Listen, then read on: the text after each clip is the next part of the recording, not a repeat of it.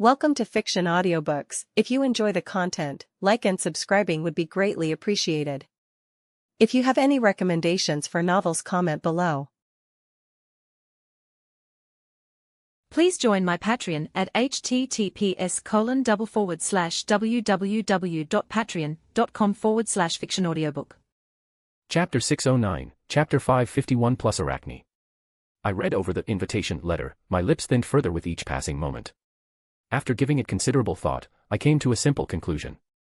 Clearly, this isn't meant for me. And I tossed it up into the air. The Ancient One snatched it before it hit the ground, giving me a leveled, dry look. Clearly.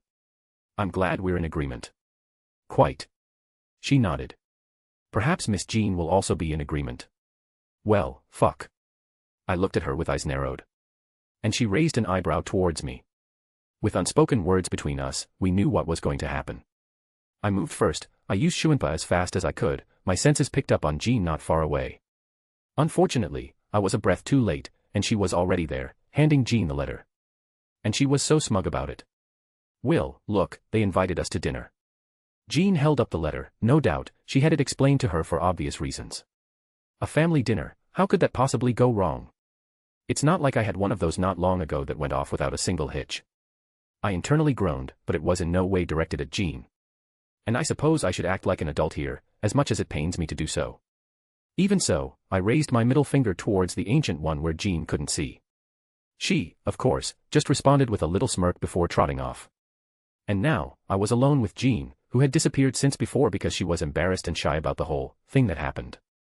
She also just realized that too and immediately became bashful. I have something I want to say. She finally spoke after several moments of silence. Yeah. She cleared her throat and stood up a little straighter. Confident Jean appeared, the same Jean I would see when she's doing something important.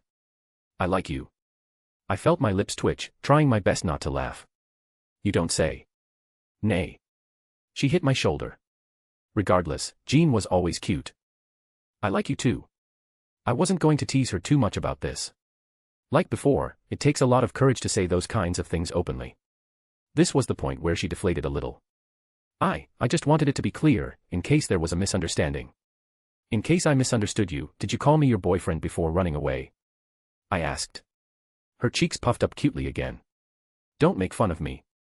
She pouted. I took her hand into mine before bringing it up to my face and giving it a kiss. I like you too, I repeated.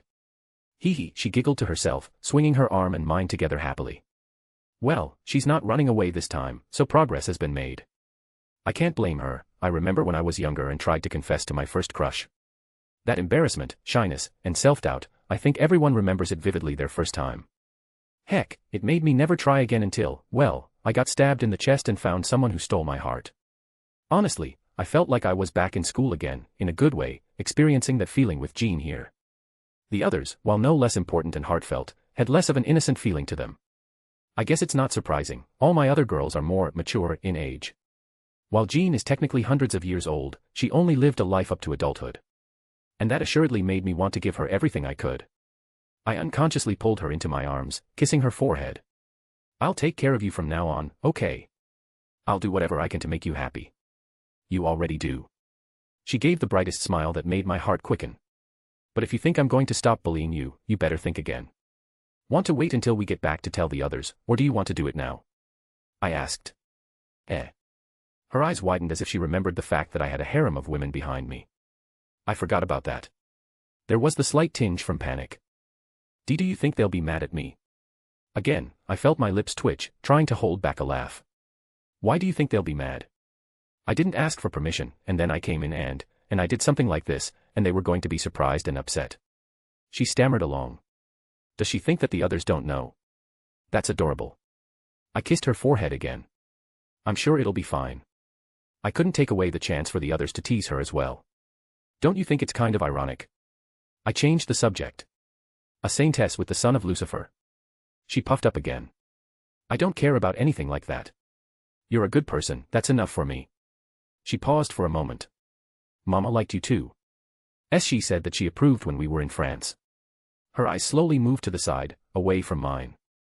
I didn't hear anything like that, it must have happened when they were talking privately. I guess it's a good thing she didn't know I was a devil. I chuckled, I wouldn't want to have spoiled that reunion.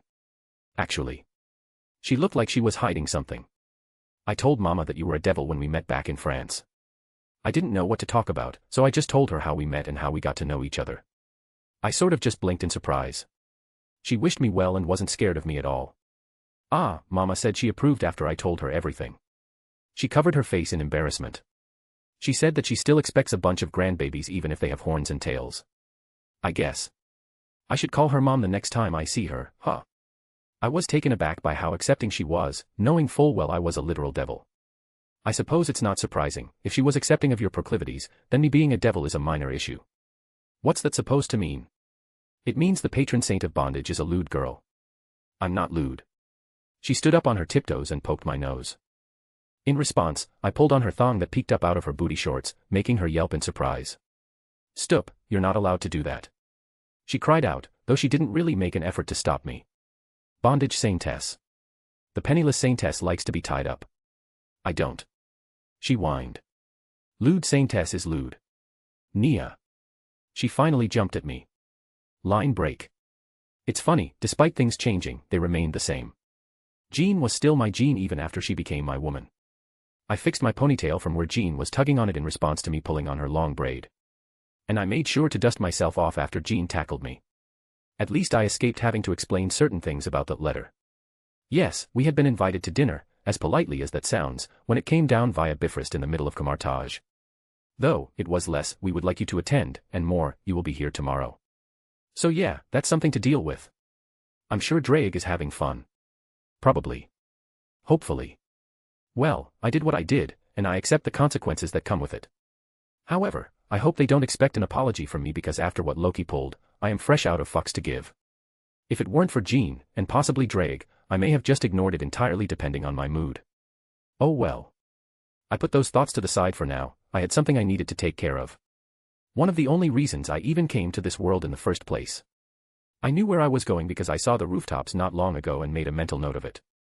On the east corner of the temple, there was a building that looked like it hadn't been used in a great many years. It was neither locked nor forbidden, as I had been told, only a few places were labeled as such. And the Ancient One pretty much gave me free access anywhere here, which was very kind of her. So I wasted no time simply walking up and pushing the doors open. It was a forge, a very old one. Cobwebs were everywhere, dust had settled with a thick layer across all surfaces. I even noticed some rust on some of the tools. I ran a finger on the anvil at the center of the room, and it was just completely covered in dust enough that it made me scrunch my nose as I wiped it away. I went to take a look at the tools. I picked up a hammer, and the head fell off of it from rotten wood. The tongs had a rusty rivet that made it a challenge to pry them open fully without using more than human strength. There were a few pieces of iron cast aside, and looking at their sizes and shapes, they were small weapons or tools. This wasn't a forge for making armor, rather obvious in hindsight considering everyone here walks around in robes and such. Frankly, I wouldn't be surprised if this place hadn't been used in hundreds of years. I went around and opened all the windows and the door and just snapped my finger, creating a compressed ball of air right at the center and letting it explode as the majority of the dust and grime was blown out of the small building. It wasn't perfect, but it'd do. Let's see, the bellows were in bad shape, those would have to be tossed. I suppose I don't technically need them, I can just make do with casting some wind spells. The furnace was, thankfully, intact and looked like it could still be used. With another sigh, I unbuttoned my vest, untied my tie, and tossed both of them to the side. I even took off my shirt and set it over with my other clothes because I knew I was going to get dirty. I wiped out the old crap that had been in the furnace, old charcoal or coal or whatever they used previously. Luckily, I was a hoarder, and I had some stuff to put right back in, ready for use. I piled it high and shot a small flame into it, letting it ignite and start burning. It needed time to warm up. With a few minutes to spare, I plopped my chunk of vibranium onto the ground. The giant chunk of anti-magical metal. Ironic that I stored it in my magical storage, but technically, I would sort of wrap it up in a pocket of space and deposit it into my ring rather than actually performing magic on the thing. I took out Greed, my poisonous anti-mage sword. Truthfully, even I was getting a bit concerned with this thing.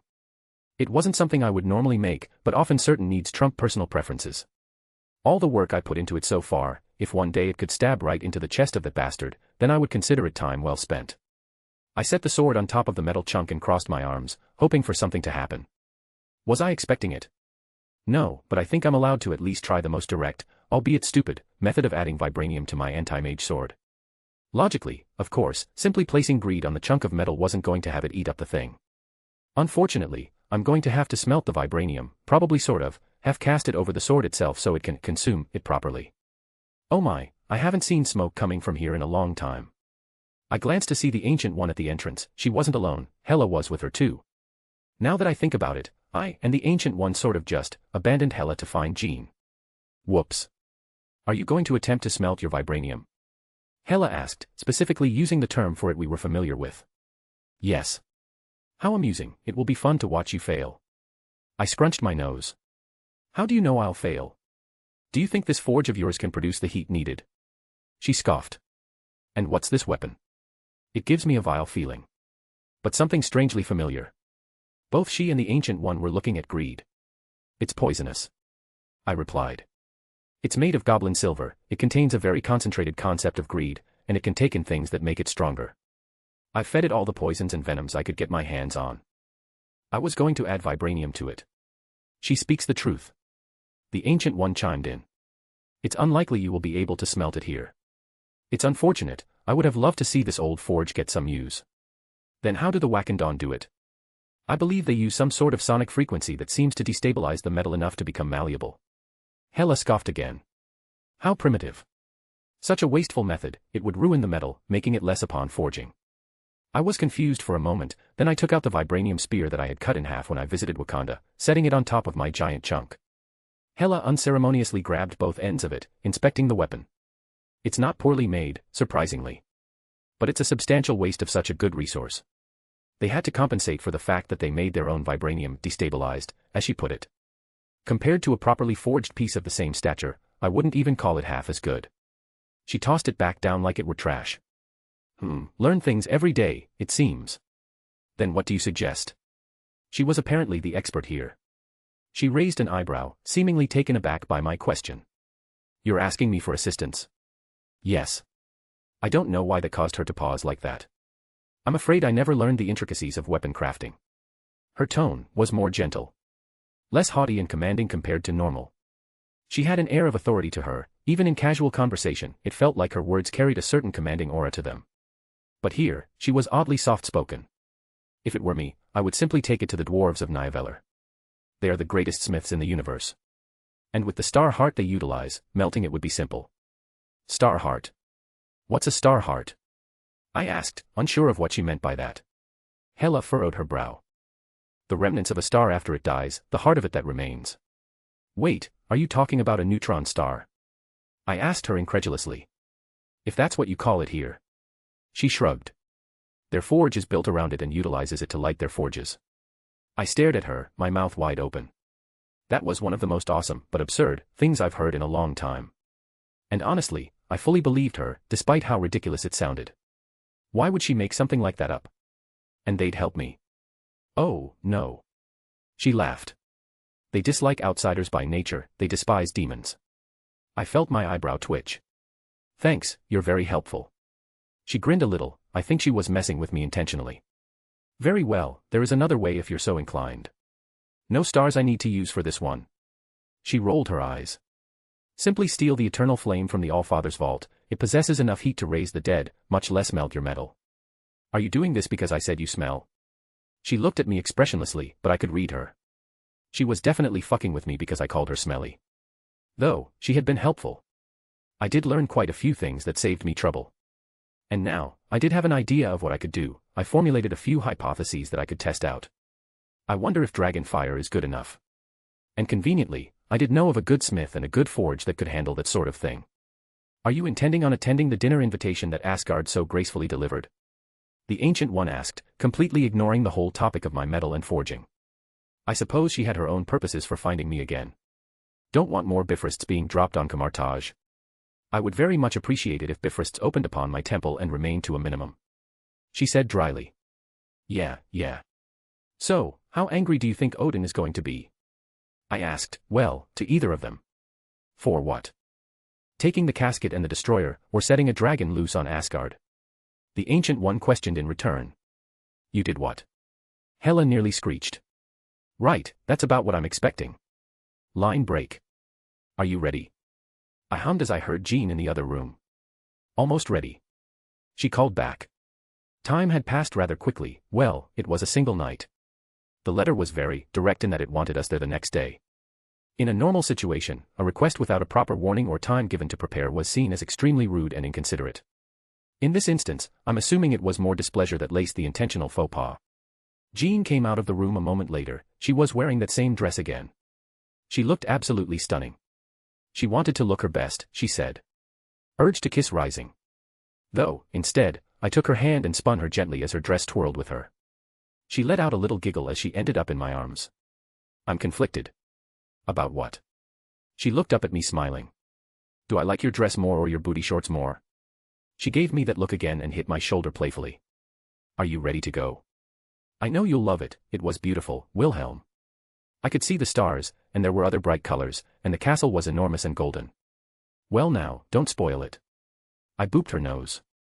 As much as I was not happy about a family dinner, Jean was excited, so I would do my best to keep myself playing nice. Should we just portal over there? I think it might be more polite to have Heimdall bring us over. Jean responded. And you never got to ride on the Bifrost before. True, that did sound interesting. I took Jean's hand and opened a portal, but not to Asgard. It was out in the middle of the desert again, not far away from where we were in the United States. I specifically did not want to have the Bifrost land in Camartage again. That would be exceedingly rude to the Ancient One, who had been nothing but a phenomenal host for us thus far. 1 second. I took out my phone and sent Agent Coulson a message that we would be taking a Bifrost ride to Asgard and not to worry, along with the estimate of where it was going. He didn't respond just yet, but I think it was more than enough effort on my part. So how does this work? Mr. Heimdall, can you please bring us? Jean asked politely, looking up at the sky. It took a moment, but I could see time and space get twisted as the familiar pillar of rainbow light crashed down on top of us. It was disorienting. I could see the universe being bridged, no pun intended, by creating a hole in spacetime and the Bifrost acting as a connection to link two spots. It was less like being washed down a stream and more like someone throwing a lasso around you and yanking you to another spot. Though strangely, it wasn't horrible. It was nowhere near as bad as the method by which the witches and wizards where Kunu is learning use their method of teleporting. I would take this any day of the week over that nonsense. It was very fast, mostly because distance was immaterial. I had a faint feeling that the time spent inside the Bifrost didn't change but a few moments regardless of where it shot out to.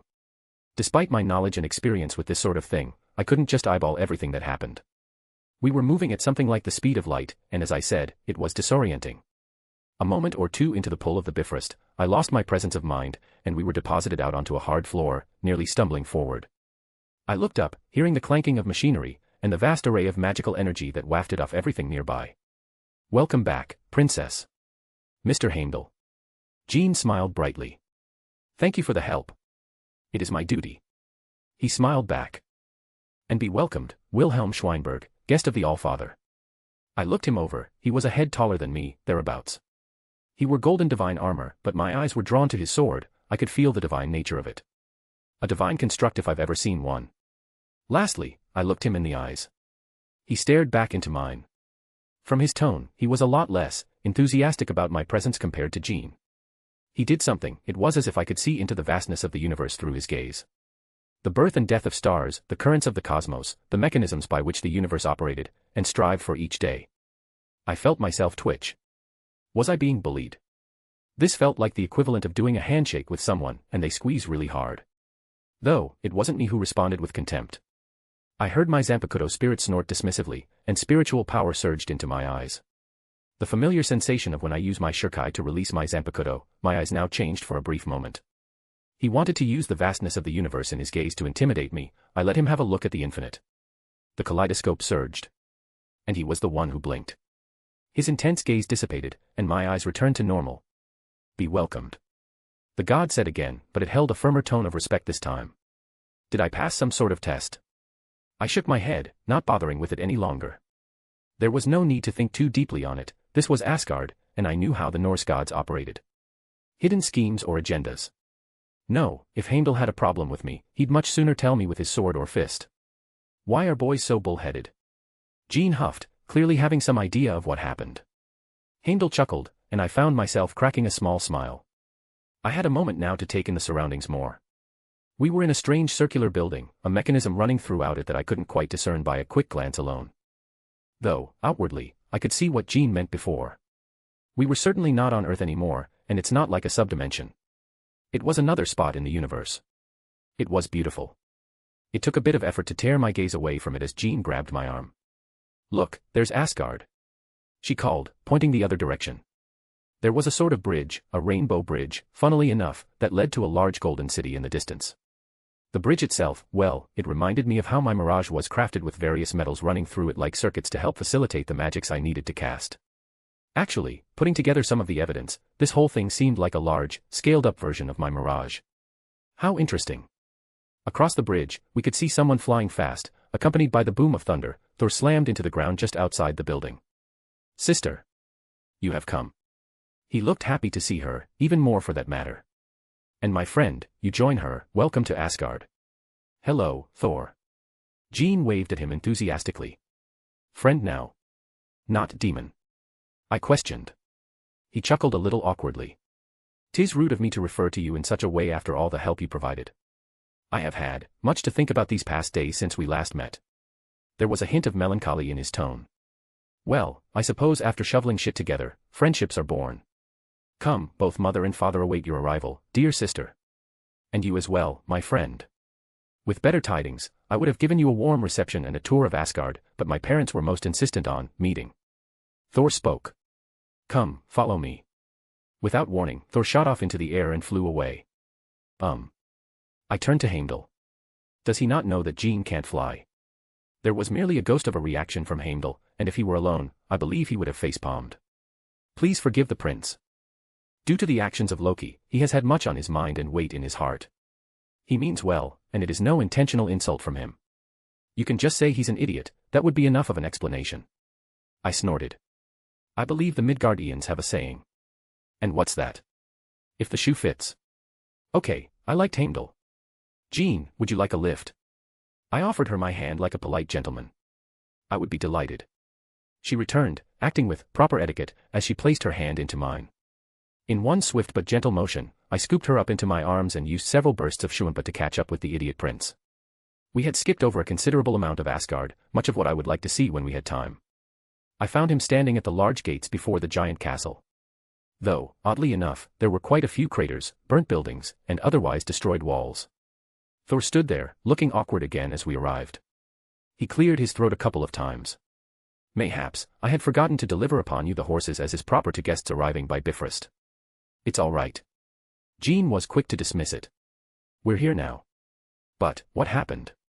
She looked around. "'Tis certainly a question to ask, my dear sister.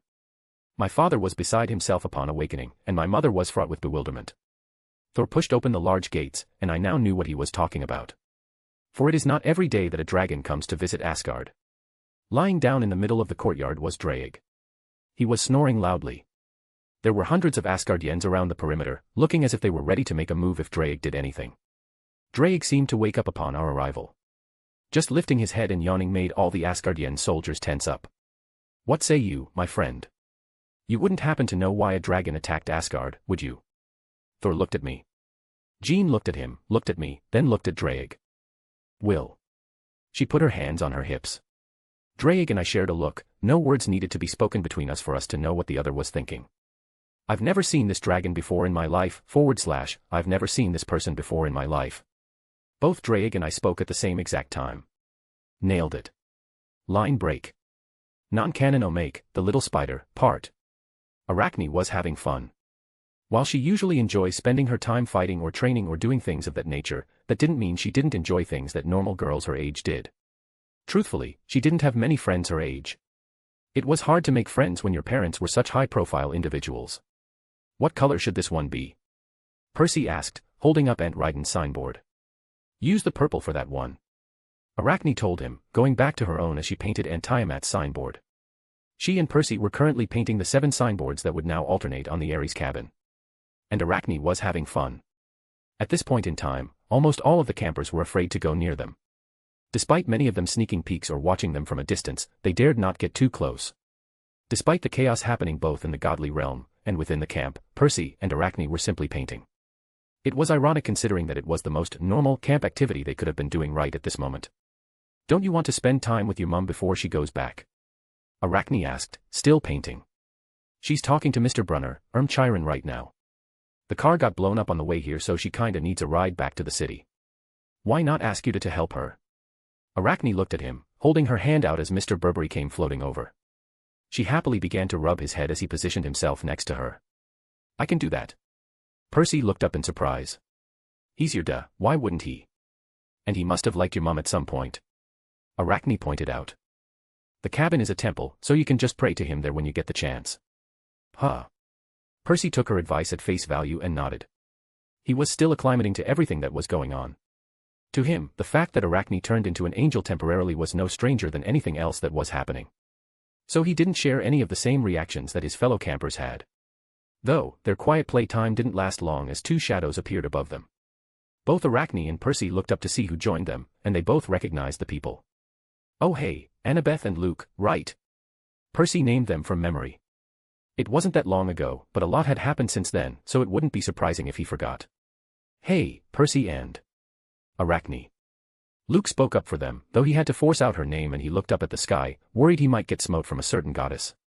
Arachne just grunted and went back to her painting. Need something? Percy asked. Kinda. Luke said awkwardly. He scratched his head, seemingly having trouble finding the words. I asked Chiron and even prayed to Mom, but everyone's refusing to talk about what happened. Annabeth spoke up. Talk about what? Percy asked. If there are other gods. Annabeth was blunt. Well, yeah. Percy looked at Arachne. Isn't it obvious? That's not what I meant. I mean, they haven't clarified anything, and I've never heard about any gods other than the Greeks existing. What she means to say is that, all this time, we've been led to believe that our parents and Olympus are the only ones around. Well, the Greeks in total, the underworld too, and all that. Luke recited, not forgetting to include the underworld gods. And after the fight, a lot of us were questioning things. And that wasn't even going into the fight itself. They were hesitant to even bring it up after seeing what happened. A faint fear towards the young girl after watching her fight a god-enhanced Clarice. Are you stupid? Oh, course there are. Arachne rolled her eyes. Why would there be other religions if they were the only ones? Arachne was starting to feel like her half-sister and cousins were a bit on the stupid side. There are other pantheons. Annabeth exclaimed, hearing it so directly, she felt like a whole new world opened up. Arachne, however, frowned, ignoring her outburst and standing up quickly, looking around. You have good instincts. The goddess Athena appeared, and it seemed like a shimmering golden barrier appeared around them. Mom. Annabeth called out to her. The goddess gave her a rather detached smile and focused on Arachne instead, eyeing her curiously. You must have trained a lot to notice so quickly. Me mum taught me. Arachne grunted, sitting back down. It's just a simple bounded field, any half-decent magus would notice right away. Athena didn't comment on her phrasings, but she filed them away for later. She then turned to Annabeth. It's not that I didn't want to answer your questions, it's that we're not allowed to speak of it. If you had risen up the ranks and became someone important to Olympus, you would have eventually learned the truth. So why can I know now? She asked. We're not allowed to tell you about it, if you learn it yourself, that's a whole other matter. She smiled wistfully. Though, I would suggest you don't spread it around, Zeus may get angry even if it's not technically against his decrees. But why keep it a secret? Luke asked as well. It's a pretty big deal, isn't it? Nothing good comes from intermingling between pantheons. It's happened in the past and has caused many problems. She looked Arachne's ways. It's explicitly forbidden for any of you to interact with other pantheons intentionally, now that you know. But, why does she get to? Annabeth pointed at Arachne. Clearly, she's doing that, right? There was an obvious amount of jealousy in Annabeth's tone. It applies to her as well. Athena said calmly. Arachne, however, let out a laugh, causing a weird tension as Athena frowned, watching her daughter laugh at her words. That was a good one, I'll have Ta tell me to later. Arachne wiped away a tear at the corner of her eye. Truthfully, Athena didn't really have much ground to stand on, but she was trying to play a few games to see if she could pin her wayward daughter down without resorting to other means. If her daughter at least acknowledged the laws, then that was a step in the right direction. She also didn't want to further push her daughter away despite the other gods hounding her for answers. And despite her first instinct to demand answers herself, she realized the logical course of action was the soft approach. Not only that, but there was a fine line she needed to walk when it potentially involved other pantheons. They had enough problems within their own pantheon without another coming to cause a commotion. The immediate incident with Ares' cabin was already enough to cause everyone to freak out. Though, Ares oddly said that he felt a bit more clear-headed recently, not even realizing that he had been muddle-headed beforehand. How is Wilhelm? Athena asked. Da is doing all right. Arachne said bluntly, not elaborating. Wait, Mom. If other pantheons exist, then why haven't we run into other demigods? Surely we should have noticed one or two when they're being chased by monsters, right? That usually causes a big commotion when it happens. Annabeth asked. Athena, once more, frowned. But before she could answer, Arachne began to speak. That's only a Greek thing. Well, a Greek and Roman thing. She said as if it were a casual thing. What? Luke was the first to respond to her, his tone not betraying the hint of anger that quickly flashed across his face. Mida told me about it, it's a curse or something. Demigods still smell like good food to monsters, but only you lot get the worst of it. She explained more. Why are we just hearing about this now? Annabeth asked. Obviously, I know the story and everything. But if it's only us, then there should be a way to fix it, right? Well, duh. It's a curse. Arachne looked at her with the same look from earlier. Do you really know nothing about magic despite being a demigod? She wasn't trying to be insulting, it just seemed foreign and odd to her that her half-sister had absolutely no idea how things like this worked despite being a demigod. Athena kept a stoic face up despite being annoyed about the topic of the conversation. She had no plans on letting this get out, but apparently her daughter had different goals. Mom. It's complicated. Athena said vaguely, not elaborating. So they let it happen? Percy asked, looking towards Arachne. At this point, he basically trusted every word that came out of her mouth. Yeah. Arachne responded. That's pretty messed up. Percy frowned himself. Athena resisted the urge to smack her own face. Both Annabeth and Luke stared at Athena with mixes of shock and betrayal.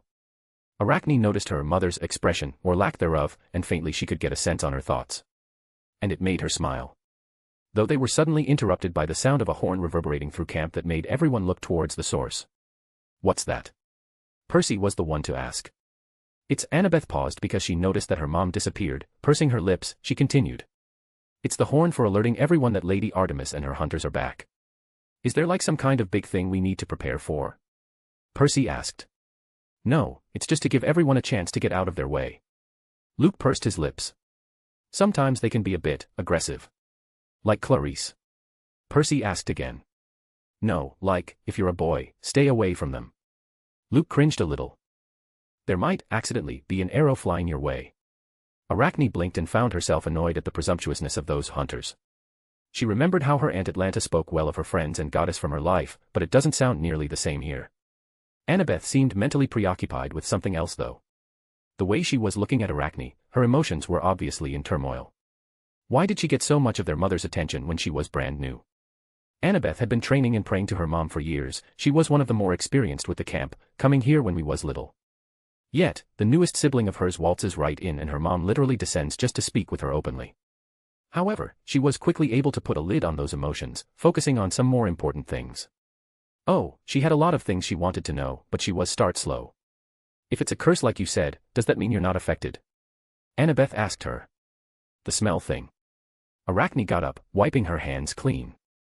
Nah, I still smell good to them. She said. Never bothered with it. If a monster wants to come and fight, then I'll kill it. You can remove it but you choose not to. Yeah. Arachne tilted her head. Are you insane? Arachne considered her question and genuinely might have answered yes. Truthfully, what sane 14-year-old girl would intentionally leave a curse on her to lure monsters her way for life and death fights? Well, it couldn't be said that she wasn't her mother's daughter. Seeing her confused, Annabeth bit her lip and forcibly stopped herself from screaming in exasperation. What if they attacked your home, your family? What if you're sleeping? These all seemed like logical things she would take into consideration as she was also a daughter of Athena. There ain't a monster dumb enough alive to come attack my home. Arachne spoke as if it were an obvious fact. There's that arrogance. Luke muttered under his breath. It was no secret that Athena's children sometimes had a bout of arrogance that sometimes blinded them. Annabeth snapped her head at him before turning back her half-sister with utter bewilderment. You would bet your family's safety on your own pride. Even at her worst, Annabeth wouldn't put her dad's safety to the test like that. Arachne looked at her and started wholeheartedly laughing. I ain't unconcerned because of myself. I ain't concerned cause there ain't no monster alive that could threaten me da or mum. What? Annabeth looked at her. Isn't your dad human? Arachne snorted. Don't know why everyone thinks that. Annabeth didn't know what to make of that, nor did anyone else listening. It was just one more question on top of a mountain of others that were continuously piling up. What about spiders? Annabeth whispered the last part, her hands unconsciously clenched as she said. Spiders. Arachne repeated, confused. What about them? How did you deal with that curse? We're cursed with spiders. Percy's eyes widened. No, not demigods. Just children of Athena, you know, because of her namesake. Annabeth pointed at Arachne. Which is the whole reason her name is ridiculous. Arachne was confused for a moment before she recalled something. I remember when I was a girl that some spiders were attacking me at night when I was sleeping. Annabeth's eyes lit up. Me too. Everyone in the cabin is the same. My dad never believed me and they put me in therapy because they thought I was imagining things. She felt like she finally found some semblance of normalcy when it came to her half-sister. I think me mum just cast some magic around the house that stopped any spiders from coming inside before they fixed it. I don't really remember, but I think they mentioned fixing that. Arachne scratched her head. Annabeth just stood there, mouth open. However, Arachne felt a twinge of sympathy for her half-sister. Herda told her that blood doesn't make one family, but she also shouldn't be closed-minded towards blood that she hasn't met yet. She had no love towards her mother, but that didn't mean she had to be cold and aloof to any siblings of hers out of spite. Do you still have the problem here? Arachne asked her. In the camp. Annabeth shook her head. No, this place stops all that. But it's still a problem sometimes outside. She shuddered slightly. I can make you a mystic code to help keep spiders away. Arachne figured if it were just normal spiders, a simple mystic code would suffice. What? Oh, like the glasses you made me. Percy added on. She made me magic glasses that fixed my dyslexia, he said proudly. Wait, you can fix that so easily. Luke looked at them both with eyes wide. Why is everything we're dealing with such an easy fix and no one's bothered to help us? Luke felt like the world he knew was turning upside down. Children. Chiron came trotting over with a bit of a pep in his step. You've been summoned to the big house. All of us? Luke asked, his mind snapping back into focus. Chiron let out a sigh. Yes, all of you. Percy, that includes you as well. And I advise you all to be on your best behavior. It's not just Mr. D that's there right now, but Lady Artemis has returned. Why me?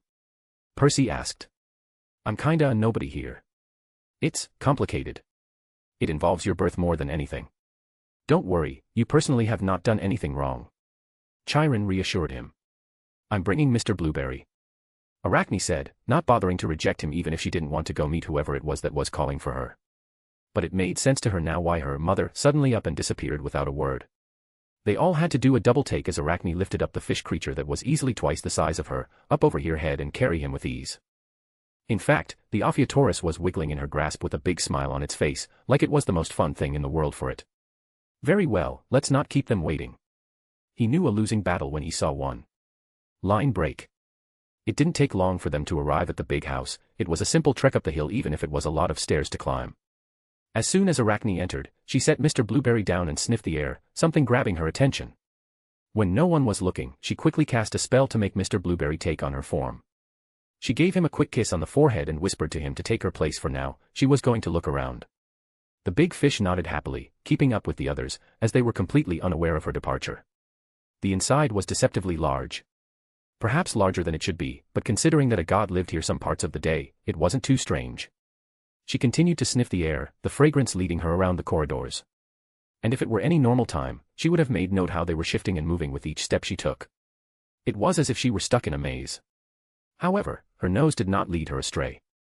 She finally found the source, what appeared to be an office, and inside the god Dionysus blinked, looking at her at the threshold as he held a decadent glass bottle of wine in his hand and an empty cup in the other. Slowly, while keeping eye contact with her, he poured himself a drink. And very quickly, the young girl was up against his desk, looking at it longfully. In fact, she began to reach for the glass bottle. Dionysus, noticing her, frowned and used his godly powers to warp the room. Everything twisted around her, the desk became larger and longer, even as she poked her head over top and reached for it, it seemed forever out of her reach. Okay, seriously, can't you take a hint? The god of wine finally snapped his fingers and returned everything to normal. I want it. She pointed at the bottle of wine. The god opened his mouth once before closing it again. How did you even find me? I specifically made it so any brats would get lost in the hallway. It's bad enough that I have to deal with all you, but my dear sister also brought her annoying brats with her too. A smelled it. Arachne stated. The god twitched silently. Both from annoyance and a hint of genuine admiration. Can you even handle your drink? I am Scottish. Arachne said proudly. Right, you were. Dionysus acknowledged that.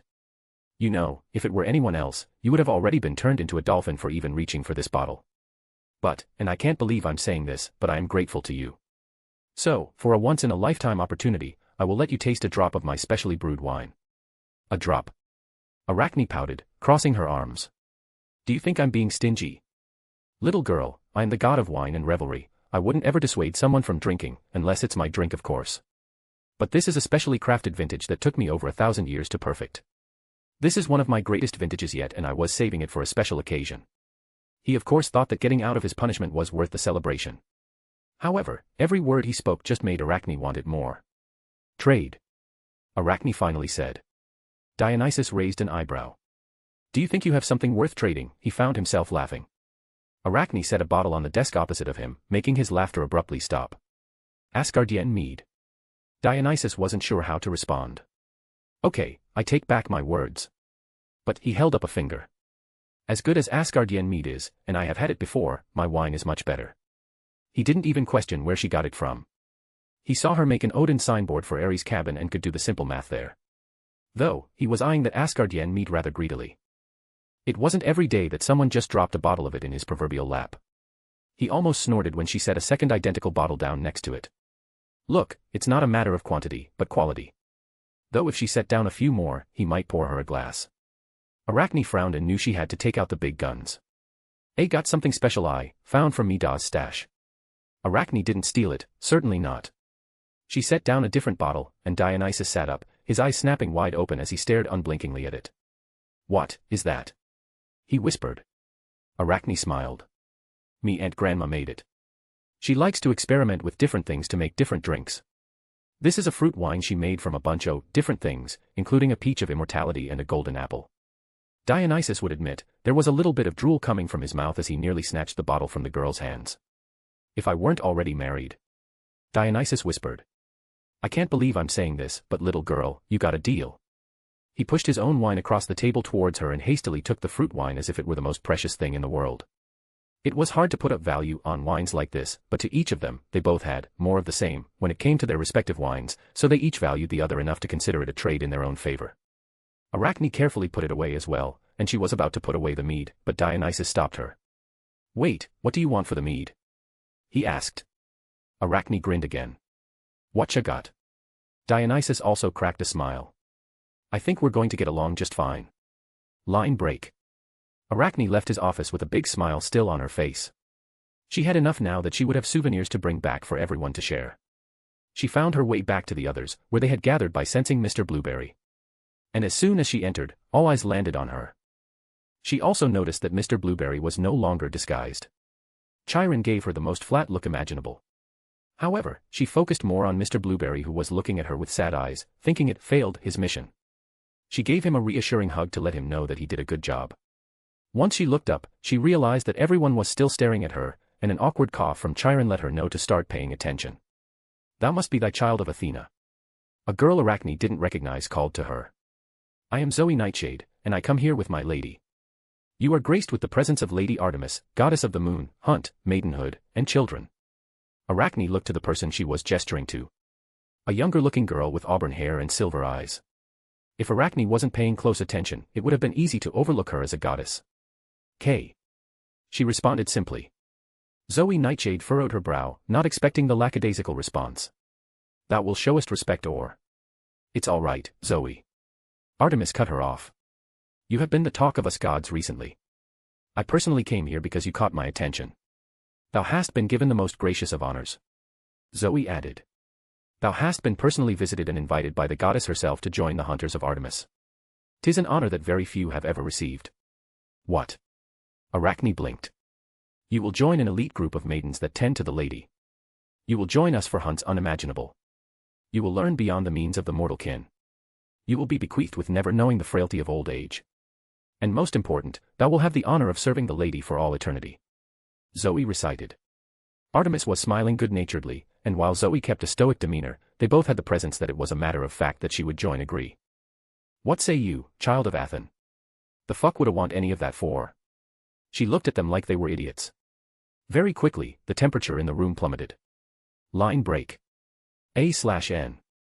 Wilhelm meets Odin for the first time in the next chapter, and some blanks are filled in on what's happened to Asgard since Drake arrived and all that. I also have a boosty if you can't use the above under the same name. We also have several chapters ahead of Arachne over here if you're interested. Chapter 610, Chapter 552 plus her to make. Thor POV. The halls of the palace were quieter than normal as I just returned from Midgard. Perhaps it was for the best. There was nothing worth celebrating, no need for merriment or excitement today. I knew not what would happen when I returned to confront Loki, but watching him disappear into the void was not an outcome I predicted. Mother. Thor. Mother smiled back at me. Your father is awake now. Go speak with him. Mother, Thor. She cut me off, putting a hand upon my cheek. You did nothing wrong. You have no blame. We will speak later, go to your father. She placed a kiss upon my forehead like she had done so many times. I could see the pain in her eyes. I did not press matters. We knew not what happened to Loki, but uncertainty breeds mourning. I pushed away my own cowardice and gently opened the final doors upon father's chamber. The room for which he enters his Odin sleep, sacred and inviolable. He sat there, on the edge of his bed, he looked upon me as I entered, and he smiled, but it carried with it the weathering of time. I had not noticed before how old he truly was. 'Twas not his white hair, nor the wrinkles upon his divine body, but the age he showed in his eyes. Father, I have returned. I spoke softly. I know. He said simply. Come. He held out his hand, gesturing for me to join him at his side. Mjolnir felt heavy in my hand. Perhaps heavier than when it refused to lift for me. I set it down and went to him. I'm sorry, Father. For everything. I know you are. He smiled sadly. And hearing you say that, it makes me proud. I failed you and brought shame upon our house. Failure happens from time to time. I have failed at many things. We are not mortals, but we live and grow all the same. However, one thing that is true is that I will never be ashamed of you. Angry, perhaps. He added with a slight chuckle. Exasperated too. But shame is never associated with you in my heart. Loki is gone. I know. He responded. It's my fault. No. He replied again. It's my fault, my son. He put a hand on my shoulder. What happened to him upon the Bifrost was an unfortunate accident. The fault of which is mine to bear. I withheld the truth of his birth from him. I filled his head with stories of gods and monsters and of kings and glory. There is no surprise that when he believed himself to be a monster and that no glory or kingship awaited him, he lost his way. I would have given up the throne. I said quietly. Truly. He eyed me with surprise. Yes. I nodded. It seems your time on Midgard has done you well. He smiled brighter than before. My sight during the Odin sleep is narrow, but I know a few things, and Heimdall informed me of the pertinent details. Come, tell me of your adventures. I wish to hear of your time as a mortal. Father, I'm in no mood for a grand story. His smile faded slightly, and he squeezed my shoulder. Your brother isn't dead. Out of sight, out of reach, but far from dead. You know his silver tongue and his wit, there is not much that can kill him. I let out a sigh. He attacked Midgard, father. I know. He allied with the frost giants. Yes. You knew that he unleashed them upon my coronation day as well. I did. He didn't deny it. I was a fool. You were. You are. But all men of our family are fools, I am no exception. You sent me to Midgard to learn a lesson. I know that, but I do not believe what I learned was worthy of my return. And what did you learn, my son? He asked. I learned that I do not know much at all even when I thought I did. I held my hand out, summoning Mjolnir to my grasp. And that wielding Mjolnir does fill me with the confidence it once did. He didn't respond immediately, he smiled, arm still on my shoulder. Tell me of your days on Midgard. I let out another sigh. Perhaps it was father that wanted his mind taken off the thoughts of Loki. I arrived unto the desert where I was struck by one of their mortal vehicles. As I said that, father let out a laugh I hadn't heard from him in a while. I deserved that one. I nodded, remembering the words I shouted at him in my foolishness. It allowed me to meet good people. And it allowed me to meet Lady Jane. Ah, a mortal love. Father said wistfully. The only path there leads to heartbreak. Gods and mortals live worlds apart. Do you spurn my intentions with her? I hesitantly asked. Asgard is the home of gods. But what occurs on Midgard is not matters I care to moderate. You are well old enough to navigate matters of the heart on your own. I simply offer you wisdom from someone who has also walked that path in the past. I nodded, thankful he didn't forbid my relationship with Lady Jane. She was tracking our use of the Bifrost, and that was how she was there when I landed. I admit that the knowledge she revealed was lost upon me, but it was impressive all the same. They took me in, clothed me, fed me, and provided me shelter. They sound like good people. Aye, they were good people. I met other people as well. In particular, I met a demon. I heard from Heimdall. Father responded, gaze cast into the distance. A strange occurrence. Demons should not wander Midgard like such so openly, there are certain restrictions in place. He was kind. Another anomaly. Do you believe that it is a ruse? I believe that, there has never been a demon I've known to be kind. He seemed to choose his words carefully. I took on a job to earn their local currency after I blundered Lady Jane's hospitality. Oh. And what did the mighty Thor do to earn coin? Odin asked, clearly amused. I shoveled the stables. I replied, no hidden amount of embarrassment, I'm sure. He chuckled again, it was deep and wistful once more. Like father, like son. A punishment your grandfather gave to me and my brothers in our youth. After a particularly enthusiastic competition between us that caused many mortals their livelihoods, our father forced us to shovel the stables for weeks. Every day, from sunrise to sunset, we were knee-deep into the horse droppings. It was a lesson we sorely needed, and your grandfather was nothing if not thorough. The demon helped me. I told him. I would not have finished the work in time, and he dirted himself to assist. Father went silent, deep in thought from the looks he had. 'Tis a strange thing to hear. I consider him a friend. I spoke in return. He helped me when he could have harmed me. I saw him defending mortals for no gain. They were not the actions of someone wishing harm upon others. Father didn't chide me for my words, to speak so brazenly of friending a demon, the scourge of the universe. And he is with my newest sister. I added. Ah, yes. The girl for whom your mother adopted. He smiled again. Are you dissatisfied with mother's decision? When your mother gets an idea in her head, woe be to anyone, even myself, who stands in her way. If she decided to adopt the girl from Midgard, then she must have her reasons. Father replied. She is a kind girl. She wielded Mjolnir. I know. Father stated. I saw it during my Odin sleep. I nearly awakened, thinking something amiss. Imagine my surprise when I find that someone other than my son is worthy of such a mighty weapon. She could have been a god, and she rejected it because she said it did not belong to her. I smiled at the thought. She happily returned it to me at the first opportunity and even apologized. There are exceptional mortals across all realms. Father nodded along. Some are of might of arms and strength, others of heart and will. It is a moment worth celebrating to have a new sister join our house, but it is unfair to her. I looked down at my hammer. Asgard loses a prince but gains a princess. I fear that wherever Loki is, he will hear the news and believe himself replaced. It's unfortunate, but that may be the case. Loki is no longer a child, his actions were not the mischief he gets up to normally. The actions he took have consequences, and he has yet to properly face justice. Father's face hardened. We will search, we will find him, and we will bring him home. But what he had done cannot be undone. Yes. I agreed. I love my brother, but I very much want to hit him with my hammer. As all brothers do. Father chuckled again. And there is one last matter we need to settle. Ah, yes. I was unsure of what to say about this. There is a dragon in front of the castle. Your mother has already settled it mostly. A dragon it may be, but it is not the beast that sleeps at the roots of Yggdrasil. A construct of magic and a true dragon's soul take such a form. And Heimdall told me of its origin. Your friend has much to answer for. Will you summon him to Asgard? Yes, it is inevitable. Odin nodded. To be seen and judged. There is no righteousness that Asgard can claim from Loki's actions, but Asgard cannot be so easily invaded or attacked. I did not know where to place blame. Do I fault him for retaliating after Loki attacked Midgard and his own? No Asgardian lay dead at the feet of the beast, thus, I am conflicted. Burnt buildings can be repaired, but Loki is now missing due to the dragon's actions and my own. Yet, I cannot blame anyone but myself.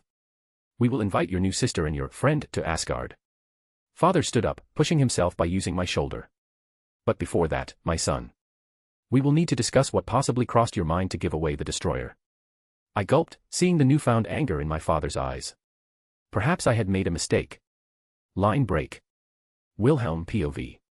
Hello, Drake. Jean greeted him despite the awkwardness. Hey. Drake grunted, blowing out a puff of air, making her hair and dress slightly billow. Nice dress. Thank you. She smiled. I looked at Thor. We're strangers. Complete strangers. Drake agreed. Jean pulled on my cheek with a certain look. Hey look, what's that over there?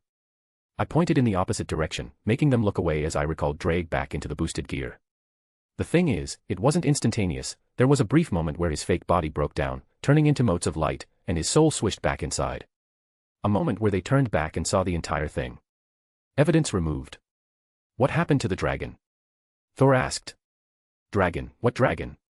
I looked around, confused. The one that destroyed parts of Asgard. Thor kept a straight face as he explained. That's weird, I don't see a dragon. Jean, do you see a dragon? I didn't wait for her to answer.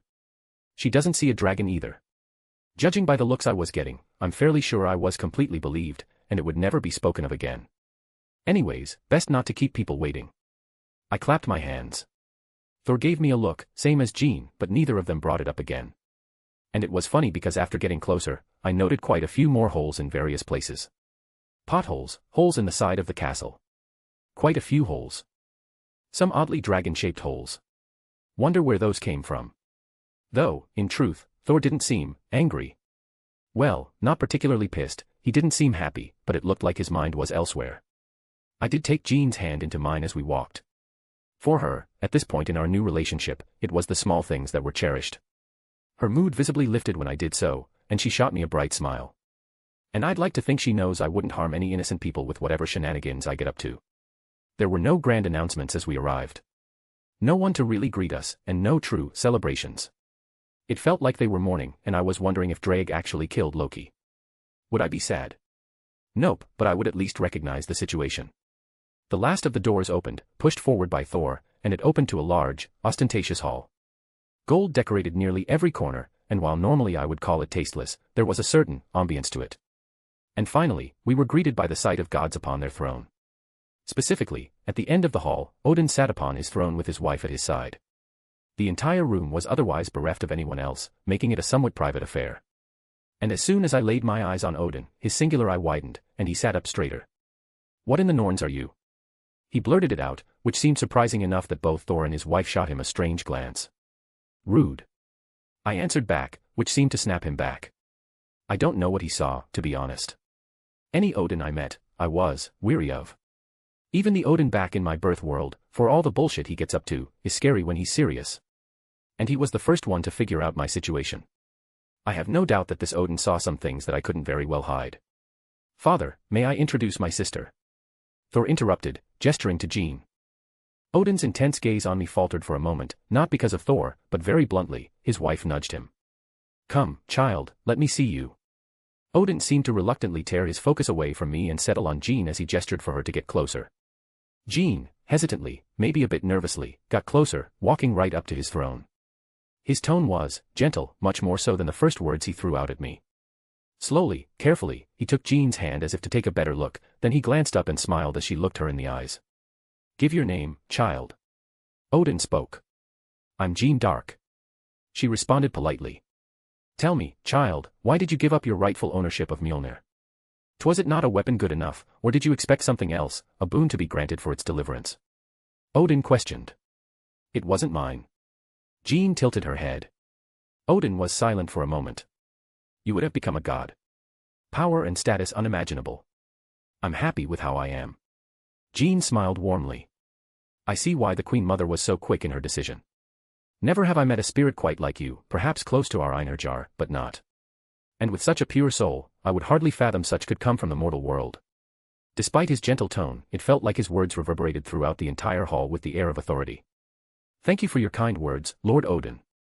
Jean had settled into a diplomatic response and attitude. There's no need for that, dear. Frigga gently took her arm. You are now Princess of Asgard, you need not behave so distant.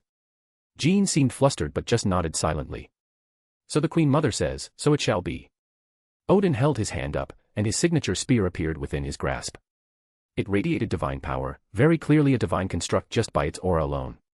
He slammed it once against the ground, and an invisible wave reverberated throughout the hall that seemed to stretch outwards further beyond my senses. In the name of Odin, and his father, and his father's father, I hereby declare and name Jeanne d'Arc of Midgard as Princess of the House of Odin with all the privileges that come with it. The words had weight to them, magical, authoritative. I had no doubt that his words sounded all across Asgard and perhaps to other places connected to Asgard. Maybe even across all 9 realms bar Midgard. The proverbial dust settled, nothing physically changed, but both Thor and Frigga were smiling towards her. Perhaps it was now, official in a certain sense, making it something worth being happy about. Now. Odin set his eye back on me. It is time for the matters of trial. I could feel the air go cold as I narrowed my eyes at him. Asgard is in ruins, the treasures of its vaults have been stolen, and a prince is missing. Odin's spear hit the ground again, causing the noise to reverberate outward. What say you, demon? What say you in your defense? This is not what I expected. Or maybe it was. But I was here only because of Jeanne. So, I looked at him right in the eye before I spoke. Fuck off. It pretty much summed up all my feelings on his accusations, and I didn't regret it even as the tension in the room intensified enough to become palpable. Insolent. Odin roared, hitting his spear against the ground again. A certain pressure rolled off him, his godly might and, something I didn't recognize, something heavy and powerful. Oh boy, was it powerful. I would say that this Thor was clearly weaker than the one back in my birth world, maybe even younger based on what I saw. He felt less mature, and I wasn't talking about his attitude or behavior. But this Odin. Just feeling his power, just his presence, I could tell that at a minimum he was as strong as the Odin I was familiar with, but I couldn't see his depths. However, I was not one to back down. My spiritual power bubbled to the surface before it erupted. My divine power emerged along with it, lightning crackled and danced across the ground from where I was standing while my spiritual pressure fought back against his own presence, pushing down on me. The castle began to vibrate and shake from the collision of the two forces. Let's do a count on that, shall we? I grit my teeth and adjusted myself as my own power staved off his, and I relaxed. Your treasures, are you talking about the ones used to attack my home and try to kill people I care about? Odin didn't seem to like my answer. They are property of Asgard. Oh, the casket you stole from the Frost Giants belongs to Asgard, does it? It was claimed in war to protect the 9 realms. Hey, what a coincidence. I also claimed it from the Frost Giants to protect the 9 realms. I shot back. The destroyer. He shifted topics. Was freely given by your son. Despite the rampant energies colliding, I crossed my arms and nudged my head towards Thor, who was doing his best underneath both of us. Though Frigga was fine as she was shielding both herself and Jeanne, the latter of whom looked a little worried.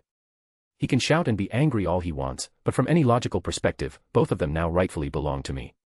Maybe the destroyer was a bit iffy, but he would have to admit that his son fucked up, and it would be a major admittance and not something he could do as king. You released a beast upon Asgard, dare you deny it? Odin's nostrils flared. Oh no, I definitely did that. But if you're going to have complaints, shall I remind you of the divine autonomous armor that was released upon Midgard? You speak for Midgard then? Is this the response of your realm? He said with a dangerous tone. That depends. Did Loki speak for Asgard? Odin didn't have an immediate answer. At the end of the day, this was a major clusterfuck that was hard to navigate. I can get away with what I did because Loki did it first, as silly as it sounds to say it like that. If Odin tries to challenge that, then that means that Asgard needs to take the blame rather than just saying Loki will be punished for misuse or whatever nonsense they can come up with. Frankly, Odin knows this too. I know he would know this because he's frighteningly intelligent all the times I've met him. I just don't know why he's going through all of this rather than just settling things thoroughly. It was like he was putting on a show. Loki is gone. Odin's voice was quiet, but it still carried with it the same anger and weight as even when he shouted. And your dragon is to blame, thus you are to blame. I tilted my head at that. Thor and Loki were fighting. I did something cheeky to make Thor smack Loki across the face and send him flying off the Rainbow Bridge and off into space where no one could find him. Drake explained inside of me. My lips curled up. Fuck Loki, good riddance. Despite this song and dance we were doing being irrelevant, his actual anger and attitude were real. Did I know this would probably push him over the edge? Yes. Did I say it anyway? Also yes. His response was fast. He leveled his spear at me, and it released a blast of energy that I didn't recognize. It was not magic nor divine power, it was the other thing. In that split second, I summoned the boost gear and raised it up to block as my aura also flared to life, and then I felt it hit me. The throne room disappeared in an array of colors, and I hit many things as I was shot backward. My brain felt like it did a cartwheel in my head as the abrupt dizziness briefly disoriented me. I looked up and stared at the stars above and looked down to see a rainbow surge of lines in a solid crystal form. Or, rather, I realized I was lying on my back on top of the Bifrost Bridge. This wasn't like the destroyer situation, where I just sort of dusted myself off. I wiped away blood dripping from my mouth as I stood up and felt an ache through my muscles. My aura had sunk rather impressively to help tank that blow. Thankfully, there was no damage on the boosted gear. Hello, Heimdall. I greeted the god that was ever watchful over the Bifrost. Greetings to you as well. It appears as though you have angered the Allfather. He noted. Couldn't imagine how. I said cheekily, spitting out a mouthful of blood that came up from my throat. Despite what Loki has done, the Allfather's love is vast. It would do you well to remember that. I hummed, not responding directly to that statement. Would you be joining in if I retaliate? Because I would like to not fight both Odin and Heimdall at the same time. The god looked at me, then into the distance, and looked, unbothered. There is no need for me to meddle in the affairs of the Allfather. My duties are to defend Asgard and the Bifrost and watch for the enemies of Asgard from the outside. Wonderful. I summoned Mirage to my hand. Though, if you could do me a favor, can you please tell everyone else in the vicinity to vacate? He gave a curt nod. My magical energy surged, and magic circles rotated around Mirage. The kaleidoscope sang at my call. I looked at where I had just been blasted from. It was a long distance from here to the castle, but it was a straight shot, more or less. I wasn't one to take a hit without giving just as much in return. Ether cannon. My spell shot off right from where I originated. An ethereal dome appeared around the castle as my spell slammed into it, vibrating aggressively before I could vaguely see a silhouette shoot out and collide with it. Odin, spear in hand, used that same power to tear through my spell. I could hear his shout from this distance as my spell was dispersed with effort from him. I let my wings out and shot up to the sky to meet him. My sword met his spear with a resounding thunderclap. Overhead, I summoned the storms. From his end, that energy of his intensified, and with every swing, it felt like it carried the weight of a mountain behind it. Just from his appearance, he looked old, yet it was undeniable that he was still a warrior. Zune Hail Vike. I shouted, his spear flung from his grasp as I took that chance to slip a fist through his guard and punch him in the face. A well-deserved punch. However, he barely reacted and simply gestured. His spear that was falling through the air jerked midair, turned, and shot at me like a streak of light, and I had to twist my body, still getting caught by it as my chest was shallowly cut open. My wings flapped, and just as I was about to shoot at him, my eyes widened as the tip of his spear was mere inches from my eye. A deafening screech of steel followed by a spray of sparks as Ascalon parried it. My other swords flashed out to join it. In midair, the Allfather's divine spear fought with my swords at frightening speeds. I grasped Whisper into my hand and connected a string of runes, actualizing a gravity spell to smash him downwards. Odin barely glanced at it as he swung his spear horizontally, deflecting all my swords in a wave of energy, and then pointed a finger at the spell sequence, and several runes were inserted into it, disrupting the spell entirely, causing it to implode. In that same moment, I threw a handful of talismans at him. Likewise, in front of both of our faces, we each had an explosion erupt, sending us both backwards a bit before regaining our proverbial footing in the air. My swords all returned to my side, and Odin's energy surged around him as he held Gungnir aloft. There was no warning for the fight to continue. My swords shot at him, a few barely nicked him, earning small cuts, but each swing of his spear carried an unnatural weight to it that I was forced to acknowledge. I let go of Mirage to let it join my other swords and summoned my staff as his spear approached again. I admit, I smiled a bit as I began casting. Shield of Asgard. I raised my voice. I wanted him to hear.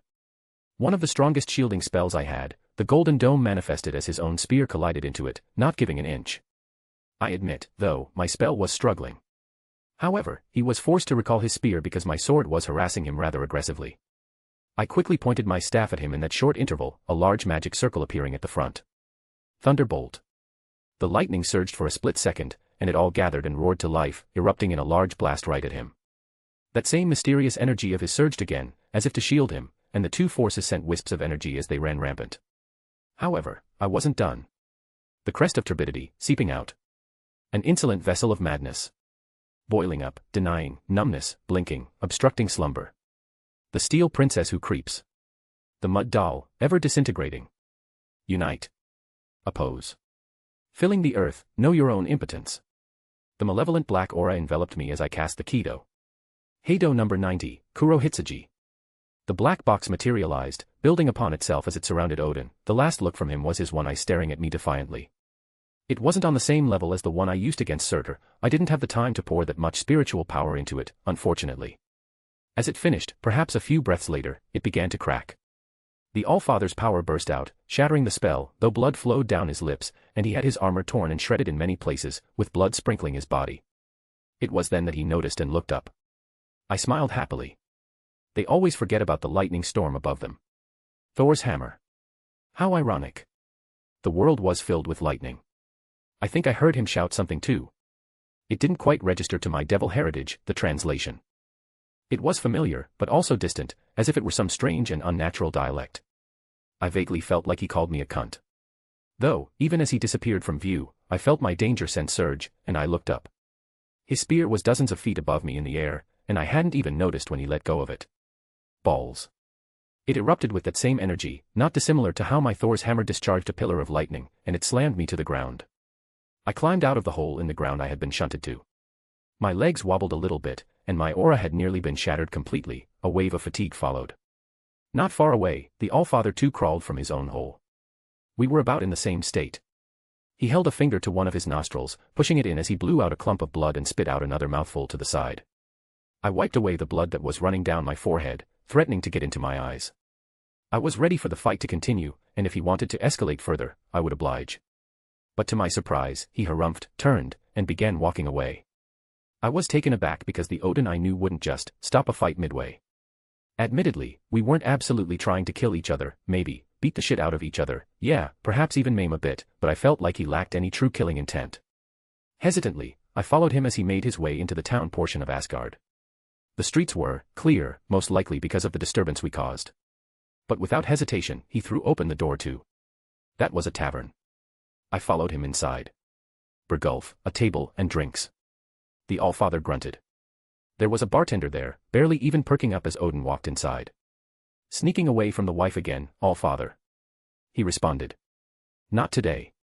Odin didn't seem to mind his lip as he plopped himself down in a seat. Drinks and some privacy. He iterated. I unceremoniously joined Odin, sitting opposite him, as a moment later, the bartender set 2 mugs down. Odin grabbed it and chugged it down to the last drop before slamming it back on the table. I reached for my own mug, but he swiped it, glaring at me, and chugged that one down too. With a twitch, I took out my own Asgardian mead right in front of his eyes and nearly drowned myself with how quickly I drank it all. Bergulf, more drinks. Odin slammed his fist on the table. The bartender quickly came out, arms full of cups, as he set them down. I don't know why we were doing this, but fuck him. I grabbed one and downed it as he did, one after another, both of us glaring at the other the entire time. Once they were all empty, an awkward silence followed. You are not from this universe. Odin finally spoke up, and it was a direct and blunt accusation. I'm not. Was there any point in denying it? If my Odin could guess it from the clues, then this Odin probably could just as well. What gave it away? Maybe even more so considering what's happened since then. I have seen much and traveled far across this universe. You are not the first I have seen to visit ours from another. Odin grunted. The grace of Yggdrasil, the touch of Asgard. He finished off his last mug of mead. And to not notice the blood bond of brothers. Do you think I am a fool? Considering what happened with Loki, I'm leaning towards a yes. He glared at me, looking like he was ready for a fight. I glared back. If you want to go another round, then by all means. Odin seemed to rein in his anger. Loki's actions were inexcusable, but he is still my son and a prince of Asgard. He tried to kill Jean. I lost my mocking tone here. The fact that Asgard still remained standing is a testament to my patience. Funny enough, that didn't give him a raise this time. He merely grunted as if dismissing my threat as childish. I'm not giving back what I took either. I crossed my arms, leaning back. But you already knew that, didn't you? He looked up at me. All of that back in the throne room was just theater, at least until you lost your temper. Asgard cannot be seen as weak. Asgard is infallible. Odin said simply. There are many enemies across the universe that would quickly march out if they believed Asgard had weakened. I frowned, realizing that it all came down to politics at the end of the day. I closed my eyes as I let out a sigh and voiced my thoughts on the matter. If you just left it alone, especially after the whole Loki mess, you would be seen as old and weak. You intentionally started a fight because you wanted an excuse to step back while still projecting strength. Your view is narrow. I cracked an eye open and looked at him with mild annoyance. Then by all means, enlighten me. I gestured for him to keep going. Laufey, the frost giant king, is dead, slain at your hands. That's right. Laufey was beloved by his people, not merely a tyrant that led by force. They would have risen up in anger and declared war on Midgard. Asgard would have been forced to fight to defend it as it once had in the past. I let out a breath. And word will reach them that I fought the Allfather, giving them pause. They respect and fear strength all the same. There's more. I could tell by the look on his face.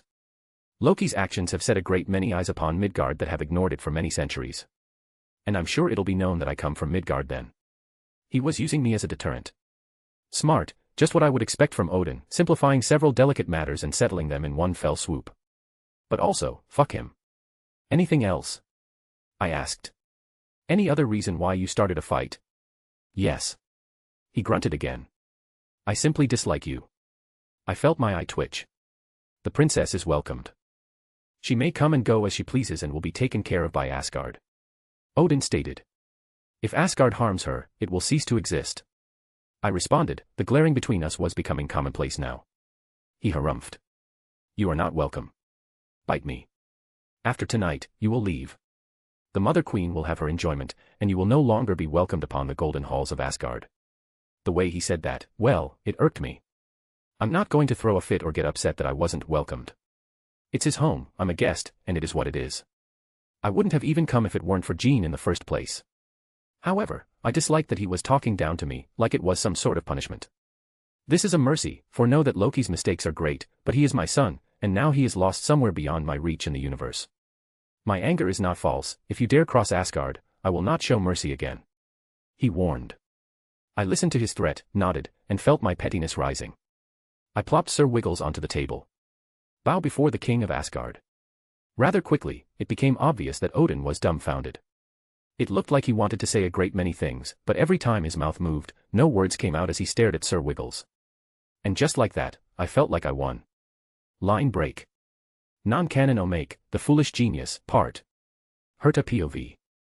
Idiot. Stupid idiot fool. There were millions upon millions of the swarm there was an emanator, there were giant swarm mothers that continued to spawn more of their number by the tens of thousands every few minutes.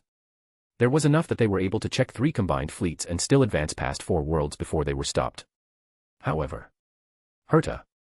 My puppet turned to see the crew of the Astral Express enter the simulated universe room. I regret giving them full access now, as I forced my puppet to calm down. Hey Herta, where's your husband? Stell looked around. He's not my husband. I scowled. Really? He sounded like he really cared about you. Stell grinned. Regardless, he is not my husband, we're not married.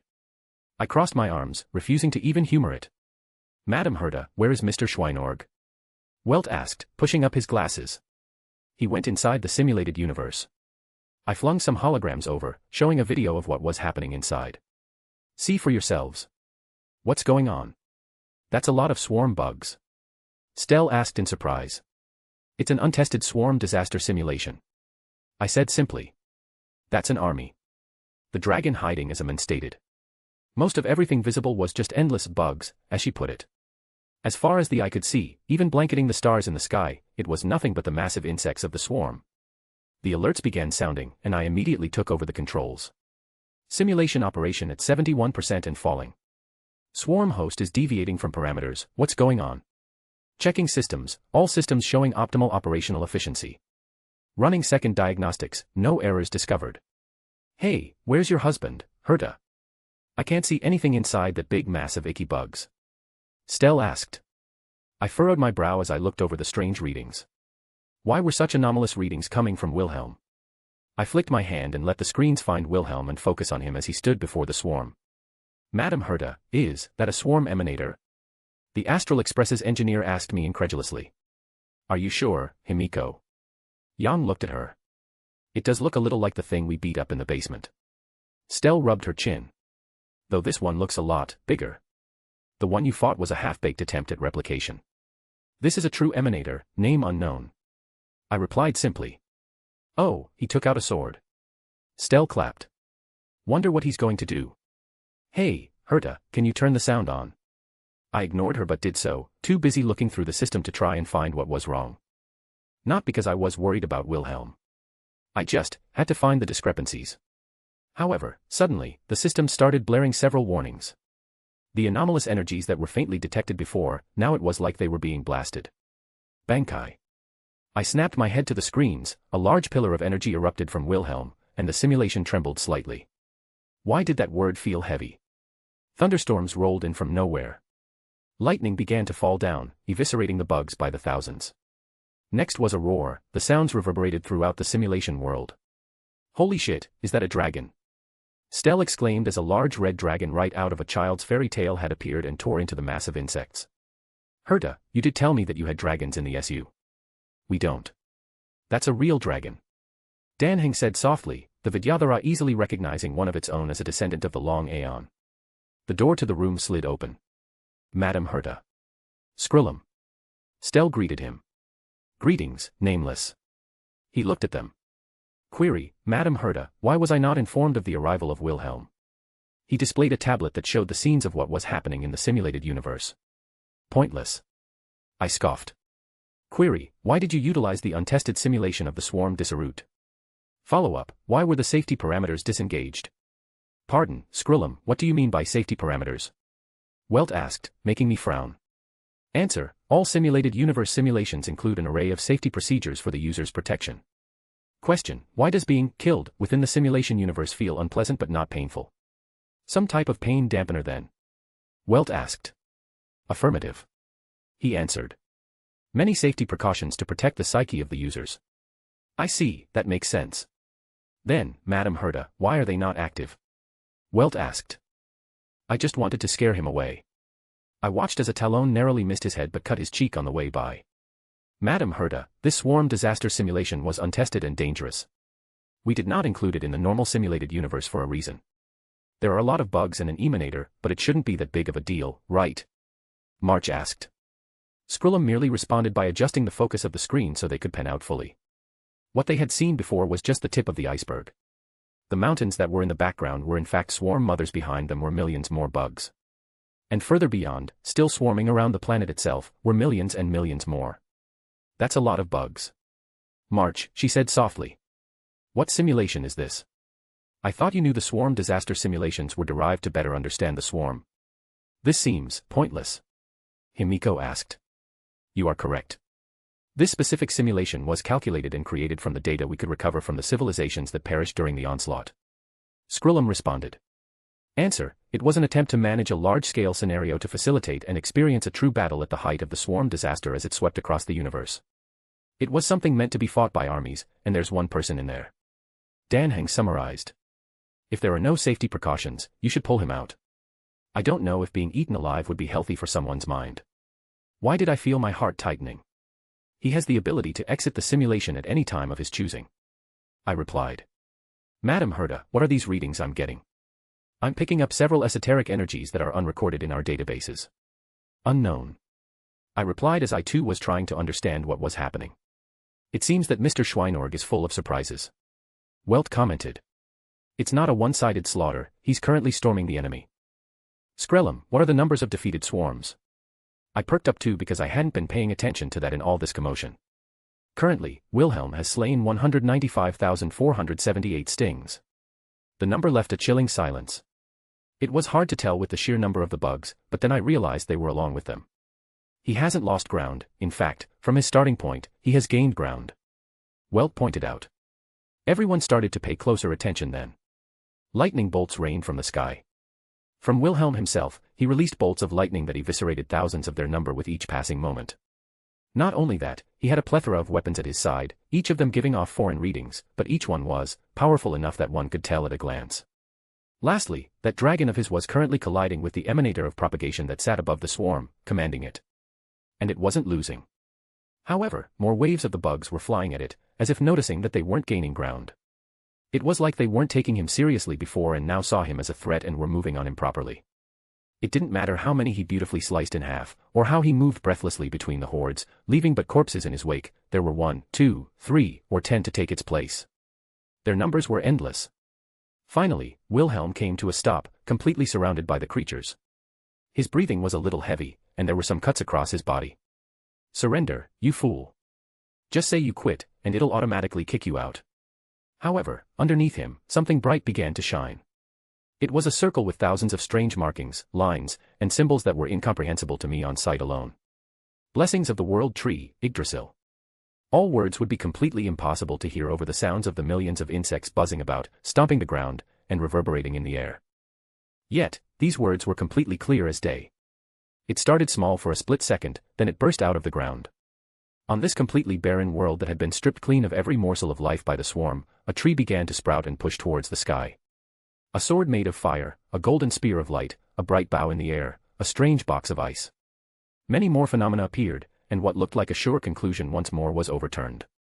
Tens of thousands, hundreds of thousands of bugs became frozen solid as waves of frost swept over their numbers.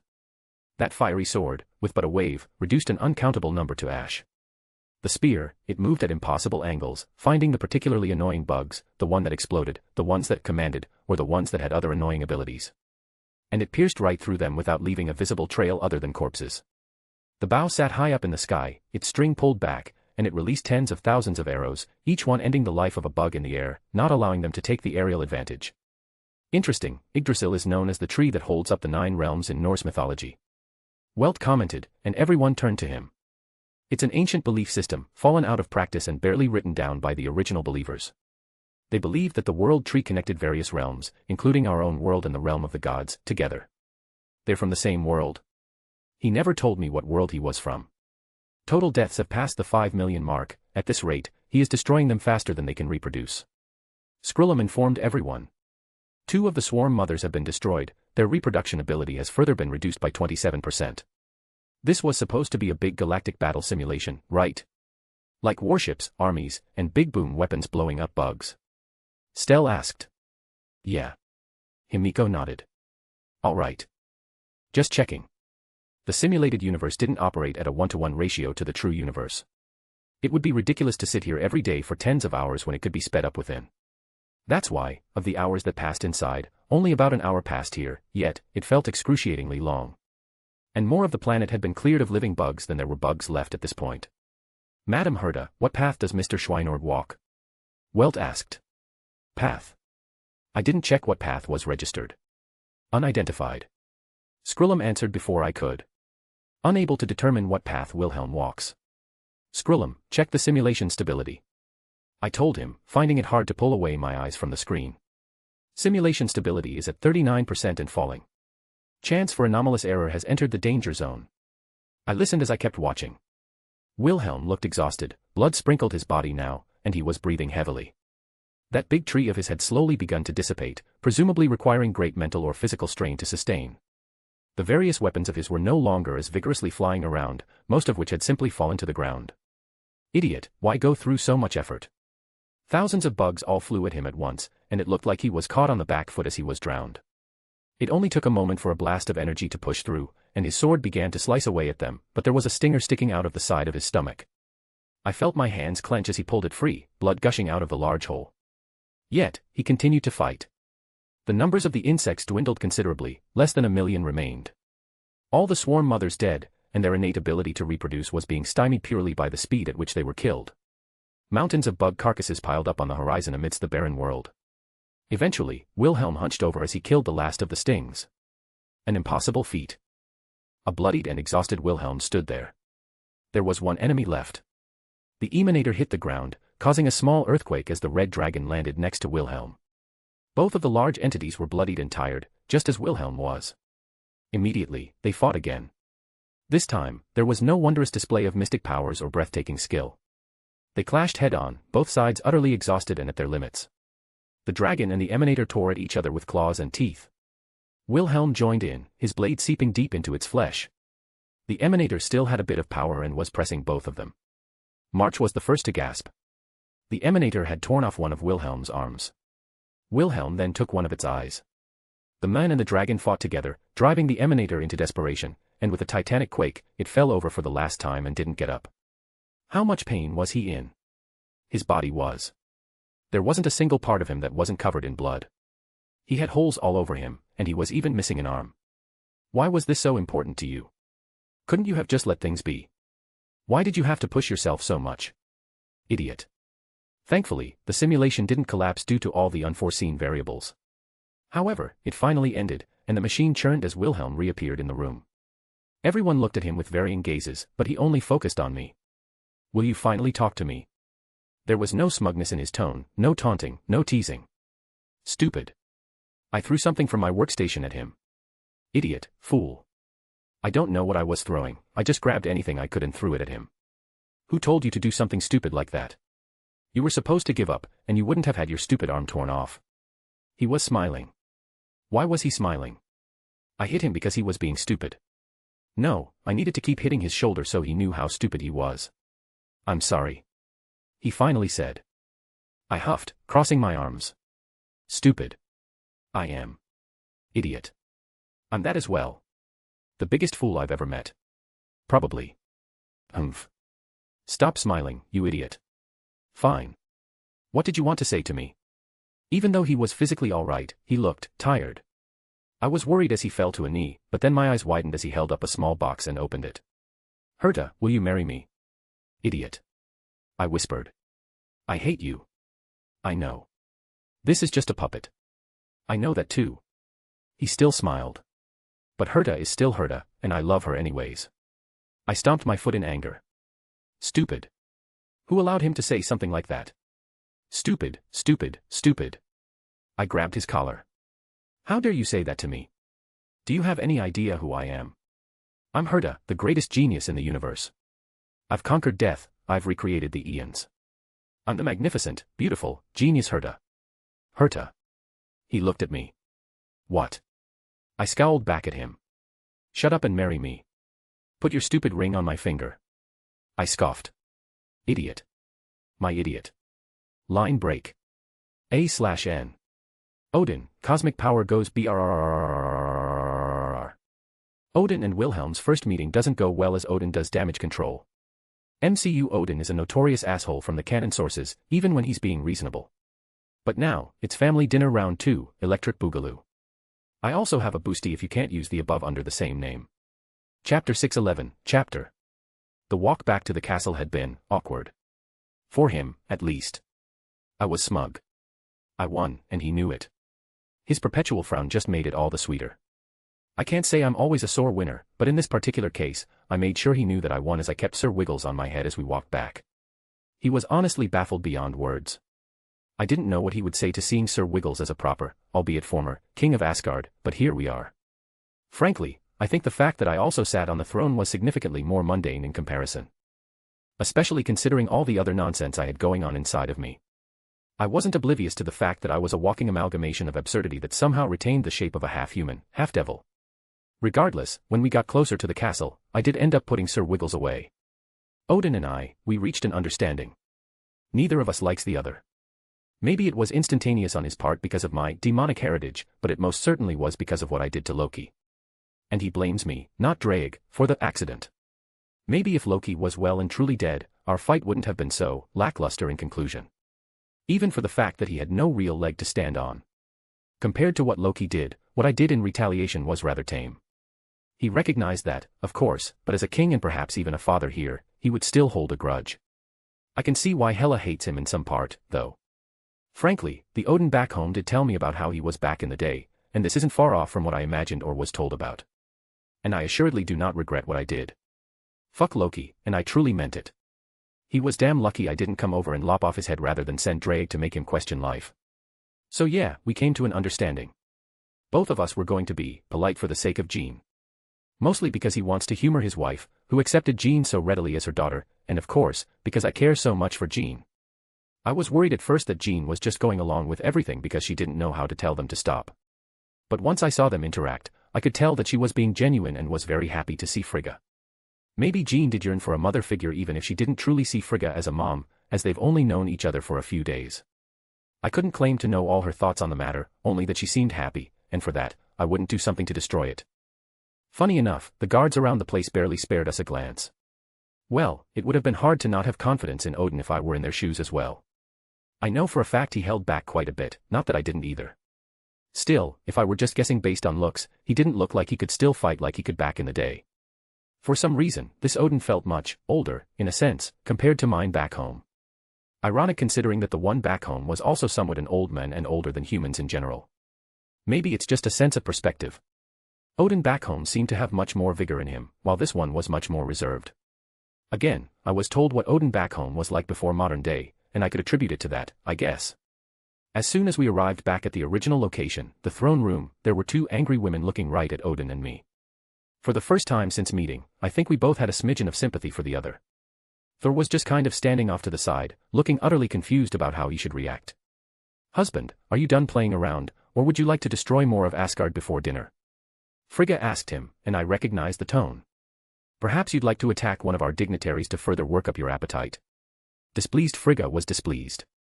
I wanted to say something sarcastic, maybe take the chance to verbally poke Odin, but I was receiving my own reprimand. "You're at fault too, Will." Jean had already grabbed my cheek to pull on it. Frigga cleared her throat, hiding a small smile behind her hand. "We should retire to the banquet hall before the carefully prepared dinner is wasted due to any more nonsense." "Yes, mother, let us feast." Thor chimed in, the weird atmosphere alleviating somewhat as they seemed to just leave the entire mess that happened as is. And when she said banquet hall, she certainly meant it. It was a hall able to fit probably several hundred people at once, yet it was completely desolate bar just us five. Odin took a spot at the head of the table, his wife next to him and Thor on the other side. Thankfully, the extremely long, Viking table was in fact sectioned off so part of it was pulled away, making it less awkward in size. Jean and I sat opposite of them, side by side. It felt kind of incredulous. I was just fighting Odin minutes ago, now we're sitting down for a family meal. The food looked amazing, what you would expect from a godly realm. Many things, meats from animals I didn't recognize, vegetables that looked similar but slightly off, but I happily helped myself. At least this whole thing had a lot less pomp to it than the last family dinner I had been involved in. "This is very good, thank you." Jean was the first to break the silence after everyone started eating. "I'll be sure to let the cooks know that their princess praised them." Frigga smiled. "Eat well, dear sister, it is a meal fit for gods." Mother made sure of it. Thor chuckled. "You will hardly find such food and drink anywhere else in the universe." He boasted quite openly. Odin and I were not so subtly staring at each other. On Midgard, it's proper etiquette to bring a bottle of wine when invited to a personal, if formal, dinner. I produced a jar of peach wine, setting it on the table. "Please accept this gift as thanks for the hospitality." Despite the fact that I didn't really like this Odin, I did want Jean to not feel put in a difficult position because of me and her own desires. So, it was a small sacrifice to make even if I didn't have much peach wine in general to utilize. Though I'm sure I could get more in the future or have Vanillana brew some other stuff from whatever I find. Jean looked at me, surprised, but then she gave me that signature smile of hers, the impossibly beautiful smile, one of the reasons I fell for her in the first place. Odin silently gestured to it, and it floated over to him, as it was a bit out of reach. He uncorked the jar and smelled it, his eyes widened, even his eyebrows raising in surprise. "This is a fine gift. Such an aroma!" Thor exclaimed.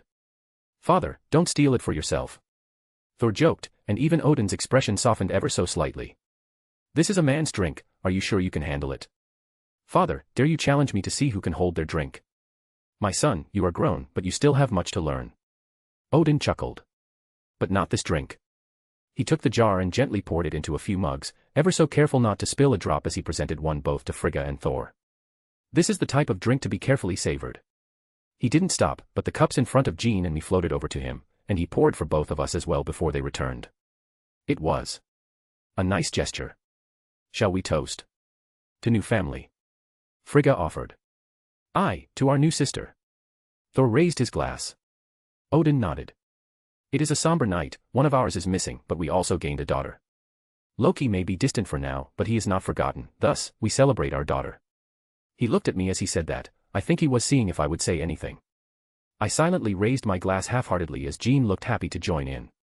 My feelings about Loki were known, there was no need to reiterate them at this point. And Jean, specifically, didn't seem all too concerned about what happened to her. But that's because Jean is the most forgiving and kindest girl I've ever met in my life. Also, Jean was kind of an afterthought, it seems, based on what I've learned and what Loki did. Still, I wouldn't forgive and forget. What a wonderful drink. Thor was praised. I can feel it in my belly. It is truly a wonderful wine. Frigga added. Jean's face flushed as she drank half her cup. Did she drink much wine? Well, she is French, so she should be used to it, right? Is she a lightweight? It's good. Odin nodded. Which was high praise, especially in this situation. I've already drunk it plenty of times now, but really, Vanillana outdid herself. I must know, how was it made, and who made it? Someone of much skill, no doubt. Thor praised still. I'll let my grandmother know she has a fan. I smiled lightly. As for the ingredients, I managed to get my hands on a peach of immortality and some water from the river Styx. The duality of ingredients created a rather interesting combination. Odin recognized my words, it seems, because he looked at me in surprise again. Perhaps for Frigga too, but Thor just looked at his cup in wonder and gleefully took another drink. I'm curious, how did you two meet? Frigga put her cup down, looking at Jean.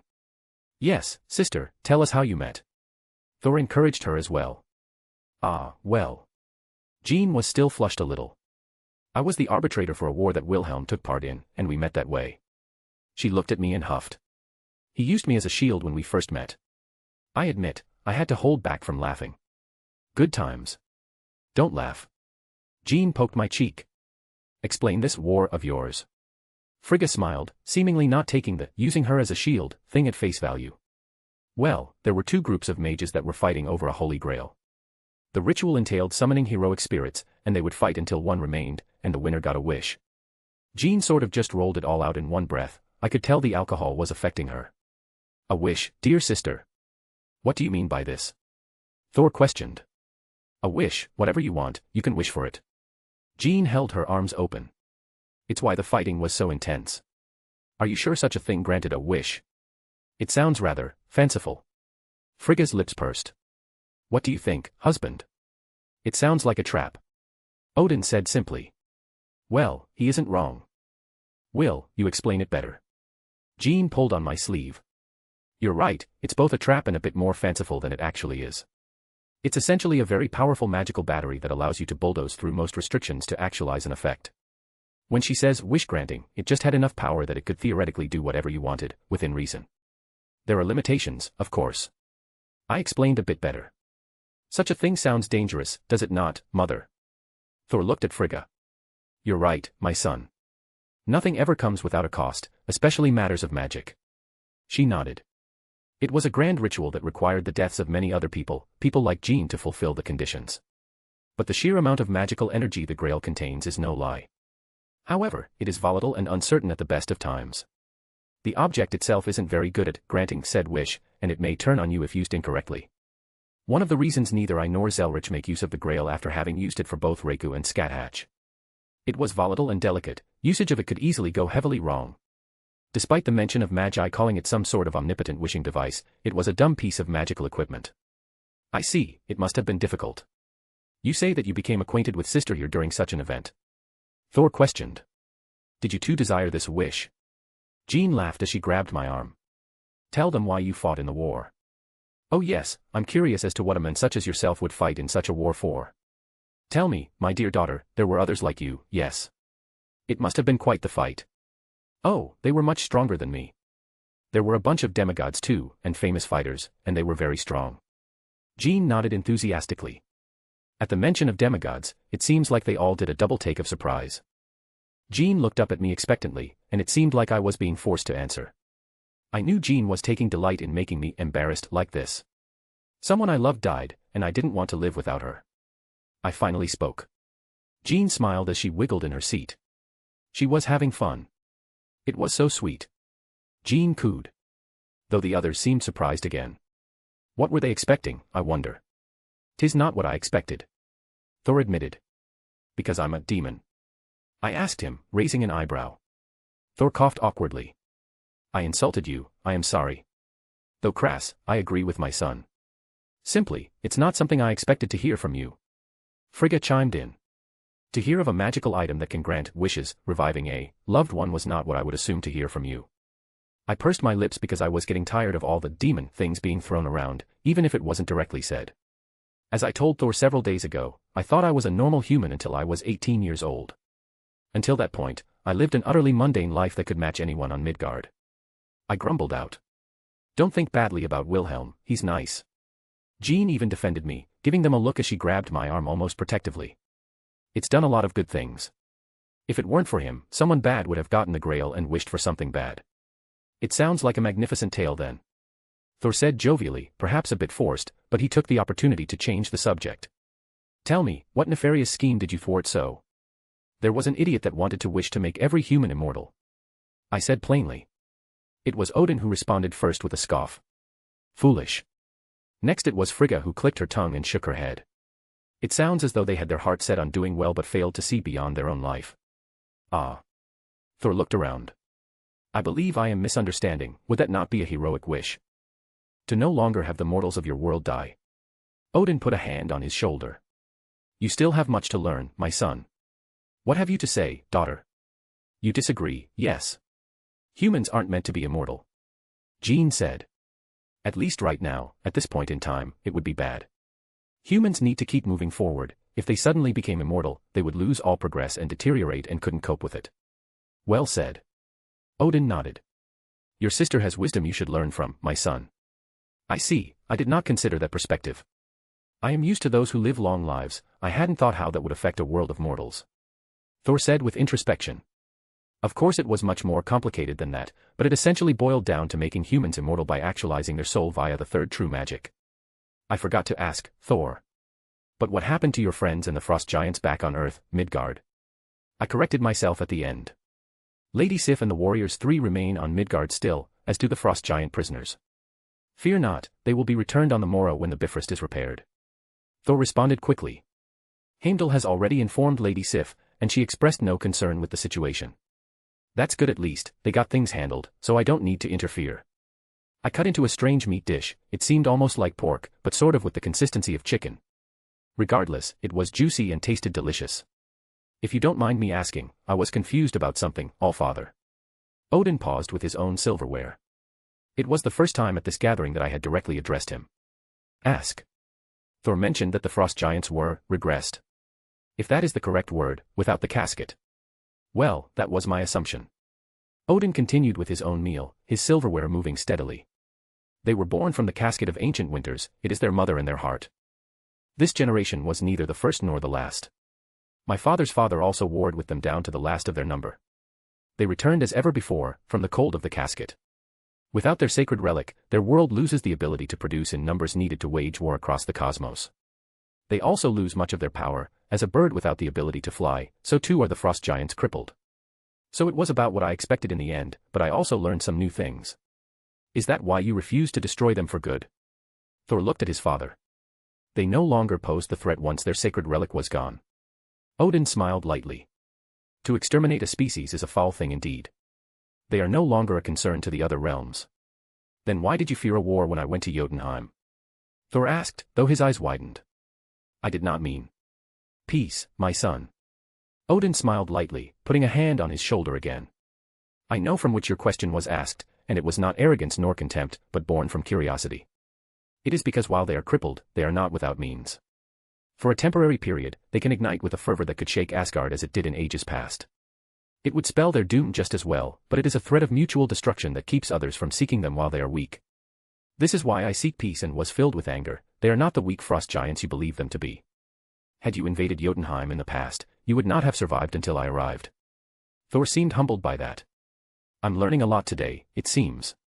But such talks are not meant for this evening. It is a celebration of your newest sister and getting to know one another. Odin smiled warmly, and I could see the same tone and mannerisms as my own Odin back home that seemed reserved for his own family. Well said, husband. Frigga smiled.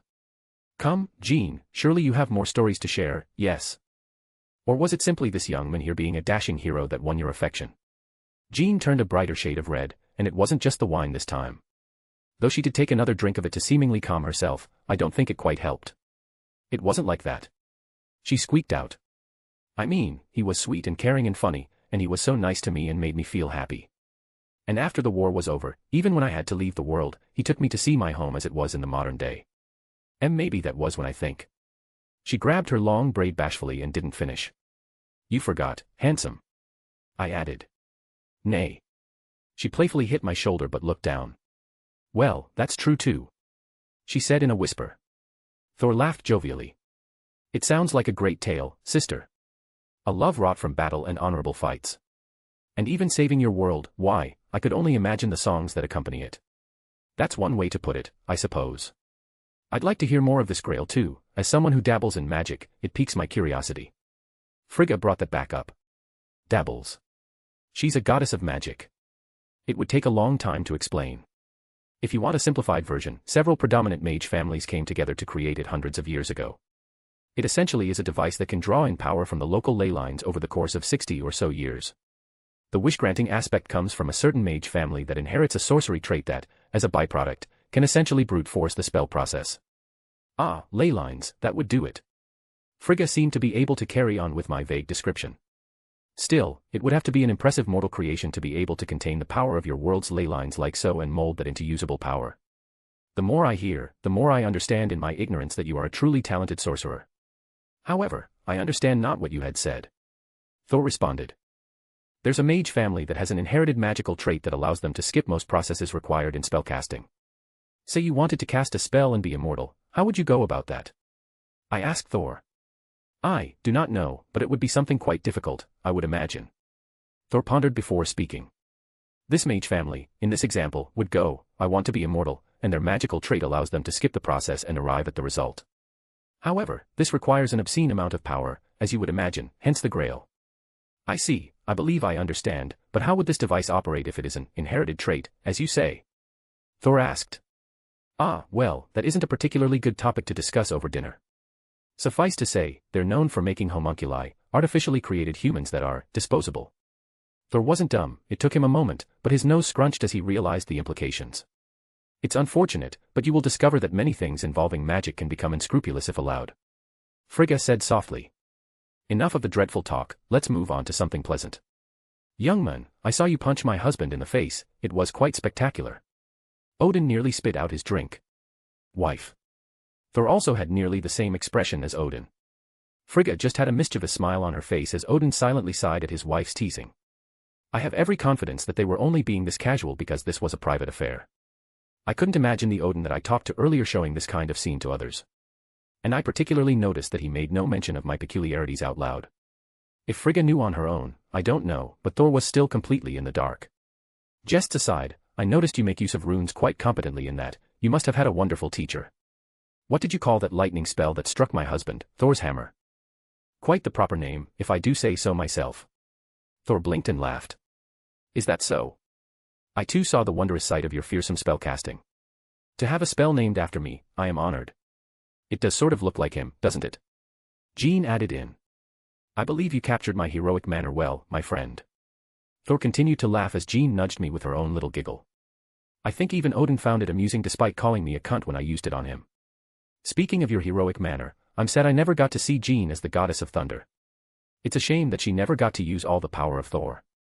Thor's eyes widened. Indeed, this is something we should remedy. Ah. Jean became startled. But I don't want to be a god. Sister, I see you hesitate. Do you fear to become a god even temporarily? Thor was surprised, and he was the first to speak up in a soft tone. Well, it's against my... Jean frowned. I don't think I'm allowed to. It's not against the Bible. I pointed out, then glanced at the others. The holy texts for her religion. They seemed to nod in understanding.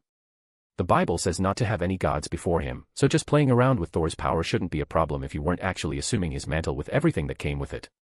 I wasn't just talking out my ass just because I wanted to see Jean become a goddess even for a moment. I do believe context mattered quite a bit in this situation. Worst case, I had Big G in my sphere as backup if something did go wrong. If she didn't actually become a god with everything that entails and treated it as the same as simply recognizing the existence and respecting other gods rather than putting them ahead of Big G, then realistically, it shouldn't be a problem. It's up to you, no pressure, if you want to try it, then try it. You can apologize to Gabriel back home if you think you did something wrong or ask her. I didn't want to actually pressure her into something she didn't want to do. Well. Jean bit her lip. I kind of want to try. Maybe it was the alcohol talking. Come, sister. Thor laughed merrily, holding his hammer out as he got up with Jean from their seats. Frigga and even Odin looked up curiously. Jean quite easily took the hammer into her hands, and I think Odin still showed a hint of surprise despite him knowing she did so previously. What do I do now? She asked. I do not know, it is natural for me. Thor scratched his head. Mother. Focus on the hammer, feel the power within it, and draw upon it as you would cup water from a lake. Frigga told her. It was abrupt, accompanied by a thunderclap that kicked up a whirlwind inside the room, nearly blowing away the dinner if not for Odin making a gesture to keep everything stationary. Once the proverbial dust settled, Jean stood there, perhaps a few inches taller, wearing armor and a cape very similar to Thor's, and her muscles were a little bit bigger as well. Well done. Thor clapped. This is so strange. Jean looked over herself. I have a cape. She spun around as if trying to catch it. Look, Wilhelm, I have lightning now too. She held her hand out, a few sparks danced between her fingers before a large jolt jumped out and crackled across the room, making the three of us sitting at the table duck to avoid it. Well, I can certainly say she's no worse than Thor was when he came into his powers. Frigga noted that there was a charred line running across the table at this point. I'm sorry. Jean blushed. Don't mind it, the Queen Mother is merely reliving the memories of Thor's youth, as chaotic as they were. Odin chuckled. You would have made a wonderful goddess, but your resolute faith is even more wonderful, I believe. Jean blushed a little bit more at his compliment. Try to toss Mjolnir, sister. Thor ushered her on. Then commanded to return to you with my will. Toss it? Jean asked. Like this. She sort of gently let go of it, and it did a little lob through the air before hitting the ground. I don't think anyone wanted to make fun of her for the awkwardness of her toss, she seemed unsure of what to do and just did some sort of half measure. Thor's lips twitched, but he kept his expression even. There, now hold your hand out and call to it with your will. Silently, Jean held her hand out, and the hammer trembled a few times before it shot up off the ground right to her. She caught it easily enough, but the momentum seemed to take her off guard and carried her up off her feet, and she went sliding across the ground a bit before finally coming to a stop. She looked up with the most adorable pout as she rubbed her butt. That was the point where everyone just laughed. She released the hammer with a huff, and the godly power within and around her abruptly dissipated just as quickly as it appeared, and she returned to normal. It was certainly a strange thing to see, but amusing nonetheless. You did well, sister. Thor still helped her up, complimenting her despite the comical nature of what just happened. Thank you, Thor. Jean still smiled. I wrapped an arm around her as she took her seat back next to me, and she even scooted in a little bit closer as I did so. This was, surprisingly nice. I mean, I was still annoyed, maybe even angry, but also kind of happy. It was strange. Jean, why don't you tell them about the Holy Compass? Holy Compass? Frigga raised an eyebrow. It's nothing. Jean squawked. Frigga and I seemed to be on the same page as we shared the same smile. Line break. A/N. I also have a boosty if you can't use the above under the same name. Chapter 612, Chapter. Dinner had ended without further incident, which was frankly a miracle given the company involved. Odin still gave me a firm look whenever my eyes turned his way. However, Thor and Frigga were, much more accepting at a glance. Perhaps they didn't particularly like me the same way they liked Jean, but they weren't ready to take their spear out if the situation called for it. Jean was, out of commission. I didn't want to call her a lightweight when it came to drinking, but she most certainly wasn't used to this level of alcohol. Her face was flushed, and she was nearly falling asleep on my shoulder. The dinner had obviously reached its conclusion as people came out to grab plates and dishes and carry them off for cleaning. Do you want to keep her here tonight, or should I bring her home? I asked, looking at Frigga. I most certainly wouldn't reject having her stay overnight. Frigga's eyes sparkled, and Odin didn't say anything either. Despite my dislike of this Odin, I knew that there wouldn't be a problem with Jean staying here. I knew she would be safe, and I knew that Odin would protect her if anything happened. Is there a room I should put her in for the night? She already has one prepared. Frigga stood up. I'll bring you there. Alrighty. I scooted out of Jean's embrace, just enough so I could get up without her falling over herself. Up we go. I unceremoniously scooped her up into my arms as she let out a cute little noise. Frigga led us through the palace towards a more private area. She didn't need to really introduce it, as it seemed rather obvious where we were. The royal quarters, or whatever they called it. The private part of the palace where very few people were allowed to tread. Frigga stopped at presumably Jean's room. A large wooden door opened up with but a slight touch, revealing a nearly untouched bedroom. Jean wasn't quite out yet, as she was still giggling and wiggling in my arms. But she was very clearly not in her right mind either. I just shook my head as I gently laid her on the bed. All right, do you want to sleep in your dress, or do you want me to help you take it off? I knew she could hear me. Jean held her arms up. Help me take it off. She smiled brightly. Please. But you're not allowed to look. Not even a little bit. Well, okay, you can look a little. Jean relented without any hesitation despite her words.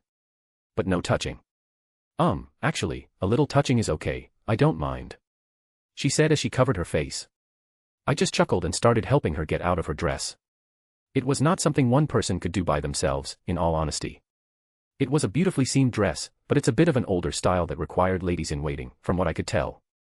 I was also rather careful not to damage it. I know Jean absolutely loves the dress, more than just it being beautiful.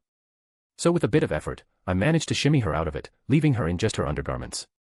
In any other situation, I would have enjoyed the sight, but I would save it for when Jean was fully aware of what was going on. Not that I didn't etch the sight into memory, but I didn't take advantage of her either. All right, let's get you tucked in. I almost felt like a parent as I held her to get comfortable. Are you going to ravage me now? She whispered. I wasn't planning on it. I was genuinely surprised she just blurted that out. Lady Gabriel said I need to be careful and that I can't let you ravage me until we're married. Jean pulled the blanket up a little bit. But I told her that I trusted you. But I also said I didn't mind if you did either. She completely hid herself under the blanket, and I could hear her giggling. She's making it really hard not to. Do you want a goodnight kiss? I offered. Yes. She popped her head back out, seemingly overcoming a lot of her normal shyness. I gave her a quick kiss on the forehead, much to her joy, and touched her storage bracelet before taking out her kaleidophone. Get some good sleep, okay? And you can play here as long as you want, I'll always be here when you're ready to go home. I gently ran a hand through her hair as she seemed to drift off to sleep. Seeing that she wasn't moving anymore, I got up, gave her another gentle kiss on the forehead, and started playing with her phone. Specifically, I was messing with her contacts and making sure each one now had a picture attached to it. Probably something I should have done sooner, but hindsight is 20/20, it seems. Looking around, I also put out a second set of clothes next to her dress for her. I didn't know if it would be appropriate for her to wear a dress again or wear what she had been wearing beforehand. And it's not like I rifled through her storage bracelet, I just took the phone, and that was that.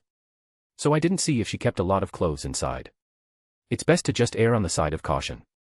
Once everything was settled, I admit I stood there and watched her for a couple of minutes before smiling and finally leaving the room. However, it wasn't Frigga waiting there, but Odin. Come, I shall walk you to the Bifrost, he stated, leaving no room for argument. Line break.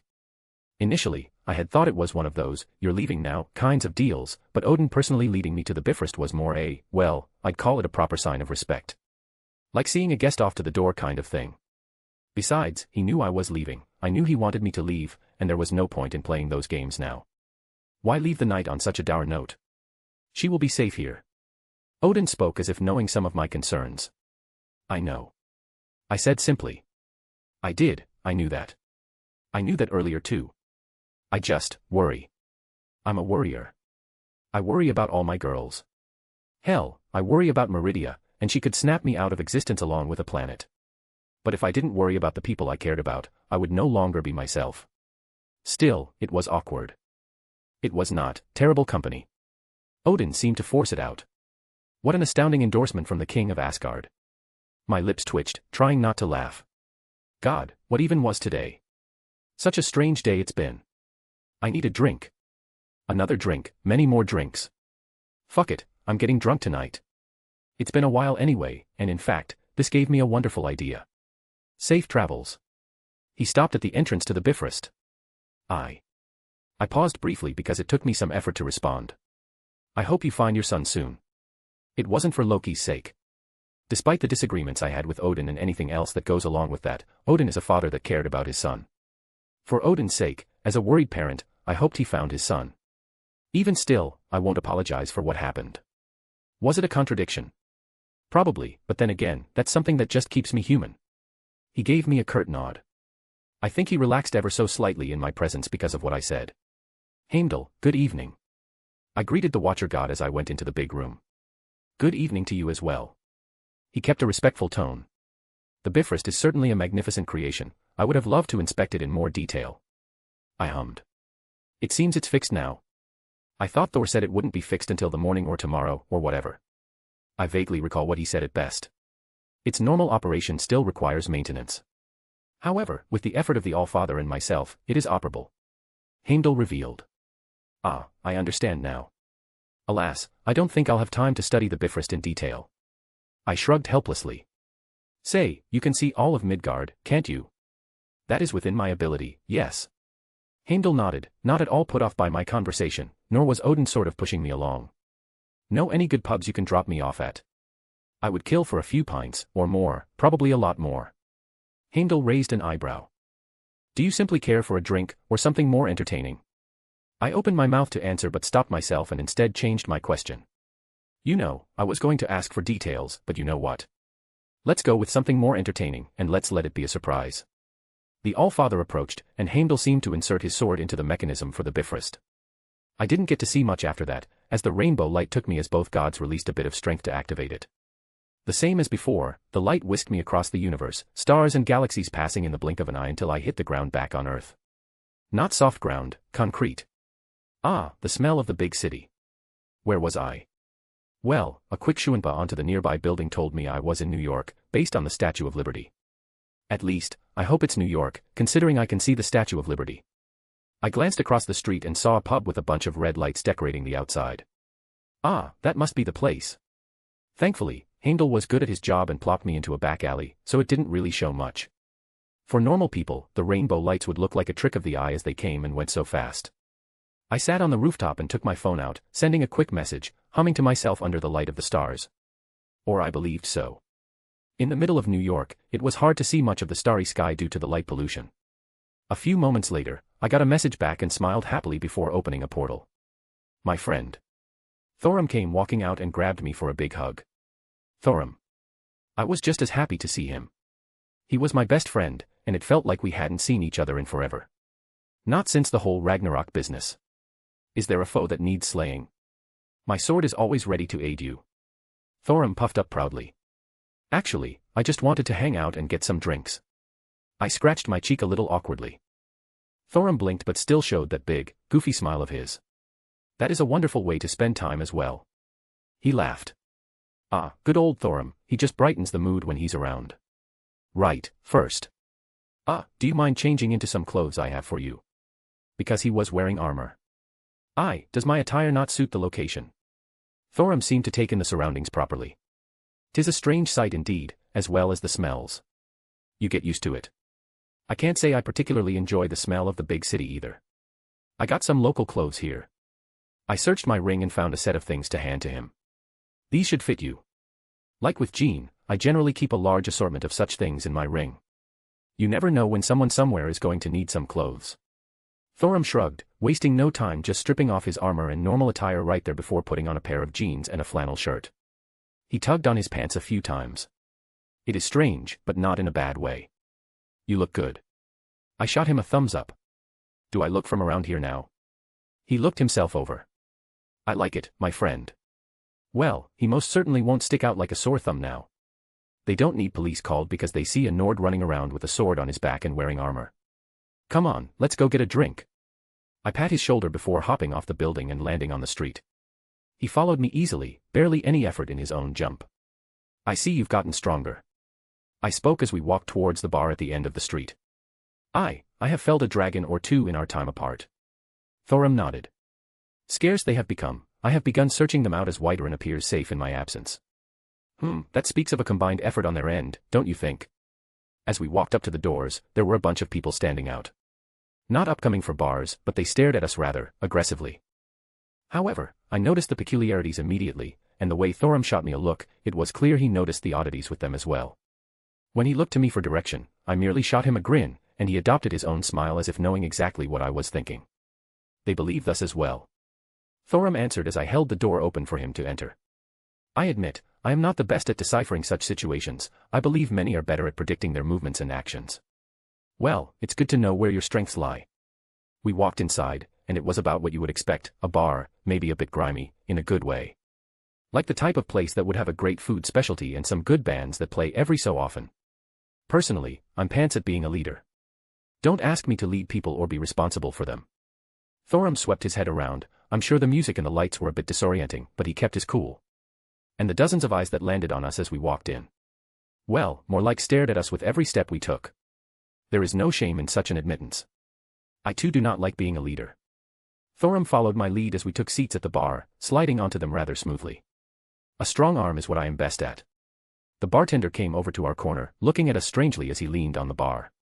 What do you want to drink? Do you mind if I order for you? I looked at Thorum. Go ahead, my friend, you must know what I will enjoy. Anything. Thorum would probably enjoy any alcoholic drink. Get us both a pint of Guinness, please. I told the bartender as he grunted and moved towards the taps. But that's also why we have people with us, isn't it? Artoria, Yasaka, and everyone else, they're so much better at that kind of thing than me. I continued the conversation with Thorum. It's true, it's true. Thorum nodded along, as if every person in the bar wasn't staring at the back of our heads. Surana often knows and tells me where I should point my sword. My lips curled up. Is that a euphemism? Thorum let out a bark of laughter. I assure you, my friend, I need no help knowing where to point that sword. He slapped my shoulder. I chuckled along with him as the bartender put the 2 pints in front of us. It was good, the Guinness, that is. Well, it was all right, nothing to write home about. Maybe if we were across the pond, we could have a better local Guinness. But it was nostalgic for me, and it was better than a lot of mainstream beers around these parts. Thorum seemed to like it as well. Can we help you? I quirked an eyebrow, staring at the bartender over my cup as he leaned on the bar right in front of us. The bartender didn't immediately respond, but he snapped his fingers and the music shut up abruptly, making for a rather ominous atmosphere as everyone in the bar got up at once. And one of them walked over and closed the curtains before locking the door. Here's the deal, boys. The bartender started. I hate to say it, but you came to the wrong neighborhood. That's racist. I responded. Just because I'm Asian. That seemed to take him off guard, because whatever spiel he was about to go off with, it caused him to go silent as if not knowing how to respond. It's not because you're Asian. Are you sure? Positive. Well, alrighty then. At least it wasn't because I'm Asian. Is it because Thorum here makes you question your masculinity? It's not, the bartender blinked. What? I mean, look at him. If I were insecure about myself that way, well. I apologize if that is the case. Thorum, he said politely. You need not feel threatened by me, I'm sure you have a great many traits that make you desirable. He did his best to appease him. No, it's not because he's. The bartender didn't seem to know the right way to phrase it, so I decided to help him out. Beefcake. It took a moment, but Thorum and I started giggling, much to the chagrin of the bartender. The bartender slammed his palm onto the counter, cracking it with a resounding thump. Not only that, but his eyes turned a bright red, and his lips pulled back to reveal fangs, and he hissed angrily. You don't realize the situation you're in. Both Thorum and I quieted. Now, as I was saying. He sneered. You came to the wrong neighborhood, kids. Everyone else in the room had glowing red eyes as well. I was going to make it painless, even offer you to join, but now I'm pissed, so we're going to play a game. I choose Monopoly. He slapped the table again. You're not choosing the game, I am. You both are going to play, I have never heard of this game before. Thorum responded, and there was another beat that passed as we both started giggling again stupidly. You must think this is still a joke. The bartender ripped off a metal piece connected to the back of the bar and twisted it into a pretzel as if to show off, dropping it onto the counter in front of us. You're both going to play a game. He said, leaving no room for argument.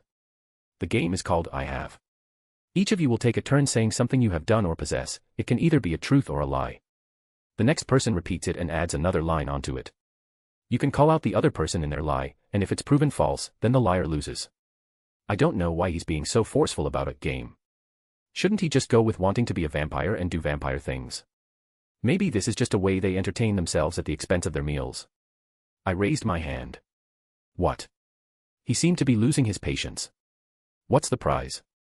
The prize is that you don't get eaten. He revealed his fangs again. But you're still not walking out of here a day walker any longer. Well, let's play, Thorum. Should I start off? I asked. By all means. I cleared my throat. I have had sex with my grandmother. Silence then filled the room. There's no point in making up ridiculous nonsense like that, he can just call you out on the lie, and you lose. The bartender pointed at Thorum. There was another beat of silence. Well, call him a liar. He gestured for Thorum to continue. Nay, I know he speaks the truth. I have met his grandmother, and it is no secret. Thorum responded. Seriously? The bartender asked with clear incredulousness in his voice. I nodded. What's wrong with you? The bartender looked at me. A lot of things. I admitted with a sigh. Would it help things if I said that my grandmother is a busty MILF? Actually, I think that just made it even weirder. Well played, my friend. Thorum patted my shoulder. Best of 3. I offered. Thorum's eyes lit up. Very well, but you cannot repeat the same thing. Fair enough, why don't you start? I have a sword. Thorum smiled. I have a sword. And I have a bow. I have a sword, I have a bow, and I have a great friend. Ah, shucks. I have a sword, I have a bow, I have a great friend, and I have killed a great many vampires. It took a moment before the ones in the room seemed to realize what I just said. I have a sword, I have a bow, I have a great friend, and I have also killed a great many vampires. Thorum grinned happily. And I will have my sword run a vampire through the heart within the next, would you say 10 minutes, my friend? I think that's being generous. The bartender's eyes narrowed. You really don't seem to understand. Thorum had Graham appear in his hand and threw it across the room, impaling a vampire through the heart, nailing him to the wall. I picked up my Guinness, taking another drink. Usually, it's me doing the opening move to start the chaos, but I suppose I could let Thorum have it this time. But I could at least add to the ambience. I flicked my finger, and the jukebox in the corner of the room turned back on, then all chaos broke loose. Killing vampires with my best friend, it's certainly a way to turn a bad day around. Line break. A/N. Thorum and Wilhelm are causing problems. It's been a while since Wilhelm and Thorum had just been stupid together, so it felt like a good time. And what better way to hang out than to drink and go vampire hunting? I also have a boosty if you can't use the above under the same name. Chapter 613, Chapter. The jukebox didn't so much start playing as it started screaming. It wasn't my choice or preference of music, but I couldn't help that it certainly set a mood. I took a casual sip of my Guinness as a vampire reached to grab at me, its nail extended like claws. As I downed the last drop, I smashed my glass against his head. Thorum, already grinning, was already up from his seat, lifting the bar tool up, and he swung it like a bat at a vampire that was flying through the air at him. He cracked the vampire across the face and sent it hurling into the wall. It didn't get up. 1, he announced, raising a meaty finger. Are you keeping count? I raised an eyebrow. I must know if I best you. Thorum spoke in challenge. Oh, it's on then. A vampire vaulted off a table toward him. Thorum didn't even blink. He caught the bloodsucker midair, spun him around in a whirlwind of flannel and muscle, and suplexed him into the floor hard enough to splinter the boards. 2. Son of a bitch, I muttered, wiping some blood off my arms and ducking under the swipe of a clawed hand. Their physical capabilities weren't bad, but they weren't very strong either. I'd easily call them the higher end of low class, maybe about equal to the lowest rung of yokai, more or less. A snarl rose from behind the bar. One of them, a particularly greasy-looking vampire with slick back hair and a leather vest, stepped forward. You freaks don't know who you're messing with. One vampire in the back, he looked a little more well-kept than the others and didn't immediately attack, sort of hanging back like a leader. Actually, where did the bartender go? I wasn't really paying attention. Hey Thorum, did he just call us freaks? The initial chaos sort of lulled once they saw a few of theirs get taken down so easily. Aye. Thorum nodded. 'Tis rude. Very rude. I'm offended, my friend. I know, where does he get off? A little vampire like him calling us freaks. I shook my head. I mean, it's accurate, but still rude. Very rude. Thorum nodded along. I don't put Serana in that category, just so you know. I made sure to clarify that when I shit-talk vampires, she's not included. It's all right, my friend, she would very much agree. Thorum grinned, patting my shoulder. She has a great many insults she spews when she kills some of her own kind as well. I tilted my head. Is that racist? Thorum looked thoughtful. I had not considered that. Stop ignoring me. The vampire spoke up again. You two must be some kind of specialized vampire hunters, no matter. I am. Let me guess, I said, cutting him off as I jumped over the counter and grabbed a handful of beers from the cooler underneath and set them on the counter. Thorum happily grabbed one, and I used the edge of the counter to pop the lid off of my own before taking a sip. You're the Duke of Despair, Lord of the Midnight Court, or some equally melodramatic title you assigned yourself in your mom's basement. He hissed. We are purebloods. The sound of glass shattering over the music kind of interrupted his monologue. Ah, I apologize. Thorum looked sheepish, holding up his half-broken beer bottle. I could not get it open. We're purebloods. He shouted again, as if it were a rallying cry. Forgive me, but do you not drink the blood of others? Does that not mean your blood contains the blood of many others, thereby making you thus impure? Thorum asked. He went silent, and I looked at Thorum in surprise. I never thought of it that way. I would ponder this question when I was a bit less drunk. Then someone threw a chair. It was me, I threw the chair. Get him. The Duke of Despair and Lord of Midnight screeched, clutching his nose, fumbling back as the chair smacked him in the face. And just like that, everything started again. They came at us from all angles. Some screeched from the ceiling like cave bats. Others kicked through the drywall like angry toddlers. I ducked under the first claw swipe, grabbed the vampire by the waistcoat, and launched him into his friend. Thorum was already cackling like a lunatic. He'd flipped a table to use as a shield and then charged through 3 vampires like a Viking battering ram. A brawler-type vampire came at me with brass knuckles. I sidestepped and kneed him in the groin, curious if these vampires could feel that kind of pain. They could. Actually, why does a vampire need brass knuckles? Just use your fucking vampire claws, dumbass. Still, I stole them. He didn't like me stealing the brass knuckles right off his hands, but he was too preoccupied with the bar stool that I shoved down his throat. Thorum, does magic count as cheating? I asked, doing a picture-perfect cross-counter as another vampire tried to punch me. Well, it was picture-perfect because, to me, he was moving at the speed of a snail, and I was feeling cheeky. Aye, 'tis cheating. Thorum headbutt a vampire who looked very much like he regretted his life decisions. What if it's funny? A glass bottle went flying past my head, and I countered by grabbing one of the full ones off the counter and smacking the thrower in the face. His screams of having glass in his eyes were loud enough that I could hear across the bar over the music. Half a point. Thorum finally settled on. If it makes me laugh. Fair. I pulled out my wand, pointing at darker than midnight in the back. Wingardium Leviosa. What followed was a particularly strange squeak as the vampire was hoisted up into the air by his underwear. As someone get me down, stop him. His voice was just a tad higher in pitch as he floated up in the bar, his tidy witty stretched far up in a very undesirable way, I would imagine. Thorum fell over laughing. I couldn't help myself either, I started laughing too even as I grabbed a vampire by the throat and crushed his windpipe. I only stopped when something whizzed past my head, and I saw a gun pointing at me and several others taking out their own. Oh shit, he's packing heat. I jumped over the bar, Thorum followed me in a panic as the bullets flew. A few hit the bottles on the liquor shelf, making them fall down on top of us. I grabbed a half-broken expensive bottle of whiskey that still had about a third of it in the bottom half and down a bit before passing it to Thorum. He happily accepted with a bright smile after tasting it. My friend, why did we duck for cover? It just felt appropriate. I admit, it was very unnecessary. Ignoring everything else, both Thorum and I had aura. Though bullets were still pelting the bar and around us. Pest. I nudged him forward, pointing up to the beer tap above us. I opened my mouth and flicked my wand, and the beer poured down right into my mouth. He silently nudged me too, obviously wanting me to share, so I moved over to make room for him and made multiple taps pour down on top of us. Most of it was missed, but both he and I did our best to drink as much as we could. Honestly, I've always wanted to do this. Your home is fantastic, my friend. Thorum grinned happily as I stopped the tap with my wand. I was about to respond, but I realized things went quiet. I forced myself up, barely peeking over the counter.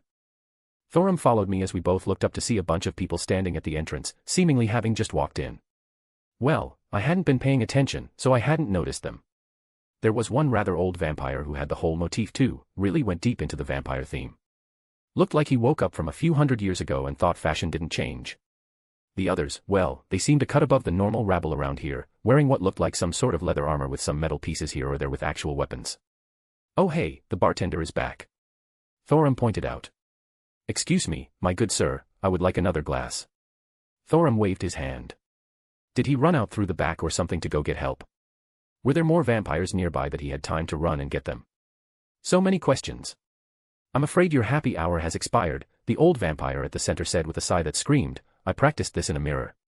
You two have caused quite the mess. And now you'll pay the tab. Oh. Nice puns. I shot him a thumbs up. He seemed taken aback by my response for some reason. God forbid I give someone a compliment. I am Baron Valek, heir to the Crimson Eclipse, and the last living scion of the Nox Nocturna. You're not living, Thorum pointed out. God damn, Thorum. I looked at him in surprise. Thorum with the quick wit tonight. Mr. Vampire twitched a little. I'm about to be dead too from the cringe. Jesus Christ, can't you just have a normal name and title? Your insolence will be your undoing. Okay, boomer. His eyes narrowed as he looked at us. You will surrender, and you will become one of us. You will make for a powerful member of our superior race. Question. I raised my hand. What? What makes being a vampire superior? I asked. We are stronger, faster, we live forever. He swept his arms out. Humans are but mere cattle to us. Then why do humans control the world? I asked. He frowned. Ignorant mortals, scrambling over a false sense of power. I also have a question. Thorum joined in, raising his head. I like to eat meat. Does one of your kind not consume the beef? His question was actually rather sensible. I think even the vampire was surprised that Thorum didn't take the chance to insult. We can consume other things than blood, he said simply. Livestock is livestock. A cow is merely another type next to humans. But, aren't you afraid of steaks? It took everyone a moment, me too for that matter. But I turned to see Thorum giving me the biggest shit-eating grin I'd ever seen in my life. I couldn't help but match it. Honestly, the deafening silence just made it funnier. I see. The vampire drawled. It seems it will take some effort to break you. No matter, I have plenty of time. I immediately jumped onto the counter, wand pointed at him. You dare challenge me? I slipped and fell off. Thorum looked over from the other side of the counter. Are you well, my friend? I meant to do that. I climbed back up to my feet, looking for my wand. I saw that it had rolled over to the side of the room with the vampires. Can I have that back, please? Count Dooku, or whatever his name was, slowly leaned down and picked it up. His eyes flashed with clear interest. My subordinate told me that there was a sorcerer among the vampire hunters that attacked his place of business. Stop stealing from my tip jar, said bartender, nearly shrieked, pointing to Thorum, who had his hand in the literal cookie jar, as it were. The older vampire shot him a glare, and he shrank back. However, a human is still a human. He rolled my wand between his fingers. I will make good use of this artifact. I don't know where you found it, but it's far too valuable to be left in the hands of a human like you. Oh, are you stealing from me? I fixed my tie, staring at him. The vampire scoffed. Don't try to intimidate me, mortal. A mere conjurer of cheap tricks. I raised an eyebrow, pointing my finger at him. Behold my most powerful spell, Aguamenti. A stream of water shot from my finger at his face. He didn't use my wand, but he conjured a shield. So he did no magic, how thrilling. Pathetic. He scoffed again. If this is what defeated my underlings, I will need to re-evaluate their worth. Thorum, that was my strongest spell, what do I do now? I looked for help from my best friend. Kick him in the balls, my friend. Thorum shouted helpfully from behind the counter. Enough. I grow tired of this. The vampire declared. Capture. Accio wand. I casually cast, yoinking my wand back out of his wand, then I flicked it up, and the floorboard beneath him was torn out of the ground, nails and all, and smacked him right in his sensitive place. There's a question in life that one must ask oneself. Does hitting vampires in the balls ever stop being funny? The answer is no, it doesn't. He wheezed. Feel free to sit down and take a moment, Gandalf. I offered. Though, I would admit, his vampire bodyguards were well trained. They didn't really move without his command. Or were those slaves? It was hard to differentiate when it came to vampires sometimes. I blinked as something passed by me, and I saw a beer bottle shatter against his head the next moment. I looked back to see that it originated from Thorum. That counts as my kill, he declared. Kill-stealing whore. Thorum giggled as he ducked behind the counter again. Kill them. Said vampire was not dead and shouted furiously, still clutching his groin. The vampire guards, with their long black cloaks like they had just walked out of the Matrix, revealed some impressive guns strapped behind their backs, and I jumped behind the counter again. As thousands of bullets were sprayed all around us. Unfortunately, the jukebox stopped playing, presumably from the large amount of bullets that hit it. It was a sad day when the bar fight lost its background music. They seem rather angry, my friend. Thorum handed me a bottle that he had apparently swiped from the top shelf before everything started exploding from gunfire. Hot damn, this is a $900 bottle of whiskey. Give or take. I pulled the cork out with my mouth and spit it away, completely ignoring the spraying of bullets. Good find. I unceremoniously took a swig, feeling the burning going down my throat before handing it back. I took more, you need not worry. Thorum shot me a big grin, accepting it back with a drink of his own. Ah, I missed him. I don't hang out with my friends enough. Cease this uselessness, draw your blades, and take them. The vampire roared as the gunfire stopped. Thorum and I peeked over the counter, looking at them drawing bladed weapons, about to charge us. Looks like round 3. However, I noticed something to the side, and someone burst through one of the windows. Glass shattering everywhere. A dark-skinned man wearing all black, not dissimilar to the vampires. Though, he was carrying a lot more weapons on him. 2 swords on his back, a shotgun in one hand, and what looked like some weird shuriken in the other. The latter of which he immediately threw without warning at the other vampires. Daywalker. The Duke of Cringe, darker than black, son of night, shouted as one of his men dropped to the ground, and I faintly felt a tiny holy presence from his weapon. Oh dear, were his weapons blessed? That's unfortunate for them. At this point, Thorum and I were just leaning against the bar, sharing a drink and watching. He was rather skilled and most certainly not human by the way he moved. With a flurry of clashing steel, one of the vampires had their head go flying, and another took a shotgun blast to the face, sending him tumbling back only for one of those weird shuriken to impale him in the chest. The strange man flicked his sleeves, and steel stakes popped out, and he stabbed them into another. I knew it, these two were yours, weren't they, Daywalker? The head vampire exclaimed as he began to fight the mysterious stranger. I found a couple of glasses that hadn't been destroyed and calmly poured Thorum and me another drink. The men looked confused at what Count Dooku was saying, looking our way. We raised our glasses in a silent greeting, much to his continued bemusement. I've heard of you, Daywalker. Count Dooku kept going, using his bare hands to deflect the sharp blade slashing his way. Born from a mother who was turned while pregnant. A half-vampire who can walk under the sun. The one who hunts his own kind. Funny, I've never heard of you. He countered, kicking him back. Oh shit. I hollered from the side. Now insult his mother. Thorum added in. This Daywalker looked at us with confusion again as if he wanted to say something. You dare look away from me. He shot at the Daywalker, whatever his real name was. I flicked my wand and moved a beer bottle right where he was about to step, and he went tumbling forward, sliding across the ground, stopping only a few inches from the Daywalker's feet. The Daywalker emotionlessly just turned his sword upside down and stabbed down into him. Silence returned to the bar, all the vampires dead. Then, he turned to look at us. Nice sunglasses, they must help a lot during the night. I waved. I like them too. Thorum was more genuine than I was. Who are you? He asked with a deep voice. You're not vampires, and I've never seen you two before. This isn't some game, he was almost an old one, you could have died. Where I'm from, it's polite to introduce yourself before asking for the names of other people. He stared at us for a long moment. I'm Blade. Seriously. He grunted. You know what? He kind of pulls it off. Fuck, I'm down. I shrugged. Nice to meet you, Blade. I'm Wilhelm Henry Schweinorg, at your service. Hello, I'm Thorum. My best friend cheerfully greeted him as well. We simply came for a drink, and they were very rude. Very rude. I nodded. He frowned. I think he may have realized we might have had just a teawawad too much drink. They'll be swarming this place soon, disappear from the city and don't come back. He turned to walk out the door, stepping over the bodies. Thorum and I shared a look, and we awkwardly fumbled over the bar and quickly followed after him. Where are we going, Blade Senpai? Let us go slay more vampires. Thorum beamed happily. For some reason, he sighed deeply. Line break. A/N. In which Thorum and Wilhelm become the problems of every vampire in New York, especially Blade. I also have a boosty if you can't use the above under the same name.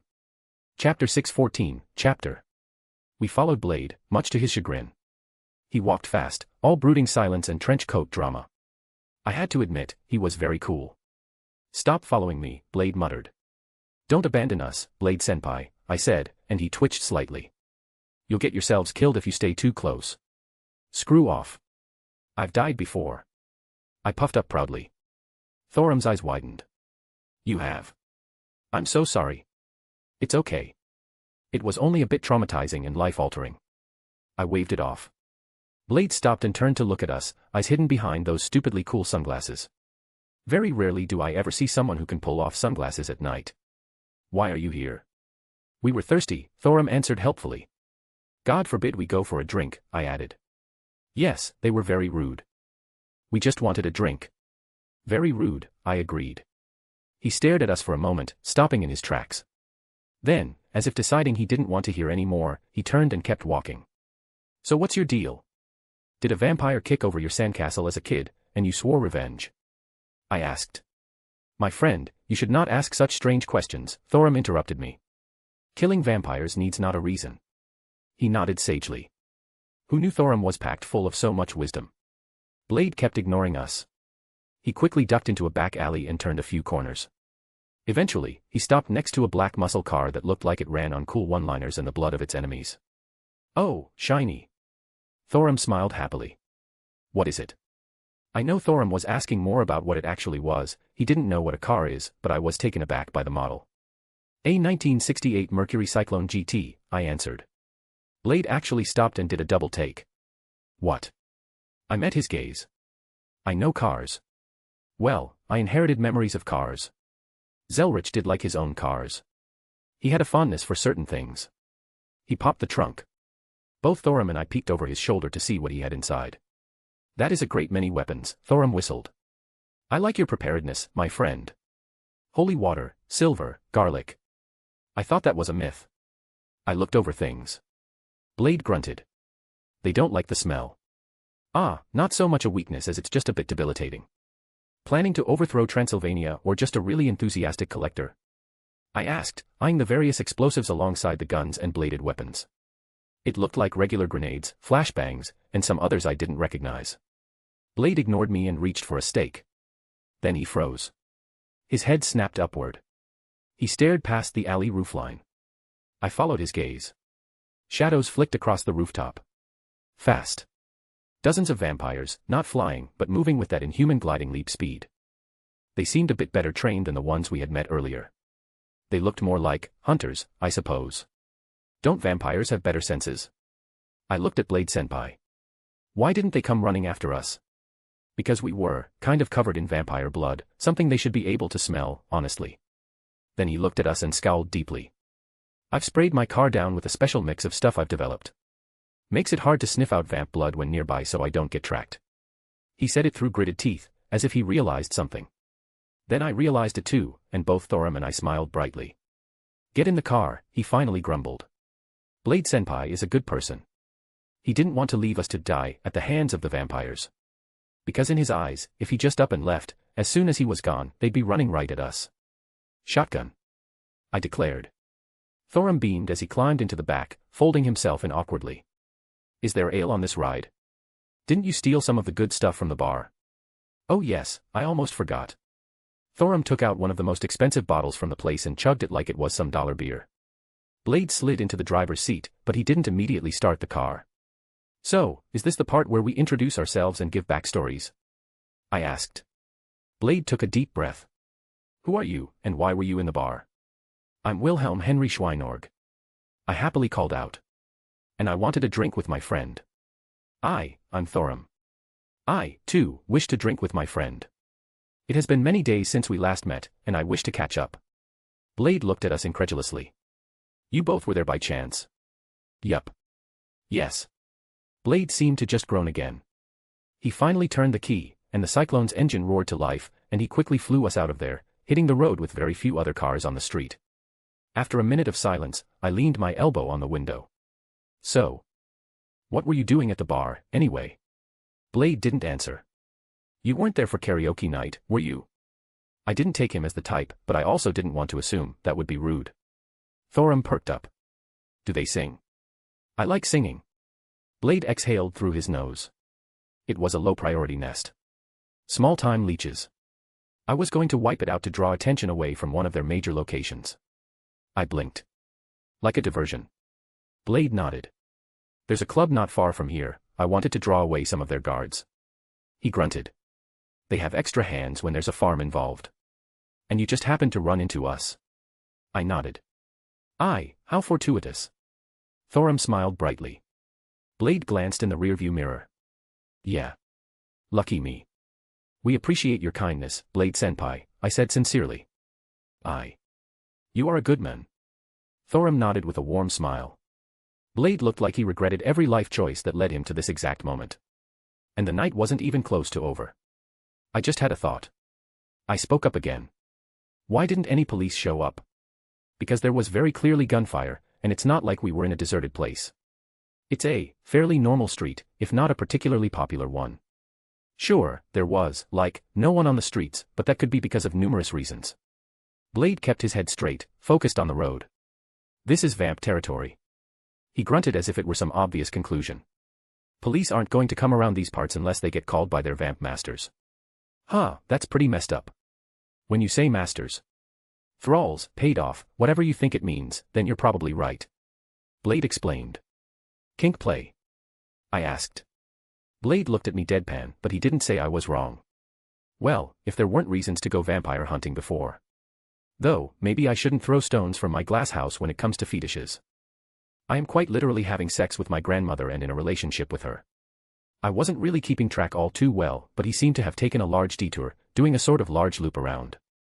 Despite us not having gone very far, we ended up driving for a bit. They were close enough that a bunch of vampires came flying over almost immediately, so it makes sense that they were nearby. But it's surprising how careful Blade is. He seemed like the type to drive his car right through a building while throwing Molotovs and doing donuts on their burning corpses. But what do I know?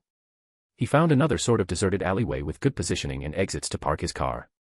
"Stay in the car," he grunted. We got out and followed him. He didn't even say anything when we looked over his shoulder as he popped his trunk again and started taking out equipment. Guns, nice. I reached for one, and he slapped my hand away. "Don't touch that." He slapped my hand away. "You're not coming." "Why not?" Thorum asked with a sad tone. "I'm not going to waste my time looking out for two drunk idiots while in the middle of hundreds of damn vamps." Well, there seem to be two options here.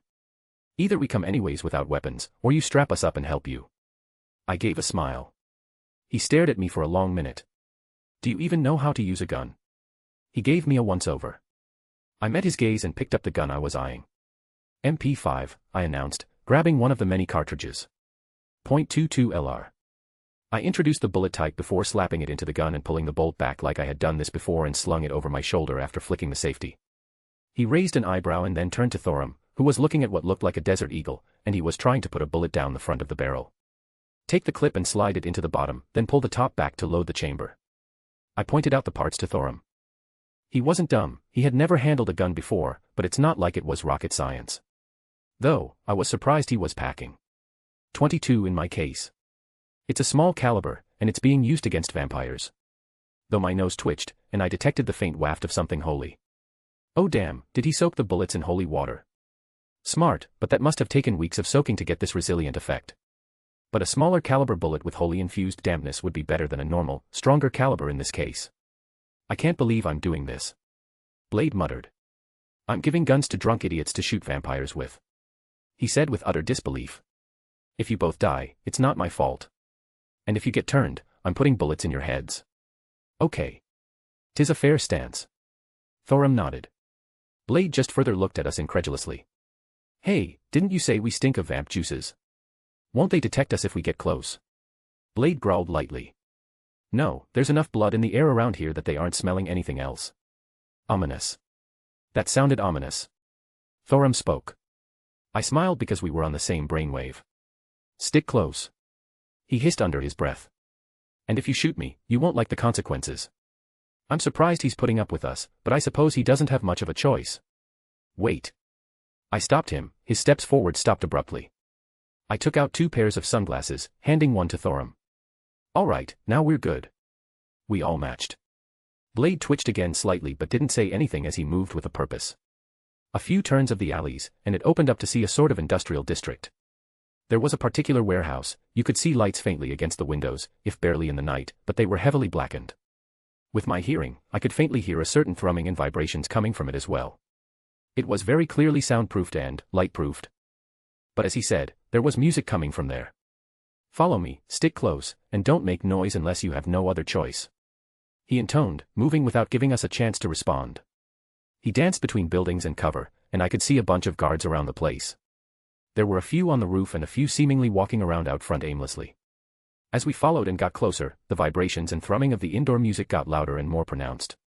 I had to admire the scale at which they soundproofed such a massive building, because they did a pretty good job. Blade moved quickly, his weapons flying out, and he took down a few of the guards without noise, and he gestured for us to follow at a lull between guards. All 3 of us braced up against the side of the warehouse, inching towards the main entrance out of sight. The main door was massive, an industrial steel slab of reinforced metal with a sliding peephole at eye level. It all but screamed of nefarious purposes. As if on cue, the peephole slid open, revealing a pair of glowing red eyes. "Password," a gruff voice demanded. I stepped forward with confidence. "Count Chocula is a real vampire," I answered with full confidence. "Cow blood tastes like milk," Thorum added. "Daylight savings time is a hate crime," I blurted out. Blade's eye twitched. Thorum's eyes lit up. "Bloody Mary." Ah, he just learned that drink name from earlier, I think. But shit, that was a good one. Sunblock gang. No reflection, no problem. Blade's fingers twitched toward his weapons as the men behind the door grew continuously skeptical. Stop. Blade growled under his breath. Twilight Fan Club annual meeting. I grinned. Wait, the guy behind the door said. That one.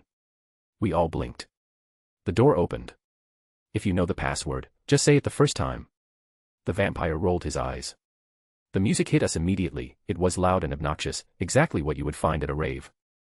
Blade stepped forward and, without hesitation, stabbed the vampire in the chest with a stake. The guy let out a startled gasp before slumping to the ground. I pointed my gun and shot at another, and Thorum hit the third that was standing guard across the face with the gun in his hand. Blade seemed particularly annoyed at the moment. I couldn't guess why. It seemed like the building had been converted to a club. We only had to head through a few doors to reach the main floor, where we could see hundreds of people with a bunch of lights and music still muffled somewhat. However, also rather noticeable was that there was a light red drizzle from above. I didn't need to get any closer to smell the scent of blood. It was pungent even from this distance. Come on, we need to find the control room. He grunted, taking us in another direction, through some side doors. It was loud enough that we didn't really need to worry about making a commotion. In the first room we burst into, there were probably about a dozen vampires all sitting around that all got startled when we walked in. There was a moment before everyone started moving. Blade threw out his shurikens, and Thorum threw his gun at one of them before tackling another. I did a tactical roll and started spraying bullets. Guns are fun. I don't know how much I was helping, but I sure shot a lot of them. Eventually, it seemed to quiet down as all of them stopped moving, with Blade standing over the last of them as they drew their last breath. He didn't say much still, opting to keep pushing forward, opening the next door. We ascended a pair of stairs that seemed to take us to the top of the warehouse, where I would assume the officers would normally be. However, what greeted us was most certainly not what I had anticipated. If there was something capable of sobering me up instantly, it was probably this. There were glass cylinders filling up almost the entire area. Inside each of them was an infant, a child probably not even 1 year old. There were tubes connected to all of them, blood running from them into a mechanism that I followed with my eyes. I then looked out the windows that peered down onto the rave happening below. The hundreds of vampires dancing and partying with no care in the world. I then eyed the sprinkler system that was gradually spraying down blood on top of them and then back to the system. It wasn't hard to put 2 and 2 together. No one said anything, but Blade seemed less taken aback than us. I went to the nearest baby to check their condition. Thorum looked at me, and I shook my head. I methodically checked every single one. They were all dead or might as well be. Any kind of higher brain functions were gone due to the constant siphoning of blood, even if there were still heartbeats. The younger the blood, the sweeter the taste. Blade spoke as if answering the question I was about to ask. Ah. I said simply, taking off the gun slung over my shoulder and setting it down, not feeling like having fun anymore. Do you know who's responsible? I kept my tone from showing my emotions, I think, but maybe he could tell. Blade went to a nearby computer and started messing with it. Yeah, I've been after this bastard for a while. This is the first time I've gotten this close. One of his trusted people runs the place below, and... He paused. He's nearby. You two get back to the car, I'm going after the boss. What about all the other vampires here? Thorum asked. Blade looked conflicted for a moment. Better to get the big bastard, he's the one who sets places like this up. Well, I couldn't really argue with him there. I'll go kill him and then come back. Blade said again, grabbing what he needed off the computer, very clearly implying that he needed to go alone. Again, I wasn't in the mood to keep playing around, so I didn't insist on following or giving him a hard time. Thorum and I shared a look after he left. He, too, was no longer in a joking mood. Mind if I call someone to join us? I asked. My friend, please bring whoever you want. Thorum, he said politely. Line break. Thorum and I walked back downstairs, and without any hesitation, pushed open the main doors to enter the actual club portion. Again, the soundproofing was on point because the volume intensified by magnitudes just from a single door beforehand. No one even bats an eye our way. It was hard, I suppose, in this situation, to just eyeball someone to know they're not a vampire. I turned my head, getting a better look at the place. I cast a small spell to keep the blood off of me as I took everything in. A DJ was at the front on an elevated stage, and there were cages with people inside, dancing along. There were a few fresh corpses hanging by hooks and chains, dripping blood down onto the crowd. There was also a set of stairs on the opposite side of the room that led up to a sort of balcony or a more VIP area with a few guards. Actually, there were several guards placed around the room. I pat Thorum's shoulder. Guard the door. I didn't need to speak loud, he heard me enough. I walked to the edge of the room and traced the wall as I made my way around the crowd. I found one of the guards, black suit, sunglasses too. It made me take mine off and toss them to the ground. He noticed me, barely moved, and it looked like he was about to ask me what I wanted because I was heading right to him. I swiped my hand, slicing his head clean from his shoulders, grabbing it by the hair so it didn't hit the ground with the rest of his body, and I kept walking until I was about as close to the stage as I could be. And I unceremoniously tossed the severed head at the DJ. The music stopped with an abrupt screech of the equipment and a shriek by the DJ as it hit his equipment. The suddenness caused the crowd to abruptly follow along too, as they all stopped dancing and started looking around in bewilderment. I saw someone in a well-kept suit, looking like it cost close to what I usually wear, come to the edge of the balcony, the VIP area, looking around as he too looked confused and eyed the severed head that still freaked out the DJ. I made myself known, walking up onto the stage from the corner. All eyes in the room fell on me. For so many people in one room, it was oddly quiet. I came to the edge of the stage and sat down, letting my legs dangle. The guy up top leaned on the railing, looking mildly amused. Well, that's certainly one way to introduce yourself. I had thought this evening would be a bore, but it seems we have a guest. I glanced up at him but didn't really feel like responding with something witty or humorous. Come now, introduce yourself. What purpose does a human like yourself have to spoil our good time, As soon as he said the word human, it's like a tone shifted. The startled and confused looks turned more predatory. They were eyeing me like a piece of meat. I took out my phone, but it was on speaker, and I began to dial. The guy up top frowned. I'm not used to being ignored, but I'm willing to overlook it because of how bored I am.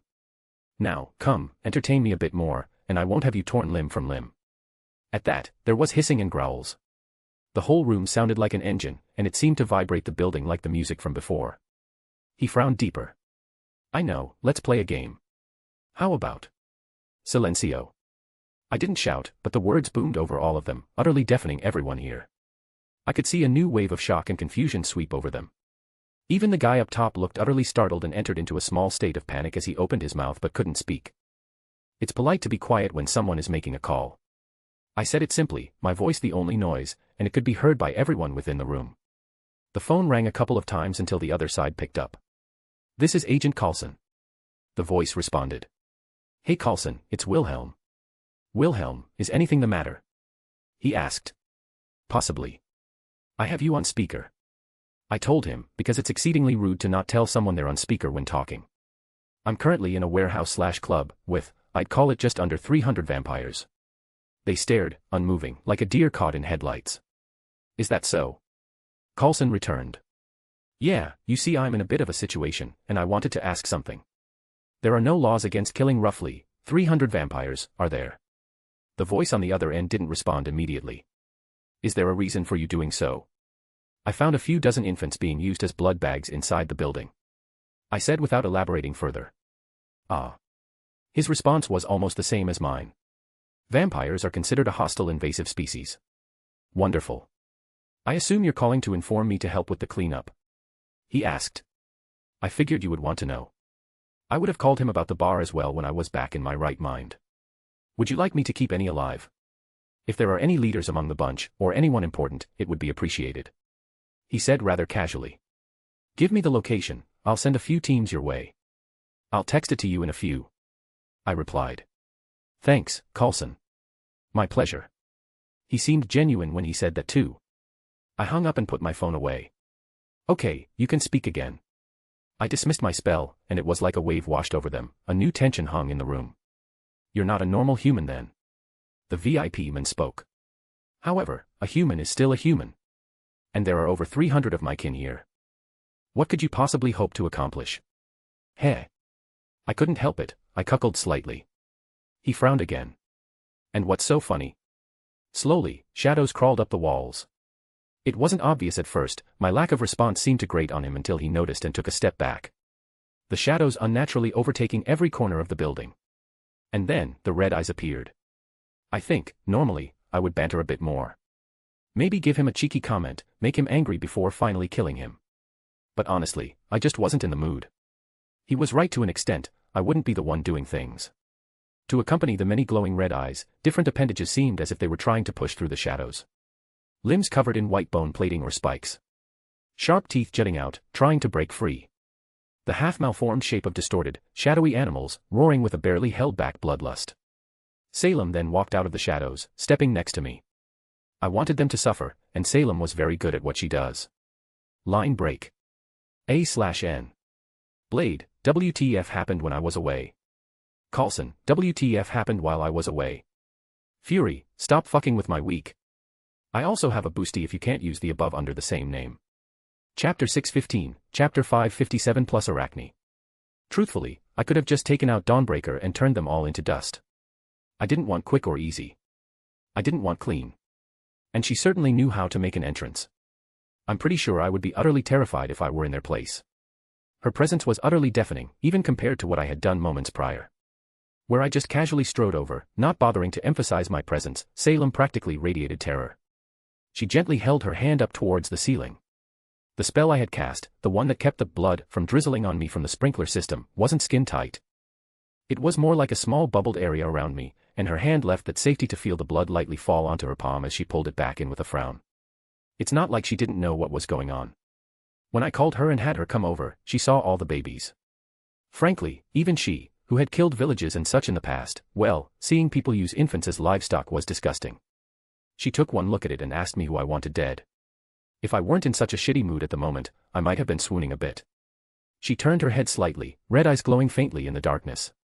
What do you want me to do? She asked. Her voice was soft, almost gentle. I didn't hesitate. I want them to know what it's like to be treated as prey. Salem scrunched her nose. Her gaze swept over the vampires like one might glance at an anthill.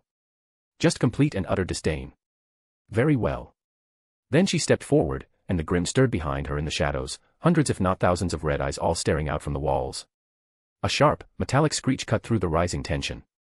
Up above, on the second-story balcony that overlooked the main floor, Mr. VIP Vampire had clenched too hard on the metal handrail and turned it into scrap metal. I rolled my eyes because the look on his face really told everyone how he thought himself some type of badass. Even among the hundreds of vampires filling the space, his presence now dominated the room. For some reason, he showed not an iota of fear. I had no idea if it was bravery or utter stupidity. However, at this point, I didn't quite care.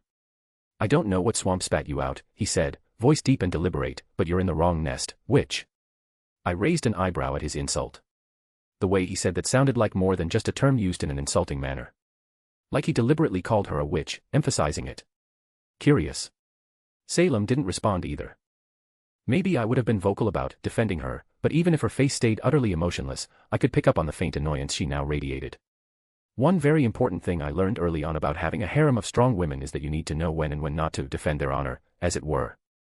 Sometimes, they enjoyed me stepping in, but a lot of the time, they'd much rather be the ones beating an idiot senseless. I can't say I don't understand it, on either part. Having one of my girls step up to defend me does give me the warm and fuzzies when it happens. She simply turned her head and looked at me. Why does this insect speak with such arrogance? She asked, uncaring at the many insects looking at her with bloodlust in their gazes. I gave a small shrug. Carefully cultivated self-delusions of grandeur from living in an echo chamber, I would assume. I said pointedly. That, or they're really fucking stupid. Which is also a highly probable answer. Ah. She spoke as if all questions had been answered. I believe I understand. Some insignificant insects acquire a modicum of power and believe themselves important. I gestured lazily toward the crowd below. I nodded. They're so low on the totem pole that most things don't even bother to acknowledge them, which led to this. Salem just hummed. The VIP vampire slammed a foot onto the balcony's edge, voice booming out over the room. Take them. Dozens of vampires surged forward, fangs bared, hands like claws. Any kind of semblance of rationality or humanity went right out the window. Frankly, I didn't know who the beasts were at this point, the vampires or Salem's Grimm. Though neither of us moved nor made even a motion to stop them or to defend. A blur of black and bone leapt from the shadows.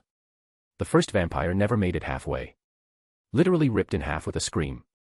The second Beowulf slammed into him midair, jaws snapping, claws raking. The two figures twisted and tumbled to the floor, and only one stood up. It's kind of ironic that Beowulfs look like werewolves. Was it racist to use Beowulfs, considering that they don't get along with vampires almost anywhere? Dozens more Beowulfs erupted from the darkness, a wave of raw savagery tearing into the oncoming vampires like a coordinated pack of nightmares. It was rather intense. Might have even been a good show in better times. Unfortunately, the Beowulfs weren't exactly the smartest bunch, mostly operating off some kind of pre-programmed instinct. They aren't living beings, their flaw is their adaptability in a fight. Well, at least these ones. I knew that some Grimm got smarter if they lived for a very long time, but I know Salem wasn't taking those out with what were basically just her lowest level minions. On the balcony, the VIP vampire scoffed. "Mutts," he spat. "This is what you're so confident in. Hounds from the gutter." Salem didn't even blink. She crossed her arms, expression unreadable, eyes never leaving the carnage. The Grimm began to thin. While the occasional Beowulf would tear apart a vampire, it was becoming more common that several vampires would take down a Beowulf without dying. Though, that isn't to say they were coming out unscathed. It was fairly obvious these vampires had no real combat experience. They were just relying on their superhuman abilities. Hell, most of them were wearing clubbing clothing and didn't look like they've ever worked a hard day in their life. It was certainly an odd sight, though. Two groups of monsters just tearing into each other with reckless abandon. The VIP vampire let out a barking laugh, spreading his arms as if vindicated when the final Beowulf fell. With a roar, one vampire grabbed the head of it before it had a chance to dissipate and held it up, followed by shouts on their side. "Arrogant insects, was it?" he mocked. "Delusions of grandeur." He mimicked our words, mocking them with glee. Salem didn't respond, her small eyebrow rose up. Then something huge slammed into the floor. An Ursa Major burst through the shadows layering the wall, covered in jagged bony spikes, bellowing loud enough to shake the rafters. It plowed through the vampires like a battering ram, crushing three beneath its fists before hurling a fourth into the far wall hard enough to leave a crater. Borbatusks followed next, muscular, tusked beasts barreling out of the shadows with speed that defied their size. Their bladed tusks ripped through vampire flesh, flinging bodies aside like dolls. More Beowulfs returned, pouring from every crevice and crack in the walls, an unending tide of black death. Creeps and other smaller Grimm skittered out behind them, crawling across the ceiling and floor like a very bad or really good horror movie. And then, a hand. It reached out of the abyss behind Salem, fingers curling grotesquely, as if pulling itself free, rising from the shadows. A Nuklavi burst out.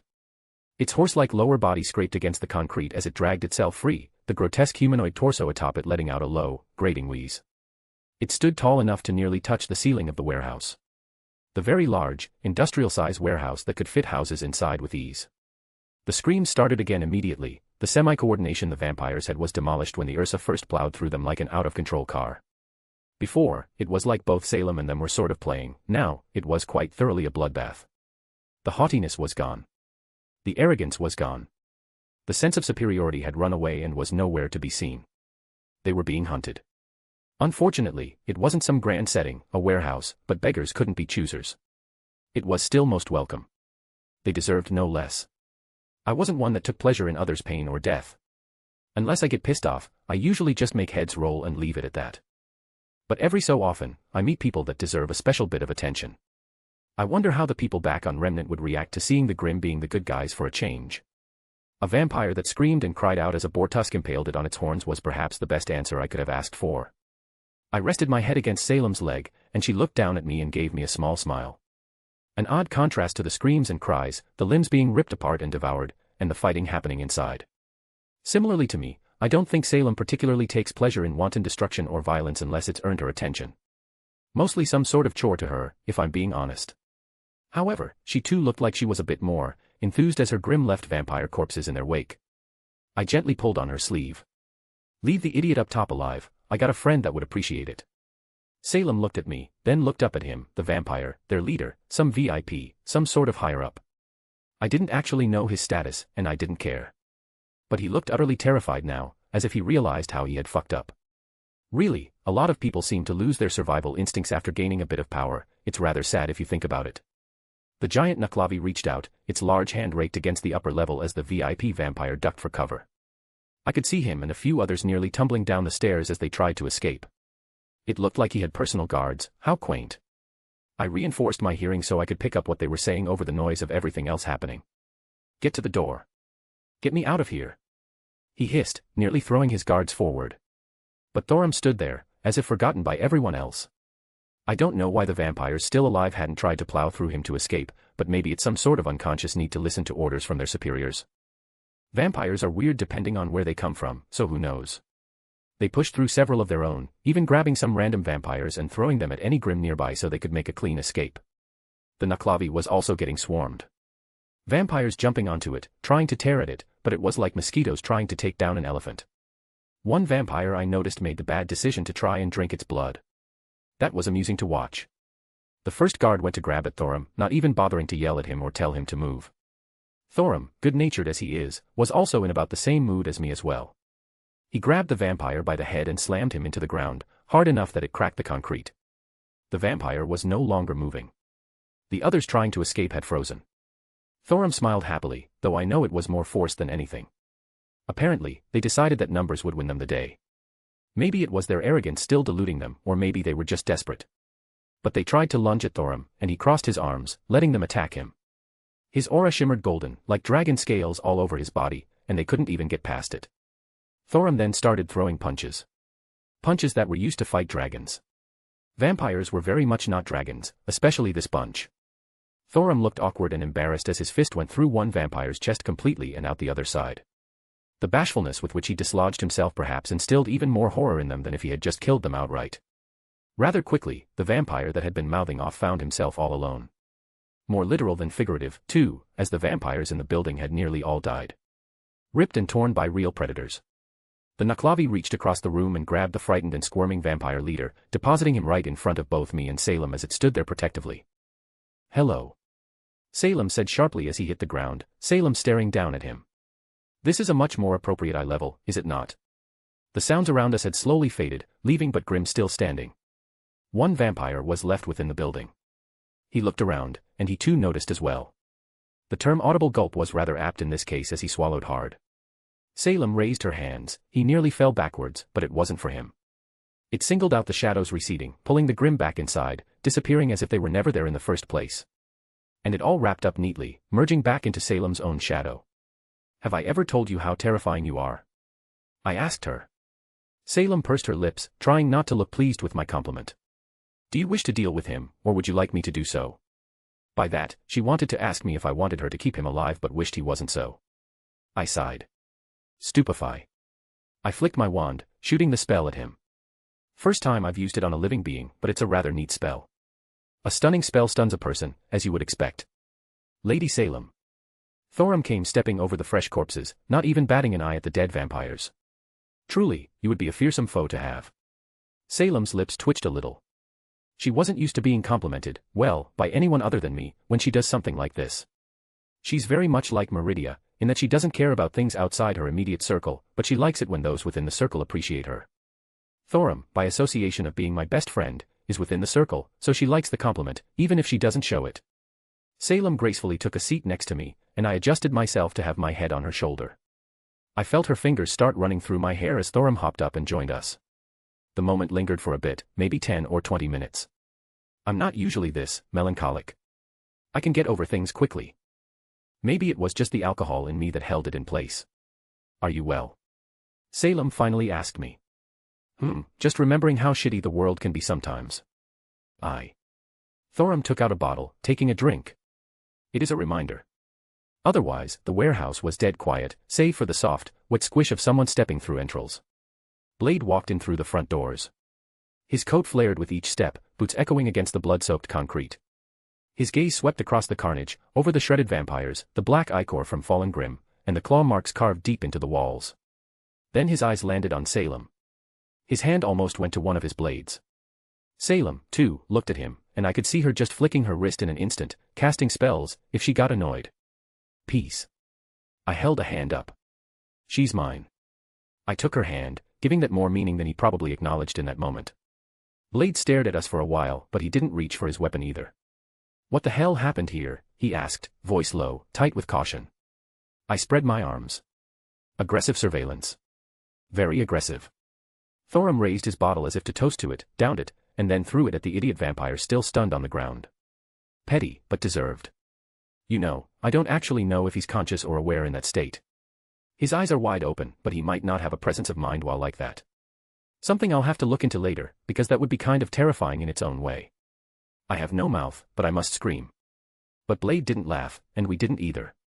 He looked back at Salem, then at the stunned vampire slumped unconscious at our feet. "Explain." I tilted my head. "You're a half-vampire who hunts vampires, right?" Blade frowned. "Yes." I pointed over at Thorum, who was currently trying to flick gore off his elbow without making a mess. "He's the same thing," I said. but with dragons. Thorum froze. Looked up. And gave a sheepish wave. Technically, it was kind of correct. I just didn't care enough right now to give a full essay-level explanation on Thorum's existence. Hi. Blade blinked once. Just once. I'm a mage. I decided to use a commonly known terminology. Salem here is a witch. Is it okay to call you that? It's accurate. Salem said nonchalantly. I nodded, settling on witch then. I know media doesn't like being called it, and it has different connotations depending on where it's said. The fuck? That's also accurate. It looked like he wanted to ask questions, but I think he just decided not to. He seems like the type that doesn't care unless it affects his work. Blade kept staring at the unconscious vampire. So, how'd your hunt go? I asked, knowing he went off to try and hunt down some big, bad vampire leader. He ran before I could get him. Blade grunted, then scowled. Unfortunate. Blade just grunted again, looking back down at the vampire on the floor. Is this guy the one who ran this place? Yup, he responded casually. Real arrogant shite for being such a moron. Sounds about right. Blade snorted. I'll take him off your hands and see if I can't get anything important from him before he gets a morning view of the sun. Hold your horses, Dracula. I held a hand up. Got a friend who asked me to keep him alive. Blade raised an eyebrow. Ever heard of SHIELD? I asked, then blinked. The acronym, government organization stuff. No. Blade responded, seemingly frowning. They handle bullshit like this, the weird stuff. I have a friend there, and I gave him a heads up to come on over. They should be arriving soon and asked me to keep one of their leaders here. I gestured to the idiot. If you want, you can bail before they arrive. I won't say anything if you want to keep off any reports. But if you want to stay, Agent Coulson is a good guy, it might be worth talking to him. I liked Coulson, I wouldn't mind pointing people his way that would be worth talking to. Blade was, also kind of a straight shooter from what I knew of him at this point. He didn't leave us to die when he could have. And he was hunting down vampires, it's hard to argue against that. Government. Blade repeated. Really? He seemed genuinely surprised. Worried they'll judge you for being a half-vampire? Blade snorted. I'm more worried about being a black man with a bunch of unregistered weapons. Did he just make a joke? Line break. Blade stuck around. For the roughly hour it took for people to arrive. Admittedly, I hadn't actually sent the information until things were settled. As SHIELD agents swarmed the building, he hung back slightly, eyeing some windows if he needed to escape. It's funny, this warehouse didn't have fire escapes or other exits.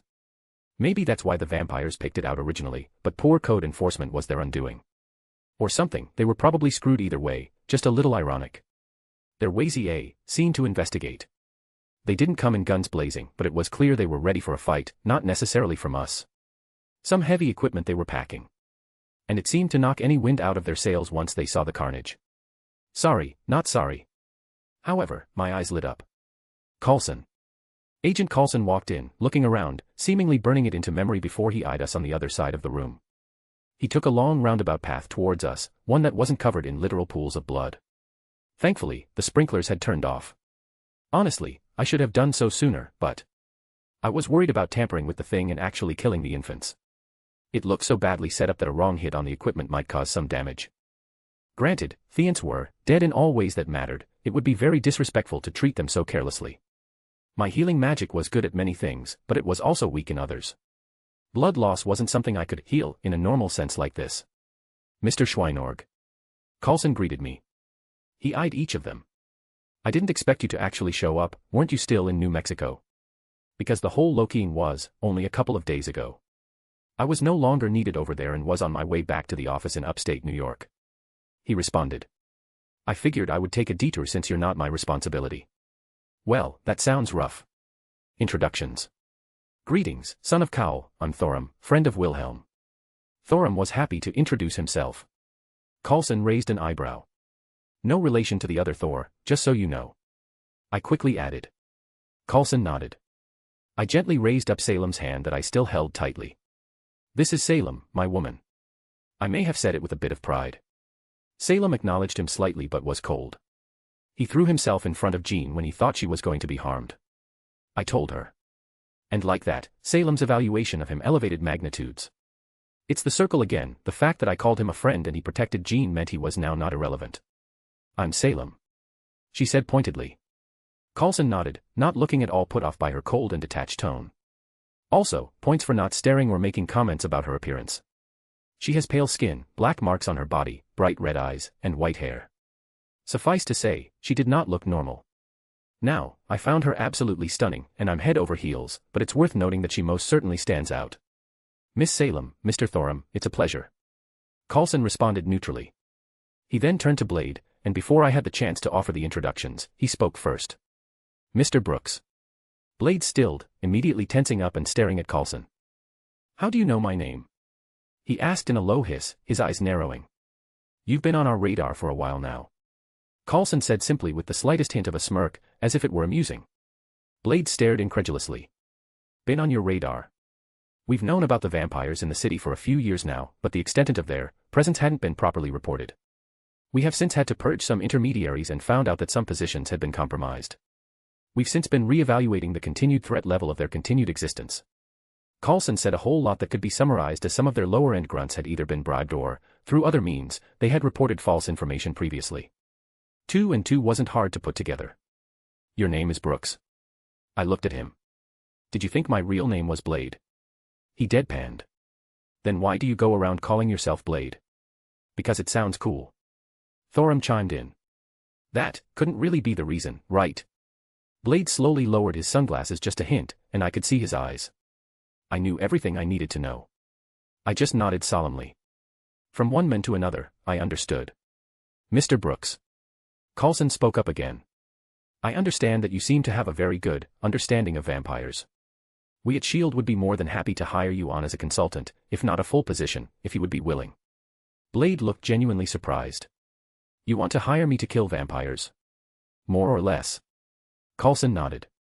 This is the strangest day of my life, and I kill vampires for a living. Mr. Brooks, this is perhaps the most mundane thing in respect to my job this week. Coulson informed him. Salem looked at me. I believe you are involved there. I claim complete innocence. We're currently trying to open communications with Wakanda. Coulson stated, that neutral smile still on his face as he looked my way. I take some responsibility. I would like a debrief on that, but let's stick with the priorities for now. Coulson took out a card from his pocket. Mr. Brooks, my card. He handed it over to Blade, who accepted it hesitantly. You look like you want to be anywhere but here, and we won't stop you from leaving. Whether you decide to join with us or not, there are some ground rules. In the future, I hope you call us after one of your night activities to clean up properly. And as long as you keep your activities to a certain group, we won't police you too heavily. Ah, there's the subtle warning, the carrot along with the stick. Basically, don't kill innocents, and we won't have problems. How practical. I guess Coulson and them acknowledge that they have less than stellar knowledge and ability to currently combat supernatural threats. I'll think about it.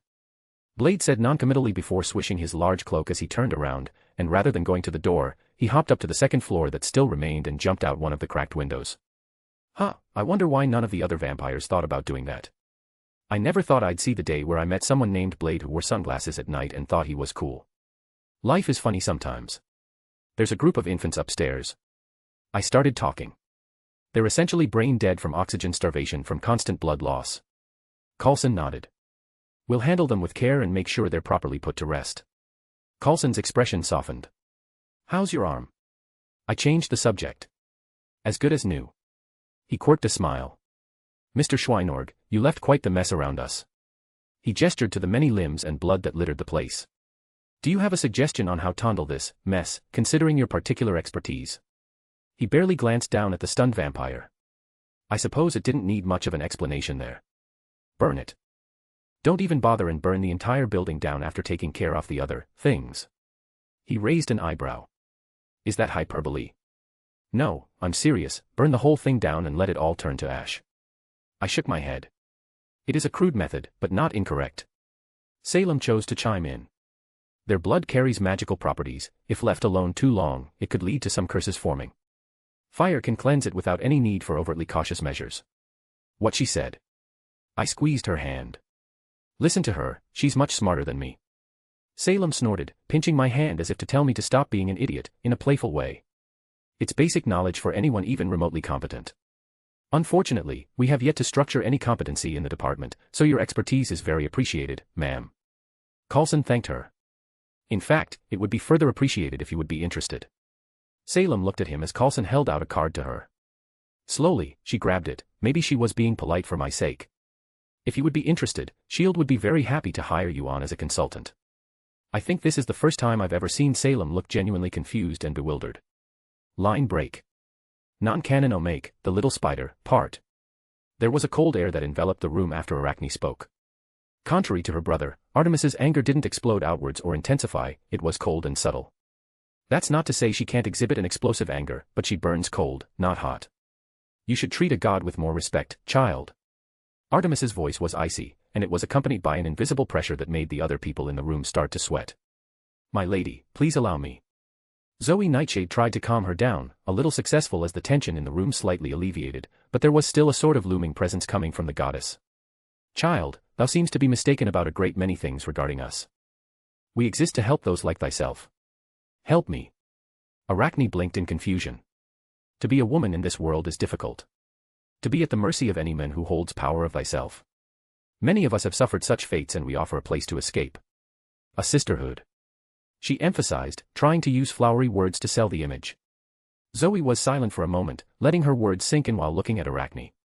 Are you daft in the head? Arachne finally asked. Why do you think I need anything like that? The huntress knew that this was going to be difficult. Or rather, the girl was difficult.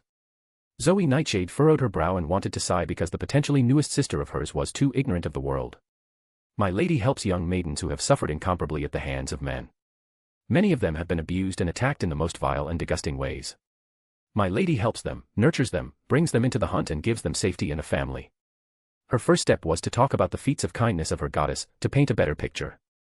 Arachne wasn't stupid, she could understand what was being implied when she mentioned, attacked and abused. It's not like her parents haven't had those talks with her and she was ignorant to certain things. Yes, but why would it join? Arachne reiterated, confused as to what was even being offered at this point. You're not offering anything to me. Zoe furrowed her brow again. Thou would be trained. Are you a moron? Arachne interrupted her again. Excuse thee. She was taken aback because she had never been talked to in this way before, especially with her goddess standing right next to her. Arachne pointed to Chiron who was awkwardly standing behind his desk as this whole conversation was going on. Trainer of heroes. While Chiron didn't voice it, or show any reaction in fear of angering Artemis, he was very glad that his existence wasn't ignored. He did take pride in caring for and training students. It's different. Zoe defended. 'Cause he's not a girl. Arachne scoffed, understanding exactly what was being thrown at her feet. Zoe grit her teeth, to stop herself from getting overly upset. You would be personally trained by a goddess. Arachne rolled her eyes. She had been trained by gods since she were a babe. Do you think I could get this personal training if I gave Ares back his cabin? She said in a mocking tone. Funny enough, Ares would probably jump at the chance if she were really into it.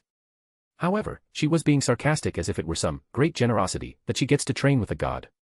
Thou doesn't understand. Zoe shook her head in exasperation. Thou art being given the opportunity to become more. To escape the bondage placed upon thee. You keep saying some shite like that and I don't think you even know what you're talking about anymore. Arachne was starting to get annoyed. Even me mum spoke well of Cryon. If I want more training, I will ask him. He trained the best o' the Greeks. Thou speakest of Chiron, but do you know his greatest warrior, the famous Heracles? Her nostrils flared, the memory seemingly still fresh in her mind as she recalled him. Dost thou know what he had done to me? Child, I was one of the Hesperides until I was used and banished from mine kin for helping him steal one of the golden apples. Did he force you? Arachne asked, crossing her arms. Zoe tilted her head slightly, surprised by the question. Did the brute force me? Nay, he never laid a hand on me. He did something. So you weren't forced. Did he blackmail you? Did he take one of your family hostage? Did he threaten you in any way? Zoe blinked. No, he feigned love for me, using my heart to get what he wanted. Then he abandoned me after he won his prize, leaving me with nothing. Arachne found herself at a loss, not quite sure how to respond to that until she finally blurted something out. Are you really that dumb? Zoe reeled back at the harsh words, once more taken aback by the sheer bluntness of the response. How dare thee? She hissed back. If someone who claims to love you asks you to do something bad that will hurt you, then he doesn't really love you, you dumb cunt. Arachne spat out like it were obvious. Don't blame someone else for your bad decisions. You side with that brute. Zoe couldn't believe what she was hearing. No, he sounds like an asshole, I just think you're a dumb cunt too and blaming someone else for your own fuck-ups. Arachne huffed. She felt like everyone around her here was an idiot. Zoe was stunned into silence. Artemis, likewise, was surprised by how this talk turned out and had never experienced something like this before. They both had assumed that Zoe's story would have elicited a sense of sympathy and understanding in the younger girl. But it was clear that plan had backfired. Arachne knew quite a bit about Greek myths and legends. They were some of her favorite stories when she were little. Sure, almost everyone involved in the stories were usually assholes of some degree, but they were still interesting stories. So Arachne knew who the nymphs that guarded the golden apples were. And the fact that she had been kicked out meant that she had betrayed her other family members out of some stupid reason. It was ridiculous to Arachne, since when was love an excuse to be a complete idiot that betrayed your family? Ahem. Chiron cleared his throat, trying to mend the strange atmosphere.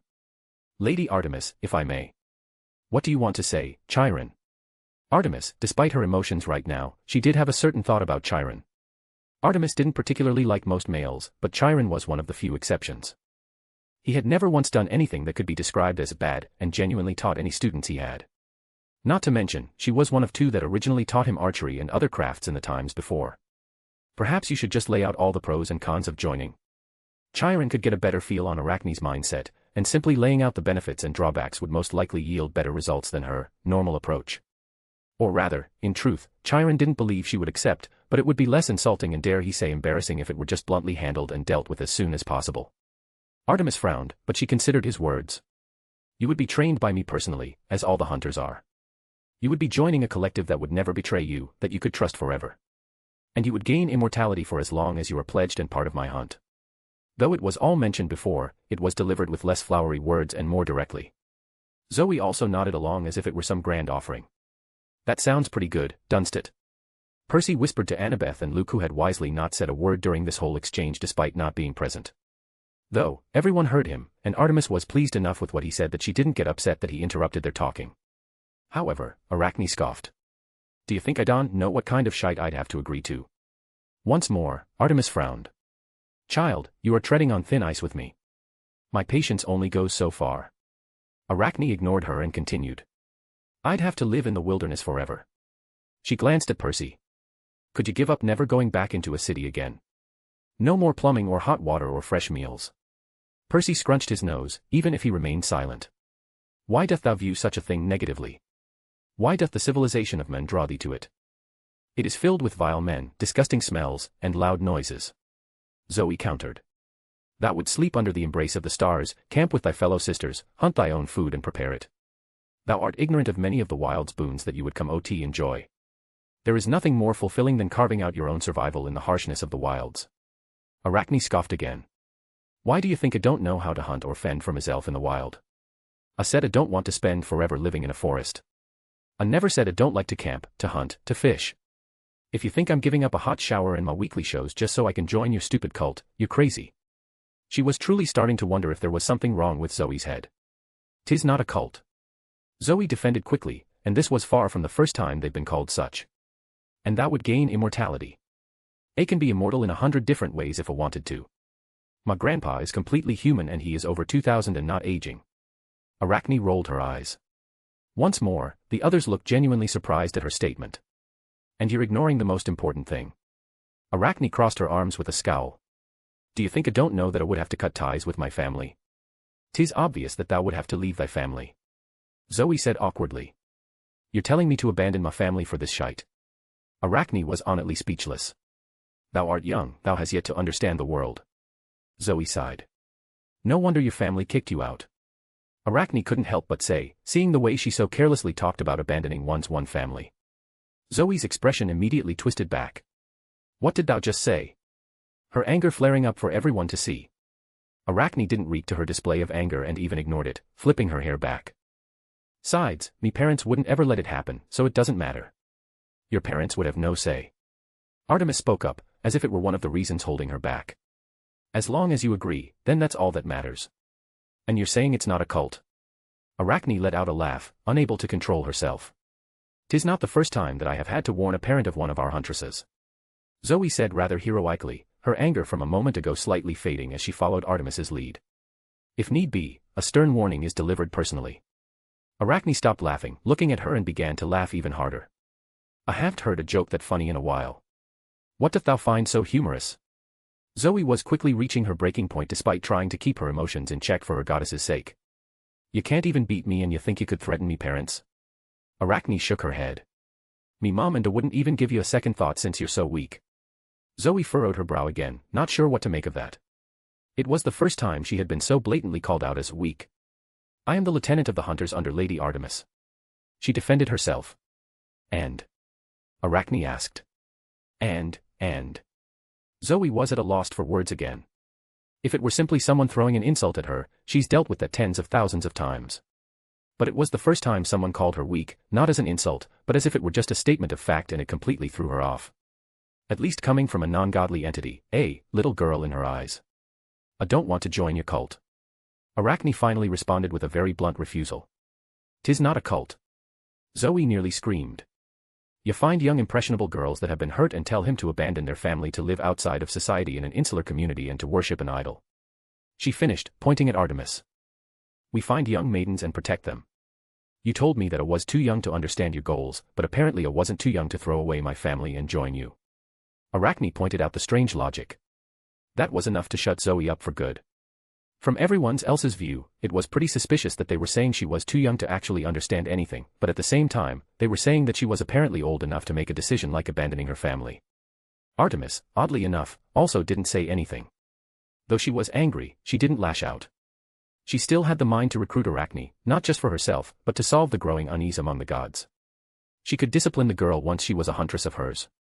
However, just because she wasn't verbally or noticeably making her anger known, it didn't mean she didn't have any thoughts on other things. Why not give the girl a little nudge in the right direction? Perhaps only Chiron noticed, but even he couldn't see full what she was doing as the goddess's divinity subtlety seeped into the younger girl. Artemis was the goddess of the hunt, that came with certain concepts not too dissimilar from stealth and subtlety that many forgot about. Just a little nudge to change her thinking to align more with their own, then it would be easy. However, as soon as she attempted to something, two large slitted irises stared back at her and she pulled away in shock. Artemis, for one of the rare times in her life, felt her heart pound. Quickly, she forced herself to calm down, and no one realized what happened besides herself. And thankfully, a distraction came at the right time to keep attention away from her so she wouldn't be noticed. Right through the door, Dionysus came walking in. Without a word, he grabbed Arachne, threw her over his shoulder and picked up Mr. Blueberry, who was happy to play along, and walked right out the door. Everyone was sort of bewildered as it happened. So, can we go too? Percy raised his hand amidst the awkward silence. Go. Chiron finally said as he noticed Artemis didn't reject him. And the trio of kids hastily shuffled out the door. Chiron was, oddly happy it ended as it did. Artemis has Chiron called Percy in because she was curious about the cause of the conflict between both Poseidon and Zeus, as Percy was evidence that Poseidon had broken his oath. Second, she had Chiron call Annabeth and Lucan because along with Clarice, those three were the de facto leaders of the campers, and she was going to lay the normal ground rules to them to relay back to everyone now that her hunters are staying in camp for a bit. Chiron. Artemis finally spoke up again, and the trainer of heroes could feel the icy tone in her words. Yes, Lady Artemis. Chiron knew it was the time to be as respectful as possible.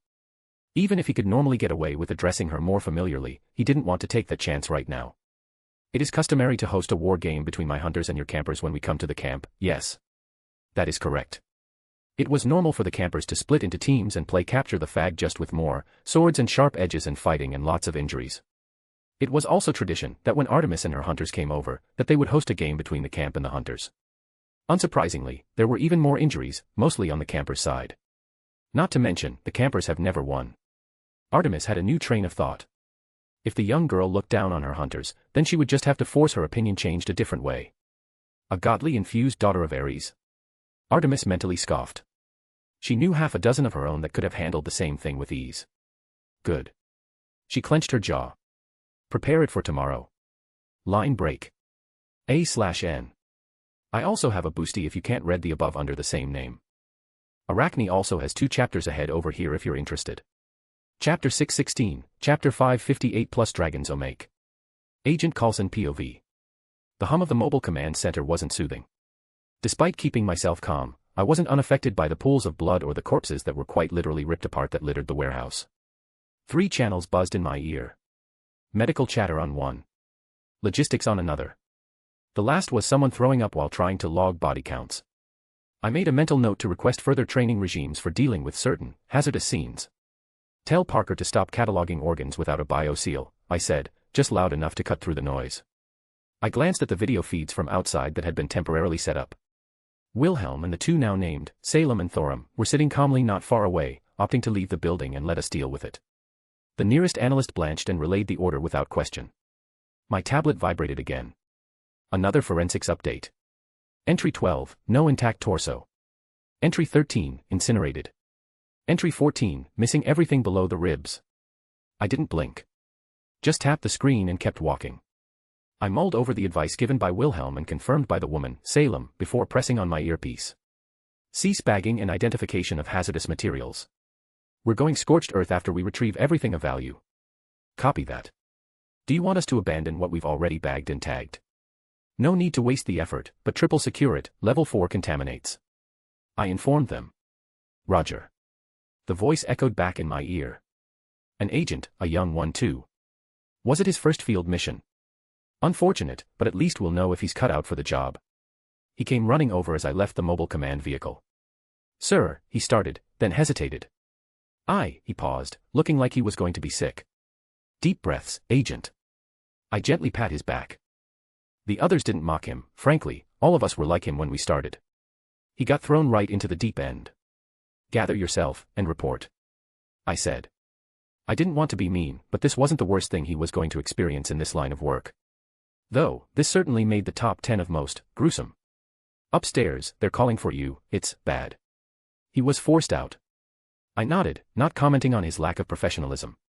We would have a proper debrief and review when things were over and he had the chance to calm down. Thankfully, we didn't have to go through the main floor of the warehouse, the side door led up to the second story. Sir, one of my agents muttered, how is there that much blood? Some of those bodies look like they exploded. Ask our guests, I said casually. There was already someone standing at the door, guarding it. He saluted and opened it up for us as we climbed. The smell hit immediately, cleaner than the massacre floor. Some of the smell seeped up from below, but the smell of medical supplies was clear. Almost like a hospital in a sense. Rows of machines, lots of tubes, and a few dozen infants. This must be what Wilhelm told me about. Infants, hooked up to IVs, monitors, and devices I didn't recognize. My eyes trailed up to where the machines connected. I turned to the field medic already on site. Her face was tight behind the mask, but her voice was steady. Talk to me. They're alive, she said, but only in the clinical sense. Minimal brain activity. Severe hypoxia. They've been bled repeatedly, possibly since birth. Machines are compensating for basic functions, heart, lungs, etc. If we disconnect, their bodies won't even have the strength to operate. I nodded once. Can they recover? She hesitated. No sir, for all intents and purposes, they're already deceased, simply forced to keep living to act as. She didn't finish. Blood bags. I finished for her, keeping my expression from frowning. Behind me, someone whispered a curse under their breath. Unprofessional, but no one scolded him. I assume this device is hooked up to the sprinkler system. I asked. Yes, sir. She nodded. It was specially modified to distribute the blood through the systems down below. Suddenly, it felt like a tonal shift for my men. They probably had certain thoughts about Wilhelm and his company after seeing what happened below, but I'd bet money that their opinions changed significantly now. SHIELD isn't in the job of routing everything non-human, but when rabid animals appear, putting them down shouldn't elicit any remorse. Sir, a voice called from across the lab. One of the techs that was working on one of the computers called out to me. We pulled video from the internal feed. Cleaned up interference. I joined him at the terminal, and the others gathered around. He played the footage. The sound came first. Screaming. Then crunching, organic and wet. The feed stabilized in time to catch Wilhelm stepping through the front like he owned the place.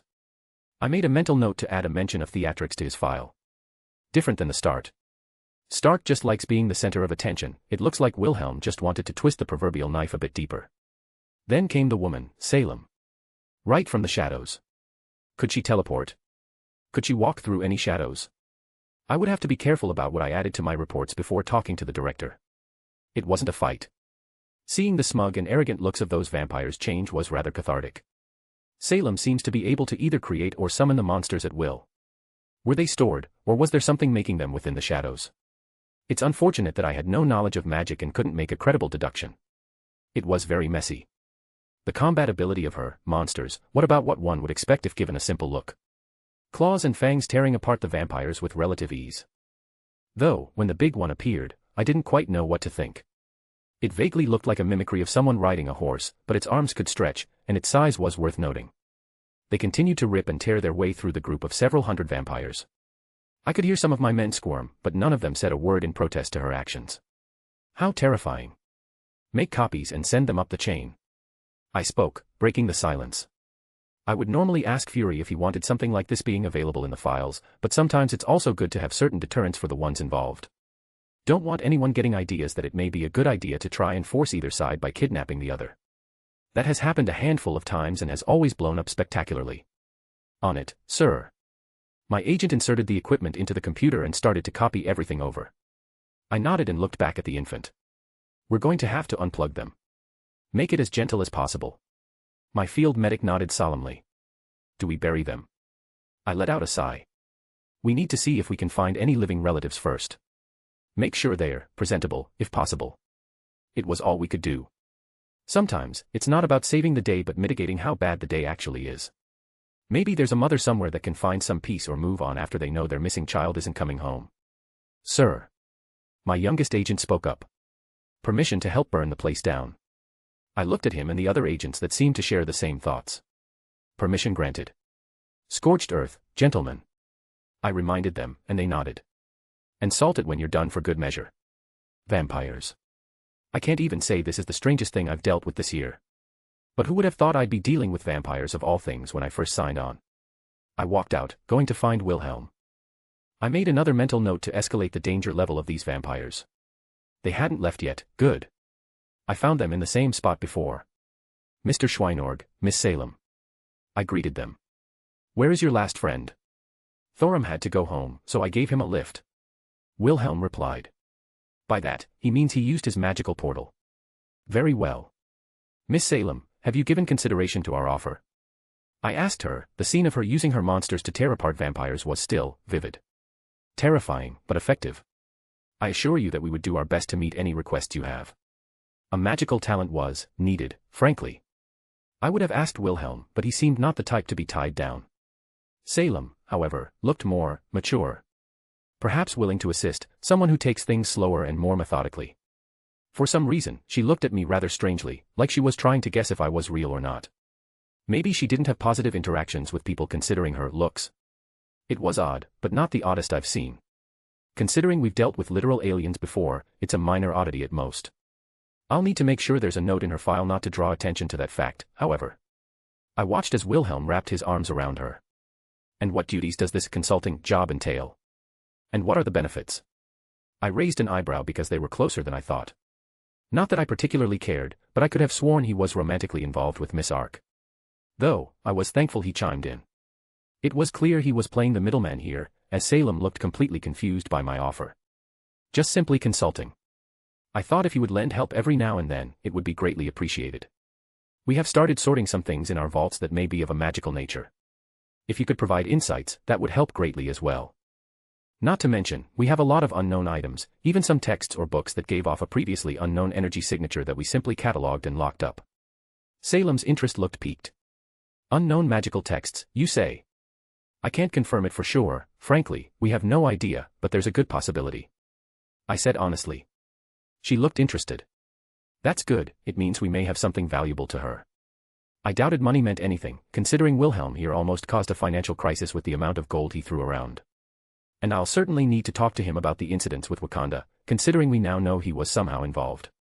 Fury is still over there with the helicarrier trying to figure out what the heck is going on. Finding out that Wakanda is apparently a very advanced society was an eye-opener. Just when you think the world is getting small, it manages to surprise you. Seeing as I managed to get her attention, I continued. Of course, being our lead consultant would put you in the position to inspect everything with first priority. I smiled. I couldn't just outright say I would give her everything that blipped on our radar from the magical side of things. She crossed her arms, frowning slightly. I'm beholden to no one. I refuse to follow any orders. Ah, one of those types. Well, with how terrifying she is and the power she presumably has, I could understand where she was coming from. No orders, only requests. I assured her. You would not be a subordinate nor employee, you would be a consultant that can leave whenever you want. What do you think? Wilhelm looked at her, asking. I'm curious. She replied to him. Wilhelm looked surprised. Hypothetically speaking, she would need proper credentials, identification, and all that. You won't find her in any systems. You don't have to worry, I already suspected as much.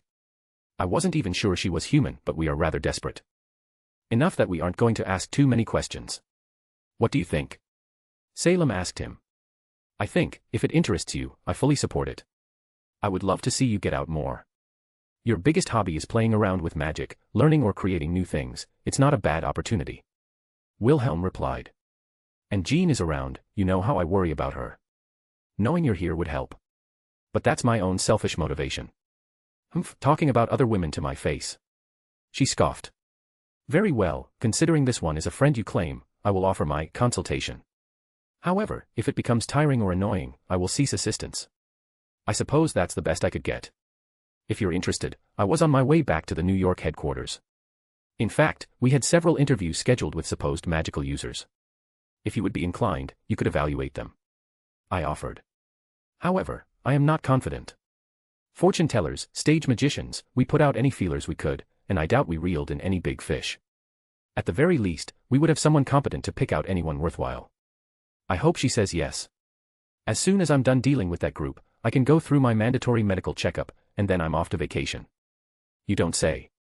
She smiled slightly. Or perhaps I have made a terrible mistake. Who knows? Line break. Wilhelm POV. We were in a helicopter.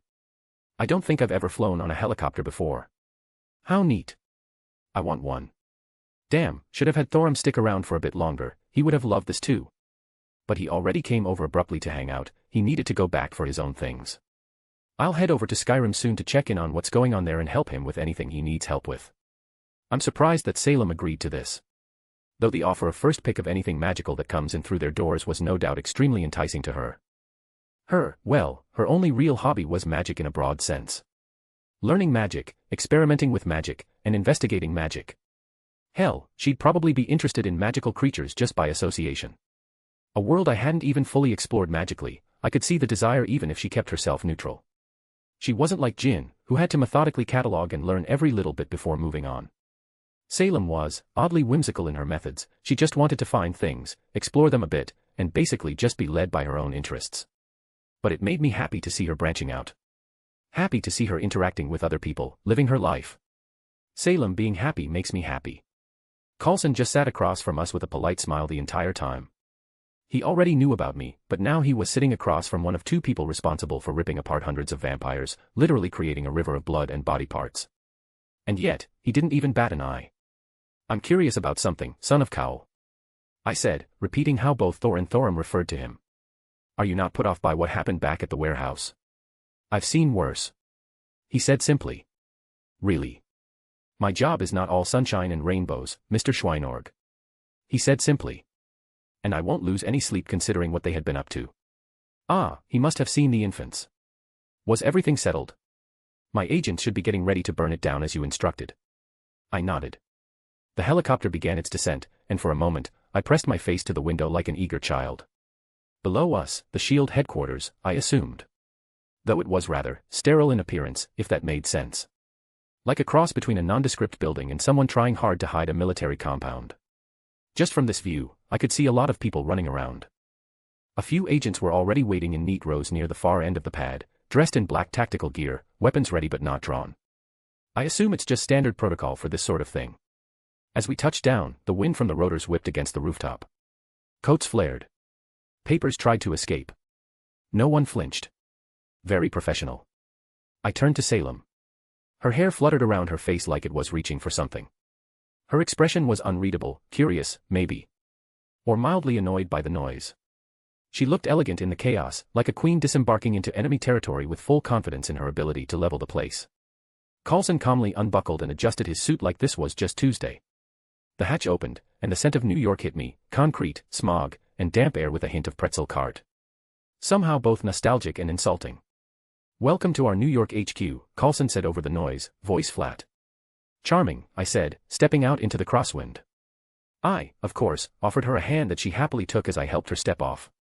Salem looked around, her face unreadable. Surprisingly well trained, they hardly even stared. That was just about the closest to a glowing compliment that Salem would give. They saluted Coulson, who gave them a nod, barely even stopping as he led them into the building. So, question. I spoke up. It's about 3 in the morning. The building being active with a bunch of people is one thing, but you were on your way to interview people at this time. Coulson shot me a dry look. 3 different people told me that their mystic powers only appear after midnight. I blinked. I feel bad for you now. His lips twitched slightly. Oddly, several others also requested late-night schedules, and most of the ones left didn't care either way. So here we are. I gave him a sympathetic pat on the shoulder. If I knew how bad they had it, I would have volunteered earlier. But Salem decided she wants to see what's worth it for her, so I won't really interfere much. We'll get right into it, unless you want a moment. Coulson asked. Do you have files or something? I asked. They're already there waiting. He nodded. Let us get this over with then. Salem said simply. Coulson led us through the corridors of the building. It was just what you would expect, the decorations minimal, people coming and going with their own busy work, barely sparing us a glance. We turned a few corners before he found a door with a couple of guards at it. He looked at them and nodded. They opened the door. One of them also handed him a folder as we walked inside. The room was spacious, like an oversized conference room that overlooked the back picnic area where they probably take their lunches. There were people here too, quite a few. About equal numbers of men and women, but they were certainly a colorful array. Some were wearing normal clothes, and some were dressed up like they were going to an anime convention. I held my tongue. I really wanted to delve into this mess myself, but out of respect for Coulson and the fact that it was Salem's show, I didn't say anything. Everyone in the room turned to us. Salem was unmoved by their stares. Good morning, everyone. Thank you all for coming in at this odd hour. Coulson started. I'm Agent Phil Coulson. I'm the one currently assigned your potential contracts. I've also brought with me an expert to interview each of you. He gestured to Salem. Would you like to say anything, Miss Salem? Salem crossed her arms. Leave if you're just pretending, save me the trouble. Thank you, Salem. Coulson didn't bat an eye. How would you like to begin?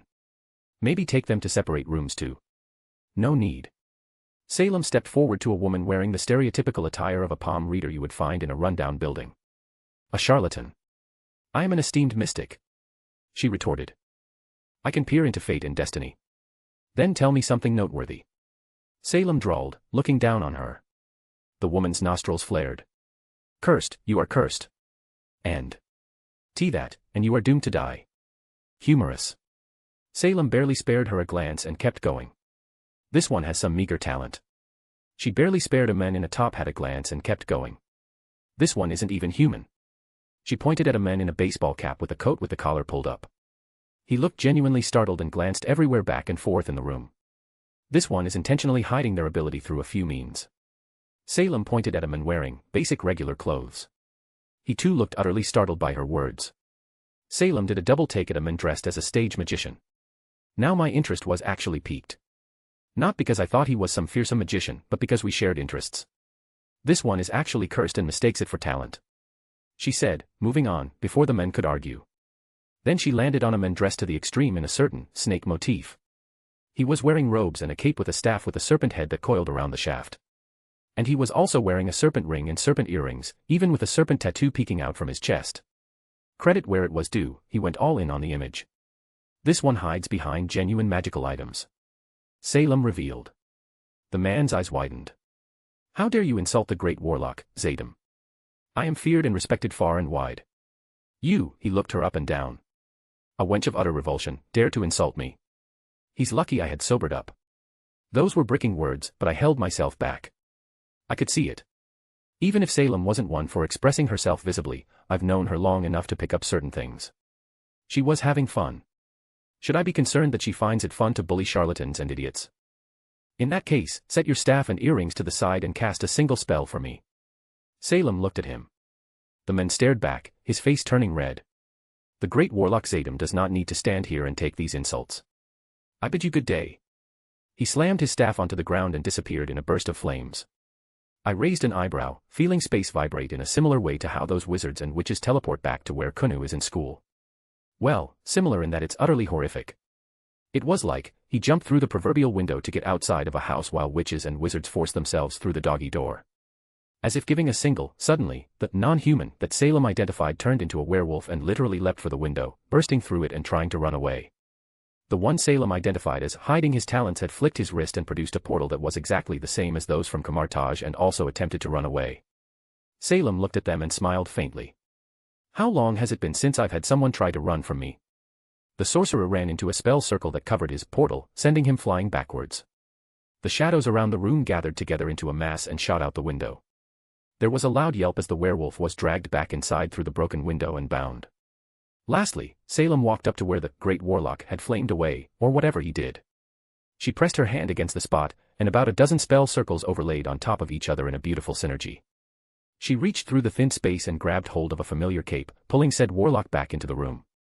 He hit the ground, and Salem casually kicked his staff out of his hand, much to his panic. The room was silent. Salem's expression did not once change. She handled it all with the casualness that one would swat a mosquito. I would freely admit that seeing Salem like this did things for me. Who's next? She spoke, not sparing her victims another glance, and continued with her interviews. I kind of wanted to raise my hand. Line break. Non-canon make, the little dragons, part. I did it. A girl with 2 blonde pigtails came running into the room. A boy, looking about 17, nearly identical to her, looked up. His pale yellow eyes met her vivid green eyes. Did you finally manage to get into Aunt Rias's skirt like you've been whining about? Well, no. I'm still working on that. The girl huffed. Right. Listen, she's a devil, and she's like 30 years old and still a virgin. That's a crime against those huge tits of hers. The girl flailed her arms around. I'm willing to sacrifice myself to correct this great injustice. Anyways, stop distracting me. So this isn't another scheme to get into someone's skirt? He eyed her. Technically. Gwyneth, no. The boy said firmly. I'm not helping you get laid. She narrowed her eyes. You owe me. I don't owe. I took the fall when Mom found your porn stash. She put her hands on her hips. Big-ass MILFs. She punctuated. You can't prove that was mine. She stared at him, he stared at her. He was the first to look away. Fine, what did you do? He finally spoke with mock enthusiasm. I found a world line where the 4th Grail War is taking place. I even calculated everything properly. We can go right now. That's. The boy blinked. How does that equate to you getting laid? I'm going to summon a servant. Gwyneth, seriously? You're going to force a servant? She scoffed. Don't be an idiot, Gwaidra. She rolled her eyes. I'm going to summon my own Medea. Gwaidra opened his mouth, and he had trouble saying the word before finally forcing it out. She's your teacher. And I want her to sit her elf-eared ass on my face.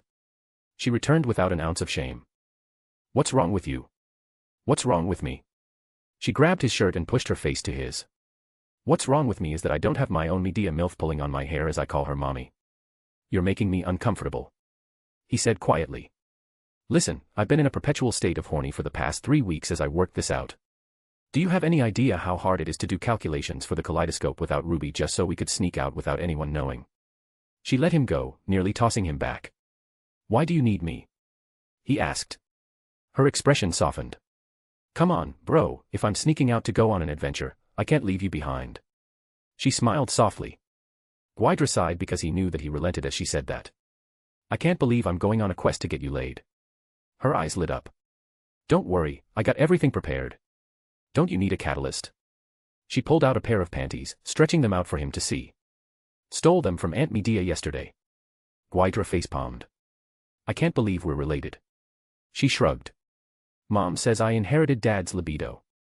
She also says you didn't inherit any of his self-control. He pointed out. And you also inherited all his bad decision-making. She scoffed. I don't make bad decisions. 3 months ago, you were waiting for Aunt Rias to come home, lying naked on the couch with rose petals scattered everywhere. It was romantic. She had her entire peerage come with her. It was a miscalculation. She waved it off. And then you said, and I quote, shit, I'm still down for it, when you saw them all. He added. Mom had to come pick you up. You were still naked when she got there. You miss all the shots you don't take. Gwaidra sighed, he was used to his sister's antics at this point. Should we call Big Sis Arachne? Or maybe Mordred? Kunu. Gwyneth. Ugh, no way. You know they'll secretly let our parents know if we sneak out. You remember how big Sis Arachne told us that they hid Uncle Draig in her spear when she went away from home for the first time? Besides, you have Avalon, don't you? Gwaidra frowned but relented again. Fine, I'll come with you. But if it gets too dangerous, then I'm calling for help. Deal. Gwaidra got up and walked to a display case, opening it up. There was a sword inside, decorated and beautiful. However, it was also covered in cracks, as if shattered and pieced back together. One might think that it would break at the slightest touch, but it was a weapon that could contend with even divine constructs and not be damaged despite its looks. There was also an inscription on the blade, weathered, cracks running through it, but still visible and readable. Whosoever pulleth out this sword of this stone is rightwise king of all England. Oh, you're taking Caliban with you? You're being serious, huh? / You said it's a holy grail war, it's prudent to be cautious. He said righteously. You've heard all the stories too. I still don't know why you keep it in a case like that. Just store it in your ring like a normal person. I'm being respectful to it and its history. He huffed indignantly. It's a symbol of blah blah, kingship, blah blah honor. She interrupted him, rolling her eyes. Yeah, I get it, I don't need to hear this speech again. Just, get on with it. He gestured for her. Line break. Both boy and girl were unceremoniously spat out of a flickering rainbow portal. It crackled and shattered as they both were thrown onto the pavement. As if barely having been held together, it then unraveled, disappearing from the world. I thought you said you could manage a proper portal. Gwaidra stood up, brushing himself off. I said I could manage to get us here. We're here, I say. I did a good job. His sister stood up, brushing herself off too. I never said the road wouldn't be bumpy. I'm still learning to use the kaleidoscope, okay? Do you know how long it took Aunt Rin to learn how to use it without Ruby? I'm doing good already. As long as it's safe enough to return home. He grunted, though he then noticed the look on his sister's face. It should be safe to go home, right? His eyes then widened in realization. Did you not prepare for a return trip? In my defense, I'm super distracted by the thought of having my own media. Frankly, it's a miracle I got this far in any kind of plan. Damn it, Gyneth. Her brother groaned. I can't believe we're related. It was rather funny, in a way. Gwaidra Pendragonschweinorg and his sister, Gyneth Pendragonschweinorg. They were nearly identical twins, if not for Gwaidra inheriting their father's striking red hair. That, and the fact that he inherited his mother's pale skin and yellow eyes compared to his sister's green eyes and normal skin tone. That is to say, his sister was born of Artoria Pendragon, and he was born of Artoria Pendragon Altar. They may as well be siblings of the same mother. And while it was awkward and confusing in the first months of pregnancy and subsequent birth of the siblings, the two mirrored Artorias had just decided to treat them as siblings. That and they were basically both moms to the twins. Though, just to differentiate, Gyneth calls Altar Mama Altar, and Gwaidra calls regular Artoria Mama Saber, while they call their respective mothers just Mom most of the time. Gwyneth, to Gwaidra's misfortune, was about 3 months older, and she never let him forget it. Both siblings nearing their adulthood, sitting at 17 years of age. However, despite their many differences and the uniqueness of their parentage, they never felt it particularly odd or distasteful. They loved both their moms and their dad all equally. Both Artorias also had their own difficulties in their upbringing. Both had to learn how to be a parent but also navigate the fact that they had another version of themselves present with their own child as well. Eventually, they settled on their own normalcy. Altar was the primary parent for her son, Artoria was the primary parent for her daughter. They didn't overstep with the parenting roles there, letting the other be the true mom, in a sense. Despite this, the siblings turned out different from what one would think. Altar's son was a knight. It was what he wanted since he could barely talk. He was honorable, righteous, kind, and courageous. That was contradictory to his almost menacing yellow eyes and pale skin to accompany it. Not to mention his scowl that seemed to default on his face, just like his mother. Contrary to his sister, born to Artoria. His sister was the wild one. She disdained the whole concept of honor and fair play. Not only that, but she took after their father and went the route of magic. She could handle a bladed weapon well enough, but she preferred to sling spells. She took after her mom, with fair skin, bright green eyes, and nearly identical features to both her and Mordred in appearance. Though she wore robes similar to Medea's, a gift from the witch, and her long hair was tied into 2 long ponytails. By happenstance, she was even born with a talent for the kaleidoscope, so she's been learning that for a few years. Likewise, both of the kids were strange in other ways. Not in personality, but in metaphysical makeup. Due to their father's amalgamation of different things, no one could really guess what would pop out of his wives when they gave birth. His 2 kids were dragons. Like their mothers, they were basically dragon incarnates. It should have been diluted, or lessened with subsequent generations. However, the fact that their father had a dragon's heart and had Drake in his soul for so many years meant they inherited dragon blood and a dragon concept from him as well. And that dragon aspect seemed to just eat away any devil nature on conception. While technically devils by the strictest definition, they had no devil traits at all. It's not that they were so minuscule that they were unperceivable, they simply didn't exist. They were devils in name only, not even negatively affected by holy power. In fact, the dragons of the world recognized them as their own. Do you know where we are, Gyneth? Gwerd. She asked, looking around. Duh, we're in Fuyuki. No, I mean we're in Fuyuki. You said we need to summon a servant, right? We have no command seals, so I assume we're going to hijack a summoning. He furrowed his brow slightly. I will not partake in dishonorable acts. You're not allowed to steal a spot from someone who worked hard to acquire it. Don't worry, the guy we're going to mug is a serial killer and was going to summon Aunt Jean's insane friend, and they were going to make eldritch monsters or something. She said casually. Gwerd furrowed his brow again, only vaguely recalling the details of this war, as it was only mentioned in passing. He seemed to recall that their Aunt Jean had a friend summoned here, and their mother fought him. He confused her for Aunt Jean, in fact. Though that wasn't strange, Aunt Jean looked a lot like their mother. In fact, Gwyneth often got mistaken for Aunt Jean's daughter. Wait, did you say mug? He's over there, get him. She quickly pointed to a guy crossing the street, 2 blocks down. Apparently loud enough for the person to hear. He looked at them confused, then panicked and began to run. Gwerd turned to look at his sister and admonish her for being an idiot, but he realized she was now gone. Damn it, Gyneth. He hissed under his breath. This is exactly why I keep telling Mom that it was a horrible idea to give you Carnwennen. He began to run after them. It took him a bit to catch up, and by the time he arrived, his sister was punching the unconscious man repeatedly. Oh hey, I caught him. I noticed. He drawled. Did you at least manage to get the location of his workshop before you beat him into unconsciousness? Workshop? She tilted his head before laughing. Oh, he's just a regular person. We just needed his body. You know, he was going to kidnap a bunch of kids and use a blood ritual to accidentally become a master. We can just use him as a sacrifice since he has a tentative link to the Grail already. Gwerd shrugged. He was an honorable knight, but that didn't extend to child killers. Death would be the quick and easy response, but if they were useful, he wouldn't say anything about using them for a bit before killing them. Gwyneth dragged the unconscious serial killer into a nearby abandoned building. By the smell of blood, they both noticed, they could assume that he was just about to enter his own hideout, presumably this building. I'm impressed, sister. You did manage to time it perfectly so we ran right into our target and even found his hideout. He said in a rare breath of praise. Yeah, I totally meant to do this. Gwerd's twitched slightly. Anyhow, she tossed the serial killer onto the concrete floor of the 5th story they had decided on. Just need to draw the ritual circle, and we can bullshit this. Aunt Medea taught me a few tricks on how to cheat it already. Gwerd turned away as his sister began drawing copious amounts of blood from the serial killer and then began to use it to draw the ritual circle. Gwerd had no mind for magical things. Beyond the most basic of spells, he had a desire for it. Awesome, now we just need to do the right chant, I think. You think? He looked at her. Hey, it's not like I've done this before. Or even researched it well, if I'm being honest. Actually, I'm pretty much flying by the seat of my pants. She admitted it fully. Do you even know the proper chant? Nope. Great. He said dryly. It's fine, give me a moment, I can come up with something.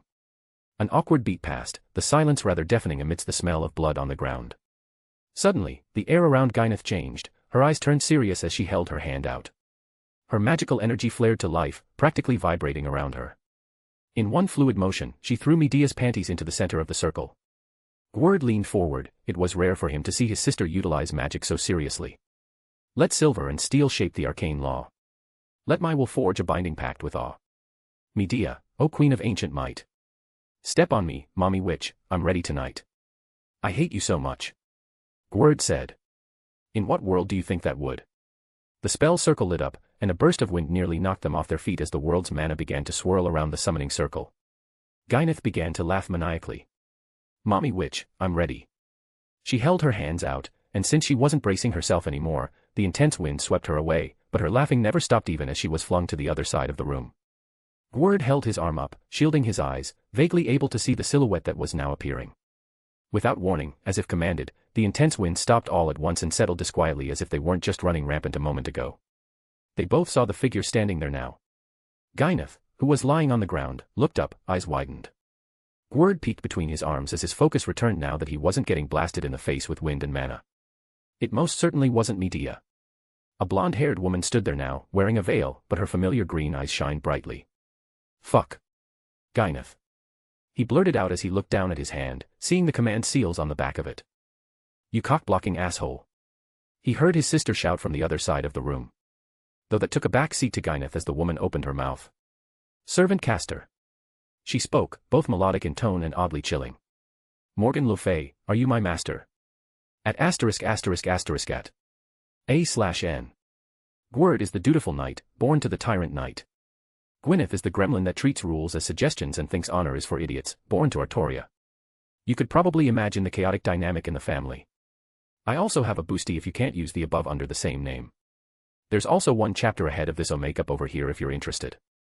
Chapter 617, Canon Side Story, Distorted Reflections Part A/N. Quick explanation. This is a canon side story, but you don't have to read it, it doesn't actually have any real bearing on the story. And it probably won't make sense until the very end as to why it's canon. It's mostly a side story because I know people wouldn't enjoy an arc that was nerfed Wilhelm, as many would say. Also, this isn't taking the place of the normal chapter that's coming up next. At the end of the day, this is most just a muse, it probably won't last more than 10 parts to wrap it up. Also, I wrote it in a different tense because it's a bit easier with this kind of plot and doesn't run concurrent with the actual story. Line break. It was a rather unremarkable day. Besides the sounds of medical equipment giving off a repetitive beeping every designated time lapse, the room was silent. This had been the same for several weeks at this point. The only occupant of this room was a young man with striking red hair. On schedule, the door opened without knocking. A nurse entered, not even bothering with etiquette, as this had been routine for a while now. She came in, checked the medical equipment, and checked the fluid bags that were hooked up to his arm. Doing her normal duties, she cleaned up what she needed to and changed various clothes around the room before taking everything and leaving. As soon as the door clicked, the young man on the bed had his eyes shoot open. Wilhelm opened his eyes. He nearly jumped up, but an excruciating pain ran through his body, enough that he nearly screamed out. He clutched his chest before anything else. Without hesitation, he ripped off the blanket and clothing. There was a big bandage over his chest that was still wet. Right over his heart. The quick motion sent another jolt of pain through his body. But pain was an old friend, he was able to endure it and not shout out. It made him dizzy and disoriented, but his instincts, built up over time, had screamed at him that he wasn't somewhere familiar. Therefore, he gritted his teeth and didn't make a sound. Weak. He felt so weak. Why was he so weak? It was like all the strength had been drained from his body, and the pain. He clutched his head and couldn't recall. He took a deep breath, even though that sent another jolt through his body, he kept his mind as stable as possible as his body slowly bobbed back and forth uncontrollably. It was then realization set in, a moment of clarity. He couldn't feel his aura. He couldn't feel his demonic power. He couldn't feel his magical energy. His spiritual power. His divine authority was absent. He looked down at his finger, his ring wasn't there. He hesitantly reached up and touched his head, then ran a hand through his hair. It was short, far too short. And the hair binding that his teacher had given him was nowhere to be seen. Drayig. Musutingai. He weakly called out. There was no reply. He felt a strange emptiness. With the last spark of energy he had, he reached for his magical circuits. His body was in excruciating pain, the thought of activating his magical circuits in this state was unwise. Still, he ignored that and went ahead. There was nothing. He couldn't find his magical circuits. There was a moment where he wanted to call out in anger and pain, but he held it in. He wasn't the type to throw a tantrum or fall into despair at the first moment of hardship. He didn't know what was going on, but he would get to the bottom of it. He tried to step out of bed and immediately almost fell over, only barely catching himself on the side of the bed. Pain jolted through his body again, a reminder that he wasn't in good health. His body was weak, oh so very weak. In fact, he hadn't felt this human in a very long time. It took a bit. Maybe an hour, but eventually, he was able to grit his teeth and stand up on his own feet. There was a sense of vertigo, like something was wrong. No, it was more instinctual than that to him, there was certainly something wrong, even without the knowledge of what was missing. He grabbed the metal scaffold that was holding the fluid bags that were latched onto his body, and he detached everything unnecessary. Though the heartbeat monitor was on his finger, he stared at it for several moments. Unsure of what to do, hesitant, scared even. He knew if he took it off, someone would be alerted and come looking. The model looked old. He traced the cord to the machine at his bedside and stared at it. He couldn't claim to be a master on equipment like this, but he liked to think he was smart enough to make a few deductions. Either way, he was going to leave the room to figure things out, so he took a chance. Rather than take the thing off his finger, he unplugged the machine in its entirety from the wall. He stayed still for a minute, then two, and a few minutes later, no one came in. He scratched his head and thanked whatever Scrooge stopped them from upgrading the hospital equipment. Because he was fairly sure modern varieties had their own internal battery supply that was supposed to alert just as well if something cut off the supply of power to the machine that's supposed to monitor patients.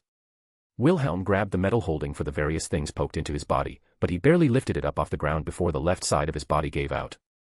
He almost fell over again, gasping as the flashes of pain overcame him. However, he gritted his teeth and pulled it to the side of the room, towards the cabinets. To the current him, it was a Herculean feat, and even tears swelled up in his eyes uncontrollably as he collapsed against the cabinet ledge. He pulled one drawer open after another, pulling things out, tossing them to the side until he found a syringe and needle still in their pristine package. Gently, he pulled the needles out of his arms, letting out a breath once it was finished. He looked at the hanging bags of liquid and found the one for morphine. He used the syringe and filled it up before injecting himself. The original setup was dripping it, but now that he was up and about, he needed to offset the pain as much as possible. He knew that it was highly possible to overdose on morphine like this, but at this moment, he had other things to prioritize. He was in an unknown place, seemingly powerless, and no one he knew was at his side, and he had no memories of how he got there. Suffice to say, something must have gone catastrophically wrong somewhere. He leaned against the cabinet counter for several minutes until the effects started to set in.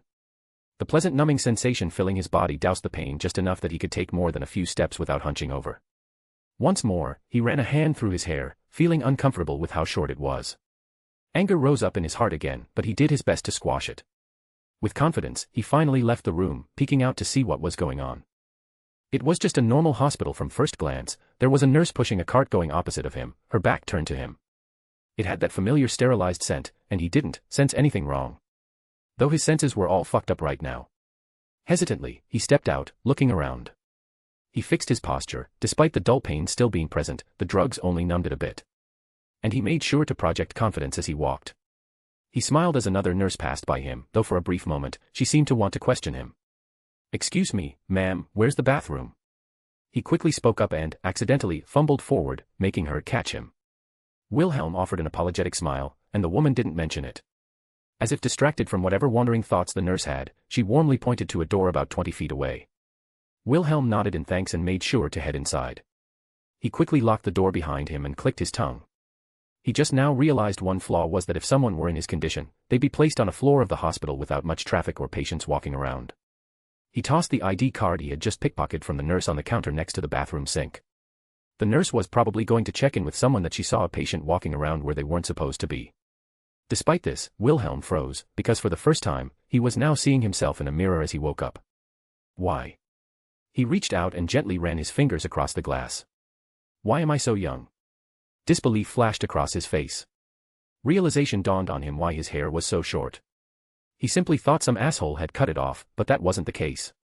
Frankly, now that he could see it and had a moment to think, even his voice was slightly off. And the feeling of vertigo was to be expected since he was now a little bit shorter than he was used to. If his body weren't a mess, if he wasn't hopped up on drugs, someone of his training and astuteness would have picked up on it much quicker. But now, the evidence was clear as day. He was much younger than he should be. In fact, he looked about how he did when he was in high school, maybe with his hair slightly longer than that, for some reason. Something was seriously wrong here. Either someone was playing a joke on him, or someone had schemed against him without his knowledge. He was determined to get to the bottom of this. He peeked out of the bathroom quietly, saw no one, then moved with haste despite his body still shouting in protest. He didn't head for what looked like the door out of the area. Instead, he found one of the employee doors and used the key card to go inside. At least, he thought it was a break room of some kind, but instead, it looked like a laundry room. Or rather, a place where they dispose of scrubs. Either way, it was good for him. He quickly changed out of his patient clothing and put on some scrubs, fixing up his hair. He looked young still, but just old enough that someone wouldn't immediately think he didn't belong. The only issue was that he was missing shoes, but there was nothing he could do about that. He grabbed a couple of hairnets that doctors wore during surgery and wrapped them around his feet, pulling on the elastic so they tightened. At the very least, it wouldn't look too strange from a distance. He did notice something else. There seemed to be a trash disposal next to the clothing, and it was filled with discarded scalpels. He carefully grabbed a few and hid them in the pockets of his scrubs before finally leaving the room. Wilhelm put on a casual smile, put his hands into his scrubs pockets, and just walked through the hospital like he owned the place. It was always amazing to him what you could get away with if you looked like you belonged. He nodded to a doctor or two and even a few nurses who barely even glanced his way. In fact, he hadn't even needed to say a word. He made his way to the lobby with plenty of people sitting around. He walked past the front desk, giving a polite wave to the person sitting there, who politely smiled back. With that, he had walked right out the front doors. The smell of fresh air was welcomed. For some reason, it felt like something he hadn't experienced for a long time. He glanced around and stepped out of the way of a passing older couple and only noticed out of the corner of his eye a newspaper laid on top of a trash can. Wilhelm stared at it for a moment before picking it up and stiffened as his eyes gleaned the information. Particularly, his eyes were glued to the date mentioned. It was because the date was about a month after he left his birth world. It was contextually important because the paper also mentioned the fact that he was currently in Kuo. The sound of a car door being slammed broke him from his stupor. Maybe it was instinct, maybe not, but he had all but thrown himself behind one of the stone pillars supporting the overhang above the hospital entrance. They were large enough to hide a person of his size with ease. He saw a bunch of well-dressed people quickly making their way inside the hospital. He narrowed his eyes because he recognized quality suits when he saw them. Very good quality, but the brand wasn't something he could pinpoint off the top of his head. Which in and of itself was strange for someone like him who was quite knowledgeable in that field. Despite the anxiousness that suddenly appeared, he didn't rush. He didn't immediately break out into a sprint to get out of there. He walked with calm determination, heading towards the parking lot filled with cars. However, before he could get very far, silently, a hand clasped him on the shoulder. A strong hand, one that wouldn't let go no matter how he budged, he could tell that much just by the feel. He glanced at one of the nearby cars, the reflection showed a well-dressed man behind him, similar to the other people he saw rushing into the hospital. His eyes were drawn to something specific on his hand. It was a tattoo inscribed with magical script, demonic in origin. "Hey kid, are you?" Without hesitation, Wilhelm pulled one of the scalpels from his pocket and stabbed it into the hand on his shoulder. His other hand had grasped another scalpel, and he spun his body around as the man let out a sharp hiss of pain and confusion at the sudden stabbing. The second scalpel of his was aimed right at his neck. However, it didn't even get close before a large fist connected with his face and knocked him out cold. Wilhelm's unconscious body fell to the ground like a sack of potatoes. Line break. Wilhelm woke up, his eyes fluttered, and he immediately recalled what just happened, nearly jumping out of his bed. He had the sense that he had been passed out for a while again, but he had no idea how long. Strangely, he was in a lot less pain than before. In fact, he felt almost good. However, he didn't have much time to dwell on that, because he wasn't alone. "Oh, what the fuck are you doing here?" he blurted out without hesitation. Across from him was Rias Gremory, his supposed aunt. And with her were a few members of her peerage. They were taken aback by his bluntness but recovered quickly. "You must be surprised, Takao." Rias smiled wryly. "Sorry about what happened, there were some misunderstandings." "What?" Wilhelm furrowed his brow in confusion. "Seriously, why the hell are you here? Why am I here? What's going on?" Rias took a deep breath. "I know this all must be confusing to you, so I'll just be blunt and rip the band-aid off, okay? You were stabbed by someone bad." She bit her lips. "That needs some explaining. Please don't freak out, okay? What are you, G?" Behind Rias, two wings sprang out. "I'm a devil." She introduced herself. "We all are. You were almost killed. No, you were killed by an exorcist, so I had to do something drastic to save you." Wilhelm had a lot of questions, mostly because she was talking to him like he was an utter stranger, like they had never met before. She was talking to him like he didn't know what a devil was. However, he latched onto one piece of information above all else. "What do you mean you had to do something drastic to save me?" he asked in confusion. Rias held up something between her fingers, and Wilhelm felt a strange foreboding rise up in his chest. "You're taking this much better than expected." She let out a hollow laugh. "This is an evil piece. It lets us devils turn other species into devils, even the recently deceased can be revived with it. You were dead, it was the only option I had at the time. You're now the newest member of my peerage, my bishop." There was a few seconds of silence as it set in. "Yeah, fuck off," Wilhelm said without hesitation. Line break. A/N. So, to put a timeline out for people who caught on. Imagine this, first chapter, Wilhelm gets stabbed by the exorcist. Instead of his adventure starting, he wakes up a month later in the hospital. Obviously, some things are not what they seem. As for what looks like inconsistencies, like the fact that he's now a full devil and a bishop yet had no magic, that'll be explained next chapter. I also have a boosty if you can't read the above under the same name. Chapter 618, Chapter. Well, I can honestly say that I was turned on. Salem, being Salem, was always something. If we weren't in a room full of people, well, her dress would have already come off, to say the least. Regardless, I watched as Salem made the third magician run out crying from her scathing comments. I might have felt bad if they didn't insist that they were sorcerers of great power despite all evidence to the contrary. Truthfully, I think it annoys Salem more than it does me. She has certain thoughts on magic users, and someone pretending would irk her the wrong way. Back home, she has a hard time thinking of humans, or faunus for that matter, as humans. It doesn't really carry over to all worlds, her sort of dismissal of non-magicals isn't universal. Moreover, it's just because she watched as all magic disappeared, something intrinsic to her concept of humanity. And then, a new race of humans popped up, and there was just too much of a disconnection. It was much easier to accept when it was a completely different world. Maybe it was contradictory, but who could even begin to rationalize or wade through the torture she had to experience, persisting for so many years in solitude? So, that is to say, she is irked when people claim magical talent when they clearly don't have it. I would call it borderline insulting, even if she wouldn't get overtly angry at it outright. Everyone was being very respectful and quiet now, compared to before. No one dared to argue or try to dismiss Salem. Maybe it was because they recognized her true magical breath, or maybe it's because those three from before are still laid out on the floor, tied up.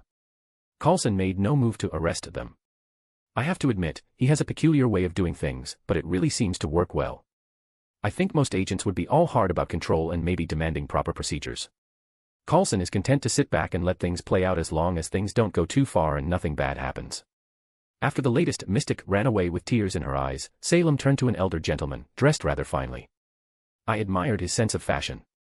Salem stared at him for a long while, and I immediately noticed the issue with him as well. Salem glanced my way as if to ask if she could deal with it, and I simply gave her a nod. The man's eyes were almost completely unfocused, as if the wall behind us was more interesting. Well, slowly his eyes turned to look other ways, as if he wasn't all there. She gently tapped his forehead, and like a puppet with its strings cut, he fell down, looking completely dead.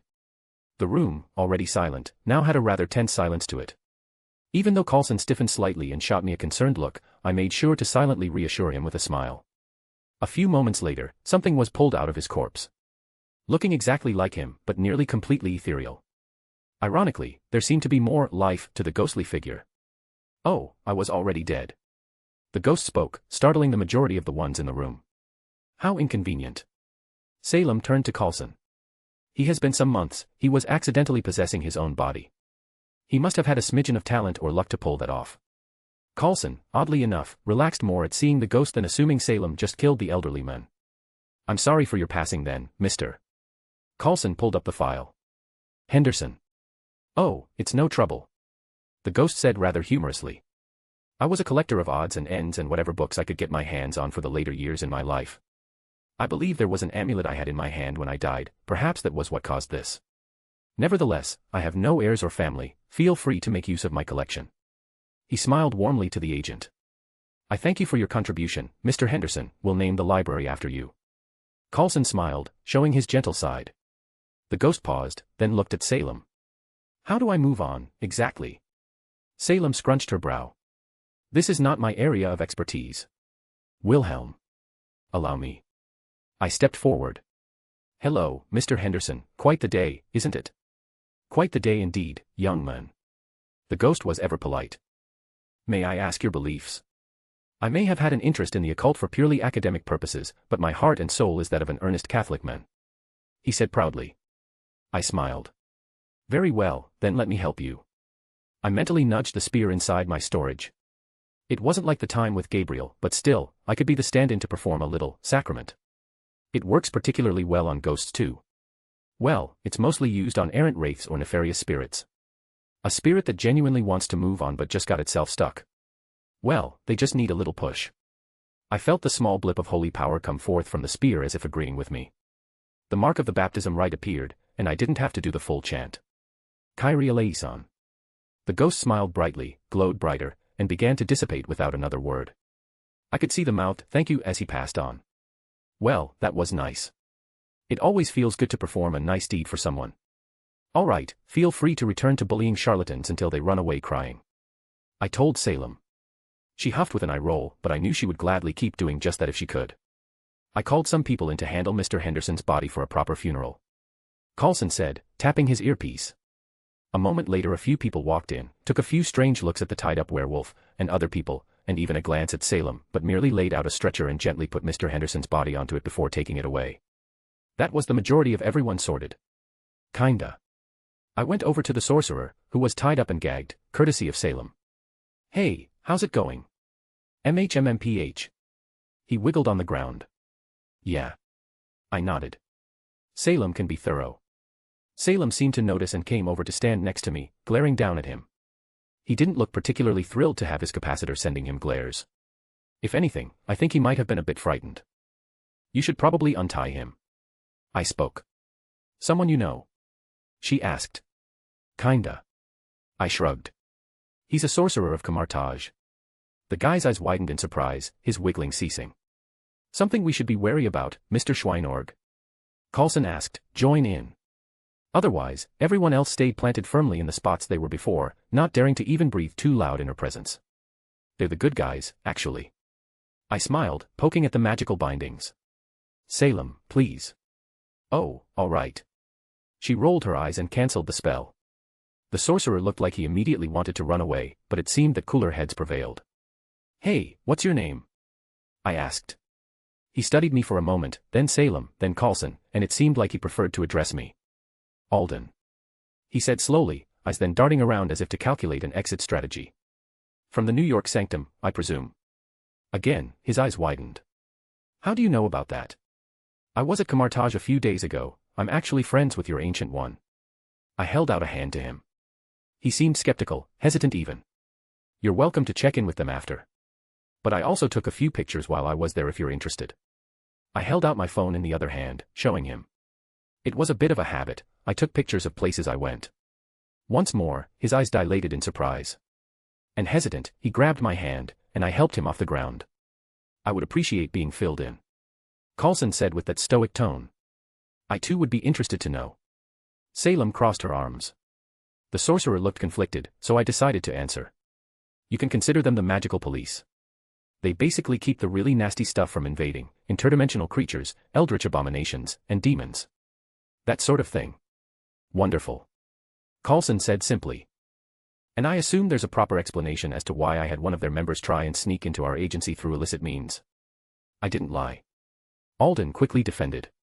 You didn't tell the truth fully, and the contract you signed, the one that allowed your presence in the facility, had specific dictation that all the information you provided was accurate to the best of your knowledge. Coulson responded. That's a federal crime, you know.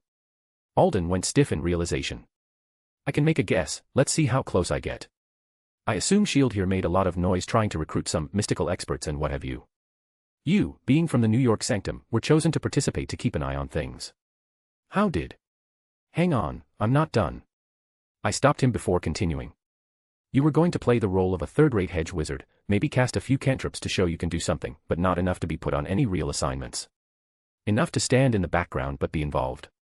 And if things really went sideways, or they stumbled onto something bad enough, you would, just so happen, to stumble into a proper answer or alert your higher-ups to help. Fucking nailed it. I'm good. Please, that one was basically handed to you. Drake snorted inside of me. I ignored him. Coulson flipped through the paperwork. Mr. Thorne. He called him by his last name.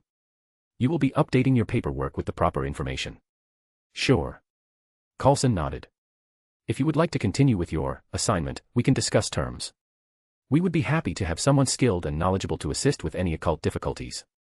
Alden showed his surprised face again, something becoming common now. I don't think he expected Coulson to be so accommodating. As if knowing what he was thinking, Coulson spoke up again. Sometimes, intent is more important than strict rules in our line of work. If you were not spying for any bad reasons, I don't see why we can't cooperate. How practical. Alden just nodded, muttering about how he's going to have to explain this upwards. Salem shot me a look like she wanted a proper explanation later, which I would be more than happy to do. If she was going to be working here, knowing the ins and outs of Camartage would be crucial. Heck, I'll take her to meet the Ancient One, I think they'll get along well. Two ancient magic users, they have similar hobbies. Salem needs more friends. And what about this one? Salem turned to look at the snake guy. He too was tied up, less comfortably. I don't think Salem took his earlier comment well. Coulson flipped through his paperwork. Mr. Randy Eugene Pickens. Coulson introduced himself. Or the Great Warlock Zadam, as he calls himself. Coulson smiled lightly. Age 36, former janitor for Louisiana State University. Zadam looked like he wanted to argue, but he too was gagged. How pleasant. Salem noted, meeting his gaze mockingly. Did he actually put that information down? I asked. Oh no, this is what we got from the background check. Coulson replied without a second thought. Conveniently, there was a theft from his former workplace 4 years ago, coinciding with the reveal of the Great Warlock Zadam. Part of the university's archaeology department helped with a dig over in Mexico for their course credits and assignments. I'm sure you can guess what was found and what the school was researching before it mysteriously disappeared. Salem grabbed the staff that was still on the ground, some feet away from the bound charlatan. It's not a poorly crafted artifact. It has several spells I can divine just from holding it. A spell to teleport the user a fair distance away. A spell that summons snakes to attack an enemy. A spell for a shield. A spell to curse and poison. Oh, and a spell that affects the minds of others. Coulson raised an eyebrow. A spell that affects the minds of others. Could you elaborate, please? Salem looked at it more closely, then she unceremoniously pulled the snake earrings off the Great Warlock's ears. Aggressively, more so than she needed to, but that seemed deliberate. In combination with the earrings, there are a few other facets. But for the mind-altering spell, it seems able to implant commands into the susceptible. Curious. Coulson kept his expression even. The Great Warlock Zadam has a mansion on the outskirts of a quaint Louisiana town. It just so happens to be full of beautiful women who are particularly fond of him. A few of whom were former wives and girlfriends of others before coming to live with him. Not to mention the wealth he seems to have acquired through uncertain means. Salem's expression turned a bit colder. Is that so? Ah. Just kill him and be done with it, or give him a specific kind of punishment? I asked. The Great Warlock looked truly terrified now. Miss Salem, would it be possible to undo the spell? Coulson asked. With ease, she said. I can do it right now from here with this in my hands. She held up the staff. Coulson nodded. Please wait until I have agents on the scene to assist the victims. Salem nodded, and she handed the staff over to Coulson, who took it. I assume you wish to confiscate this. If you wouldn't mind. Coulson also accepted the earrings as well, putting them in his pocket for now. And this man? Salem said, giving him a little kick. Unfortunately, we do have to process him according to SHIELD protocols. But fortunately, the use of magic, or rather the misuse of it, does technically fall under our jurisdiction to imprison. Coulson smiled a little more, looking at him as well. He took out his phone, pressed a few things, and rather quickly, some men barged in. Coulson merely pointed at the Great Warlock, and he was carried off, wailing under his muffled bondage. Shall we continue? Salem asked, not wanting to spare the man any more of her effort, I assumed. Sure. Coulson replied. Next was the werewolf. Out of the three tied up, he seemed the least. I don't know, is it hectic about it? It's like he just accepted that he was tied up and just laid there. Salem flicked her finger against the binding around his snout. Good evening. The werewolf spoke politely. It wasn't my first time seeing a werewolf, hell, we had some back in Kyoto. It was just funny seeing him talk like that in this situation. Good evening, Mr. Einar Salbert. If that's your actual name. It is. He answered. Coulson nodded. So, Mr. Salbert. Any reason you decided that jumping out the window and running away was the best course of action you could have taken after coming here? I apologize. But I was utterly terrified of her, and the fact that he used his head to gesture to me. And you smelled of vampire so strongly, I panicked. Coulson just nodded, making a note on the paperwork. Not fond of vampires. It's a sordid history. He seemed to smile awkwardly, for how much a werewolf could while transformed. If it makes you feel better, it's from having come back after killing a bunch of vampires. I offered. The werewolf blinked. I suppose that does alleviate my concerns. But it also introduces new ones. He was a rather polite werewolf. I hope you don't plan on adding me to that count. Your non-human status is not a concern other than checking some boxes and doing some paperwork, Mr. Salbert. Coulson reassured him. Miss Salem, could you please undo his bindings? Salem snapped her fingers, and the werewolf slowly stood up, stretching a little. He loomed a bit over us in height, but ironically, he sort of shrunk back. Thank you, madam. He bowed his head. Salem merely raised an eyebrow. You have good manners. My father always said that just because we're werewolves didn't mean we had to behave like beasts. Were you also intending to spy during your stay, Mr. Salbert? No sir, I joined because I'm a broke postgrad student. He responded.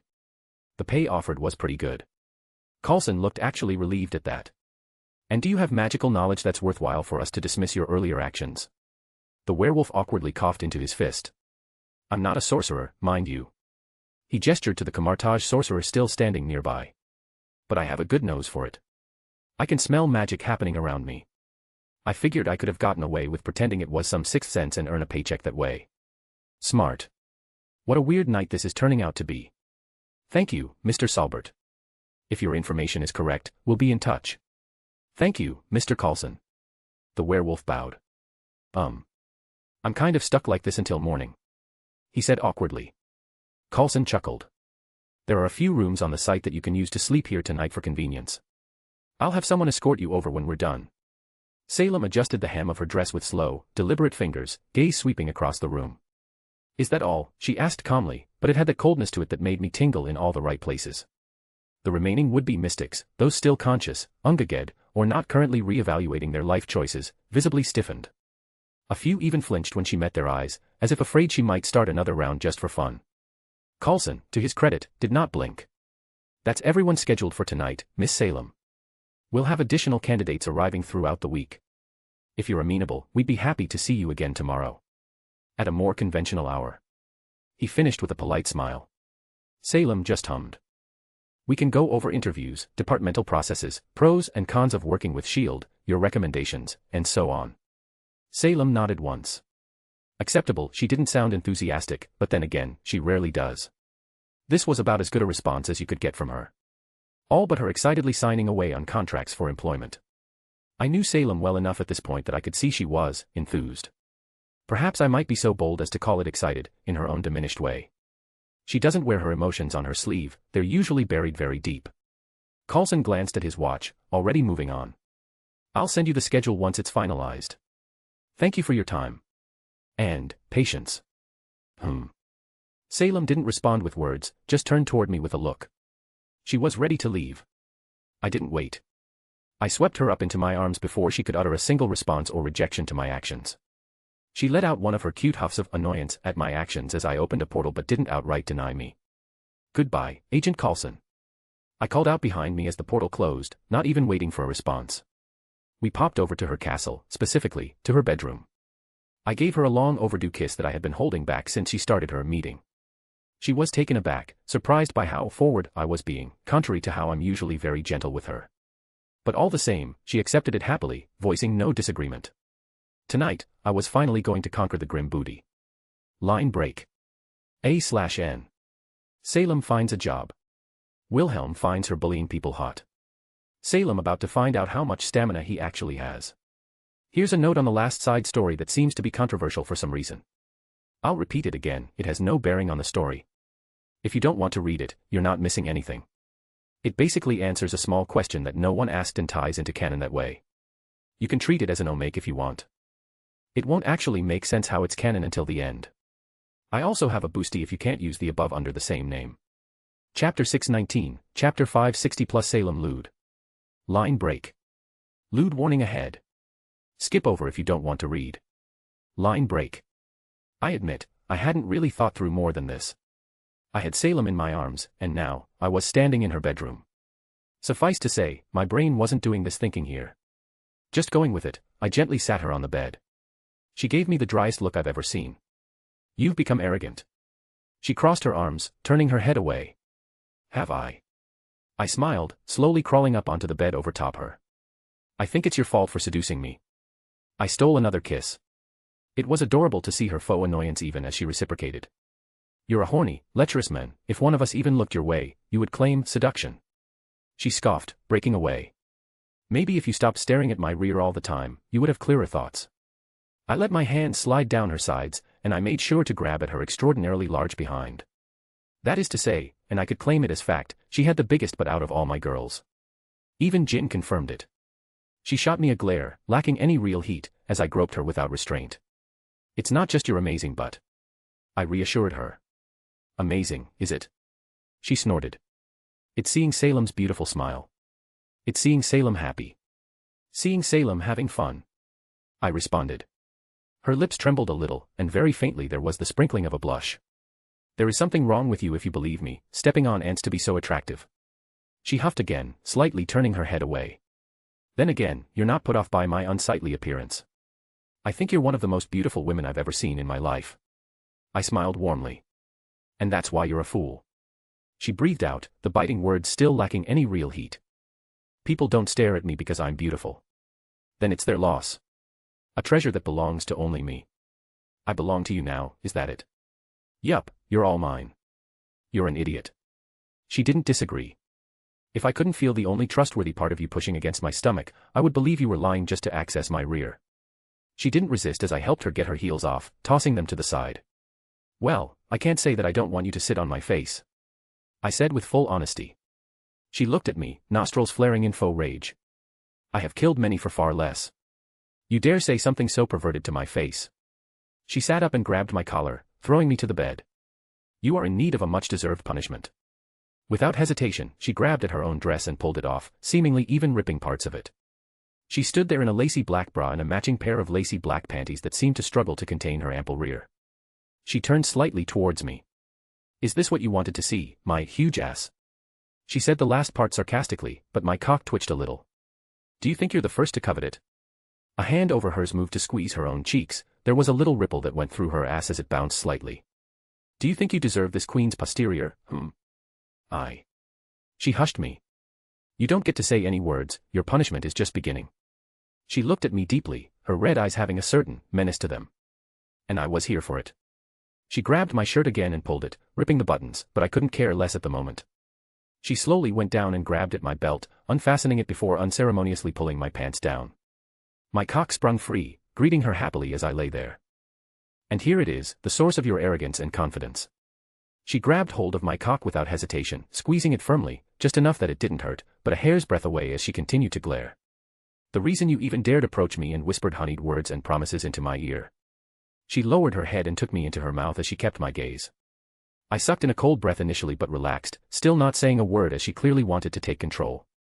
She was good, maybe out of practice, but she immediately seemed to pick back up on any previous experience and bobbed her head with no less skill than many of my other girls. The glare she shot me just made me twitch even harder. The glare that kept my gaze as she nearly pulled off, then in a slow and methodical movement, she lowered herself as every inch of my cock began to disappear into her mouth and down her throat. She didn't gag, she didn't even hesitate. She was firmly pressed all the way up to my groin, unmoving with her red eyes staring at mine. Beyond a few strained noises, she held it there as the seconds passed, her throat convulsing around me. And holy shit, I felt it through my stomach. I was clutching at the bedsheets before she slowly pulled off, my cock falling out of her mouth. She had a certain look, a mix of smugness and faux annoyance that just sent a shiver down my spine as she grabbed hold of my cock again, giving it several firm pumps. Her hand moved with a purpose, squeezing my cock in all the right places, thoroughly stroking it with her same unwavering gaze. I couldn't. I don't know why, but it just hit all my weak spots.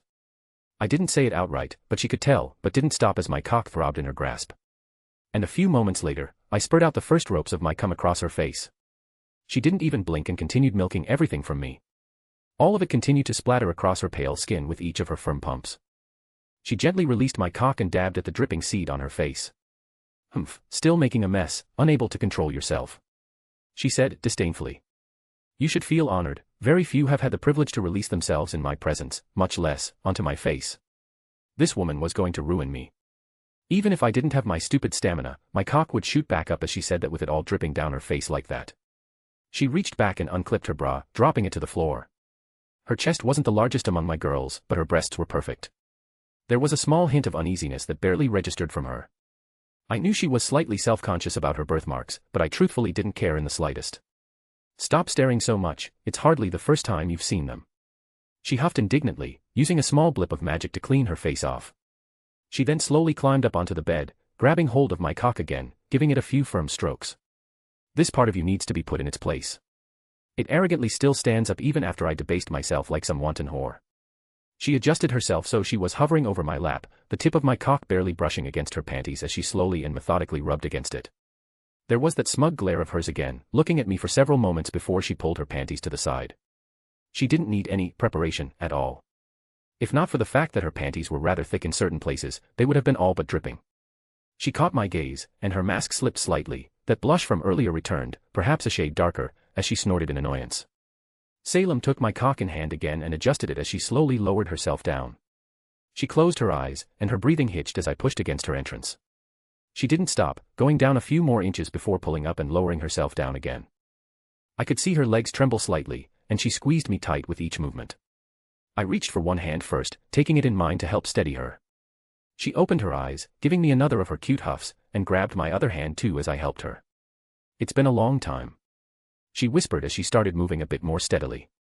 Her confidence came back in full as she grunted, moving her hips a little more fluidly. "I am not the kind of woman who spreads my legs for mere pleasure." She let out, the bed starting to rock a little. With another fluid motion, she went all the way down. HNNG. She bit her lip, stifling an obvious moan. Her cheeks flushed more as she knew I noticed. She clenched down tightly, in fact, she was extremely tight already. Every time she moved, it was like her insides refused to let go. I interlocked my fingers with hers, and she started to get into a rhythm, lifting up and sitting back down, bouncing on top of my cock as the bed rocked. She very clearly was biting her lip. She let one slip through, and then her eyes shot up as she sat all the way back down. Ah. A visible tremor running through her. I didn't even need to say anything for her to glare at me, but she didn't stop. "This despicable part of you," her hips moved much more aggressively. "I'll make sure to thoroughly tame it." Her breathing got a bit more ragged, and she stiffened, her mouth opened ajar, and she fell all the way down onto my cock.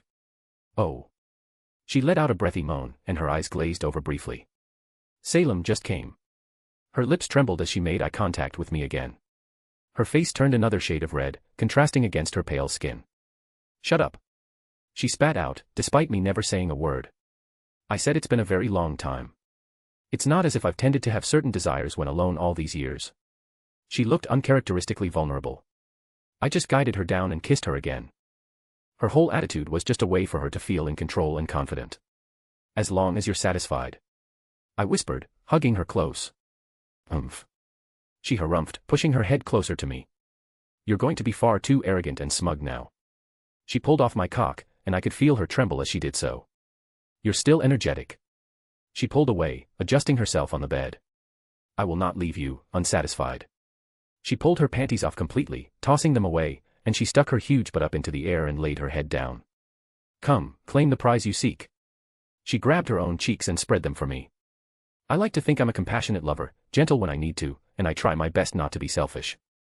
But right at this moment, all of that went out the window. My hands were already sunk into her ass cheeks, squeezing and kneading them. I could hear her hiss angrily, but she didn't raise a word to admonish me.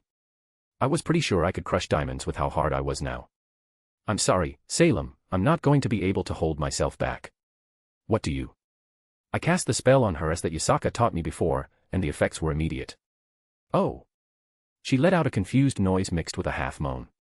I was already standing up on the bed and lining myself up against her rosebud. I could feel her tense, but I couldn't wait any longer, and I started to push inside. "Why, you bastard." She hissed, groaning and grunting into the sheets as I continued my assault. "Ah. Oh. She let out the loudest moan yet as I managed to get every inch of my cock buried in her ass. I let out my own groan as I leaned forward and wrapped my arms around her. It was unbelievably tight, her ass was clenching around me, and I felt like I was going to immediately come even as I barely moved. I grabbed hold of her hips and mindlessly just began thrusting. I couldn't help it, her ass was too good. "You. HNG. Oh." She grunted and let out stifled moans as my cock buried itself to the hilt and pulled out with every movement. "Claim my ass, you bastard." She hissed. I pulled on her hips with every thrust, her ass jiggled every time I slammed against it, and I just sped up as I felt myself reaching my breaking point. I slammed into her behind, pushing as deep as I could, and her head jerked up in a silent scream, and I began to pump her full of my seed. I swung my hips a few more times, she grunted, more whined, as I finished coming. "HNNG, people out of my ass." She groaned, nearly collapsing onto the bed. With heavy reluctance, I slowly pulled every inch of my cock out of her. Her cheeks had turned a shade of red from how much I had slammed into them. And now my seed began to leak out of her unclosing hole. We were both breathing hard now, and Salem nearly just flopped to the side. She looked at me, then looked at my cock that was still hard. Her nostrils flared, and she scowled deeply. Without a word, she turned onto her back and swung her legs back before using her hands to spread her rear again. Well, are you waiting for an invitation? Do not insult me by remaining eager while my rear is available to you. She delivered that cold contempt as her red eyes glared at me. And I immediately went back in for the next round. Line break. Lewd over. Line break. I woke up feeling refreshed. As I normally do after spending the night with one of my girls. I couldn't find the blanket. I think it disappeared at some point during the night. At one point, we sort of finished, and we were getting ready to go to sleep, but then little Wilhelm decided it wanted an encore. These sheets are definitely going to need to get washed. I couldn't help myself. I looked at Salem's magnificent behind and put a hand on it. Mine. This was now mine. Don't you dare start again. Salem grunted. I can't even feel my rear right now. I don't know if I can even walk straight, you lecherous bastard. Salem grumbled from her pillow. She moved slightly and groaned. I've never been this sore before, I hope you're happy. She hissed. More than you can imagine. I replied, my eyes never leaving her behind. She grabbed a nearby pillow and started hitting me with it. Out, get out. I need to shower, and my behind won't be able to handle you again so soon, and I know you wouldn't keep your hands to yourself. Fair, I wouldn't. Can I get a kiss goodbye at least? I asked. Her hitting stopped, and she turned over to meet my eyes. She pursed her lips and gave one of her cute huffs. She grabbed me by the arm and pulled me closer, kissing me abruptly. Though it did carry with it a certain affection, even as she immediately pushed me out of bed. Now, get out. She scowled, trying to get out of bed herself, and her legs trembled as she tried to stand up, nearly falling over before she caught herself. I admit, I really did a number on her. No regrets, no apologies. Though, realistically, I know she must have been feeling a lot of mixed emotions right now. Regret, I doubt, was one of them, but she had been alone for a very long time. While she had acknowledged us as being together and even doing some lewd activities, it was the first time we had gone this far. So she probably just needed some time alone to gather her thoughts on everything. I snuck up behind her, wrapping my arms around her stomach before she could protest and giving her another kiss on the cheek. I just want you to know that my life is better with you in it. I felt her relax a bit, and perhaps, there was even a glimpse of tenderness in her eyes. You may return in a bit. I have unfinished business to take care of, so I will require your assistance. I smiled and kissed her cheek one more time. Then, I gave her but a spank. She let out a squawk, and I felt a burst of magic whiz past my head as I grabbed my clothes off the ground and quickly disappeared from her bedroom. I just smiled as I jumped through a portal and started falling through the air. I had let myself out rather high up, and I just let out a sigh of contentment. There really was no better way to fix one's mood. I hit a body of water rather aggressively, though with my constitution, it felt like the equivalent of hitting my knee on the desk by accident despite hitting the water after having fallen a few hundred feet. Still, ow. I floated back up to the surface, letting the sun hit my face, and I took out a bar of soap and started washing myself. Seawater was not the best source of cleaning water, but I could just make up for it with magic. Honestly, I just needed to scrub the smell away, and then I would be good. And it definitely woke me up properly. There's nothing like taking a cold dip in the ocean. I called out my ship and shot up onto the deck after I was done. Fishing out a towel, I made sure to dry myself off before using a bit of magic to finish it off. And of course, I put on some clean clothes. All refreshed. I took out my platter of coffee supplies and had a cup of hot coffee in my hands moments later. I rarely take the time to appreciate how convenient magic really is. I don't even have to brew my coffee, it's always sitting in my storage, hot and ready to go. There's nothing like watching the waves and drinking coffee in the morning. I looked up at the sky, humming to myself. Heimdall. I called out, knowing that the god of Asgard would immediately notice me upon calling his name.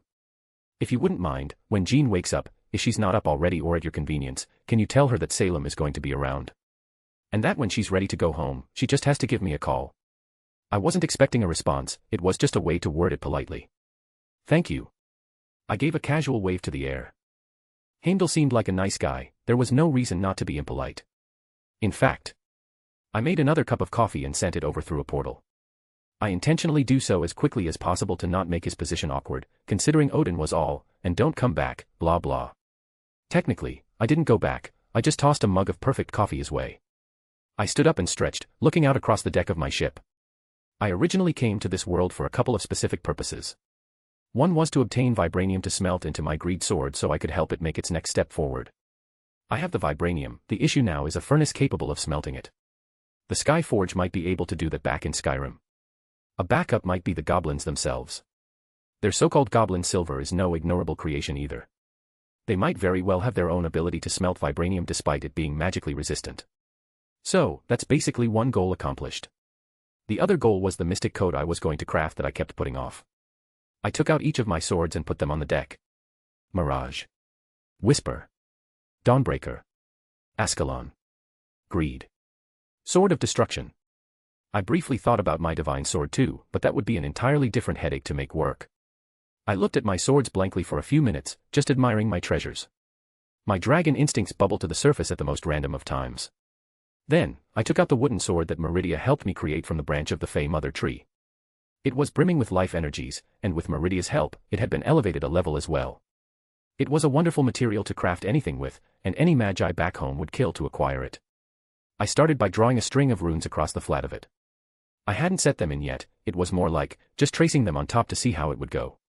I was somewhat mimicking the runes I saw on Thor's Mjolnir. The distribution of power somehow even affected a divine being like Thor, able to bestow it upon someone else. That was useful. Granted, I only need part of the entire sequence, which was a trial in and of itself to pick out the useful pieces and still make it work. I set it down and paced around it. With a wave of my hand, the runes dissipated, and I frowned, knowing that wouldn't work. I was mentally going over hundreds of rune sequences in my head, but I realized that all of them would fall short. At the base of the mystic code, essentially a spell in physical form, it's an illusion. In fact, it's extremely similar to Gradation Air.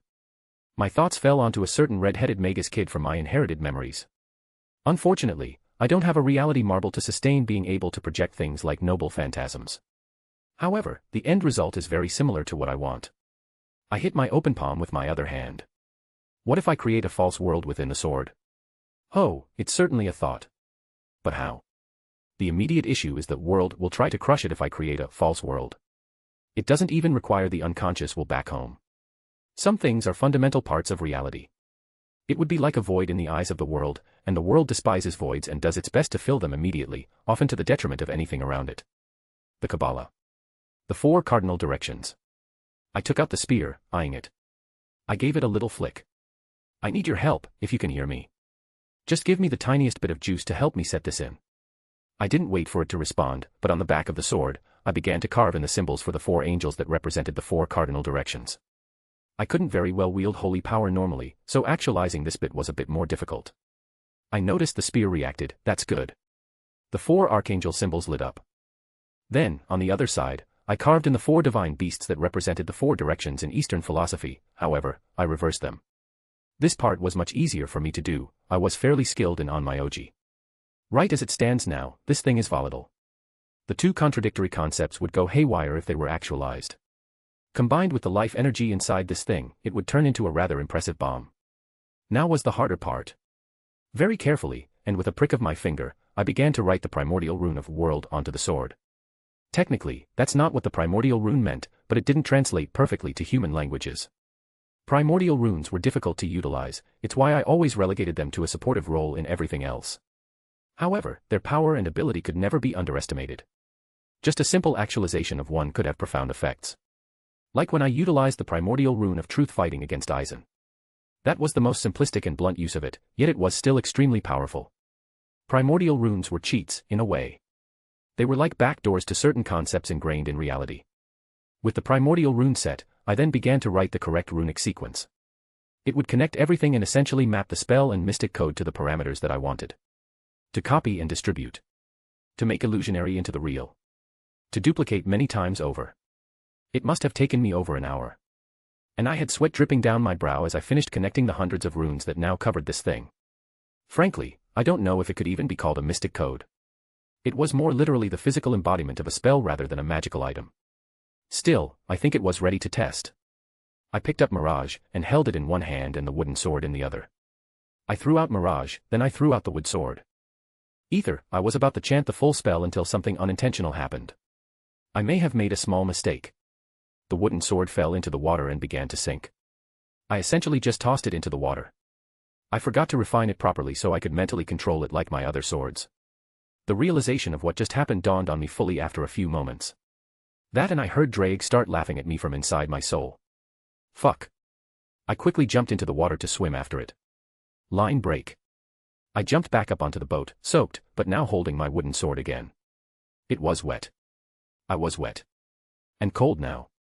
I quickly took out the enchanting table that I had used on all my other weapons and sat the wooden sword down. With a bit of my blood, I began the process of binding it to me properly. It wasn't particularly difficult, just annoying, all things considered. Shit, after doing this like 10 times, I could be called an expert. There was no magic timer that dinged to let me know it was done. I just about got a mental grasp of it and flicked my fingers up, and it listened. Alright, let's try this again. Mirage was thrown up, and I tossed up the wooden sword too. Ethereal Armory, Mirage. The two sides of the wooden sword roared to life. Two mystical concepts indicating the four directions converged and ground against one another. The two contradictions produced an anomaly, a paradox. North was south, and east was west. The primordial rune actualized, and the runes across the blade further ignited. A small world was created, contained, and hidden within it. Mirage crossed over the wood sword, and 1,000 lights shimmered around me and burst into existence. 1,000 copies of Mirage appeared in the sky. Every single one of them is a near-perfect copy, by the power of their existence. That, and I noticed the Eye of Magnus wasn't present except in a facsimile that lacked the true existence of the absurd object. Basically a hollow copy, a true hollow copy even when compared to the fact that they were illusions. Each of the copies, I couldn't even say they had 10% of the original's power. An illusion, that's all they were. Basically a solid illusion. By tricking the world through a paradox and turning the wooden sword into a small fake world, Mirage could be replicated inside of it without running into the normal snags. My excitement died down because I felt an extreme wave of exhaustion hit me all at once. Note to self, copying one of my swords consumes a lot of energy, not just magical energy. I had to let out a breath and steady myself because the sudden drain nearly made me fall over. I would need to test my other swords, but as it stands, this was pretty damn good. It was a great way to increase the power of my swords. Quantity can do things that quality can't sometimes. I raised a finger to the sky, and all the copies of Mirage jerked and turned at my command, and they pointed upwards. At the same time, they all fired a very, very weak ether cannon. A barrage of rainbow lights shot upwards, and I grinned like an idiot. I intentionally made the shots weaker there, I didn't want to cause too big of a commotion. Still, at their best, they can't even generate a fifth of the same amount of magical energy that my real Mirage can when pulling from parallel worlds to cast ether cannon. However, 1,000 of them firing off at once has its own merit. Now, I just need to find some things to kill. That train of thought was put on pause because I felt my kaleidophone buzzing in my storage. I quickly took it out to see I had a new message, and I felt a wave of happiness surge up. Yasaka and they finally were back home. I could put the testing on hiatus for now because I missed them all and wasted no time heading back home. Line Brea. A/N. Wilhelm completes the wooden sword. Basically, it copies one of his other swords 1,000 times or so. Each one is significantly weaker than the original, but there's a certain merit to having a shit ton of them at once. I also have a boosty if you can't use the above under the same name. Chapter 620, Interlude. Olga Marie Animosphere POV. Why, how, who? Why am I being shot at with guns in ancient Rome? Turn left, turn left, turn left. I shout. Don't backseat drive. Saber hissed, jerking what went for a steering wheel in this primitive automobile. The only saving grace in this situation is that Saber has a riding skill that miraculously works on this hunk of junk. I felt a bullet go through my hair right as we turned. I'm going to die to Roman cowboys. Another bullet flew right at me, it was as if time slowed down and my reinforced eyes could catch a glimpse of it. I unintentionally closed them, waiting for it to hit. But a moment later I opened them up to see it casually deflected by my aura. Right, I have aura. It was the first time it's been properly tested in combat. I still wasn't used to it. I didn't even have time to question it because I nearly fell out of the automobile as Saber did another sharp turn around the corner, nearly sideswiping a brick building. More gunshots rang out, many of which hit the automobile as some of us ducked for cover. Mash was doing a good job covering the back with her shield, but we simply had too many of them following us. Are you happy, Shorty? Avenger huffed, throwing out a fistful of fire at one Roman cowboy on a horse gaining on us. The horse let out a startled noise, nearly throwing him off. Shut up. Saber snarled back. Oh my god, this is my team. Saber gets angry and starts swinging her sword after being provoked by Avenger. She destroys our illusion, and then suddenly we're swarmed by Romans with guns. So of course, we beat them up, they're normal humans, with guns. And we rushed into the city to get out of the public eye, and there were just so many more. And automobiles. Why were there automobiles? These things came out years after the supposed death of whatever the name of the gunmaker was. It made no sense. Not only that, but even the buildings were a hodgepodge of brick, ancient Rome, and some weird Western themes thrown in. Even some random people were walking around in Western-style outfits. So, Saber had the brilliant idea to steal a big truck. "Can't you drive steadier?" I shouted. "This vehicle has no proper steering wheel, and it's adjusted through levers. You're welcome to take over." Saber scoffed back. "Oh my god, the brake mechanism is literally a lever like she said. Forget power steering, the tires are probably made of wood." Less arguing, more dealing with the situation. Hinako raised her voice. "More and more are coming out." She pointed a bit further ahead, 2 blocks down, more Roman cowboy guards popped out, guns pointed at us as the bullets continued to fly. Unlike me, Samuel, Ritsuka, and Pierre weren't bulletproof. One stray shot could be really, really bad. Which is why we couldn't simply beat them all up. I know that everyone back home would be laughing at us, a bunch of heroic spirits and magi being forced to run by a bunch of idiots with primitive guns. "Samuel, block that road ahead," I shouted quickly. He jumped into action, taking his custom-made druid staff that Castor helped him with, and he spoke something I presume in Old Gaelic. A bunch of roots shot up out of the ground to form a makeshift wall, forcing a group of horses and Romans from approaching. "What the hell is wrong with this place?" I screamed, throwing my hands up in exasperation as I watched what had to be a Roman cowboy operating a makeshift telecom line like it was the most natural thing in the world. Medea, our Castor, not the same kind, calmly flicked her finger toward him. A sharp lance of magical light zipped through the air and struck the device dead on. It crackled, sparked, and burst into flames, sending the rider scrambling. "That's one," Samuel muttered, pausing only long enough to reload his revolver with practiced ease. "But if they've got radios of that quality, there's got to be at least a dozen relay points scattered around. Knocking out 1 or 2 won't slow them much." I blinked at him. "You know what? I'm not even questioning how you know this anymore." Dear husband Tamamo cooed, suddenly pulling him into her embrace from the side. "You're so strong and reliable." I was halfway through drawing breath for a very sharp retort about public displays of affection in a high-speed death chase but stopped cold as a hail of bullets pinged harmlessly off her shimmering tail fur and silken sleeves. One had been aimed straight for Samuel's temple. Ah. That wasn't just an out-of-place swoon. She'd done it to protect him. I swallowed my words, settling for a grumble instead. Despite how utterly insane the majority of them are, they are actually doing their jobs. "Director." Mash called out from the back, pointing frantically toward the side of the street. "Look out, food stand." I looked at the oncoming sign of a food stand, hanging over the road in just the right way that it was going to smack my head. Saber swerved at the last second, narrowly avoiding the flimsy wooden stall. Instead, she deliberately veered into a Roman cowboy who had stepped too far into the road, sending him flying over the hood as the car jolted with a heavy thump. I lurched forward, catching myself on the side of the vehicle. That had to be on purpose. I caught the faintest smirk tug at the corner of Saber's otherwise emotionless face. No way that was just a reflex. In the chaos, I barely caught a flash of red from the toppled food stand as we passed. Smashed vegetables scattered across the pavement, round, glistening, crimson. Were those tomatoes? I muttered, baffled. Tomatoes. Native to the Americas. Not cultivated in Europe until the 1500s. Give or take. I wanted to scream again. So badly. But I didn't have any more time to care because Ritsuka shouted, pointing ahead. I didn't hear what he had to say, but I saw the freaking Gatling gun set up at the end of the street in a truck, pointing right at us. "Jesus Christ." Samuel blurted it out.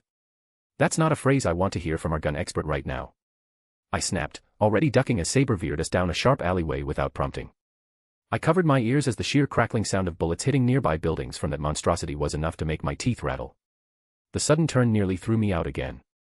Ritsuka did get thrown. It was like the world slowed down as our eyes met, but his were upside down, and he was already in the air.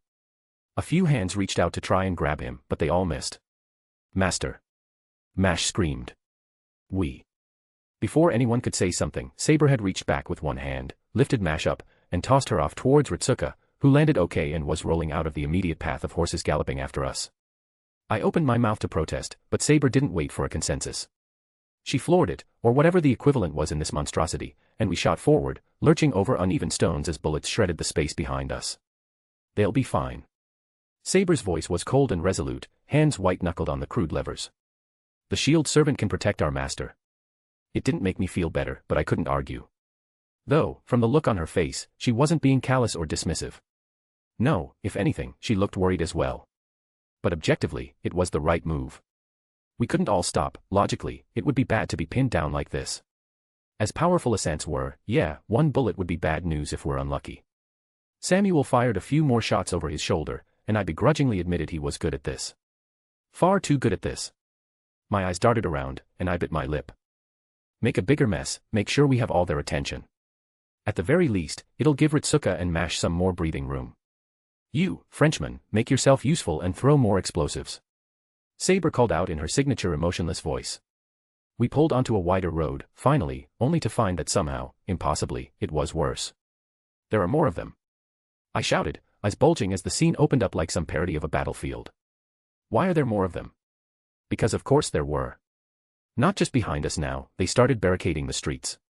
Alleys were now cut off, side streets lined with enough carts or debris that we couldn't realistically plow through them without destroying our own car that was already riddled with bullet holes. And then I looked up. Are those snipers? I shrieked. Snipers. Actual rooftop snipers. Lying flat with scoped rifles resting across their arms, bodies tense, fingers twitching near the triggers. What kind of ancient Roman nonsense has snipers? They have snipers. On the roofs. Why is this place so absurd? I see them, Hinako muttered beside me, her tone grim. At least a dozen. A dozen. How do they have snipers? Where did they even get that kind of training? Where did they get scopes? Scopes are actually really easy to make, you just, Samuel started. Don't care right now. I interrupted. Snipers, danger, yes, no. I grabbed his collar. They're not very accurate, especially in a moving vehicle like this. They don't seem to have very good training. I noticed it before, but they're kind of amateurish in how they shoot. Samuel replied with a bit of urgency in his tone, it seems.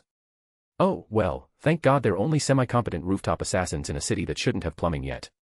But he was right, they weren't hitting on target, most of the shots were bouncing off the metal frame of the truck as I pushed Samuel down behind me. At the very least, my aura would protect me, but he was still squishy.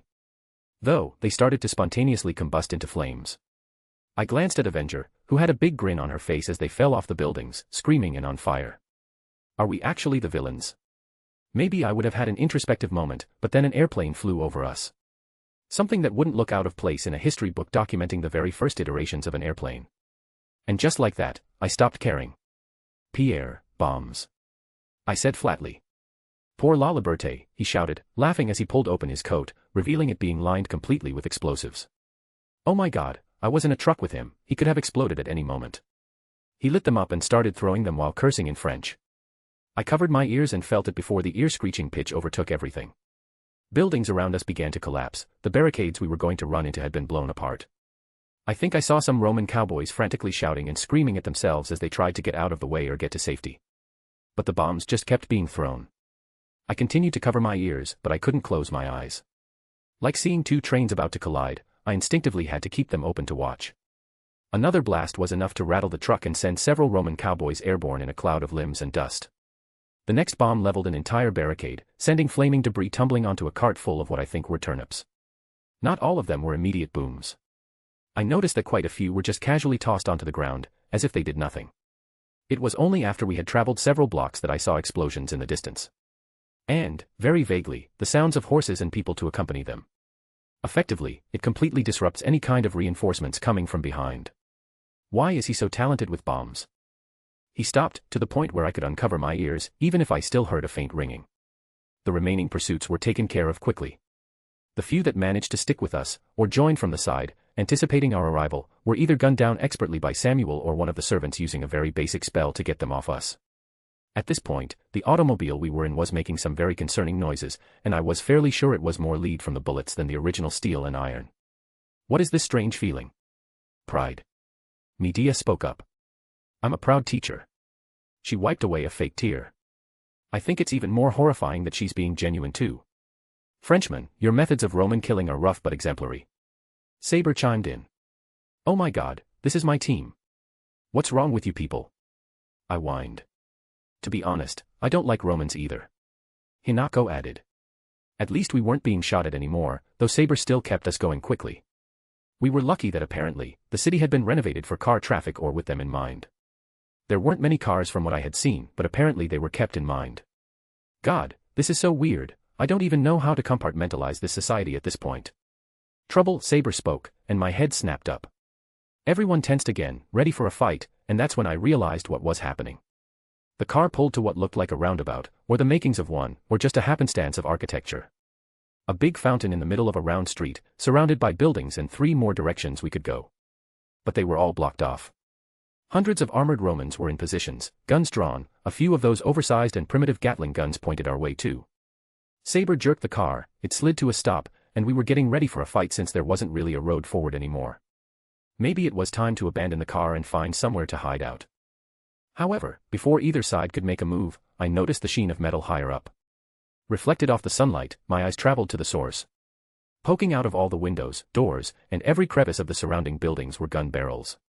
Samuel's caster threw out talismans around us. I grabbed Pierre and Samuel, pressing them down, and used myself as protection. Saber leapt off the car, sword out, and the others followed, about to attack. Gunshots rang out, but confusingly, I didn't feel any on me, nor did I feel the car being turned into Swiss cheese, even more than it was now. I looked up to see that all the Romans around us were dead.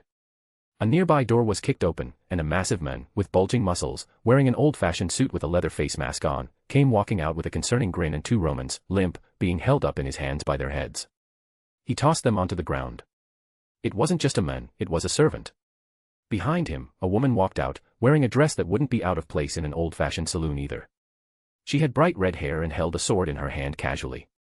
Also a servant. We were starting to wonder when help would come. The woman spoke as many more people revealed themselves. The guns weren't directly pointed at us, but the normal humans looked wary. Are you the ones we're supposed to be waiting for? I stood up, looking around, and I straightened my uniform. Who are you? The red-headed woman smiled. Rider-class servant, Boudica, Queen of Britannia. She introduced herself. This is Berserker, Spartacus. We will create a glorious rebellion together. The large man declared with a strange madness befitting his class. I know you. Saber spoke up. I am Artoria Pendragon, also King of Britain. Oddly, Saber seemed to show her some respect.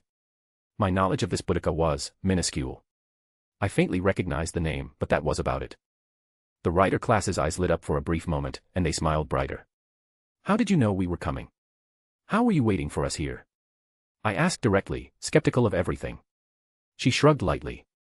We didn't know exactly, we were just summoned with some vague feeling that someone would be coming to help. Seeing the commotion, it wasn't hard to guess. As to how we knew you were right here specifically, we've been tracking your movements from some equipment we stole months ago. I frowned but couldn't poke holes in her reasoning. Stray servants then. Why don't you follow us? We have a hideout not far away, they're going to be swarming us soon. She offered. Very well. I agreed, not wanting another army of cowboy Romans to start shooting at us. Line break. She didn't lie, it was only a few blocks away, but it was relatively well hidden. The random people around, they seemed to be all her people as well. They gave us looks, but the kind that recognized her. We followed them into a building, a literal saloon out of a bad movie, and helped ourselves to some seats. Thank you for the help.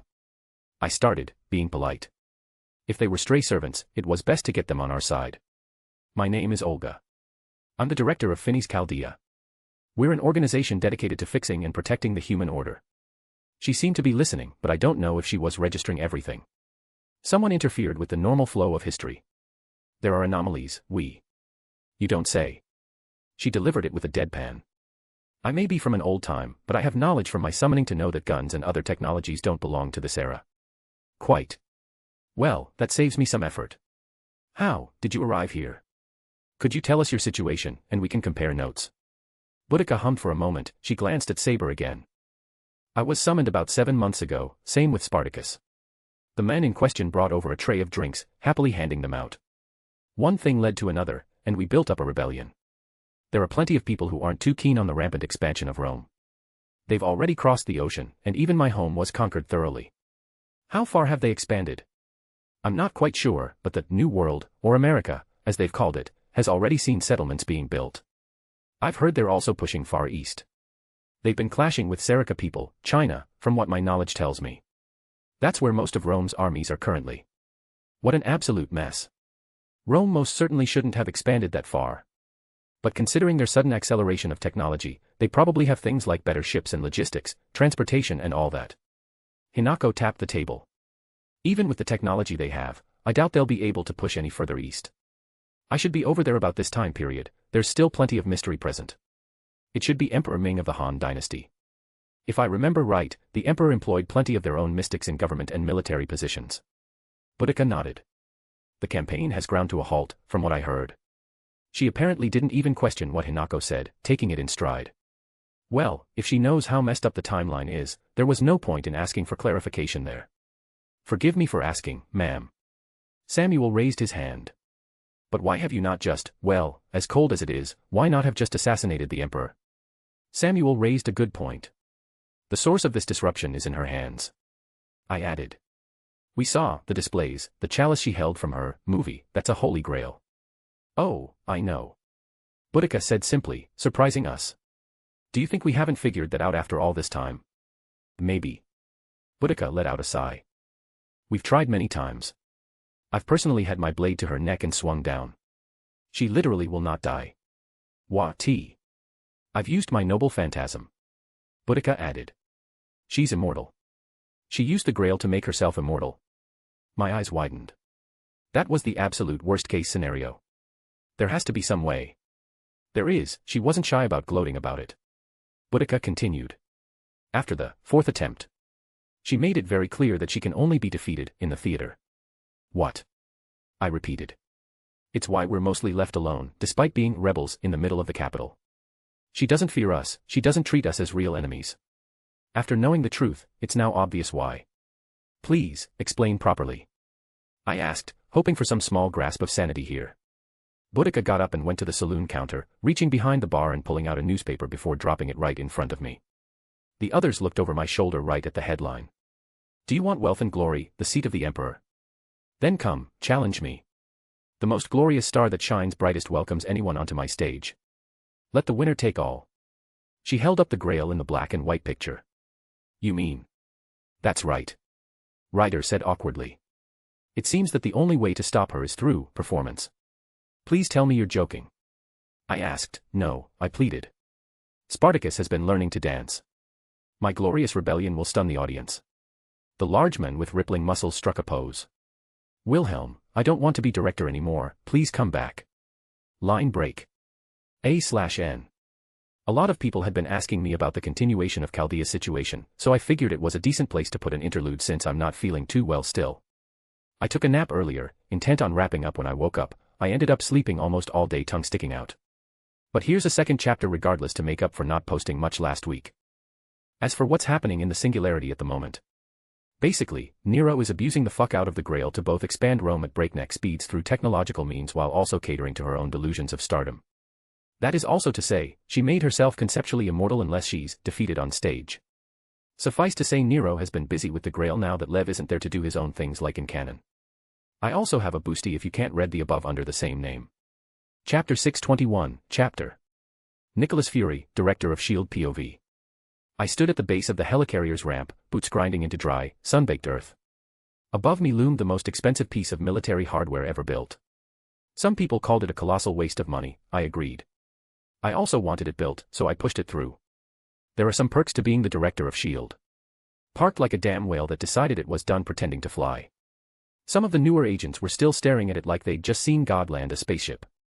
I rolled my eye. What, they think we can't land the damn thing?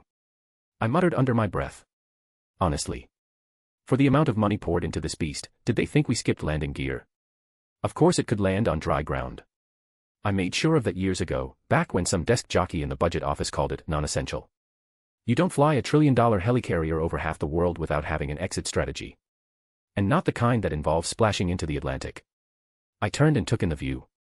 Wakanda was picturesque, I'd give them that. Rolling plains, dry air, jagged ridgelines in the distance, it all looked untouched. Of course the sun was fucking miserable, and we were basically in the desert, and civilization was dozens of miles away, but I suppose it was nice.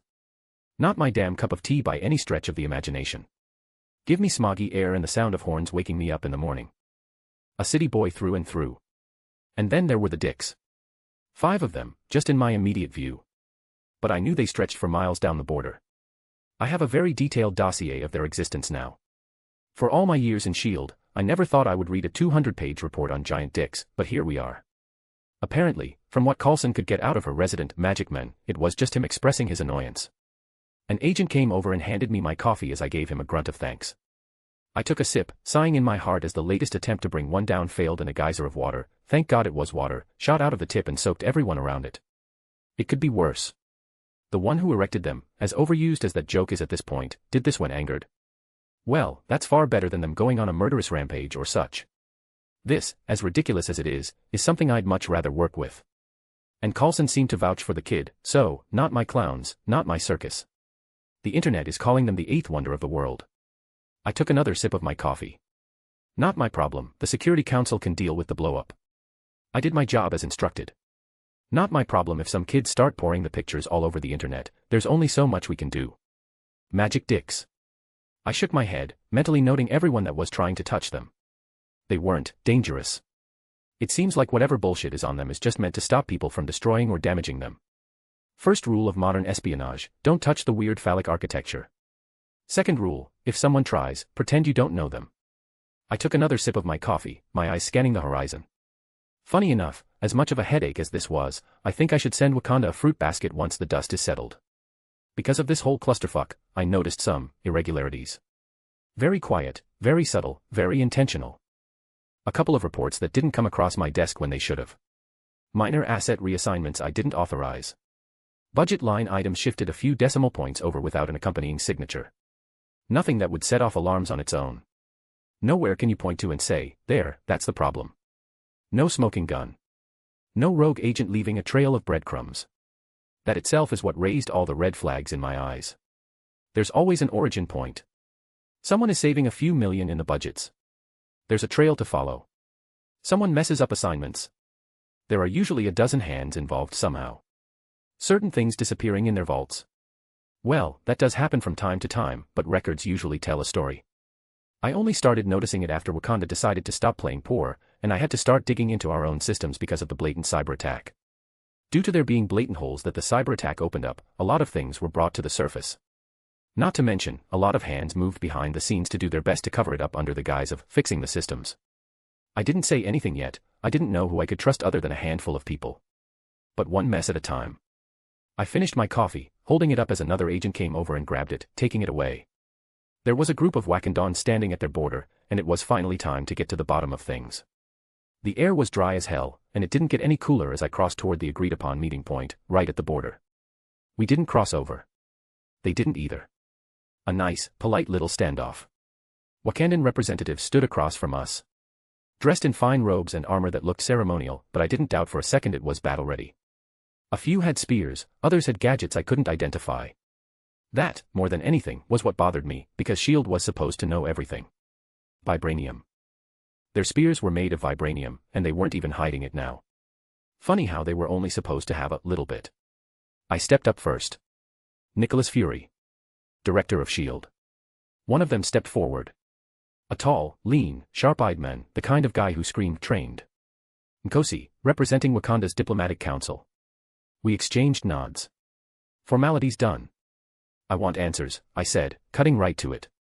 Why be specific? Let's see what they say first. Nkosi didn't flinch. Wakanda does not recognize S.H.I.E.L.D.'s authority in our affairs. Nor do we tolerate foreign intimidation. Your presence here is a provocation. I glanced at the massive helicarrier that was currently pointing its guns towards them. I smiled thinly. We're in Nigeria. And Nigeria signed the UN S.H.I.E.L.D. Charter. That means S.H.I.E.L.D.'s operations here are legally sanctioned. Maybe try keeping up with your neighbors. Another representative, a woman this time, stepped forward. Then leave our borders. You are not welcome. Your agents are harassing our people, poking around where they don't belong. Funny, I was going to say the same thing about yours. You know, random cyber attacks that start deleting any and all relevant files or information on Wakanda from our secured servers. Funny how that happens right as your little hiding act comes undone. I said, not bothering to hide the bite in my tone. They didn't respond. Maybe they didn't even know. Honestly, the hacking attempt was the least of their worries right now, and I genuinely wasn't too concerned about it. Most of our important stuff was stored away so that a random hacker couldn't get access to it. I was most certainly annoyed, it just added to my workload. But the very advanced tech and city that shouldn't exist were a much bigger priority right now. So, what about those answers? I have 102 countries all asking the same thing. Why is Wakanda not a third world farming country as of this week? I'm being nice and asking for cooperation politely. We will not yield, Nkosi snapped. Wakanda bows to no foreign power. I snorted. Save the slogans for a press release. Here's what's going to happen, we're starting with sanctions. Light at first. But they'll grow. We're going to dig into every single international incident with even a whiff of a Wakandan fingerprint. I didn't even know if there was anything, but if they were hiding this well, they clearly had some skeletons in the international closet. You've been playing the world for fools, masking yourselves as a poor third-world country while stockpiling tech that makes NASA look like a garage startup. They stiffened, but I wasn't done. And here's the best part, the UN is preparing to serve Wakanda. You're getting sued in international court for every cent you've taken through false humanitarian aid claims. Donations, grants, infrastructure deals, all built on a lie. Right, those were the faces of people who realized they were coming out of this looking like the bad guys despite the many big guns and massive helicarrier on their front lawn. And that's not just coming from us, I continued. Dozens of nations who've given you money over the last few decades want a response. They want their pound of flesh. And they're not going to be quiet about it. Silence. I didn't even bother having it all calculated ahead of time. Hill had just told me what the United Nations as an organization had been giving aid previously. That doesn't account for other aid packages or individual nations or other organizations giving donations and such. Suffice to say, people were pissed. Any previous international goodwill they accumulated was going right down the shitter. They didn't speak, just glared. Well, you guys can think on that. I turned around and walked away, throwing a hand up. Feel free to reach out, considering we're going to be neighbors for a while. I'm sitting my ass right down here until they're ready to play ball. I didn't expect to get anything right away. Let them work themselves up, see if they make any mistakes, and let them know that the world is breathing down their necks. They're going to have to respond eventually. I walked back up into my private office on the helicarrier, taking a moment to look out the windows to see the Wakanda delegation climb up into their own aircraft. I'd read the report from the eggheads on it in a bit, or as much as they could glean from just sight alone. It wasn't the first time we'd seen their high-tech craft, it wasn't going to be the last. Instead, I called up Coulson, getting into my chair and throwing my feet up onto the desk. Director. Coulson's voice came through the speakerphone. How's Wakanda? About what you'd expect. Not talking, lots of glaring, lots of, we don't answer to you, ... I rolled my eye. I give it a week before they start responding to international pressure. Coulson chuckled. Do you want an update, sir? Tell me what's going on in Wonderland, Alice. Hang on, one SEC, sir, I've got a video I'm sending over.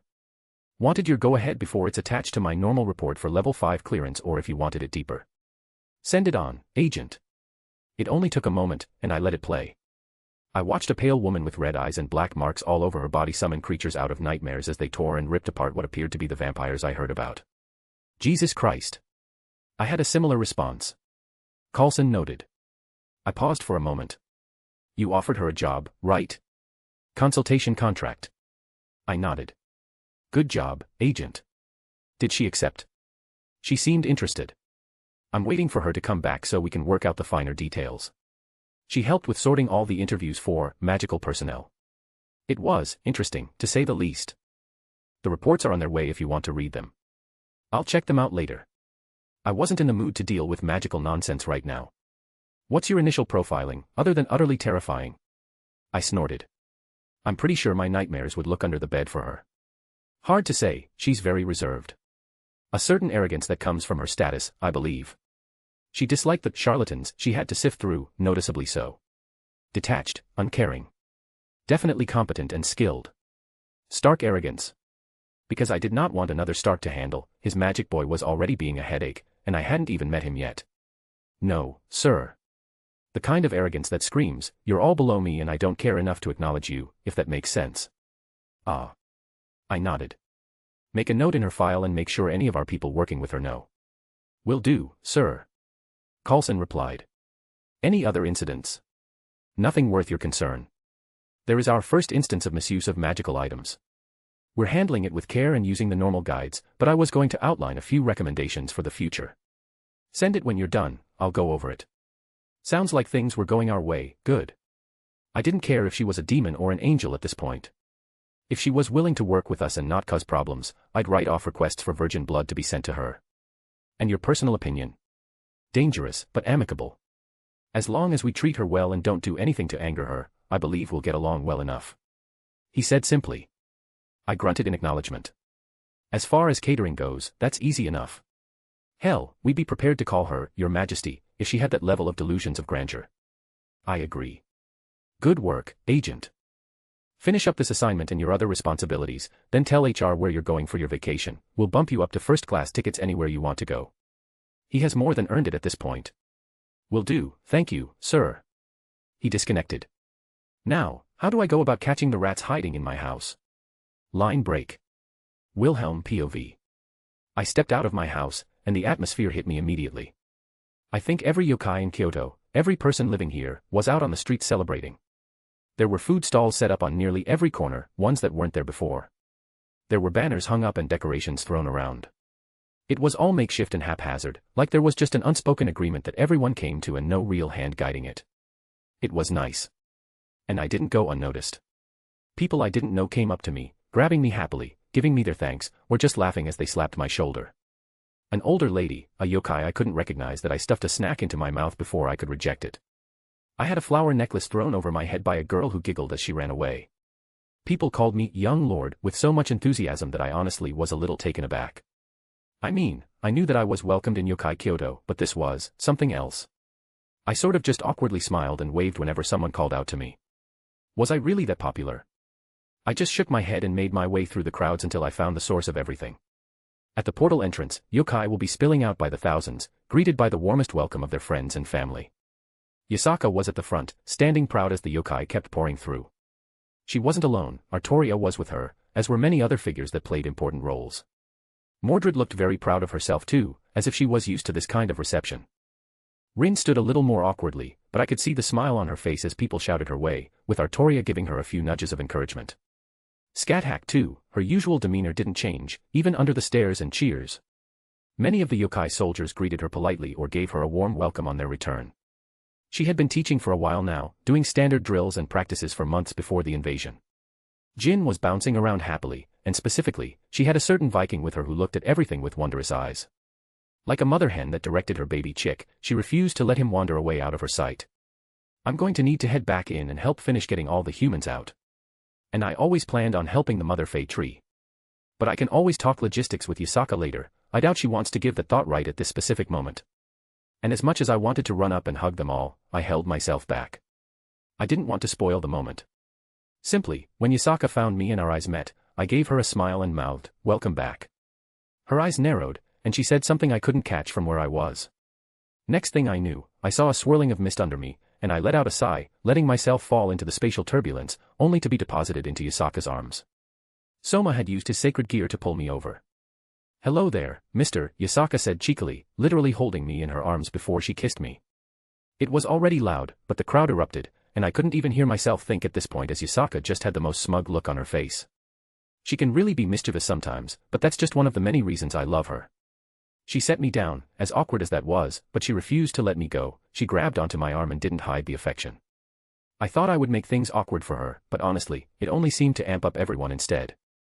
It makes me remember when I was so close to abandoning this world and never returning. I held my hand up, catching a gourd from the air, seeing that it came from Nararihayan. At the beckoning of a great many voices, I uncorked it and took a big drink before handing it over to Yasaka, who finished it off. She held it up like it was a big triumph, and it just made the crowd of yokai cheer even louder. And as if on cue, the drink started coming out now, becoming a bit more than just a normal celebration. The Pendragon family was also front and center. They were mingling well with the yokai. Fighting side by side seems to bridge a lot of cultural gaps, it seems. Artoria also inched closer to us, however, Yasaka didn't seem to care about a sense of propriety, or maybe she was just better at reading the mood. She pulled Artoria in and gave her a big kiss on the cheek, making Artoria blush in front of everyone. Well, if that was the name of the game, I took my turn too. I gave her a kiss in front of everyone, one that she happily accepted, even if I could see the embarrassment lighting up across her cheeks. Though, she just smiled brightly despite it. Line break. Tired, Yasaka kicked off her shoes as soon as we got home. Or my home, our home. My house, I should say, rather than her giant house. She dove face first into the couch. And there were plenty of people here waiting. In fact, everyone was here, at least all my girls were here. Meridia casually stood with her arms crossed, her usual emotionless mask still present, but I could tell that her being here wasn't something she was bearing with, but rather, something she chose to do willingly. Izzy had seemed to avoid much of the festivities. I couldn't blame her. It didn't seem like she enjoyed being front and center in large crowds. Reiku had come nearly running out of the kitchen, wearing the most adorable apron, and started hugging everyone. Jin was the first, or rather, she ran up first and wanted a hug too. Venelana followed after her, having apparently been helping in the kitchen with whatever they had been doing, and joined in as Jin wanted a hug from her as well. Always so cute, they're definitely the most affectionate of the bunch. Though, the two who surprised me the most were Salem and Jean, who were here. It was because I hadn't been the one to bring it. Not that I had forgotten about them or was neglecting them, I was just waiting until it was the appropriate time. But I suppose it doesn't matter, it was probably Grams who gave them a lift. I made sure to do my rounds. I didn't get to greet Scathach yet, so I immediately buried my head into her chest and hugged her. Just from the first touch, I could tell she was tired too. "Student, we have only been separated for a short time." She lightly chided me even if she smiled softly. Next, I grabbed Jin, lifting her up as she giggled in my arms, and gave her a kiss on the forehead. Everyone was here, my big family. I sat down next to Yasaka, and she looked at me with pitiful eyes. She crawled up over my lap and just lay down across my lap. "I'm tired, my feet hurt, my back hurts, and I haven't slept in 3 days." She whined. "And there's still so much to do, I can only take a small break before I have to go right back into it." There was an urge to offer myself up, to tell her that I could help with anything she needed, but that's not what she wanted to hear right now.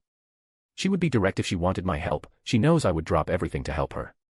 Sometimes, people want to complain just to complain. It helps with the stress. She rolled over so she was looking up now. "I'm glad to be home and see everyone now, though. I missed you all so much." "Everyone missed you too," I reassured her. Everyone was here specifically to welcome them back home. Artoria and Scathach, too, sat down, looking more exhausted now that it was in the privacy of their own home. "I need to be distracted. Tell me what you've been doing to take my mind off things." Yasaka urged me. "He's been doing Salem, from the looks of it." Jin interjected, eyeing Salem up and down. Salem's mouth opened, and she looked rather stunned by how blunt Jin said that. And I honestly don't think I've ever seen Salem so red before. "Are we but sisters now?" Jin asked, not letting up on her teasing.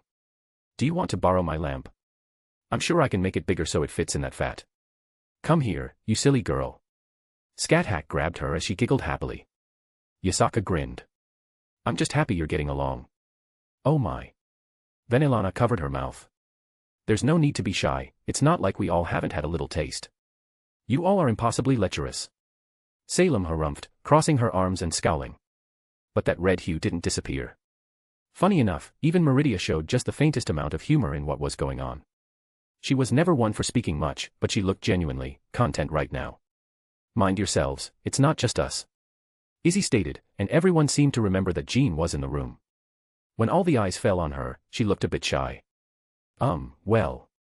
I shifted in my seat, and Yasaka sat up because I think she realized. Actually, about that. I held my hand out, and Jean seemed happy to take it as a lifeline. I gently pulled her over and into my arms. "I'd like to introduce everyone to Jean, my girlfriend." It was a bit playful, but it got the point across. Jean covered her face, and there was a single beat of silence before Jin broke it. "Kia, new sister." She slipped out of Scathach's grasp and basically threw herself at Jean. "You have to call me big sister for real from now on." "Nay." Jean looked surprised, seeing all the welcoming and warm expressions. "Why, you're not all upset?" Yasaka's lips twitched before she finally laughed. "Oh, sweetheart, you're adorable." She leaned over and joined in on the hug. Reiku was also quick to add on to it, being one of the closest to her in the group. It was just a matter of time. Reiku smiled warmly. It was rather obvious. Izzy said simply. Artoria smiled. "We were just waiting for it to happen." But, I thought I kept it a secret." Jean's eyes widened, and I couldn't help it, but I started cracking up. Stop laughing." She hit my shoulder, pouting. "Welcome to the family, sweetie," Yasaka said warmly. "This is definitely great news to come back to." Well, thank you." Jean was still a bit shy, and everyone could tell. She just lowered her head, looking like she was having trouble knowing what to say next. I silently took her hand into mine to make her feel more comfortable. "Jean here got adopted by Freya, she's now a princess of Asgard." A few eyes perked up. "Yes. We're definitely sisters now." Jin cheered. Jean's lips twitched, and her big, bright smile returned quickly. "Miss Freya is very nice. Speaking of which, I thought you were playing around in Asgard still." "Well, Miss Venelana called me to say that everyone was coming back, and I wanted to be here." Jean responded. I asked Grandpa to help me come home. Vanillana smiled. I didn't want her to feel like an outsider. Geez, she's really good at managing all this stuff. Student, how much trouble have you gotten into while we were away? Scat-Hack put her hands on her hips, looking at me sternly. I started nothing. I chose my words carefully. She raised an eyebrow, and I'm fairly sure my choice in terminology didn't go unnoticed. Salem got a job. I quickly threw it out. Did that world need a dark queen? Jin asked. Salem snorted at the jab, but not in a bad way. Honestly, it felt like how siblings bicker good-naturedly, rather than Jin taking a real jab at her. I was requested to consult on magical matters for some sort of mundane organization. She waved her hand flippantly. It's pretty neat over there. I got some interesting new toys I want to show off. Speaking of which, when you're rested, I need some specific training help. Scat-Hack smiled. I'm always here to assist you, student. When it came to matters of training or combat, I think she felt particularly happy when I came to her for them. I found the specific tale of Yasaka's that I claimed and rubbed it gently. At the risk of adding on to any stress, we still need to deal with the humans in the Fey realm. Just tell me when you need me, all right? Yasaka groaned. I know, thank you. I'll think about it tomorrow. But I don't want to hear about that right now. Tell me something else, anything else fun you've done. Fought Odin, that Odin. Sort of. He was being a bastard, so I punched him once as we were sort of throwing around our proverbial dicks. Izzy rolled her eyes. Boys. I got a giant magical divine robot. Oh, I'll look at that tomorrow. Jin perked up. I may also be interested in seeing such a thing. Izzy looked away with a hint of embarrassment. Let's see, oh, apparently Loki and Hela, over there, are Odin's children rather than the myths here. Well, Loki is adopted, but you get the idea. And there's a group of sorcerers that sort of police magical stuff, and I became friends with their leader, the Ancient One. They all just relaxed as they listened to me recount some of what happened while I was away. Their interest seemed probably only a fraction of what it normally would be, considering their own states. But they seemed happy to just relax and decompress before crashing out right for the night. Salem joined Thorum and me in killing some vampires. That was fun. I added, deciding not to add in the part about the infants. That was it. I did butt heads with a group over there, but it got settled, and their protector god came out to apologize on their behalf. I hummed. Otherwise, not much else happened. It sounds like you've had fun. Yasaka said softly. It was, I suppose. I went there half for a vacation, half for work. And, well, I can't say it was normal, but what part of me is normal? I feel refreshed, I made friends, and I gained some things that make my inner devil and dragon happy. And most important, Jean was now officially mine. What else could I ask for? Oh, and there's that auction coming up, the Mystic I Train thing. Gramps asked me to deal with it and all that stuff. I said casually. I forgot what was so important about it, I'll double-check with him soon. I didn't say anything else because Yasaka's eyes had already closed and she had fallen asleep in my arms. I gently lifted her up, and everyone gave me a silent nod as I took her to bed. She more than deserved a good night's rest. Though, I used my head to gesture to the others too. Jin smiled brightly, jumping up to join us. Artoria bit her lip slightly before casually standing up, straightening out her clothing, and coming upstairs. Lastly, Scat-Hack just sighed and then smiled before coming up too. My bed was big enough to accommodate them all. Line break. A/N. Hey guys, sorry for the late chapter. For those of you who don't know, I was in the hospital earlier this week. I'm back home now, I'm recovering and on a lot of medication that makes me very sleepy. I'll be trying to get back to normal here soon enough. I also have a boosty if you can't use the above under the same name. Chapter 622, Chapter. Happy. That was the first thought I had when I woke up. I had gotten more sleep in the past couple of days than I usually get, but waking up to this just made my heart lighter. I didn't want to get up, I was currently engulfed in fluff with several bodies all tangled up. Artoria was already so cute in the morning that, regardless of what she did, she always had some comically bad cases of bed hair. Jin was half disappeared into Yasaka's tails, half being held by Scat-Hack. And Yasaka was holding onto me and refusing to let go. Geez, I can't help but remember all that time ago when I was still alone. I wonder if I ever thought I would live like this. I think a lot of people, when they hear that I have a harem, imagine all the lewd things that go along with it. That's the standard response, a reasonable one, I would say. While yes, the lewd stuff is great, and I absolutely love it and do lewd things with my harem all the time, it's moments like this that really make it all worth it. Very delicately, I had to maneuver myself out of the bed without overtly disturbing them. However, I knew for a fact that they had woken up already, but they were just being lazy. Still, I was careful not to make it uncomfortable for them as I crawled backwards out. I made my way downstairs, and surprisingly, I heard two people talking this early. Salem and Venelana were sitting at the table chatting politely, maybe even happily, by their expressions. Salem was always reserved and didn't show much expression unless it was more overt or emotional. However, Venelana had more than just a polite smile, so I could more or less guess. "Good morning, dear," Venelana gave a little wave. "Morning." I made sure to give her a hug and kiss on the forehead first before moving to Salem and doing the same. "You both are up and about early." "I'm usually up at the crack of dawn," Venelana replied casually. "I do not sleep much." Salem's reply was more blunt. "Unless I have a reason to," she added with the tiniest hint of emotion at the end. "Something interesting going on." I found the coffee maker and started setting things up as I noticed they were having tea instead. To each their own, but I prefer morning coffee over morning tea. "Oh, we were just chatting about her recent plans," Venelana started. She isn't much used to handling stuff like this. Business matters, talking to humans regularly, how to handle a structured organization, that sort of thing. Salem didn't look at all embarrassed by that statement either. She glanced at Venelana once before opening her mouth. She offered to assist with the. Salem trailed off, like she forgot a word. "Legal matters," Venelana finished. I told her that they would want her to sign a contract, among other things. She doesn't have any real experience with that either. I blinked. "Legal matters," I repeated, then understood what she meant. Right, as a contractor, especially as a government agency, they would have her sign a lot of documents. Non-disclosure agreements, general contracts that forced secrecy. At least in the mundane world, it was rather heavy. That would mean absolutely nothing to you, though. You could walk away or ignore anything without any problem. Salem pursed her lips, crossing her arms. "I will not put my name on something and dismiss it so casually," she finished with a huff. I considered that and found myself agreeing after a moment of thought, funnily. It was a pride thing, same for me. I don't think I could sign a contract knowing I would just toss it away like it were garbage and go against it anyways. If I put my name on something, if I agree to something or make a promise, my pride demands that I fulfill it to the best of my ability. It's rather comical how much we chain ourselves with pride as the reason as to why powerful people like us simply don't do whatever we want regardless of the consequences. Venelana propped her head up with her arm on the table, giving that warm smile of hers. I offered to follow along and look over all the documents and such to make sure everything is proper. "Your assistance is appreciated," Salem said softly. "God, that makes my heart flutter, seeing them get along like that. I really am a lucky man. I'm almost wanting to invite myself along just to see how this all plays out."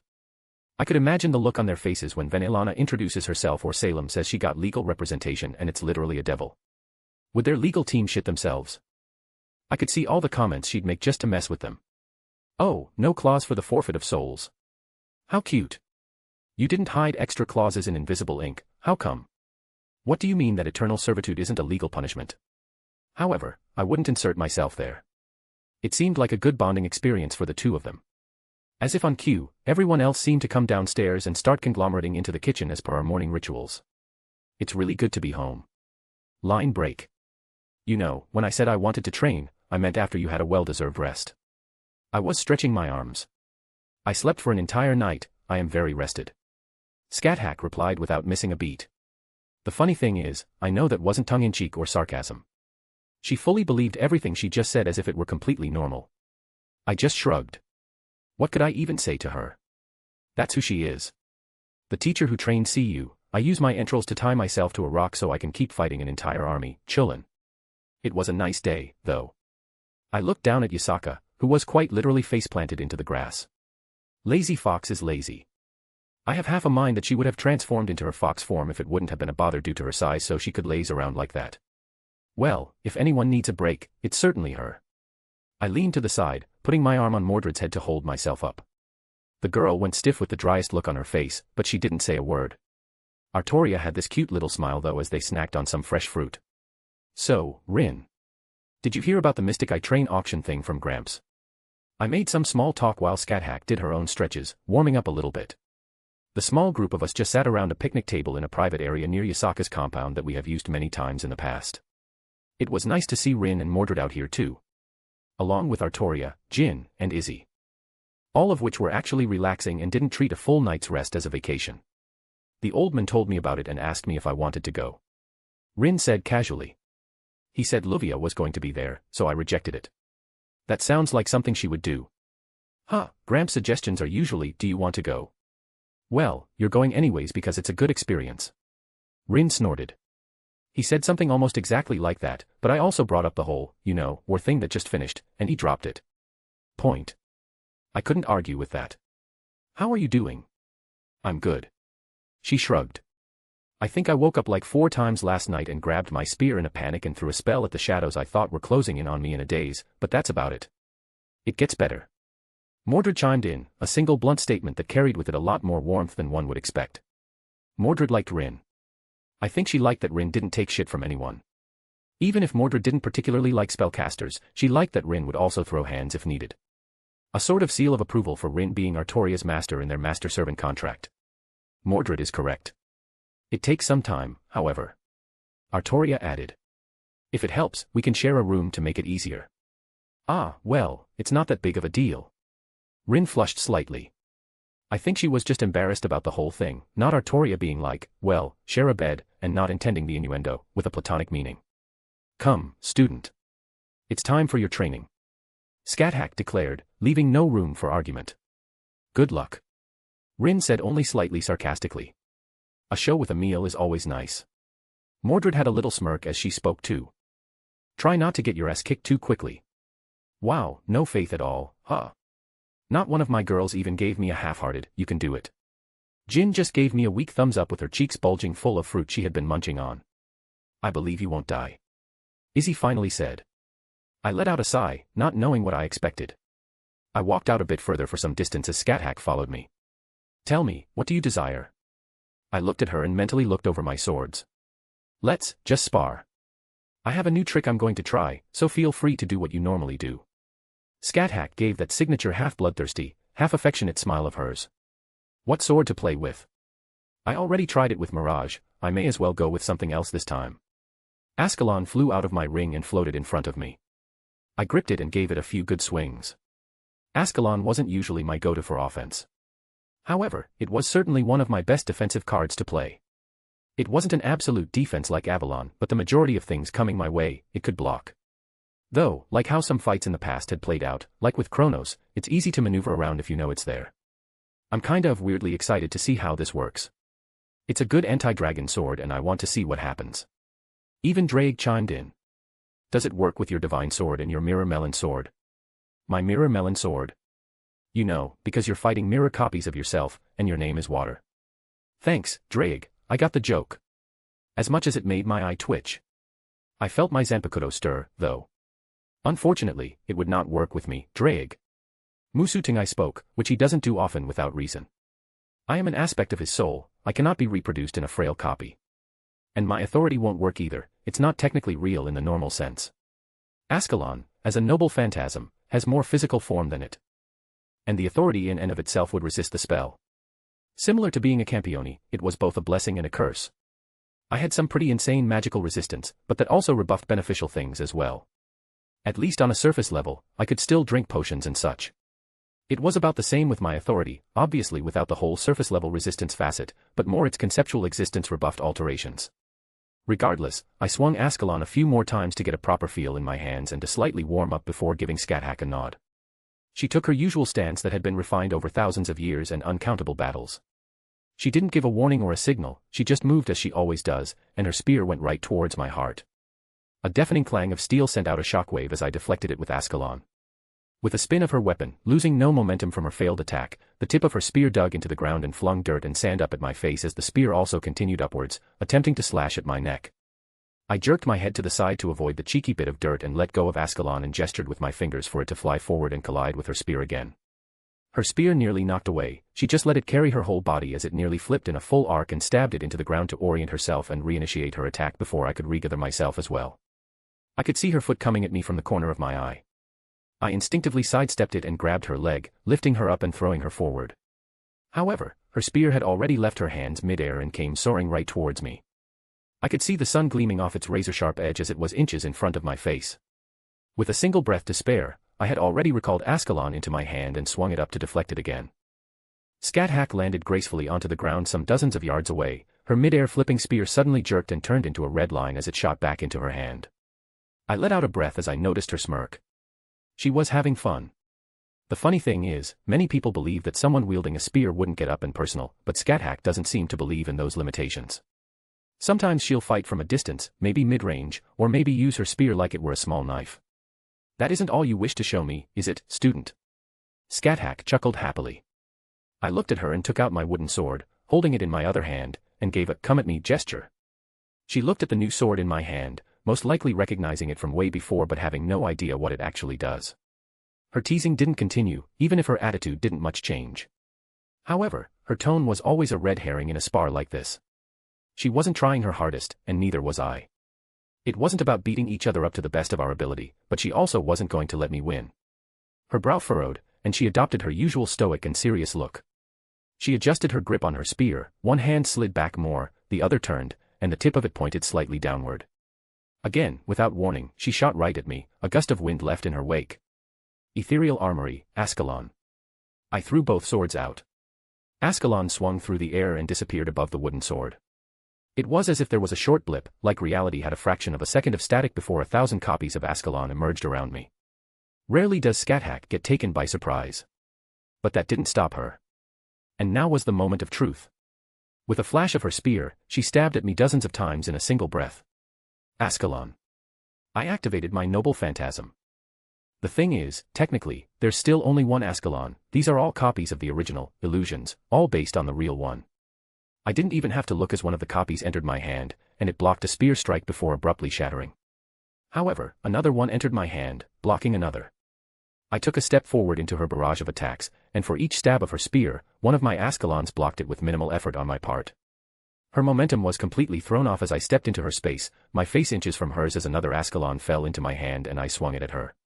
She leaned back, it barely missed her neck, and she tried to follow it up with a swipe of her spear, but my other hand also had another copy of Ascalon fall into it, and through the use of the noble phantasm, it was again blocked. She was pushed back. Each step I took forward was one she was forced to retreat. Even a blind spot, an attack I couldn't see, Ascalon in my hand moved unnaturally to block it, an almost absolute defense. Even if it only lasted a single strike in this state, it was enough to fluster her, as I had nearly 1,000 still remaining. Each step also cost me a copy of Ascalon that floated around me, but I continued to push her until I caught her, or at least I think I did. She let me cut across her chest to avoid being trapped as a dozen Ascalons from above shot down, attempting to impale her. She leapt back through the air, finding the single point of escape remaining mostly unharmed, and reeled her arm back. Her magical energy pulsed and wrapped around her spear along with all the bloodlust the demonic weapon could gather.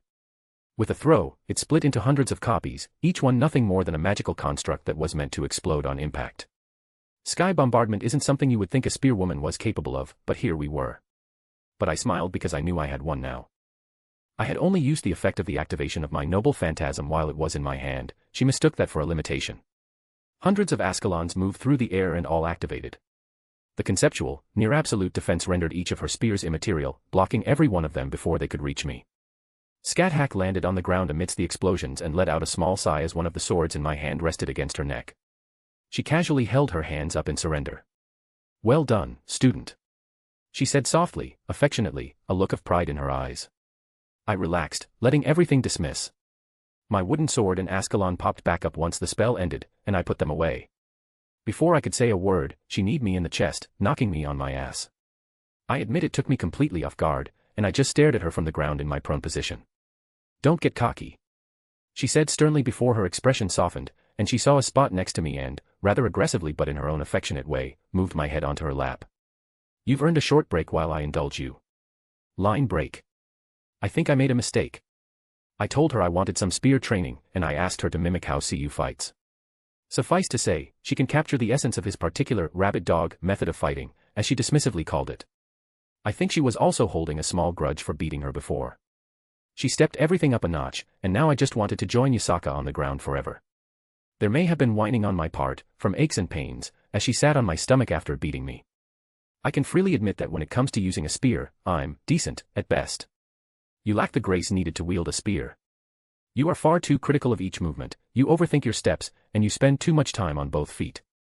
You treat your spear like a sword. At that last one, she poked my side. Your spear grip is lacking, your footwork is a mess because of this. Your speed is irrelevant if your spear cannot follow along. She critically and without mercy called out every one of my failings. However, she paused. however? I asked. You are not without competency. She finished. Kill me, just get it over with. She smacked my stomach, lightly. Come, we're finished for today. She didn't help me up, rather, she grabbed my leg and dragged me back over to everyone, unceremoniously dropping me next to Yasaka, who looked extremely comfortable on the ground still. Lazy fox is lazy. I rolled over to see everyone at the table, even the newest person to arrive. Odin, when did you get here? Odin, who had joined everyone at the table like the most natural thing in the world. He, ironically, had a big piece of watermelon in his hands, just chatting with them. While you were getting your ass kicked. Jin got up and jumped on me. Show me the thing you did, new spell, I want to see. She said excitedly. With the last remnant of will, I tossed my wooden sword into her hands and turned over to mimic Yasaka. I'm dead, ignore me. Odin and Rin also joined Jin, looking interested as well. Oh, that's interesting. Odin rubbed his beard as I peeked at them. I thought it was a mystic code, but it's a spell, sort of. Rin spoke too. How does it work? The runes at the center create a fake world within the sword, the massive life energies inside sustaining it. The archangels on the front represent the 4 directions, likewise, I use the 4 divine beasts on the other side and invert the 4 directions. Linking it up to the runic sequence, this creates a temporary paradox to hide the false world so the actual world doesn't squash it like a void.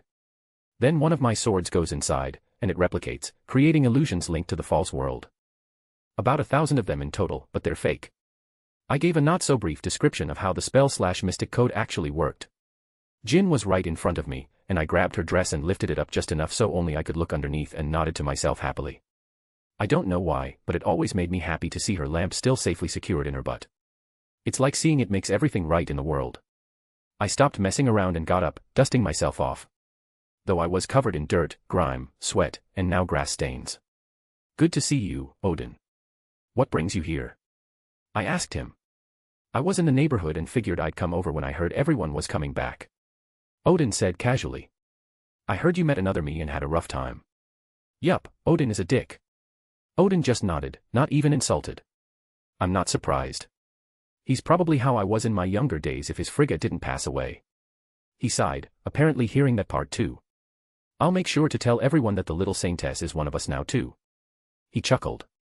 The Odin over there did this neat thing where he sealed Thor's divine powers into Mjolnir, and if someone proved worthy, they would have all his power. I got to see Jean go godly for a moment. She got a bit fuller. Very Asgardian. Oh. How'd he manage to do that? Odin furrowed his brow. Maybe if he, but then, I'd have to think about it. Regardless, don't expect every Odin you meet to be as amazing and easygoing as I am. He didn't need to tell me, the heretic god Odin was already a stark reminder of that. Hell, even the Odin I met back in the land of shadows was, not someone I'd like to actually meet again. If anything, this Odin was the outlier in comparison to all the others. Let me show you my new treasures. I happily took out the casket of ancient winters and set it on the ground. Immediately the ground froze, the air turned chill, but it was contained. Even Yasaka sat up in surprise as she shivered slightly. Odin's eye widened. That feels like Jotunheim. Yup, it's supposedly their ancestral treasure or some bullshit. I took it after Laufey attacked, blah blah. You know how that song and dance goes. Apparently, if opened, it can even freeze a star given some time. Odin nodded. I can feel the great chill contained inside of it. I'd advise you not to use it carelessly in this world, you may cause other pantheons to treat you as hostile. There's a difference between having a divine weapon and having a divine weapon that's capable of ending the world simply by being opened. I nodded, not intending to abuse it. It'll work well with my Yggdrasil spell, the perfect catalyst for Jotunheim. And if it's inserted into the spell itself with Yggdrasil controlling everything, I should be able to direct and control it as I want. But can you keep it out like this? This actually feels really refreshing. Rin spoke up. Honestly, it's kind of cool out now. Mordred agreed. Artoria looked at me, then at the berries on her plate, and she took a blackberry and set it on the casket.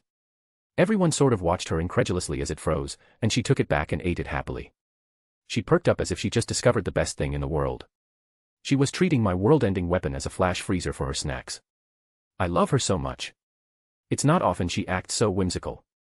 I guess the war even tired her out enough to drop her regal and stoic demeanor in the privacy of friends and family. I kissed her bulging cheeks and pushed the casket onto the table for her, intensifying the seals enough so the residual cold didn't cause any real problems. You can hold on to this for now. I told her as she blushed slightly but looked very happy, muffling something as she began to play with it and her food, Mordred joining in silently. Anyways, do you want to see my magic, godly robot? I clapped my hands. It wasn't just Odin who perked up, but Izzy too, and a few others. I dropped the destroy, or rather, the pieces of it, onto the ground with a loud thwomp sound.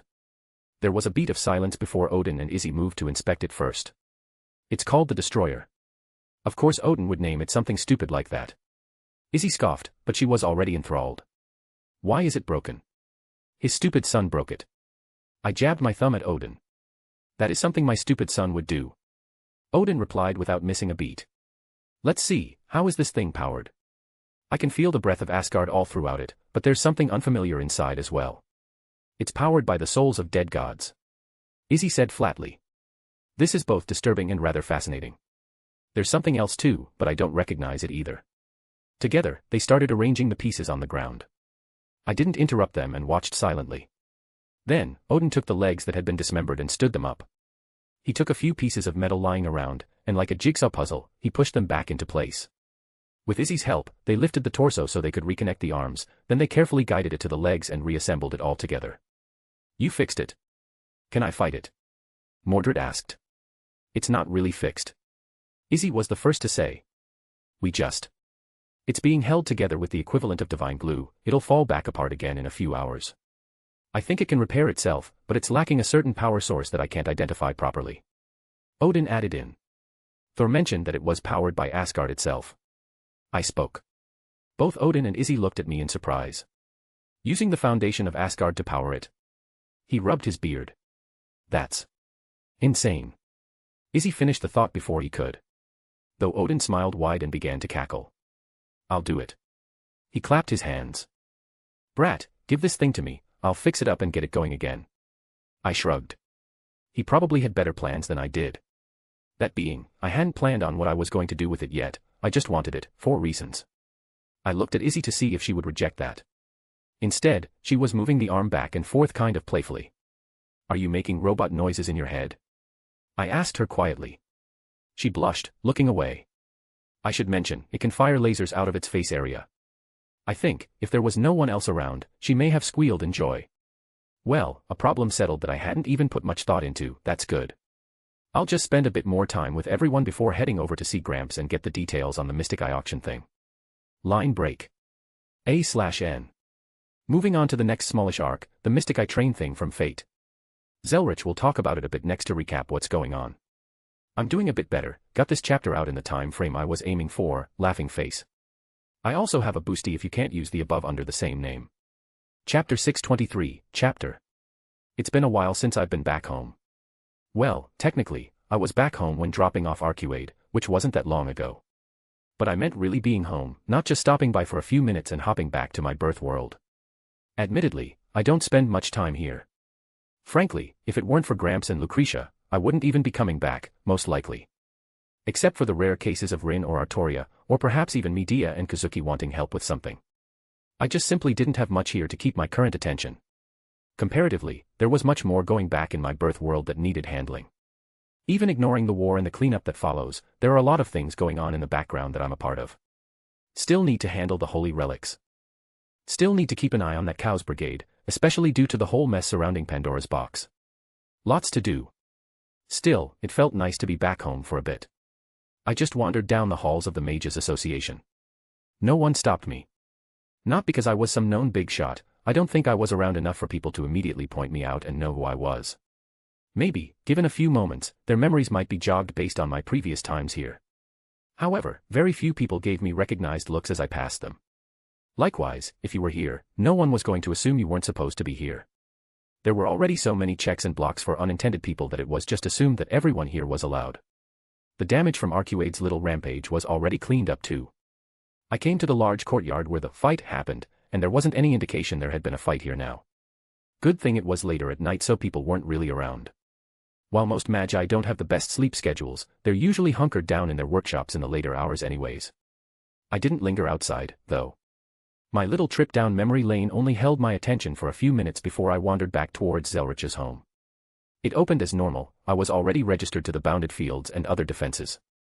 I could have just ported in, but there was a certain sense of politeness, since I was out and about walking.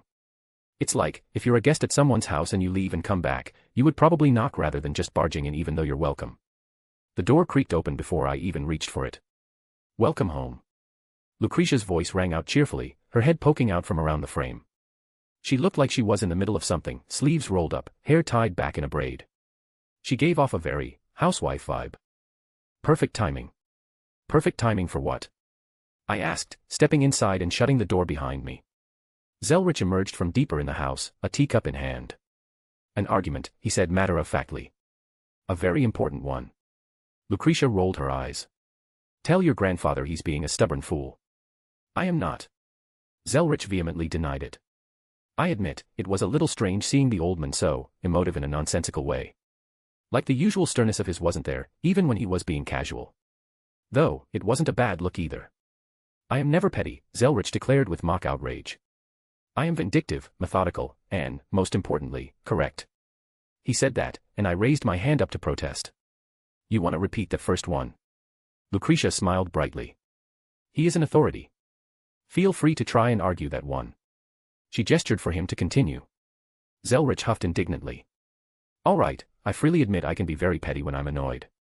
I nodded. So that's where I get it from. Oh, shush, you. Zelretch snorted.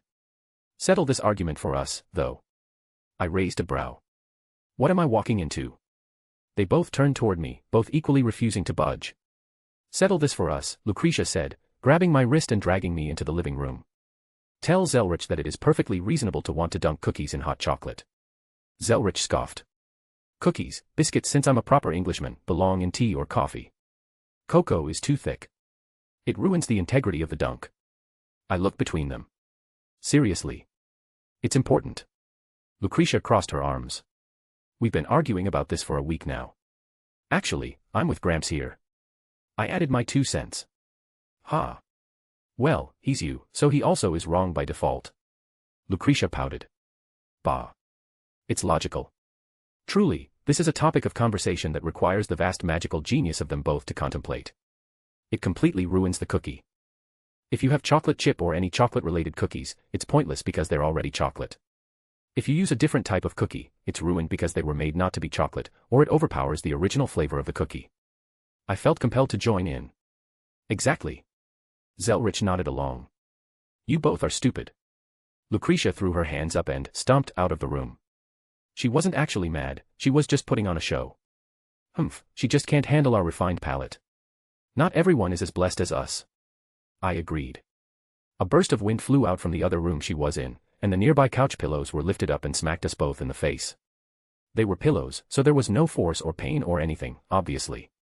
Zelretch just chuckled and gestured for me to join in as he sat down, and I took the seat across from him. You two seem to be getting along well. I relaxed in my seat. Zelretch's demeanor changed, he went back to his normal tone and stoicism he usually portrays. It's been pleasant. The place doesn't feel empty anymore. I knew that feeling all too well, he didn't need to explain it any further. I'm glad that Gramps and she are doing well with their own relationship. So, my dear grandson. What do you need help with? I figured I'd ask about the Mystic Eye auction that had been brought up a few times now. Both you and Queenie had been nudging me towards it. Not to mention, a certain dead apostle last time mentioned a very particular set of eyes. Ah, that. Zelretch tapped his chin. What do you know about the Rail Zeppelin? I let out a breath and closed my eyes for a moment, trying to recall any inherited memories of that thing. A magic train. Well done. Zelretch deadpanned. Honestly, it wouldn't be the first magic train I've ridden on. I realized it offhandedly. Is it weird that magic trains seem to be a thing in multiple places? I think even Zelretch sort of lost himself in thought when I raised that question. Anyways. I carried on. From what I recall, it's literally a magic train. But to be more specific, it uses the ley lines as tracks, basically. It can essentially maneuver through other worlds, forgotten realms, and I recall rumors that it could even get to the reverse side if it wanted. I vaguely recall some information about the original creator and owner being a dead apostle. Zelretch nodded along. Those are some of the important bits. The original owner was a dead apostle, a superior one. Or an ancestor if you wanted to point at a different world line where that's a prevalent status. However, Miss Tuko Aozaki had a conflict with her that ended with the dead apostle disappearing and the train being destroyed. Some years ago, it was repaired, and new staff took over. Interesting, but not wholly relevant to me. I responded. Zelretch shrugged. Truthfully, there's not much you would appreciate there. You're not the type of person who would find use for mystic eyes normally. He was right, I'm not the type that would willingly go for mystic eyes, mostly. If someone offered me rainbow rank mystic eyes, it would be hard to reject them. But I generally don't want to trade out my own eyes for someone else's. But most magi don't have those qualms. They'd happily tear out their own eyes if they had mystic eyes to replace them without a second thought. And you have no idea who's going to be there. I asked him again. Zelretch shook his head. While the invitations are a bit exclusive, they're also not rare. And they don't have rules against selling or giving them away. As long as you show up with an invitation, they'll let you in. Right, so there's almost no way to actually know then. Have you been before? I don't have any memories of it in particular other than some vague recollection of its existence. Zelretch smiled lightly, looking nostalgic. I was there on its maiden voyage a long time ago. I also appeared a second time, some time after that, but likewise a long time ago. From what I understand, the format hasn't really changed. The main attraction is, of course, the Mystic Eye auction held by the train operators themselves. Main attraction, meaning there are other benefits of going. I caught his terminology. Indeed. While they only support and back their own auction, over the years, before the Mystic Eye auction kicks off in full, they usually let the guests form their own impromptu auction amongst themselves. It's a sort of tradition at this point. And the nature of the train makes it more difficult for outside forces to ambush or attack any winners while they disembark. Though, you still have to worry about fellow passengers. Don't mistake the exclusive nature of it as being safe. Well, safe is relative.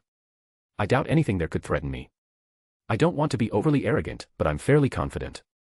For most there, I could guess that it might be a dangerous experience if you're not prepared.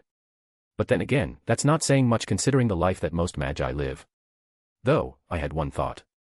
But wouldn't them having their own auction sort of defeat the purpose of them going?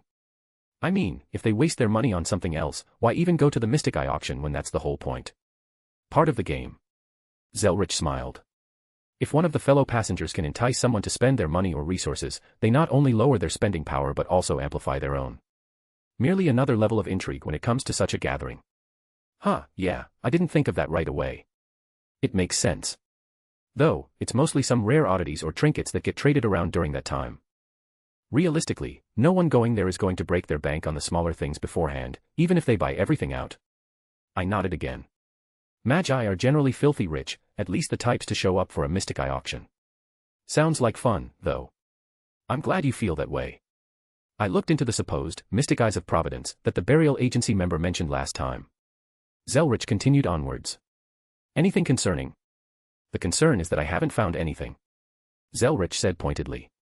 It's concerning because all I have are what everyone else heard, literally rumors. And I couldn't pinpoint the source of the rumors themselves. I raised an eyebrow. Curious. Curious indeed. He shared my sentiment. All I know is that the eyes have been called Mystic Eyes of Providence and that the church is sending a team to acquire them. So they essentially lent credibility to the name just by making a big commotion. It sounds rather planned at this point. I could see a trap or a scheme like this with my eyes closed. Of course, everyone with sense knows that whoever did this did it on purpose. The church, however, couldn't not show up as they are. Yeah, it was a trap they had to willingly walk into regardless. Not that it would be overly detrimental to them in the first place. Someone just schemed to use their name to amp up the hype and anticipation, most likely. Pretty smart. I wonder who did it. They're definitely on the church's shit list now, but that's fairly easy to accomplish regardless. Are you worried it's not something small? I asked him, possibly guessing his thoughts. He gave a small, curt nod. The thought has bounced around my head, I admit. Since you're already going, I'm fine just leaving it to you. Rin said you tried to pawn it off on her a while ago. Zelretch chuckled. It's very easy to get her to do my busy work or chores if I call it a learning experience or training. Unfortunately, she had a good excuse this time, and I'm helpless. I chuckled too, that sounds exactly like what he would normally do. I'll hand it over, no big deal. I waved it off easily. Zelretch took out the invitation and slid it onto the table between us. As long as you have that and your guest additions aren't too many, they won't stop you. Oh wow. I picked it up. This is actual gold inlaid in the thing, how unnecessarily decadent. You know how these sorts are. Yeah, opulence was just a way to brag to everyone else. I didn't understand it. I mean, I most certainly have a taste for the finer things in life, just look at my clothes. But I also believe firmly that elegance comes from simplicity. I don't wear gaudy jewelry or watches or anything like that. Nor do I flaunt my wealth in such a trashy way. If I'm going to flaunt my wealth, it's going to be something like buying a giant statue of Godzilla made of gold and putting it at the entrance of my house that also doubles as a golem to attack intruders. You know, normal things. Wait, is the auction tomorrow? I looked at the invitation. Zelretch blinked. Did you not know that? I thought that's why you turned up now. Yeah, I completely knew that. I said steadily. Gramps let out a sigh, rubbing the bridge of his nose. Thanks, Gramps, I'll take care of everything. I said, pocketing the invitation. Any care about who I bring with me? He shrugged. Do what you want. Don't mind if I do. I took out my kaleidophone and sent out a message to everyone to see who wanted to come, explaining the context. It was a small thing, I wasn't in danger, and I didn't need help, but I was happy to have anyone tag along for a sort of date. After a few moments, I got a response. I was surprised but happy all the same. Line break. You know what makes handling a harem and group of friends and family easy? Being able to navigate the times between world lines to my favor. I opened a portal, holding my hand out politely. Oh my, what a gentleman. Vanillana took my hand, stepping out. She wasn't wearing her normal clothes, she was now wearing a dress that she would wear to a soiree. Not something over-the-top elegant, but tasteful, and shows that she dressed up. She expressed a desire to see my home more and such. And also, she was happy for the date. She wasn't the only one either. Salem also stepped out, and even if she didn't express herself the same way, there was that faint hint of gratitude and happiness with the gesture. She too dressed up slightly, similar to what she wore when we had our date during the gathering at the clock tower months ago. Apparently, while they were still together over in that other world with S.H.I.E.L.D., they had both agreed to join me for the date. I don't know what happened just yet, but suffice to say, it seems like they're getting along well. Ladies. I said happily. I hope you've had fun together. Vanillana smiled brightly. Oh, it was certainly exciting. I haven't had much opportunity to travel with everyone yet, so I'm still riding that high. Salem, despite her usual self, smiled lightly. It was pleasant. I'm glad you both came. I spoke. Did anything fun happen over there? Other than seeing the sights, nothing overly exciting. Vanillana replied. The humans there were very nice, they didn't even seem to care that I wasn't human. Though I never told them I was a devil. Their contracts were very generous in Salem's benefit. They seemed desperate enough that they didn't even argue when I made some changes. Salem didn't say anything to add on, just nodded slightly. Do either of you need to be brought up to speed, or was my brief explanation enough? I asked them as they both seemed content to take one of my arms each as we began walking down the street. Magic train, magic eyes auction. Other things are being auctioned. Vanillana said playfully. Anything else? I've been around magicians before and been to plenty of auctions. I'm also no stranger to dangerous situations, so I don't particularly need anything else unless it becomes important. I'll happily explain any questions you have. I replied. Salem. No need, I am familiar with most of the concepts here, and I have experienced similar situations in the far past. I am curious, and my interest is piqued at the items for sale. I brought some things that I think people will be interested in buying or trading, maybe I'll pick up some souvenirs for Milikas. Vanillana giggled. It was a little abrupt, they had some small amount of time to prepare, but it's not like I gave them several days. However, they were told that beyond money they would accept things of value or barter. For Magi, bartering was often preferable to paying in cash. Regardless, I could probably pay for anything they'd want, but I know both of them enough at this point to know that they would feel more comfortable handling that on their own. We didn't have to walk far, the train was actually here in London. One of the many entrances around the world. We approached a more dilapidated district, and any people on the streets had far thinned to the point where no one else was around. Salem reached out, and her finger pressed against something invisible. With a tiny bit of effort, a pulse of magical energy manifested outward, and it revealed the near-invisible nature of a bounded field over almost an entire block. Without hesitation, I led them inside, and the scenery changed rather quickly. While it looked like an old warehouse on the outside, inside, there was a train waiting. Steam and smoke wafted off it in various places, and the magical energy inside was significantly higher as the thing seemed to just breathe out mana. Salem looked even more interested, while Vanillana just seemed curious more as a tourist than as an academic compared to Salem. It was a fun little contrast between the two of them. Funny enough, this train station didn't lead to anywhere. It looked like someone had just cut out the train station and pasted it into the middle of a city block. Ticket, sir. There was a single man waiting right at the door of the train, dressed as a conductor. He had a dark look under his eyes and looked very no-nonsense. I took out the invitation, handing it to him. He looked at it for a moment and cast a spell on it. Then, silently, he moved out of the way and gestured for us to come on board. I stepped up first, then offered my hand to both my ladies, as one should. I then took a look at the insides. The immediate room was large, magically expanded because there's no way this space would fit in a train compartment. There were tables and seats and even a bar at the far end before it connected to other train cars. Most importantly, there were other people. Many I recognized, many I didn't. But one person in particular grabbed my attention. A girl with familiar white hair. A girl who now I had given my hat to back at Chaldea. Olga Marie Animosphere was sitting with her own people. The Olga of this world, that is. And there was one big distinction between them. This Olga was tiny. She was still a child. Tiny Olga. I was going to take so many pictures. Line break. A/N. I also have a boosty if you can't use the above under the same name. Chapter 624, Chapter. Small Olga. Smolga. I didn't stare, it would be weird considering that she didn't actually know me here. However, the urge to give her head pats was powerful. It took substantial self-restraint, but I held back. God, how old is she? 10, 11. Fucking adorable. Though she did notice me glance her way. I don't think she recognized me, in that she didn't recognize my identity here. I'm not arrogant enough to assume everyone in this magical community should recognize me by sight alone. I haven't made that many appearances, even if they've all been sort of loud, proverbially speaking. Regardless, there's no need to rush into any awkward situations. We found our own seats, not far away from the entrance. It seemed like everyone was conglomerating to this first train car for now, so I was happy to do so as well. I was excited. This felt like more of a vacation than the actual vacation I just had.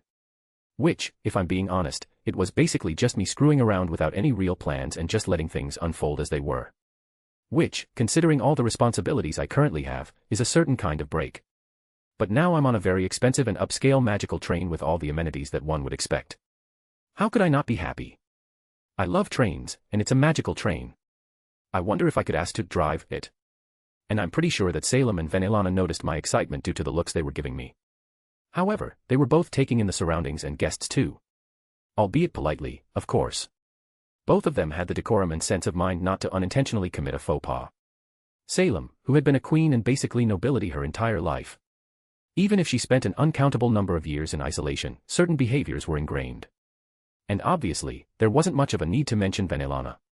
She lived in Devil Society as a duchess, going from one of the most noble houses to another when she got married. And I could only imagine the petty political power scabless she had to deal with in her time in Devil Society. Suffice to say, both of them know how to handle themselves without needing me to give them reminders. Shit, they could probably tell me how to behave properly here. Though, truthfully, my fucks to give were low when it came to the games that magi play between themselves. Politics in general too. How much effort I put in or how much respect I give them usually correlates precisely to how much someone I care about is affected. Granted, every now and then, I do get in the mood to play some games too. Maybe I'm a hypocrite there, but whatever. For now, no one made any moves to talk to other groups. Beyond Olga, there were of course others in the train car, perhaps in other places of the train too. There was a gentleman that had an elephant head. There was a man in an Arabic thobe, and I couldn't quite make out his face from the angle. Several people whom I also didn't recognize, but their clothing was rather normal, and there wasn't much I could point out about them. Let's see, a dark-skinned gentleman with, were those magic tattoos on his face. Neat. An older woman with over-the-top expensive clothing that just rounded out into something distasteful. A major reason right there as to why I'm a proponent of elegance and simplicity. Does she really need to wear a pink furred scarf like that? It's just tacky and adds nothing other than showing off her wealth. It must cost at least 10,000 if my estimations are right. Ugh, and she had a mundane ring on every finger, 2 on some fingers. I noticed another young woman, long black hair, white clothes, pale skin. A ghost, Well, not a ghost, but certainly a type of ghostly being. How fun. Would it be rude if I tried to exorcise her? A newcomer stepped into the cabin, and all eyes briefly glanced her way. She was wearing a heavy hood and robe with an accompanying veil over her face. Something was off about her, something was very off about her. I could feel it deep in my soul, and I even felt Drake stir unconsciously.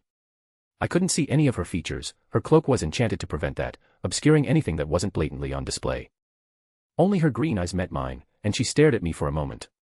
I didn't back down from her gaze and met it from my end. Why did she elicit a sense of familiarity and danger? Blocked from her view, I hiddenly used a finger to draw out faint words on the table for Salem to see. Make a scene.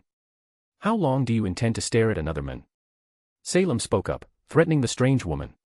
All eyes in the car, they were being polite before, holding off on staring, but now that Salem made an actual scene, that sense of propriety was thrown out the window. However, the woman didn't react in any meaningful way. She threw an inquisitive look towards Salem, but her expression was still rather blank. She simply turned and found a seat far off opposite us, as if wanting to put distance between us, with her back facing us. Salem tapped the table, and I noticed the spells she put up in quick succession. How was that? Good job. I smiled. Sorry for asking you to do that. It was a small matter. Salem waved dismissively. Who was that? Vanillana asked. Someone you know. No idea, honestly. But for some reason I'm on edge around her, and I wanted to know why. You wanted to see if you could get more information or cause her to reveal herself, Vanillana picked up immediately. It's a rather old trick, unlikely to have worked. I know, but it was worth a shot. I shrugged. You never know, and it was minimal effort. I paused for a moment, looking at Salem. You're a man, huh? Salem huffed, crossing her arms. Shut up, I was just playing my part. Vanillana giggled, and I had to hold myself back from chuckling. She seems dangerous. Salem rolled her eyes at us. I've seldom met someone who I felt was my peer at merely a glance. I wasn't just imagining it then. I hummed thoughtfully. Vanillana, please be careful if we ever get separated. Vanillana's eyes softened. I know how to handle myself, dear. You don't survive a war with heaven and hell without knowing a few things. I know, you're definitely not weak, I didn't mean to make it sound coddling. I meant it in the vein that I know you're not a magician and don't pay attention to this sort of thing. I reached out and grabbed her hand. I just worry about someone pulling a nasty trick. Vanillana hummed to herself. Salem, how comprehensive is the spell you cast to hide us temporarily? To everyone else, they can neither hear us nor see what we're doing, we just look like we're sitting here until someone tries to break through forcibly. I would most likely notice. She replied. Without another word, Vanillana leaned over the table, grabbed my tie, and pulled me in for a deep kiss. I admit, I was tempted to throw her onto the table, but such thoughts were pushed away for later. She gave me that mix of a maternal smile combined with a hint of sensual undertone that sent goosebumps down my back. I can handle myself, but I do appreciate your concern. I nodded, understanding without her needing to hit me over the head with it. She is a grown adult, older than I am, obviously, she didn't need me breathing down her neck. It was her polite and affectionate way of saying, thank you for the concern, but don't treat me like a child, without either of us offending the other person. Communication is important. I don't understand it. I couldn't see how she and my biological grandfather grew apart. She's everything you could ever want in a woman, I know I'll never be able to let her go. His loss. Anyways, game face back up. You can take the spell down now. Salem didn't say a word and just tapped the table, undoing her spell. I seriously admired her silent and nearly instantaneous and almost completely unexpressive way she cast spells.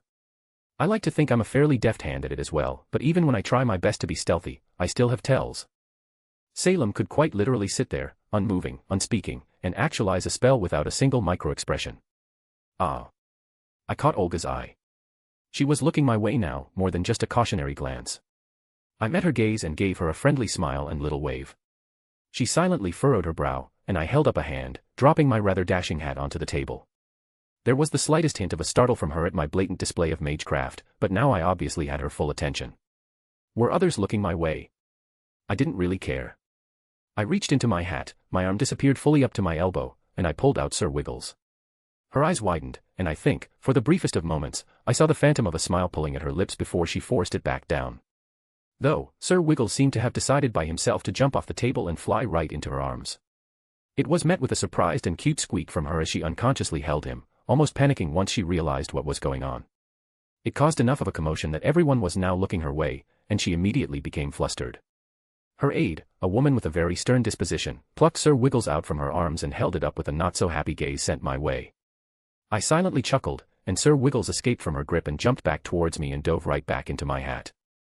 Smolga was shooting me angry glares now, as if she were trying to decide if she needed to be angry or not. Before she could say anything, though, more people arrived, and a certain pressure descended upon the train car. Clad in the attire of priests and servants of God, the church had arrived. They climbed on board as if they owned the train, completely uncaring of the killing intent they were emitting as they looked at everyone here as if they were an enemy. A bunch of psycho killers, I could tell that much at a glance. Frankly, what separates a lot of church executors and enforcers of the clock tower? One side claims the moral high ground when they do shady shit. To be honest, enforcers are more trustworthy. You know where they stand, they'll rarely try to screw someone else over if they're on an assignment. Because then that blows back on the ones who hired them, and the loss of prestige is often significant enough to curtail that sort of thing. Of course, that doesn't mean anything with freelancers. However, compared to executors, well, you could get along well with an executor, taking out some dead apostles, and as soon as the mission is over, you might literally find a knife in your back. Dead apostles are usually only a step or two above the heretical nature of a magus in most executors' eyes. Suffice to say, the balance between the working relationship the Mages Association and the Church have and the hostility between them is delicate. As soon as they stepped on board, they intentionally stirred everything up. They stood there, not actually doing anything, but they were also intentionally provoking everyone in the train car. I'm sure they were told to be on their best behavior, and they needed a reason to be aggressive or heavy-handed. It wasn't really hard to project one's presence for people like this.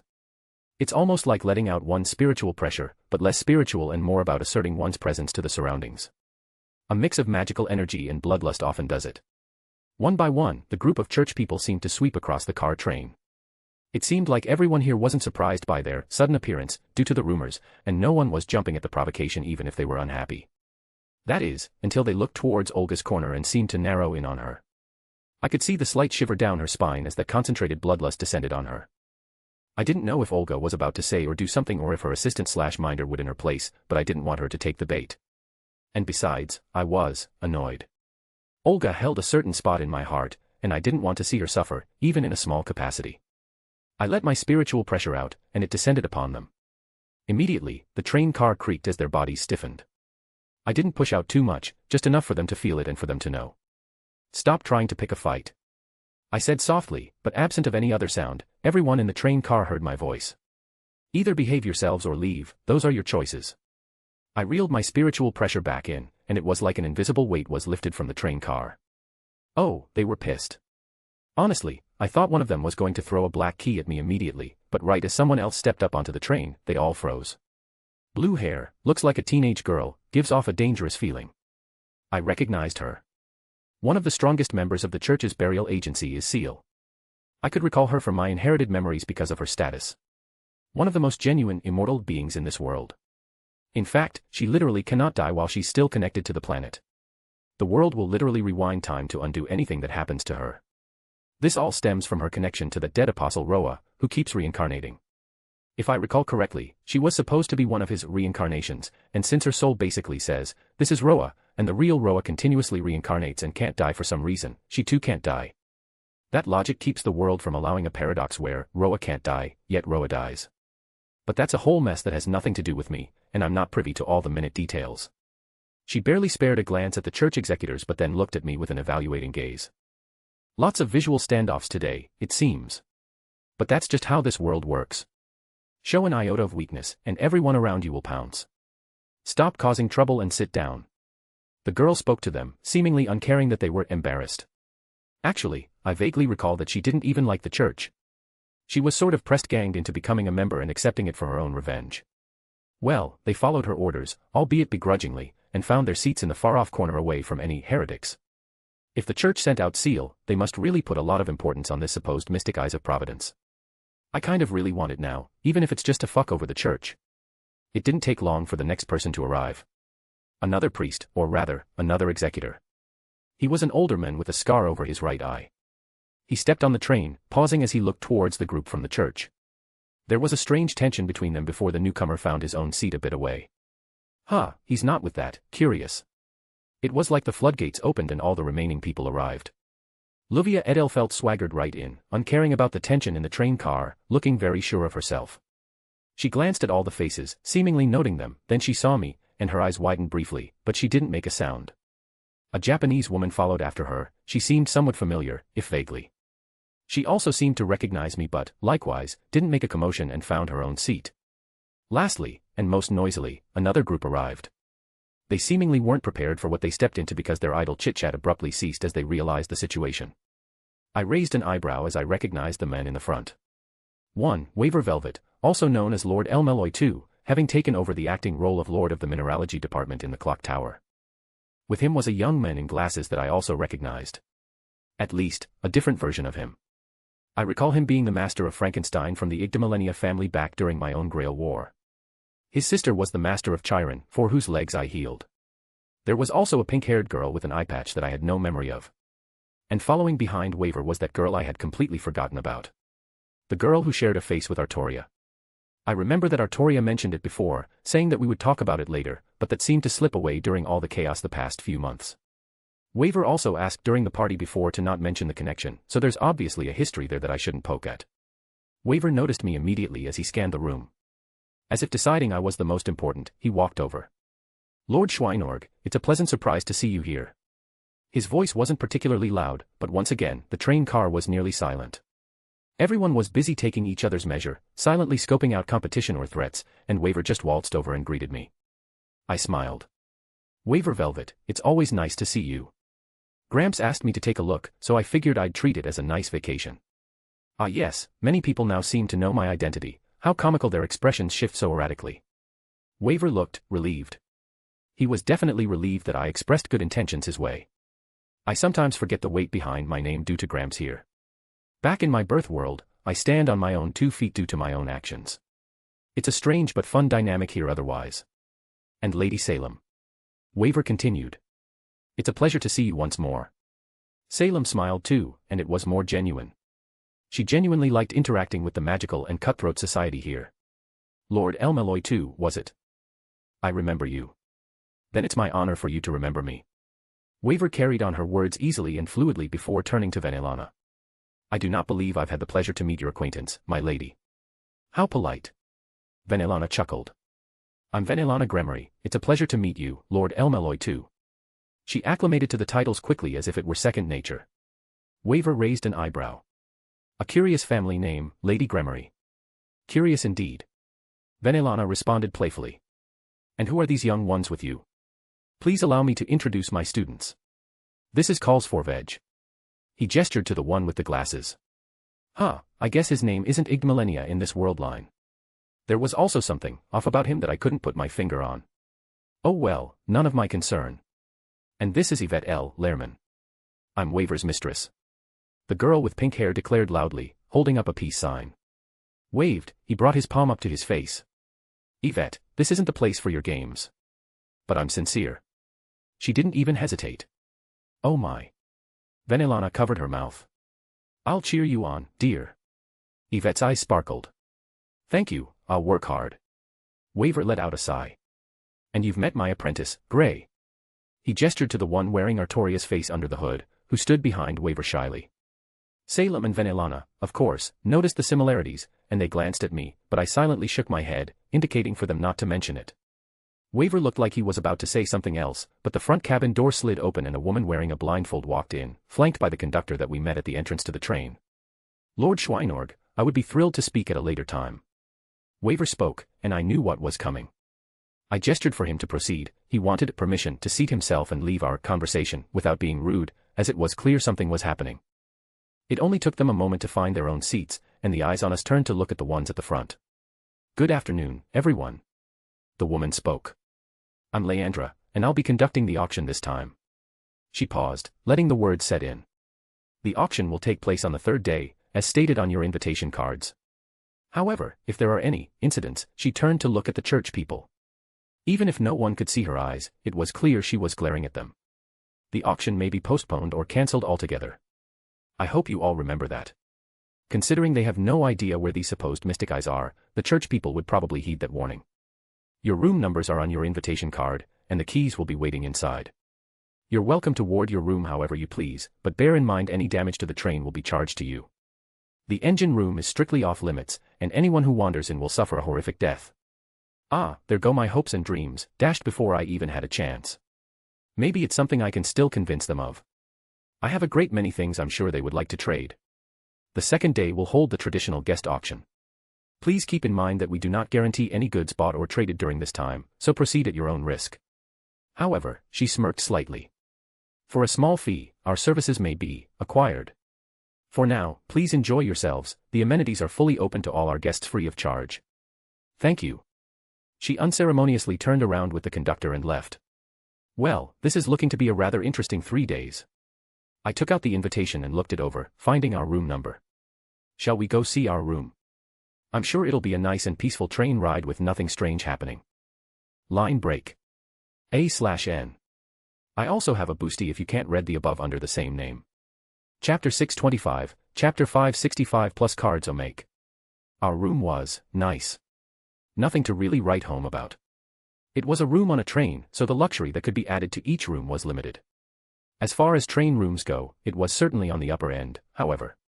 Not that I was complaining, I'm not one to roll my eyes when I lack luxury or accommodations, simply making a note. Salem and Vanillana looked interested too.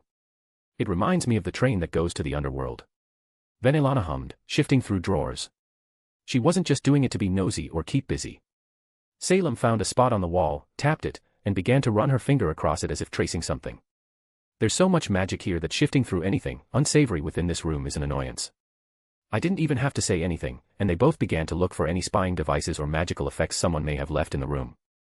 Yes, it was all very important and rudimentary, especially in this place. If someone failed to discover any spying or eavesdropping, it would be their fault in the eyes of others. Yes, very important. I lifted up the back of Salem's dress. Somehow her amazing pale butt was contained by a pair of lacy black panties. Salem paused in her machinations, head turning over her shoulder to look at me with the driest look she could muster before huffing and returning to what she was doing. I made sure to give her a kiss on the cheek, much to her chagrin. She didn't even say anything as I bunched it up over her waist so it didn't fall back down. I then moved over to Vanillana, giving her a kiss on the cheek and pulling up her dress too, admiring the scene just as much as with Salem. Less heft to it, but no less impressive. She went a different route with a thin piece of fabric that disappeared between her ample backside. Likewise, I made sure it was held up over her waist before plopping myself onto the bed. Neither of them stopped and continued to inspect the room. Salem shot me a glare over her shoulder and scowled. Look how proud of himself he is. Vanillana giggled, her butt jiggling perfectly as she did. At his age, it's not rare to indulge in such things, you know. Besides, he actually has rather good self-restraint most of the time. She walked up to Salem and pushed her hips against the grim queen's. How many boys his age do you think could hold themselves back with a sight like this? Humph. Salem grumbled. He's still an unrepentant pervert. I mean, I wouldn't deny it. I'm in a train with a bunch of things that would probably kill me given the opportunity. But this was definitely what heaven for me would be like. Are you going to simply ogle our backsides the entire time, or are you going to contribute something? Salem asked, continuing to map out the insides of the room in a magical manner. The former. I said without hesitation. But if you want my expertise. I admit, I considered seeing how far I could push her here, but I pulled the thought back. This was probably already her limit, and I didn't want to push boundaries. After the night we spent together, after the beach, she wasn't nearly as reserved in things like this now. Heck, before those, I know for a fact that she wouldn't have been happy with me lifting up her dress in front of one of the other girls. But now, it's just met with a huff and an eye roll. Now that we've entered a second train car, I'm fairly sure this train is one giant magic circuit. I offered my insights. I think they turned the entire train into one pseudo-magical organ, which is how it rides ley lines. Magic circuits have no trouble connecting with ley lines normally, it's usually the squishy, fleshy bits that take exception to the surge of mana that would more than likely make someone explode if they tried. Well, technically, the magic circuits would explode too if an idiot tried to just bluntly connect to a ley line without any consideration. But the fact remains that magic circuits can do so without any issue, it's just that consequences follow. Salem looked at me for a moment, clearly understanding what I was saying even if the concepts didn't originate from her world.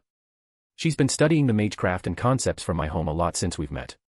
Combined with her own ridiculous history of magical knowledge and study, well, it wasn't hard to grasp the fundamentals and become competent across many fields. It's rather ingenious if you think about it. I tapped my chin. It could almost be said that we're inside a living entity despite it having no life. I would investigate it a bit later. I can't find any physical objects. Vanillana spoke up as she bent over and looked behind the nearby dresser. I was only distracted for a moment. Though, it's probably unlikely that someone would bug the room with a listening device that's not magical in nature. I shrugged. You'd be surprised, some people make use of them because they know that a lot of magi will overlook that. But thank you for checking. I gave her a smile. I may not have checked personally. Ironically, despite not looking down on technology, I do fall into certain mental traps and overlook some things. The room has innate enchantments that can be activated by the occupants. Salem also added. If you want, I can activate them, but I don't trust something put up by someone else. Salem turned to me, and she paused briefly because she knew where I was looking. She crossed her arms, pursing her lips, waiting for a reply. "Oh my, that sounds like a trap." Venelana chimed in. "And it would probably make whoever did so lose a lot of status in the eyes of others, yes?" I nodded. "Pretty much. Magi are pretty petty like that. If you can't handle defending your own room, you're going to be mocked by them. They picked up on things really quickly. Honestly, it all just boils down to pettiness. Salem could have brute forced it if she wanted, I didn't doubt that. But it looked like she was being meticulous and inspecting every detail with a fine-toothed comb. "I'll take care of this." Venelana volunteered abruptly. Before either of us could question what she meant by that, she took out what looked like a metal ball that had several parts that rotated. And if you looked very closely, you could see hundreds of tiny characters inscribed onto it. She tossed it up casually, and it hovered before cranking and turning before activating. Very quickly, a burst of light pulsed out, as if sweeping over everything. It invaded every corner of the room, and very quickly, it outlined all magical signatures and all magical effects, making them visible to the naked eye. Salem and I watched silently as it seemed to register them, then began to segregate everything as it put up its own bounded field, outlining the room. She must have noticed our gazes, because she smiled coyly. Ajuka gave me this after the whole Kokabeel fiasco. He said it would hold up to someone like Kokabeel attacking it for a bit, and it had other functions as well. Just by looking at it, I could see that it was a very good bounded field that covered the entire room. It basically covered every spectrum that either Salem or I would deploy by ourselves. Anti-scrying, anti-eavesdropping, anti-spirit, the list goes on. Salem poked it a few times, inspecting it quietly before just crossing her arms with an indignant huff. Venelana looked very proud of herself, though. It was a rather well-crafted mystic code. Just what I would expect based on what I heard about that particular Satan. The rumors that there's no magic in the world he can't analyze on the spot and counter. Before Salem could utter a word of annoyance, a piece of paper slid up from under the door. I wasn't hesitant about picking it up. If it were bad, or if there was anything dangerous about it, the new bounded field around the room would have activated. Beyond the normal things like keeping sound out and such, the bounded field doesn't stop the room from being a room. The door still works, people can still knock on it, people can still slide things under the door, etc. What does it say? Venelana peered over my shoulder curiously. "We are cordially invited to partake in a discussion regarding the upcoming auction by Lord Olga Marie Animosphere." I summarized, not bothering to repeat all the flamboyant wording that one would expect. "Is that the child you were looking at fondly?" Salem asked. "Yeah, I know her older self from Chaldea. She's technically my boss." I smiled, remembering Olga's behavior before I left. I could just picture the looks and reaction she'd give once I showed her the pictures I'm going to take. "How long does it give us?" Venelana wrapped her arms around me from behind. "A couple of hours, it says, based on the time."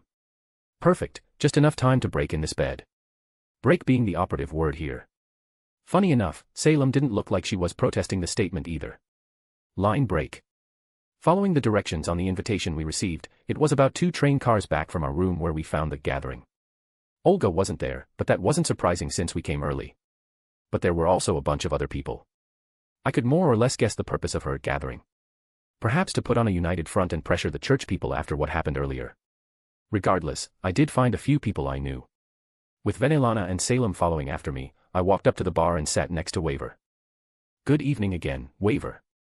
I greeted him politely. "Good evening, Lord Schweinorg." Waver had already noticed me coming in. While he was one who stuck to decorum, he wasn't obtuse about it. He knew I was easygoing and didn't lick my boots with every sentence. "Lady Salem, Lady Gremory." He also greeted my girls politely, which won him extra points in my book. "I hope the amenities have been to your satisfaction." I spun slightly in my stool to look at the kids he brought with him sitting at the booth a few feet away. "It's about what you would expect for a train, I have nothing to complain about personally. Though, they could do with sturdier beds." Venelana added. Waver nearly choked on his drink, and I had to hold back a laugh. I suppose we're allowed to help ourselves to the bar?" Venelana asked, noticing the drink in Waver's hands. "It's activated on command, Lady Gremory.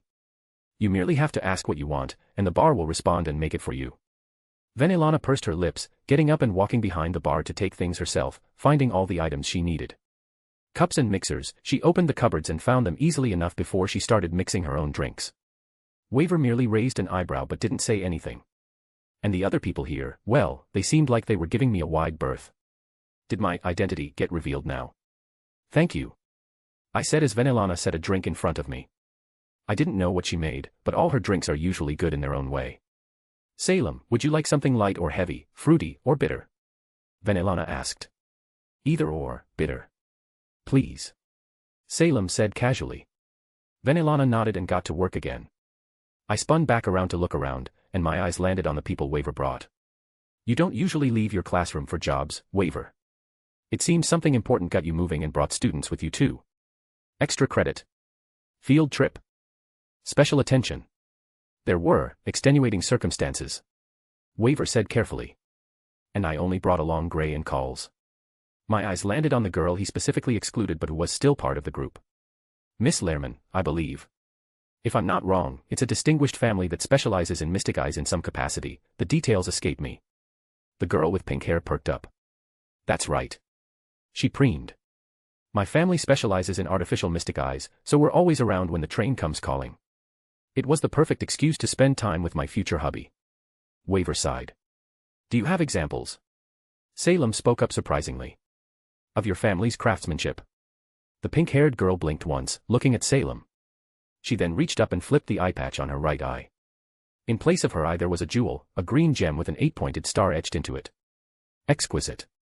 Salem said, appreciating the craftsmanship. Of course, my family is the best. She replied haughtily, appreciating the praise. Salem looked happy too, experiencing more magical culture. Correct me if I'm wrong, but Gray isn't a magus.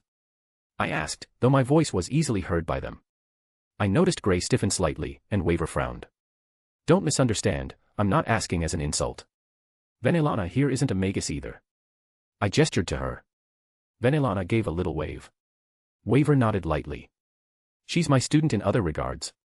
I didn't press, it seemed like a sore spot for Gray. And Mr. Forveg. I believe you are a specialist in spirit evocation. Ah, yes. The boy looked surprised. I'm surprised you are aware, Lord Schweinorg. Waver answered in his place. My family isn't that well known. Calls awkwardly rubbed the back of his head. Well, technically, this isn't the first time I've met Calls Forveg. I chuckled. I'm sure Waver must have told you my identity. His eyes widened. You mean? I can't say I knew him very well, and we were even enemies for a time. I said the enemies part rather flippantly not to scare him. I met your sister too, Fiore. I ended up healing her legs. It technically wasn't wrong to say we were enemies when he was the master of Berserker during the Grail War. But then again, I had no intention of actually hurting him, so I suppose it's a moot point. Fiore legs. Calls nearly shouted as he abruptly shot up to his feet. Calm down, Calls. Waver said softly but firmly. Calls sheepishly sank back into his seat. Fiore decided to give up magecraft. I raised an eyebrow. Is that so? She was considering that, from what I knew, too, before I healed her. Everyone has their own pursuits in life. Does that mean you took over the family? Calls smiled awkwardly still. There wasn't anyone else but me. Unfortunately, my talent in spirit evocation isn't very good. Teacher Velvet here was the one who convinced me to start practicing lightning magecraft, saying I had talent in it. Oh. Lightning magecraft, huh? I rubbed my chin. I'm something of a specialist when it comes to lightning magecraft myself. I mentally went through my storage, looking at my stuff, before taking out a book. Here, a greeting gift for a fellow lightning specialist. I tossed him a spell tome, lightning rune that I had from Skyrim. It's a rather nifty spell I picked up. It creates a lightning landmine, essentially. He caught it in shock, seemingly not knowing what to say. Make sure to thank Lord Schweinorg, Collis. Waver reminded him. Why yes, thank you. Don't mind it, it's just something simple I picked up a while ago. It wasn't very valuable to me, but to a kid like him, it's a treasure. Though it's far from a useless skill. While not very strong, it's very practical and good for ambushes or sneak attacks. Lord Elmeloy too, would you like another drink? Vanillana offered. I would be delighted, thank you, Lady Gremory. He replied, but I didn't know if he was just being polite or if he was genuinely interested. He was good at keeping his emotions in check. Expertly, Vanillana grabbed a few things off the shelves and from under the counter to make him a drink. The air was still tense. Magi seem to have a natural hesitation when magicians are around. Well, considering their only examples are Gramps and the Blue, maybe that's warranted. Miss, there's a mountain in my way, so I blew it up, and Gramps unrepentantly throws magical paint-filled water balloons at cars of people he's annoyed at. Then again, am I even better? I keep a brick on me for a very specific reason. Maybe we're just all a bit bad. This is delicious, thank you, Lady Gremory. Waver thanked her after taking a sip. You seem to have a lot of experience, have you trained? Venelana put her elbow on the counter, propping her head up. Oh, I was bored some decades ago and went to mixology school to learn how to prepare drinks properly. I like to keep up with it, one of my hobbies is to brew wines and spirits. Decades. Waver said softly, repeating it to himself.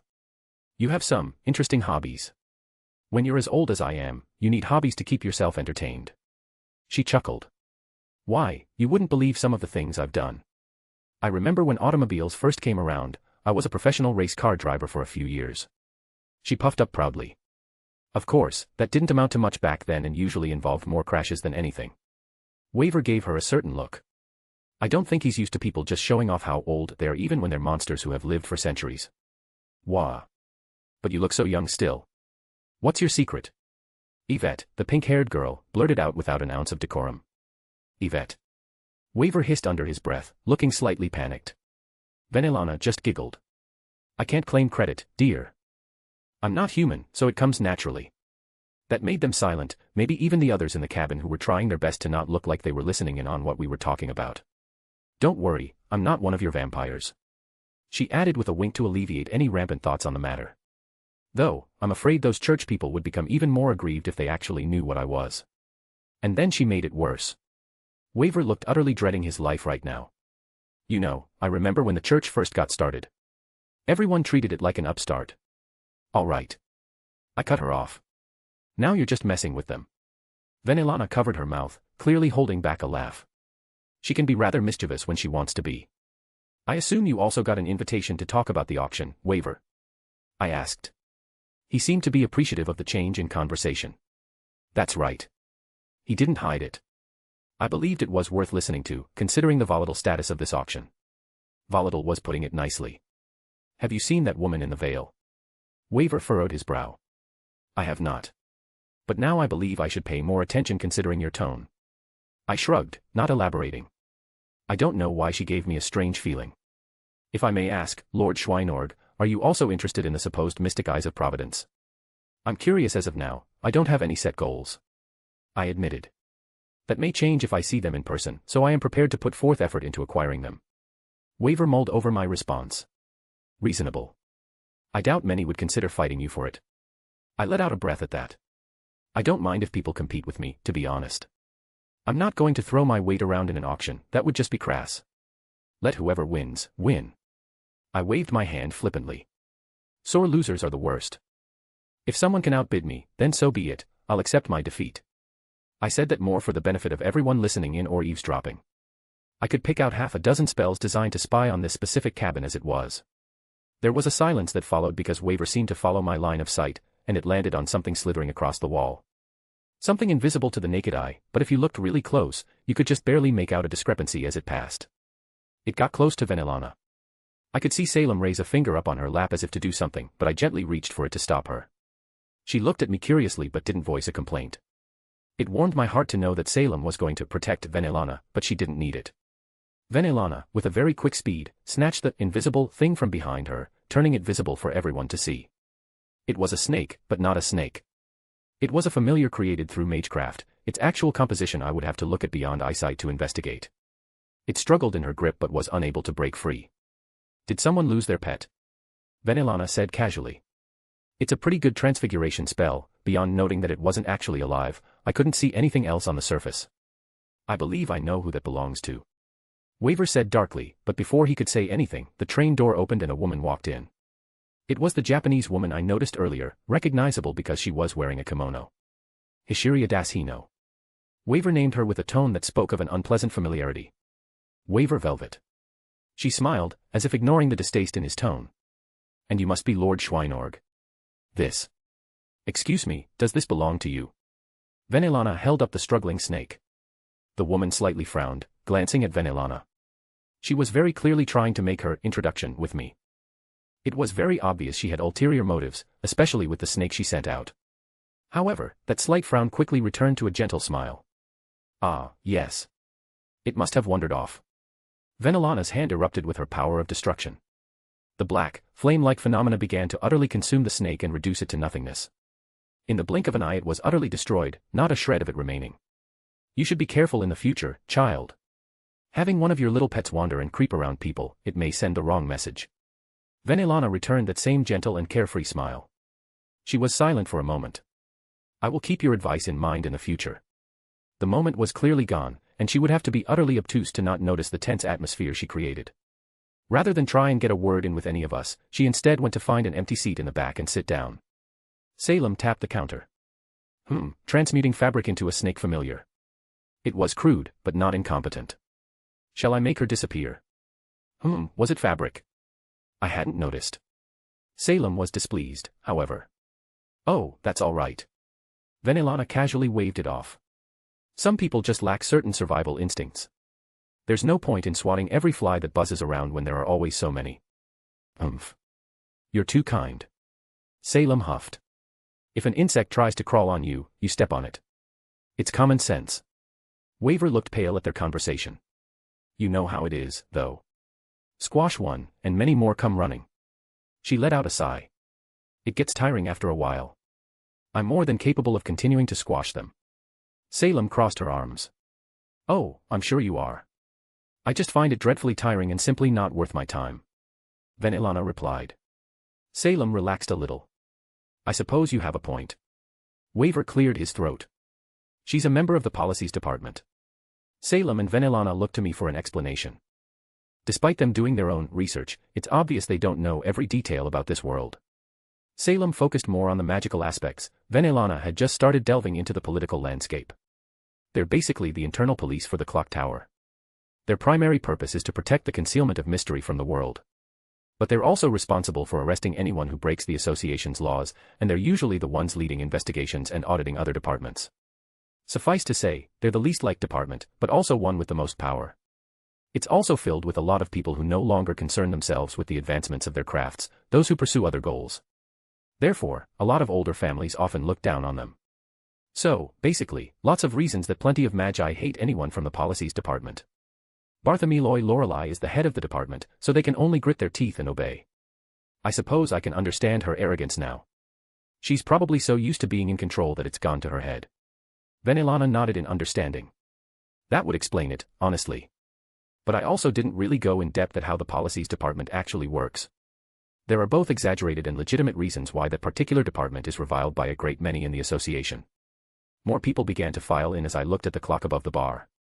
Almost right on point, the door opened one final time, and Olga appeared. Behind her was that same woman as before, her minder or keeper, I didn't know. But Olga held a gaze of determination. She held her head high, doing her best to look authoritative. She was the head of the Animosphere family, the lords of the astrology department. She took one step inside the train car, and she tripped, falling on her face. The train went silent. Line break. Non-canon omake, the heart of the bullshit, I mean cards. Wilhelm casually looked out at the horizon. It was nighttime, but one often doesn't get a view this good. Even if it was right above a massive city, and the stars weren't very visible due to the light pollution, it was a marvelous sight. Wilhelm made the mental note to take more giant blimp rides, if he could swing it. Mr. Schweinorg. Someone called out to him. Did you hear? You will be dueling Merrick Ishtar next. The announcer, one of the event organizers. Oh. Yes, sorry, I was distracted. Mr. Ishtar, you say.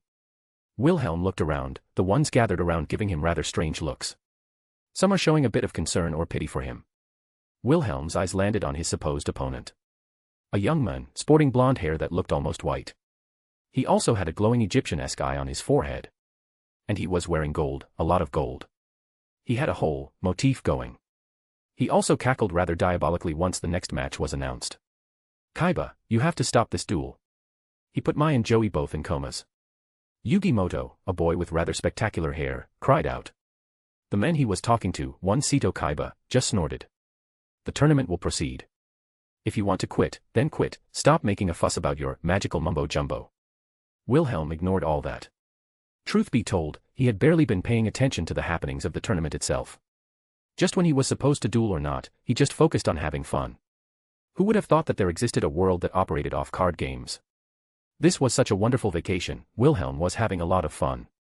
Wilhelm just smiled, walked up to him, and extended a hand. Good luck to you, my friend. Let the best duelist win. Everyone went silent. Even Merrick Ishtar, the one with the glowing Egyptian eye on his forehead and the nailed evil laugh, seemed taken aback by Wilhelm's casual demeanor. When I win, I'll rip your soul from your body. Merrick replied with the same casualness. Don't you mean, if you win? No. Merrick said dryly. When I win, you will experience pain beyond your wildest nightmares. A torment that stretched on for eternity. Neat. You will beg for mercy, and it will never come. Handshake. Wilhelm still offered, trying to be a good sport. Merrick's nostrils flared. You are a fool. But you will learn your errors in time. Well, good luck to you. Let's have a fun duel. Wilhelm just smiled. Merrick stared at him, oddly silently. The evil alter ego of the man known as Merrick Ishtar didn't know what to make of him. After a moment, he just turned to walk away, deciding the fool was no longer worth his time. His death would come soon enough, there was no point in getting upset. Wilhelm. Yugimoto ran up along with his friends. You can't duel him. You saw what he did to Joey and Mai. Pardon. I wasn't actually watching, admittedly. I didn't want to spoil myself on their decks. Wilhelm replied. You weren't watching. Yugi blinked. Well, no one else here knows what my deck is. I didn't want an unfair advantage, you know. Wilhelm scratched his head. It's more fun this way. Wilhelm, I know we don't really know each other, but you have to listen to me. He's evil, and that rod in his hand. The golden one with the Egyptian motif. Why yes. Is that solid gold? Yes, I mean, maybe. Yugi was taken aback by the direction of this conversation. That's not the point. Wouldn't that be ridiculously heavy if it were solid gold? Wilhelm asked. Actually, is that pyramid around your neck also solid gold? Also, what's with everyone sporting Egyptian apparel? Is that some sort of fashion these days? Wilhelm fell out of the loop. There was even that woman who had yet to duel who also had an Egyptian necklace and motif. Though her name was also Ishtar, so that sorta makes sense, they're probably siblings. He jerked his thumb to Merrick. Yugi blinked a few times. Look, none of that is important. But you have to listen to me, he's evil, and he hurt a lot of people. You may not believe me, but he has magic, real magic. And he can use it through dueling to hurt you. Wilhelm blinked this time. Wow, that sounds fantastical. Look, I know it sounds strange. Yugi. Wilhelm stopped him. We're flying on a massive blimp for the sake of playing a card game. Strange didn't board with us, and we left him in the dust. You know, when he puts it like that, it is kind of strange, isn't it? The girl next to him, was her name T? She was the one who agreed with him.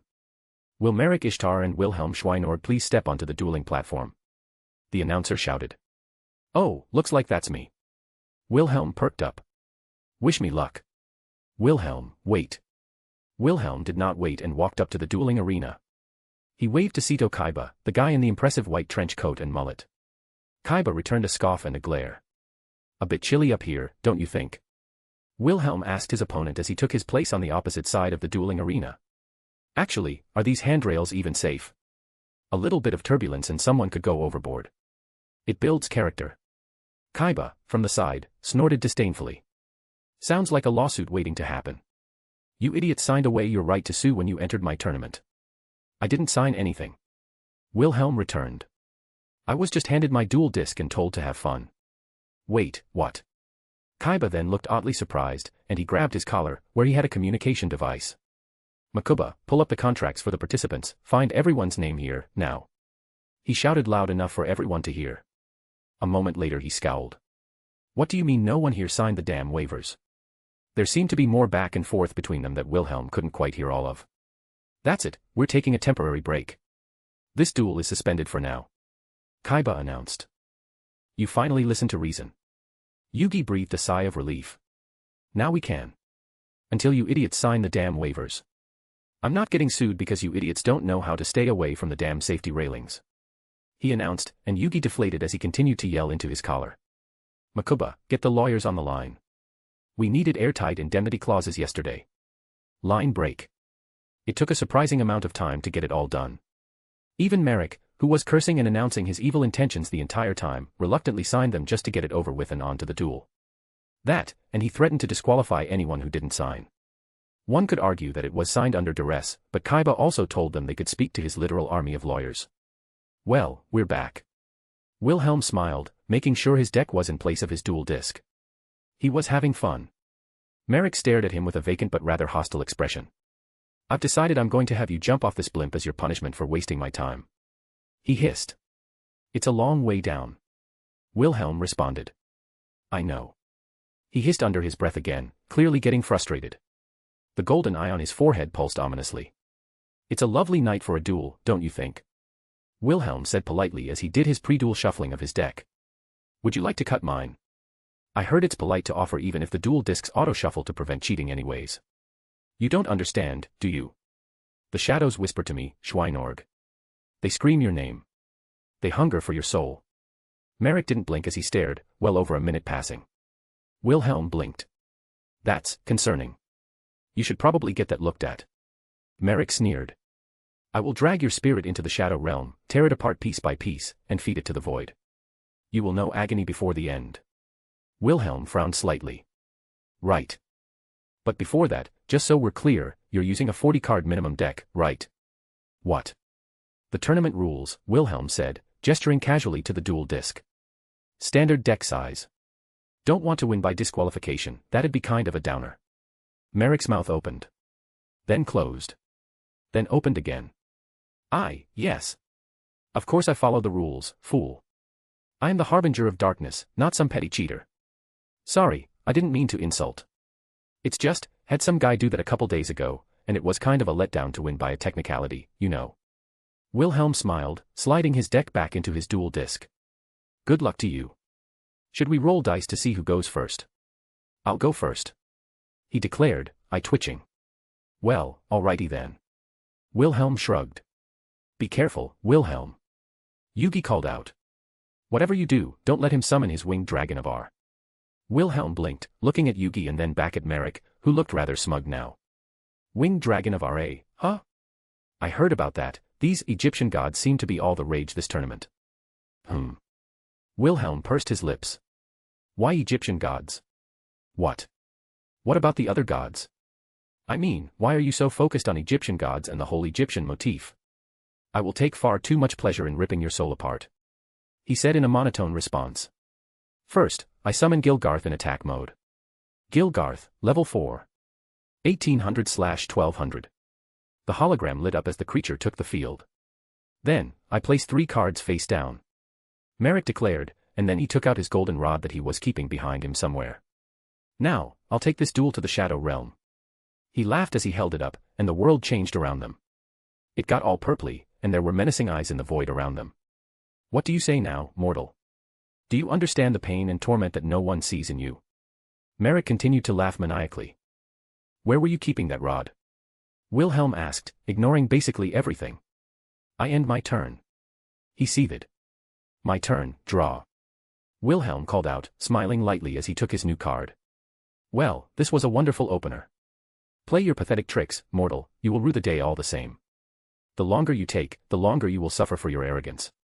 Merrick hissed in annoyance. I play first-generation Magus in attack mode. Wilhelm called out. First-generation Magus, level 3. 800/500. I activate his effect. When first-generation Magus enters the field, I can search my deck for a card called Heaven's Feel Ritual and add it to my hand. Next, I play the spell card, Catalyst. Wilhelm declared, and the faint outline of a sheath appeared in the spell and trap zone. And now, I play a familiar card, Heaven's Feel Ritual. He slapped the spell card down, and a large magic circle appeared on the field. With this card, if I control a Magus and a Catalyst, I can ritual summon a servant monster from my deck. Come forth from the ring of restraint, Saber. On the field, she appeared, blonde hair, blue armor, a regal knight in appearance. Servant Saber, Artoria Pendragon, level 8. 3000/3000. What? Merrick exclaimed in surprise. I've never heard of this card before.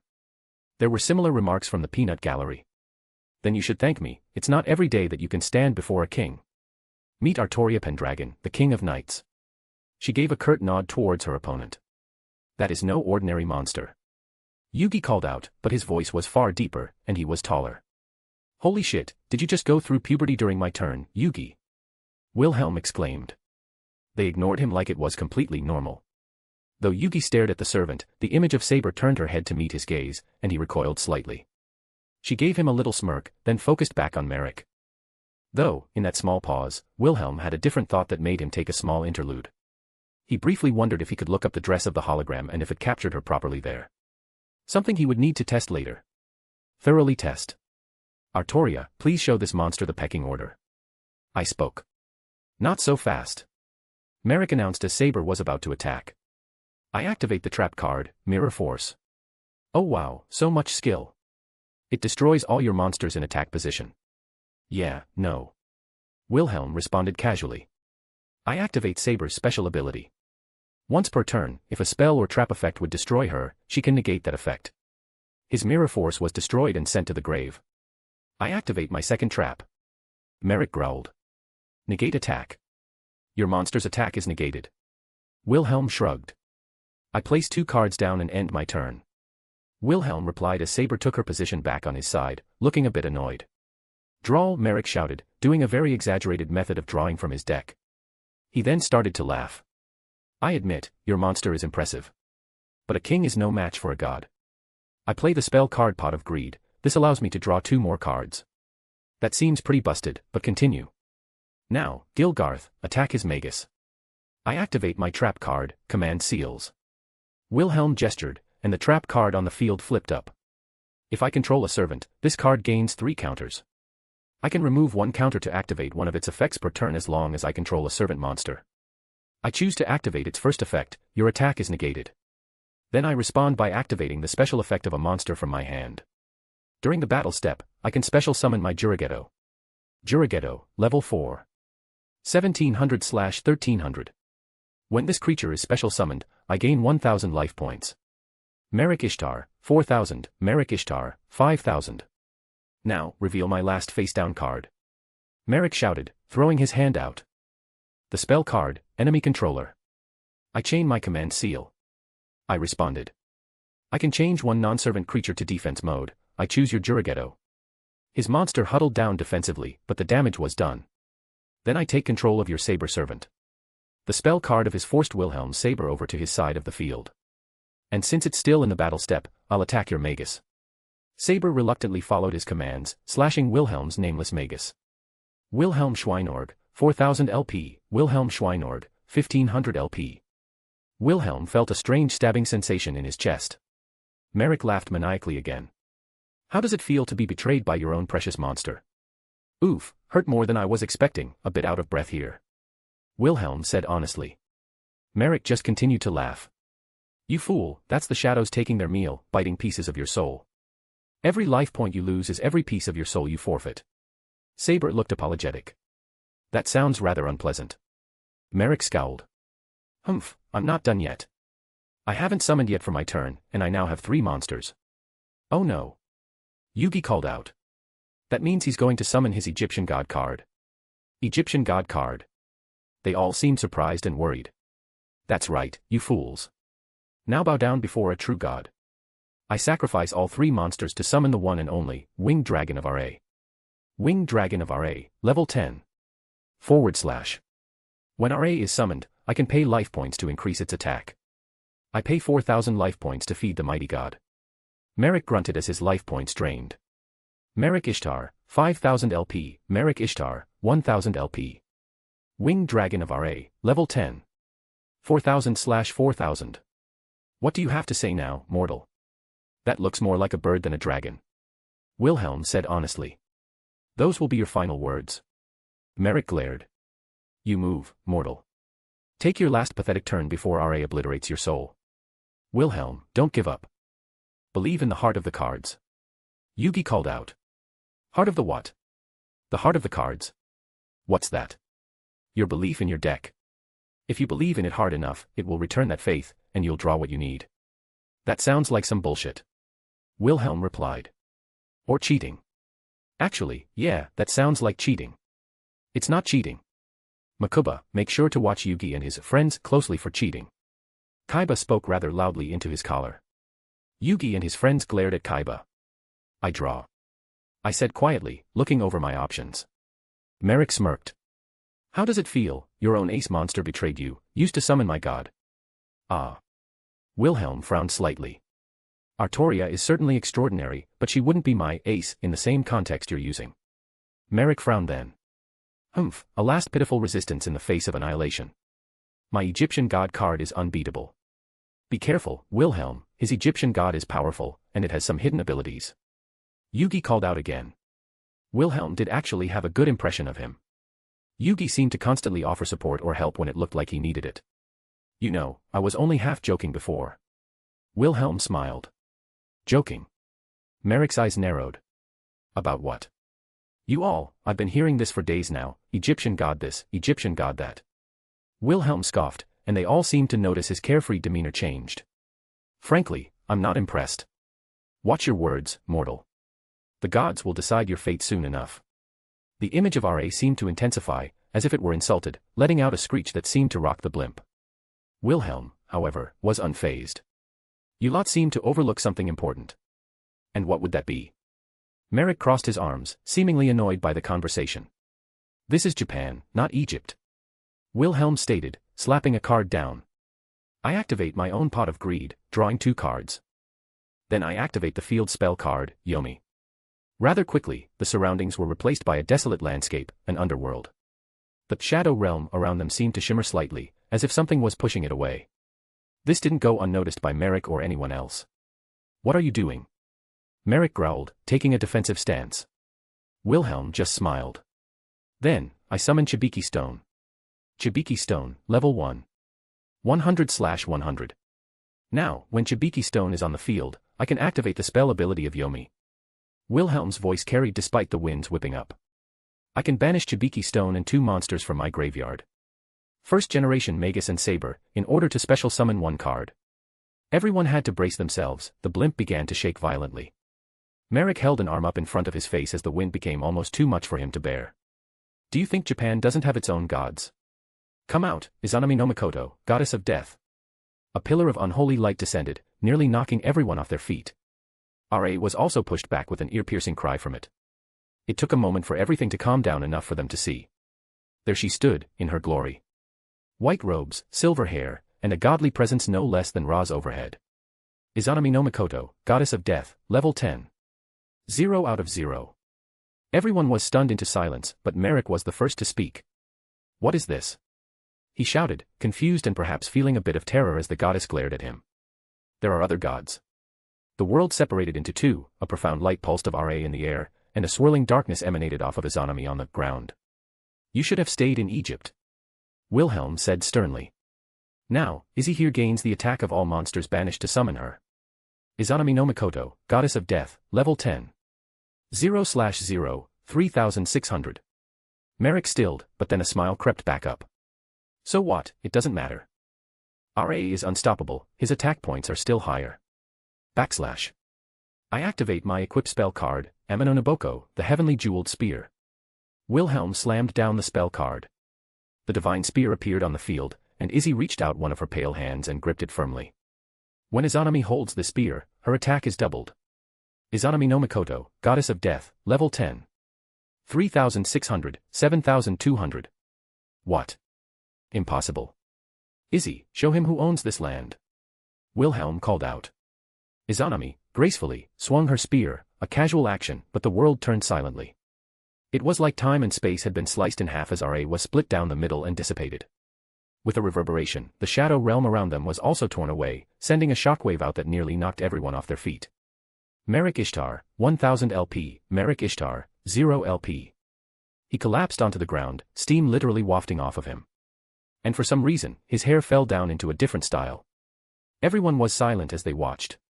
Izzy just gave Wilhelm a gentle smile and faded away as the duel finished. Wilhelm walked over to Merrick to claim his victor's rights. The loser had to give up their most valuable card. Wilhelm grabbed the winged dragon of Ra from him. He took one look at it, scoffed, tore it in half, and tossed the pieces away.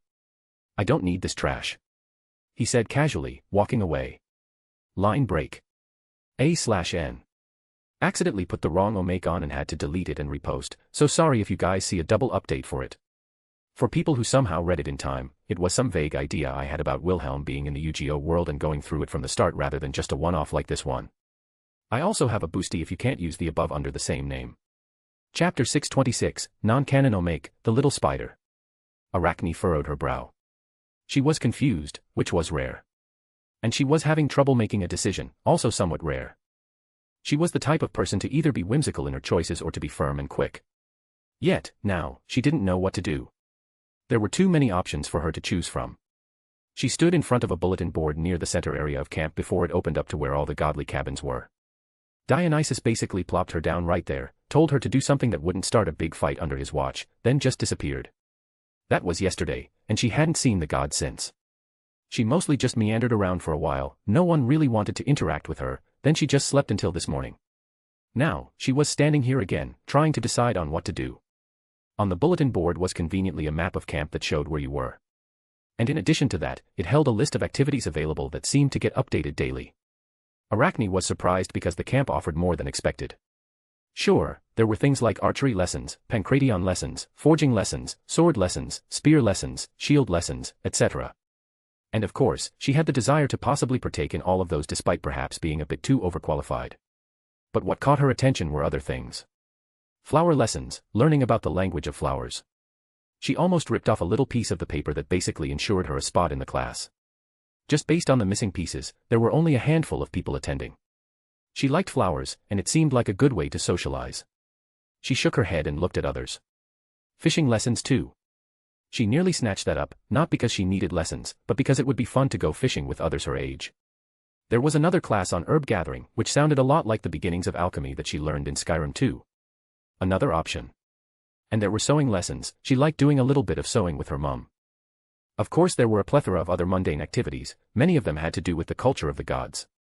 It wasn't odd to Arachne, as many of the demigods were raised in a modern American household, they wouldn't have any real sympathy or loyalty towards the idea of Greek culture. So, it made sense that they would teach the demigods to appreciate the culture and guide them into it from the time they came to camp. But her eyes landed on the last one, and with only 2 other apparent participants. Something stirred inside of her, coming from her devil heritage. One of the many things she inherited from her father. She had her own bit of greed inside of her, even if it had been tempered over the years. Moo, Mr. Blueberry commented as she stared at the piece of paper. Arachne blinked, her head snapping to him. You went to college? As if understanding him. Moo.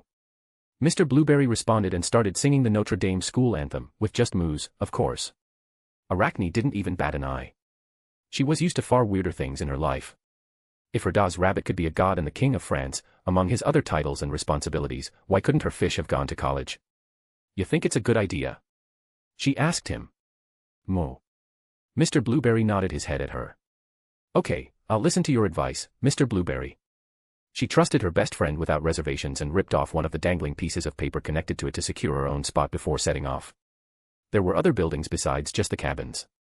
It would be strange if a big camp that was supposed to house and teach demigods, an exalted status under the Greek gods, was nothing more than a rundown camp that offered nothing but a literal roof over their heads. There were buildings that had many general purposes, a few that had classroom-like settings. Some were very specific in their design, like one meant to teach large groups cooking. Others that had more specialized equipment, like an entire modern gym. Suffice to say, there was plenty to do at this camp aside from merely fighting, all the way down to a simple game room where plenty of the kids spend their evenings. She found the place rather easily, a small little building, sitting around some bigger buildings with a few windows open, and a sign on the door. It was easy to miss if she weren't specifically looking for it. She walked inside and noticed 2 others inside. Is this class on money and economics? Arachne asked. You're at the right place. Between the 2? The girl asked. Arachne gave them a once-over, 1 boy and 1 girl, looking like they're almost adults. They both stared at her strangely as she took a seat somewhat in the middle of them, but there was enough room on either side that none of them were particularly close together. Hi, I'm Arachne. She introduced herself. I don't think there's anyone in camp who doesn't know who you are at this point. The girl snorted. I'm Cynthia, daughter of Aphrodite. The other boy was quiet for a moment but also joined in. Jared, son of Hermes. She nodded to both of them and noticed someone else was approaching. The door was quite literally kicked open, and an older man stepped in. No, that wasn't correct. It was no man but a god. He had slick back hair, olive-colored skin, and he was wearing a rather expensive-looking suit with a long coat over his shoulders. He took one look at the kids and did a double take on Arachne and looked like he wanted to say something but stopped himself with a head shake. Or maybe it was Mr. Blueberry sitting in the back of the room that everyone else seemed to be ignoring. It was hard to tell. If you don't know, I'm Chrysis, the god of gold. He waved his with a faux flamboyance. Arash raised her hand. I thought Hades was the god of gold. Good question. He was writing his name on the chalkboard at the front of the room as she said that, and then he threw it at her. Arachne was bewildered by the sudden action, and it smacked her on the forehead. Hades is the god of wealth. I am the god of gold. Or as people these days refer to it, money. All money. The daughter of Aphrodite? Asked. Another good question. He threw a piece of chalk at her too, making her let out a yelp as it smacked her on the forehead. That's right, just as the gods latched themselves onto the Western civilization like the parasites we are, I absorbed a bit more into my domain. Money is a more specific interpretation of my domain, all those little numbers you see on a screen for your bank account, the pieces of paper that carry a decided upon value, that's all me. He flicked his collar. Is it because our money is backed by gold? The son of Hermes asked, moving his head out of the way in anticipation. Another good question.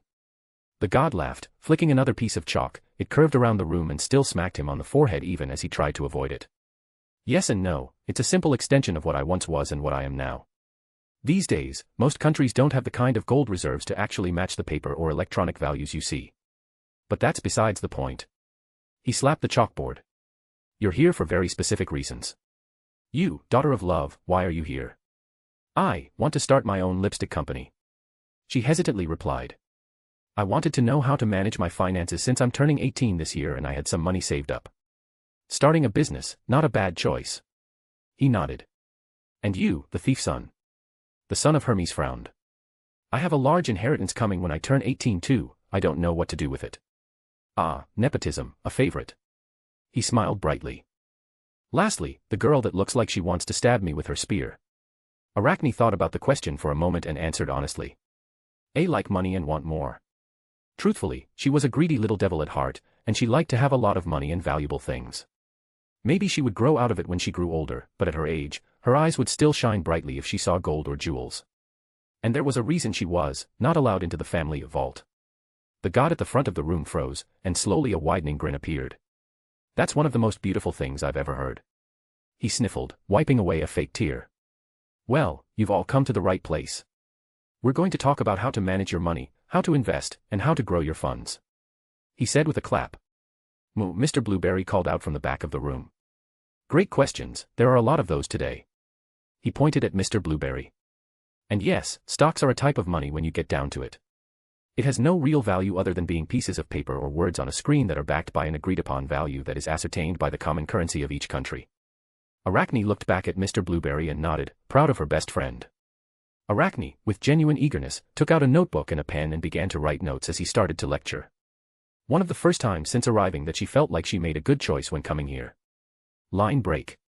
Where is she? I don't know, no one else has seen her for hours. The other campers were running around like chickens with their heads cut off. Annabeth, daughter of Athena, and Luke, son of Hermes, looked at each other in exasperation. Any luck? Luke asked. Annabeth shook her head. We can't find her anywhere. We checked the forges, the weapons hall, the arena, and the rock wall. We even sent people to see if any of the monsters around the camp had been killed. Of course, she meant the monsters that were allowed to be there and contribute to the upkeep of the camp. Harpies and such, dryads, some lake monsters, etc. They were all looking for Arachne. Specifically because Chiron had announced a round of capture the flag against the hunters. He also not so subtly encouraged them to find all the strongest members of camp to participate. And there may have been a hint or two that the hunters were going to be trying their best. It didn't take a genius to realize what he meant by that. And even without the warnings, they always treated the competition as serious. Their pride wasn't any less in some regards to the hunters, and even though they always lost when the hunters came around, they were determined to win. They wanted to form the strongest team they could out of all the campers. And after the performance they saw from Arachne, it would be stupid not to include her. Especially since Clarice was still out of commission. Annabeth looked around, and her eyes widened with glee.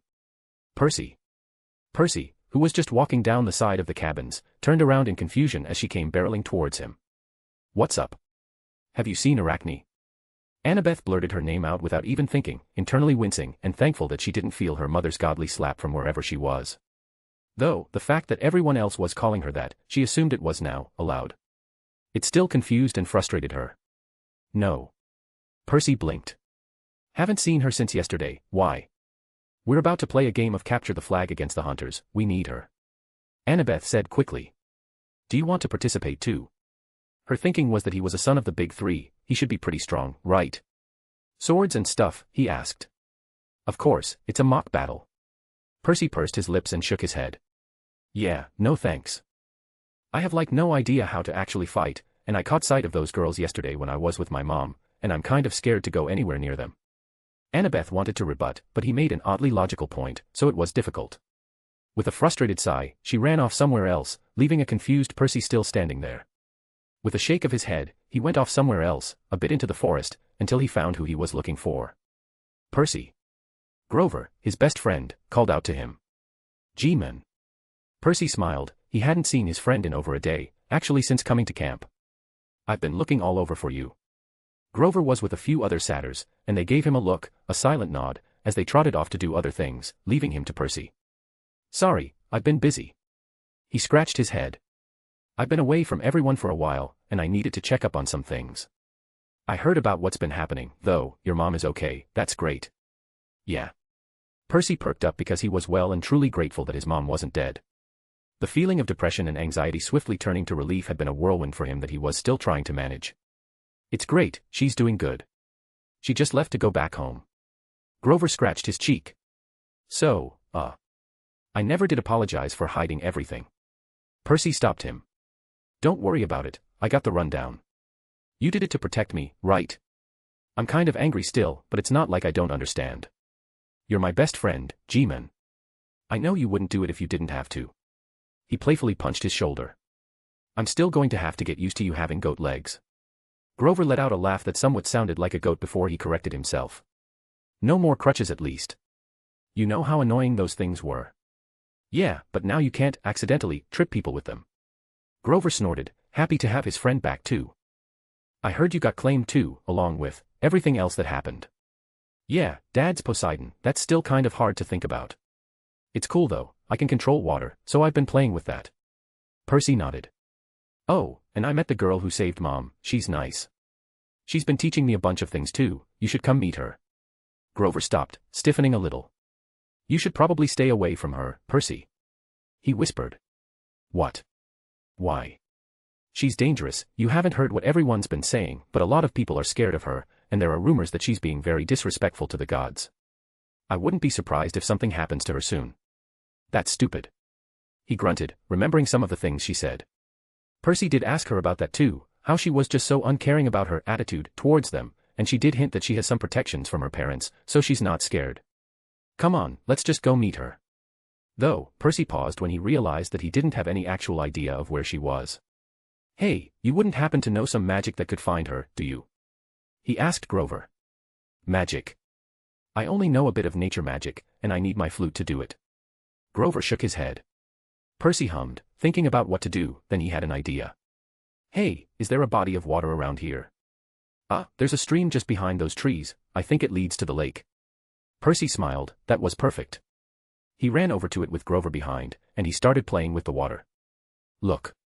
Percy called out as he began to manipulate the water out of the stream and into various shapes. You're getting the hang of your powers. Grover was impressed, he'd seen demigods come into camp that took months to get to that level of usage of their heritage. Percy took a break, and he started playing with the water. Grove joined in, showing off some of the things he could do as a satyr. The sounds of a flute filled the forest while Percy molded the water into makeshift drums, using the force of the splashes to make a thumping to go along with it. It was hard for him to keep the form of the water, but he quickly got the hang of it as they just messed around. It came to a stop when a small stream of water went up the flute, and Grover started coughing, making Percy fall over laughing at the little prank. Having a chance to settle down, Percy still had his idea from before. Dad. He whispered into the water while also bringing up a small ball of it over his hand and shaping it into an arrow. I don't know if I'm allowed to ask for something after you helped get Mom back to the city, if not, just ignore me. But can you make this arrow point towards Mr. Blueberry? Poseidon, who was sitting on Olympus at the moment while everyone was arguing about various things, noticed his youngest son's prayer. Technically, to receive divine guidance or assistance, an offering or promise of one needed to be made. But it was such a minuscule favor that Poseidon simply twitched his finger while no one was looking. The god of the seas was smiling because he noticed how well his son was taking to his heritage, commanding water like it was second nature. The water arrow in his hand began to turn until it settled on a direction like a compass. Mr. Blueberry was a water creature, so it was rather easy to handle for the god of the seas. Thanks, Dad. Percy smiled, looking up. Come on, Grover. He patted his friend on the back as he quickly ran back into the camp. Line break. Diversify, diversify, diversify. Crisis shouted, slapping the blackboard. Never put all of your eggs in one basket. He threw a piece of chalk at Arachne, the girl still bewildered and annoyed that she couldn't avoid it. It doesn't matter how sure you are of your investment, never bet everything. But what if a no for a fact? She scowled, rubbing her forehead that was turning red. Wrong. He threw another piece, and the other two demigods ducked, as was becoming normal for them. It's never a fact. Never. If you tempt fate, they're going to kick you right between the legs. Always keep enough that you can either start from the beginning or retire comfortably. The god of gold smacked the chalkboard again. Only fools bet everything. And diversify your portfolio. I heard penny stocks. A piece of chalk flew through the air, smacking the son of Hermes in the head, knocking him out of his seat. Don't even mention that crap. The god's fingers were extended as smoke literally wafted off his fingers. Penny stocks are a scam for the uneducated.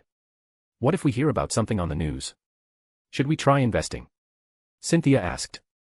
Wrong. He threw a piece of chalk at her. Buy the rumor, sell the news. If you hear about it on Grandma's afternoon news, it's already too late, and all the sharks already took their bites, or they're waiting for the stupid to fatten up the piece of meat before they feast. From my inheritance, I have several long-term investments. Do I keep them or cash them out? The son of Hermes asked. A long-term investor is another name for someone who doesn't realize they're in a hole. The god continued to throw pieces of chalk whenever someone spoke. Unless you're a proper investment firm and can track the data needed to analyze trends and rumors, you're not a long-term investor. He clapped his hands again. And what's the golden rule? Anyone. Buy low, sell high. Another piece of chalk went flying through the air. That's an obvious statement that people say to try and make themselves look smart. If you don't know how to buy low and sell high, you have no business driving a car, let alone investing.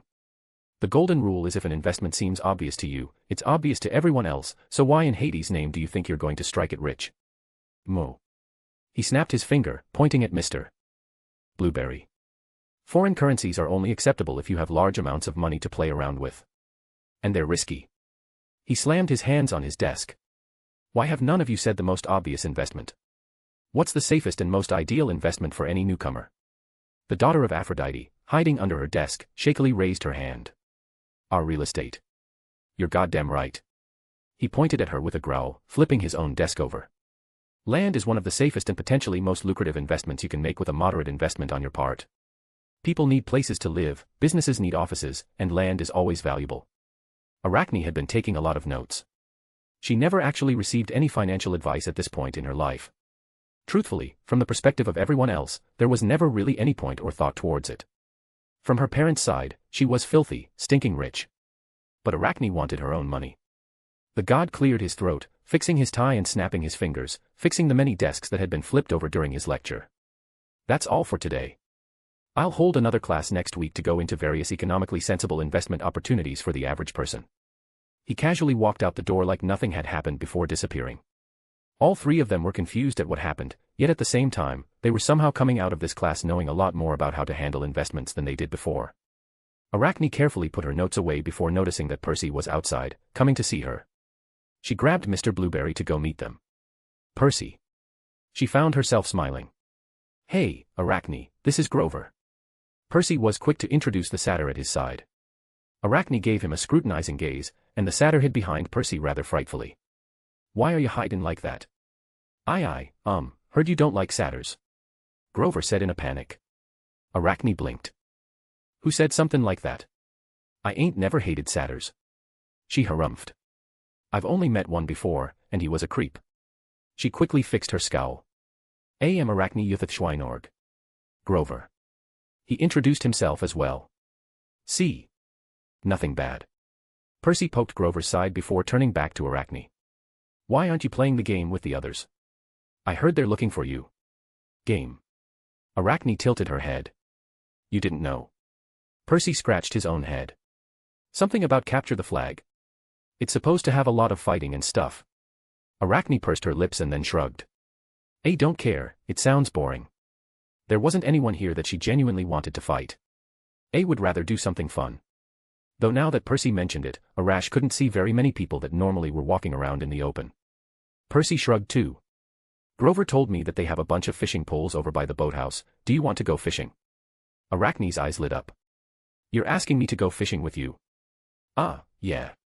Percy answered, slightly awkwardly because he was confused why she said it that way. But for Arachne, it was special. She's gone fishing plenty of times. With her family, her aunts, her uncles, and a bunch of other people. But she's never gone fishing with a friend before. A would love to. She smiled brightly, perhaps the biggest smile she's given since coming to the camp. It was enough that Percy even flushed a little under it. Do you think we can get a boat? Percy looked at Grover. Hey, there she is. Someone interrupted as they all turned towards the source of the voice. Two of Artemis's hunters pointed at them and marched right over. Can I help you? Arachne asked with a clearly impatient tone on her face. Why weren't you playing? The taller of the two hunters asked her, using a sort of accusatory tone. Arachne blinked. What? Capture the flag. She huffed. You were supposed to participate. She added with hands on her hips. Now Lady Artemis is upset because you weren't there. Okay. Arachne said blankly before turning around back to Percy. What were you saying about a boat? Well, I was wondering if we could get a boat too. Maybe, Percy started again, only to be interrupted again. Hey, stop ignoring us. The huntress said again. Why aren't you playing? Arachne looked at her blankly again, wondering if she were an idiot. A didn't want to. The huntress's mouth hung open. She wasn't used to being disrespected by one of the campers like this. Usually, when they come to camp, they're treated with respect and fear, regardless of who they talk to. You can't just decide not to join in. Lady Artemis is angry, and you have to do something to make it up to her. She said it matter-of-factly. Why? What do you mean, why? The huntress was confused. Why does your goddess matter to me? Arachne tilted her head, it was a serious question from her. She didn't understand why she should care about the feelings of a random goddess she has no relationship with. There was an awkward silence that ensued. So I was thinking we could maybe get a boat. Percy continued to do what was on before. I don't know what they got, maybe a canoe. I never rode in a canoe before. Arachne pondered. Is it the same as a kayak? They're sort of the same, you. Shut up. Stop ignoring me. Gotta pay more attention to the weight distribution. Arachne nodded, noting Percy's knowledge in things boat-related. Grover just looked between the two of them with a strange look on his face, then at Mr. Blueberry, who was swaying side to side happily at Arachne's side. Grover was sort of feeling like a third wheel at this point. He only silently followed along as the two of them started talking about random boat facts as they headed towards the boathouse, leaving the huntresses behind. The huntress who was causing the commotion from before, however, was fuming. Her hands clenched tightly, and her anger boiled over. She knew about Arachne, all the hunters did. They knew that Lady Artemis wasn't to recruit her, so the huntress's anger wasn't directed at her despite her attitude. It wouldn't do good to start a feud with a future sister. No, her anger landed on the easy target. She shrugged off the hand of her sister that landed on her shoulder and reached for the bow on her back and pulled back the string with an arrow knocked. Both Percy and Arachne had their heads jerk around, and Percy blinked with a bead of sweat dripping down his brow. An arrow stopped just a few inches from his eye, held in place by Arachne's hand.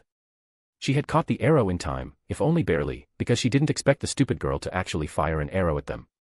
The huntress wasn't the only one who became furious. Grover's eyes widened, as if he could predict what would happen next.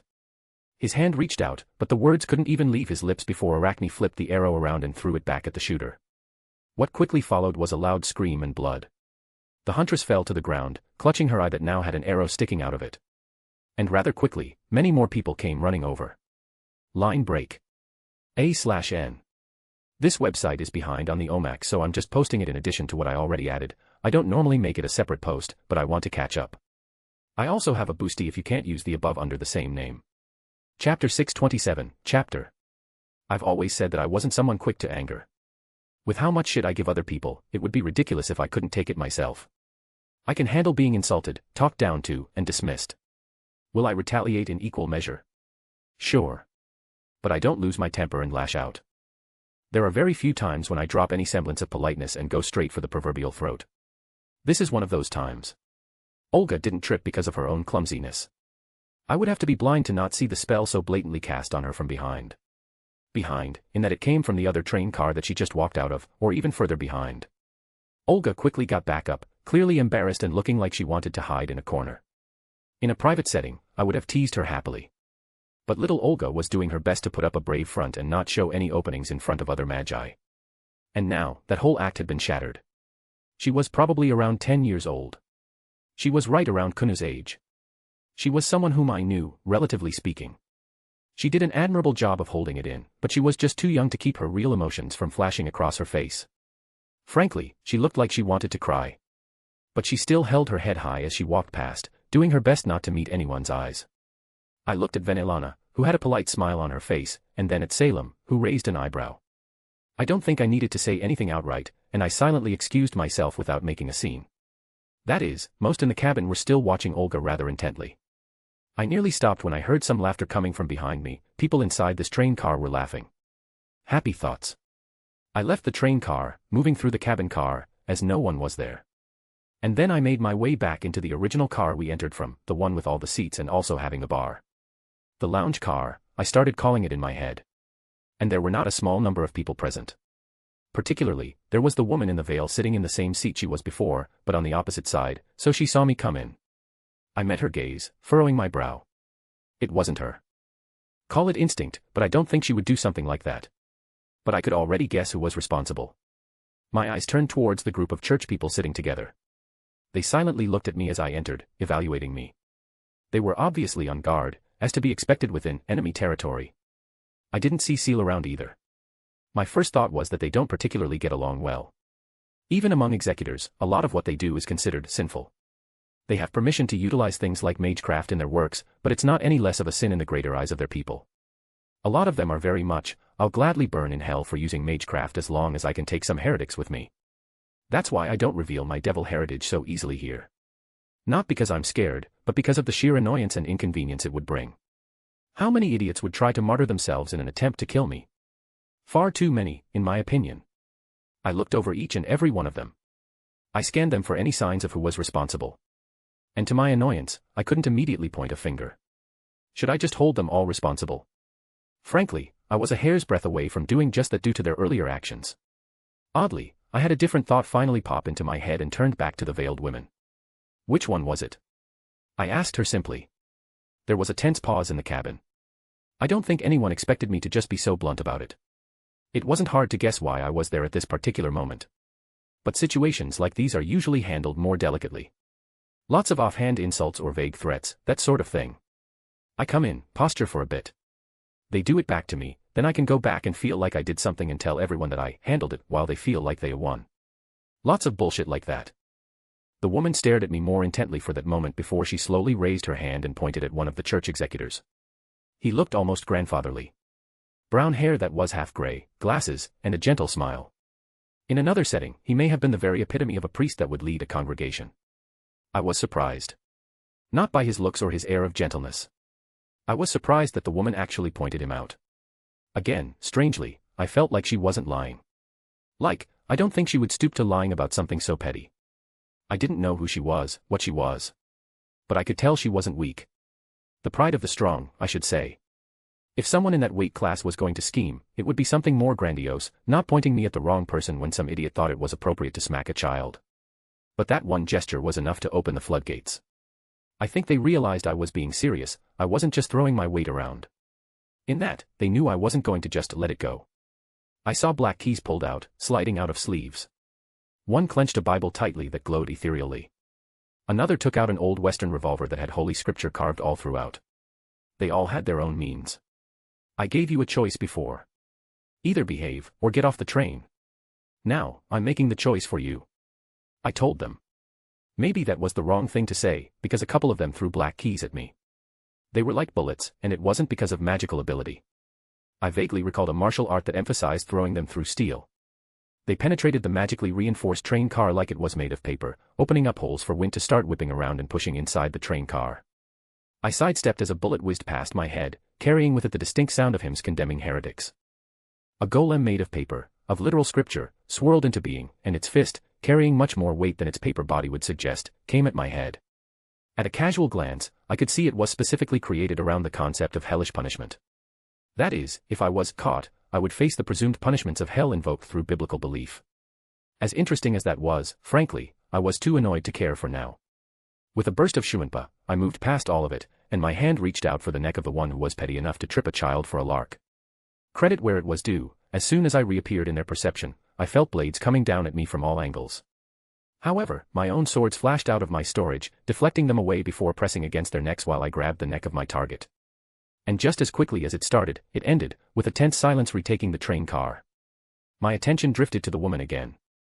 She merely raised a single eyebrow from behind her veil but showed no other emotion. I don't know why she continued to prickle my senses like this. I didn't even sense her being hostile, but something in the back of my mind just did not like her. Regardless, I had other matters. I jerked my head to the side to dodge something invisible. I don't know what it was, but something passed right by me, like an invisible force rippling through the air. I then looked down at the struggling executor in my grasp. I wasn't squeezing enough to stop him from breathing, but it was most certainly not comfortable. One of his eyes, it shimmered slightly. Oh, so that's how you did it, a mystic eye, huh?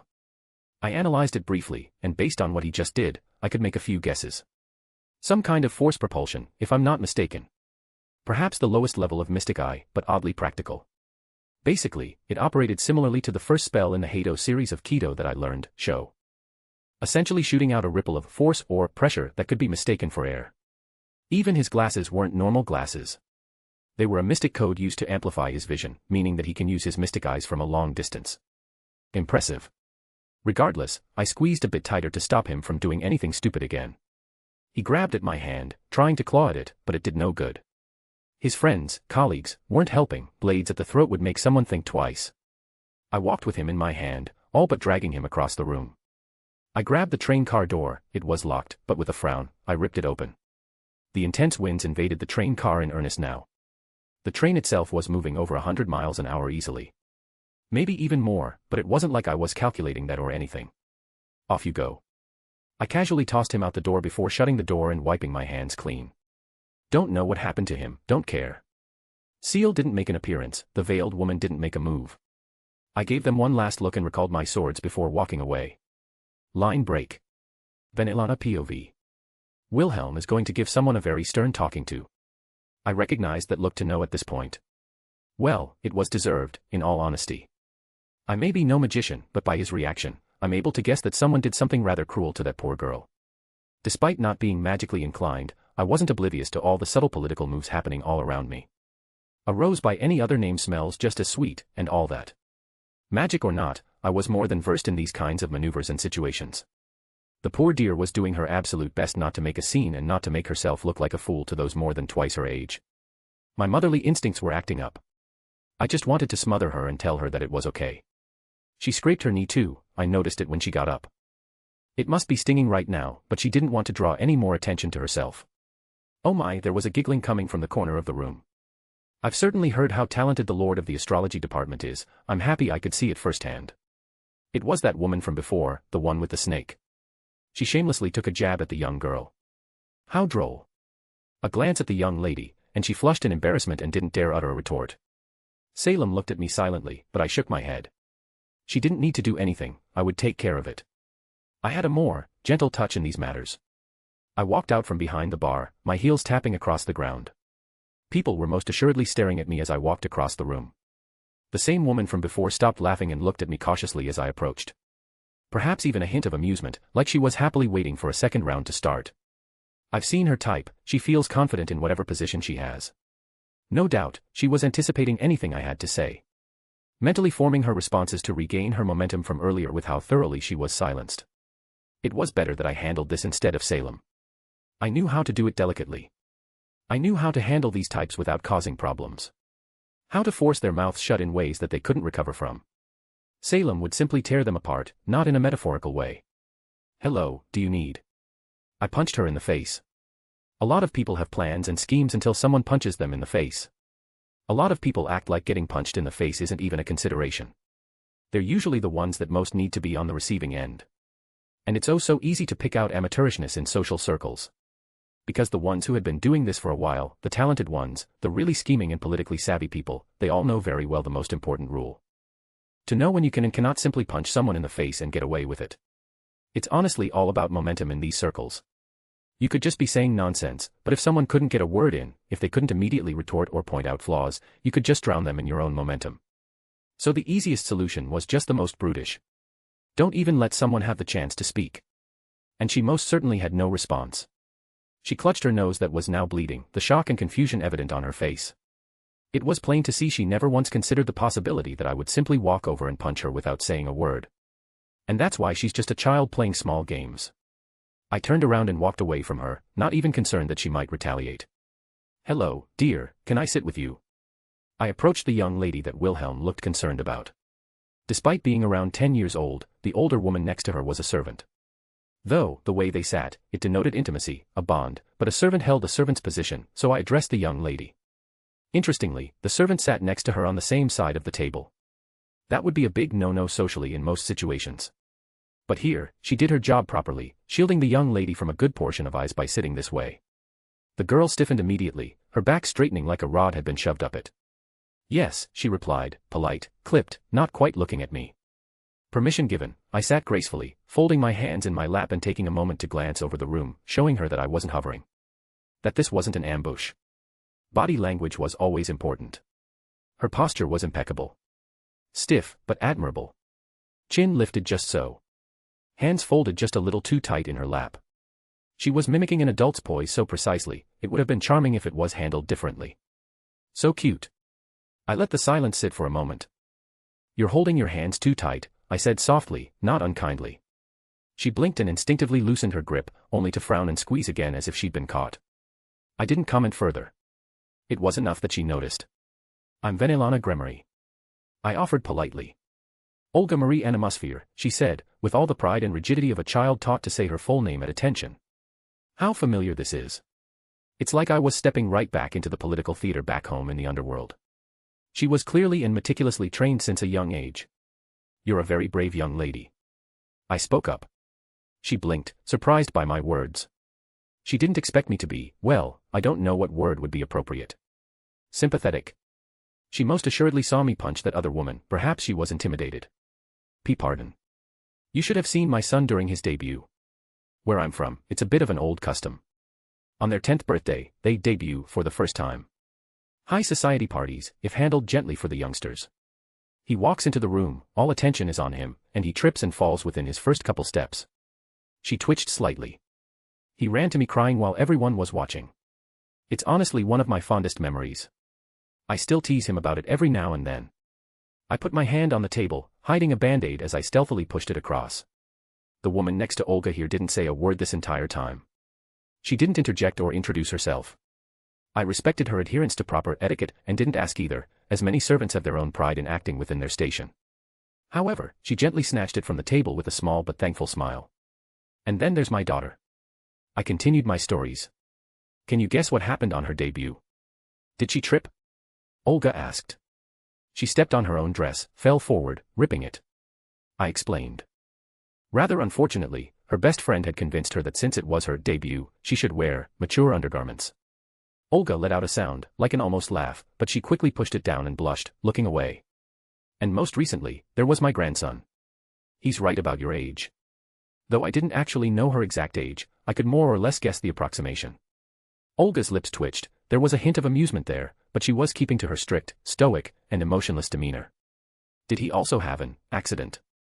Her tone held the true interest in my answer. "Oh no, he thankfully took after his mother." I laughed lightly. Thankfully, he inherited enough of graphia there and handled himself quite well. His father, on the other hand, well, the moment his son entered the room, he quickly went to go meet up with him, but he ran into a server, fell over, pulled the tablecloth off a nearby table, and a big cake fell on top of him. Olga stared at me incredulously, like she couldn't believe that string of events. He then went crying to his wife. I smiled warmly. "And do you know the most amusing part of this entire fiasco?" "What?" she asked quietly. "No one dared say a word about it because of who my son is." I leaned in and whispered. "Because, dear, embarrassing moments are fleeting, people forget about them. But you as a person are what they'll always be forced to see. Compared to an embarrassing moment or two, what was that when placed next to destruction incarnate?" Her servant stealthily applied the band-aid, presumably on the knee of Olga, without drawing too much attention to her actions. It was hidden enough under her long skirt, so it wasn't too bad. I was about to say something else, but all of us turned to look out the window. As if in slow motion, we all saw someone fly past the windows. Well, not so much fly but fall. Fall vertically as the train passed by, like someone had jumped out. He was most certainly one of those church people from before. A moment later, the door to the train car opened, and Wilhelm came strolling in like nothing happened. He looked around as everyone stared at him. I waved him over with a smile. This is Wilhelm, my lover. I set the ground for introductions and gave Wilhelm the proper opening to sit down. Little Olga here seemed to stiffen. Perhaps I underestimate the position that Wilhelm holds in the hearts of people around here. I confess, I don't know all the small details of his status, as many things are still foreign to me. Oh, of course. Olga quickly accepted the implied request for him to join us. I'm Olga. Olga Marie Animosphère. Wilhelm interrupted her introduction. Which, normally, would be socially rude, but he did it intentionally here. He has such a wonderfully meticulous personality when it comes to caring for other people, despite all the self-deprecating words he says about his selfishness. By interrupting her introduction and saying her name outright, he's explicitly stating that he knows who she is. And since Wilhelm has a certain status, that holds meaning. How could I not know the little genius of the Animosphère family? He added with a smile, Wilhelm Henry Schweinorg, at your service. He finished with his own introduction. Olga was flustered. It seemed like the earlier embarrassment was now gone. She was preening, her pride all but pushing to the surface. The joy all but threatening to spill out at any moment. I've of course heard of the grandson of the Kaleidoscope. Olga returned, doing her best to resume her role, her previous status without any of the earlier embarrassment weighing her down. Handling the role of Lord of the Astrology Department at your age, you certainly have worked hard. Wilhelm was ever so gentle with his tone. Olga puffed her chest up. As the head of the Animosphère family, it's my duty, she said proudly. Wilhelm was being vocal, not loud, but it was enough that everyone in the train car could hear. Intentionally, on his end as well. He was wanting everyone to know his relationship with her and not to cause her any problems. Such a sweet boy. I heard there's something you want to discuss, Lady Animosphère. Wilhelm continued. Would you like to begin? She flushed again, clearly not used to being treated with such respect. Poor thing. Why yes. Olga nodded her head. And Lord Elmeloy too is here. He looked over in Mr. Waver Velvet's direction. Lady Animosphère. Waver said more curtly, but with the polite neutrality that one would expect. Olga took a breath and steeled herself. I've called you all here to discuss plans to prevent the Church from acquiring the supposed mystic eyes of Providence. Along with other, key items that may appear. Their presence and attitude thus far are unacceptable, and I hope we can all work together to at least push them out before settling things among ourselves. She went silent, waiting for others to speak. Well. A lot of eyes were on Wilhelm, deferring to him. I can't say I'm particularly fond of the Church, so any reason to annoy them, I find it hard to pass up. At the very least, I can say I won't let them get their way. Olga's eyes lit up as if she just achieved her goal. The finances of the mineralogy department are strictly controlled as of now. I cannot promise any financial support towards any goal. Waver gave a polite refusal, with a very acceptable reason. However, I do not reject potential cooperation in other regards. Nobody else was speaking. There were about a dozen more people not associated with this group here sitting around. I suppose the lack of words in this regard could be an assumption of acceptance. It appears that Wilhelm, Olga, and Waver here hold the highest positions, so everyone is just following along. Good. With 2 lords and a magician, would they dare to try anything? Olga said pridefully. Should we discuss the distribution of products after the fact? Wilhelm held up a hand. As I told Waver earlier, let the auction settle those types of things. I don't particularly enjoy throwing my weight around because I was outbid. I see. Olga furrowed her little brow. The door to the train car opened again. The auctioneer, the woman wearing the blindfold, walked in. Good evening, everyone. I'm here to inform you all that we'll be making one of our scheduled stops in about 30 minutes. If you want some fresh air, you're welcome to deboard. We'll be sitting still for about 2 hours while the train charges on the ley line. Oh, how lovely. I wonder if we could have a picnic. She turned to Wilhelm. Mr. Schweinorg, please keep in mind that any damage to the train will require compensation. I raised an eyebrow. Damage. Olga whispered under her breath, confused as to what that meant. However, I think most of us here put 2 and 2 together based on the person we saw flying past the windows. Wilhelm, without a word, flicked a gold coin to her. She caught it effortlessly and stuck it in her pocket before leaving. He then turned to Olga with a big smile on his face. Would you like to join us in getting some fresh air, Lady Olga? He intentionally switched to her first name to be more familiar. I was thinking about letting my familiar out for a bit. You remember him, right, the little rabbit you saw before? Her eyes widened, and her expression said it all. She just absent-mindedly nodded, showing a hint of the cute childishness she should have at that age. I swear, that rabbit of his is magical in more ways than one. Line break. A/N. Smolga enters the mothering range of Venelana. I also have a boosty if you can't use the above under the same name. Chapter 628, Chapter. Waiver Velvet POV. The meeting went well. About as well as one would expect considering the people currently on board the train. It felt like there was a fuse in the room ready to ignite at the slightest spark. Yet, contradictorily, it also felt like everyone was too afraid to light that spark. I suppose the presence of a magician would have that effect on people. Many magi go through life never experiencing something that could truly be called a predator. Not in the animalistic sense, but perhaps in the general scope of hierarchy. Maybe I was less pressured due to fighting in the Grail War myself. After being surrounded by heroic spirits, I could remain calm in the face of such entities. Most people didn't understand what it meant to be a magician. Truthfully, I couldn't claim to know much about it either. Even my own students, they've only heard stories and been told to never anger a magician. It was something almost all magi learned, albeit something not strictly taught in a rudimentary sense. Like telling children that if they don't behave, the monster under their bed is going to get them. Though, in this case, the monster is very real. A modern person able to contend with servants. Yes, since the majority of my peers and students have never seen such entities, it's hard for them to truly understand. Oddly, it's the enforcers that truly adhere to the rule. Out of all the families, all the magi that have ever had the genius thought to cross a magician, that we know of, not one had ever been an enforcer. When you fight those monsters, when you barely make it out alive after a dead apostle hunt, you begin to respect the true monstrous entities in the world. When you hear that there are individuals capable of single-handedly routing even the strongest dead apostles, you don't treat it as an amusing rumor. Though, thankfully, it seems Mr. Schweinorg is amicable. Perhaps even more so than our contemporaries. I have heard rumors that Zelretch is also rather patient and thoughtful towards the younger members of our society. On more than one occasion, there have been newcomers who didn't know his identity and opened conversation with him, and he humored them. Though, he also has no patience for fools. The stories of what he's done to those who have angered or annoyed him are vivid. The youngest magician that had appeared in recent times. When I first met him at the earlier party this year, I expected arrogance and conceit. To my surprise, it seemed to be the exact opposite. Even being cautious not to use his name as weight to pressure others. It was a surprise to know that the wizard marshal even had a grandson.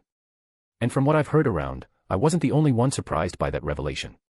It's like he just came out of nowhere. Many are wondering if they're even related by blood. It had become something of a hot topic among many people in the clock tower, despite very few people even knowing what he looked like. I believe there was someone selling his pictures as well, for a steep price. I don't recall hearing what happened to them, but eventually, that stopped. Suffice to say, the younger Schweinorg is an unknown, by almost all standards. I'm fairly sure I could make significant profit if I merely sold what little information I've discovered from our short conversations. Even if it was nothing but idle conversation, it would fetch a high price, as many would pore over each word, trying to find anything relevant or particularly valuable. Though, there was one thing I knew for sure. I knew that this younger Schweinorg was most certainly not the one who stole the relic, the one who invited me to come participate in this auction. He didn't strike me as someone who would scheme behind my back. Perhaps it was the church executor that went flying past the window in the brief time he was gone. But I felt as though he would simply walk up to me and kill me while looking me in the eye if there was a worthy enough reason. Still, I was not any closer to discovering who the thief was. Someone had managed to sneak past all my defenses, all the defenses of the department, to steal a relic of my king. For what? I had a long list of enemies, but almost all of them would sooner just kill me if they were capable of that, rather than go through this effort.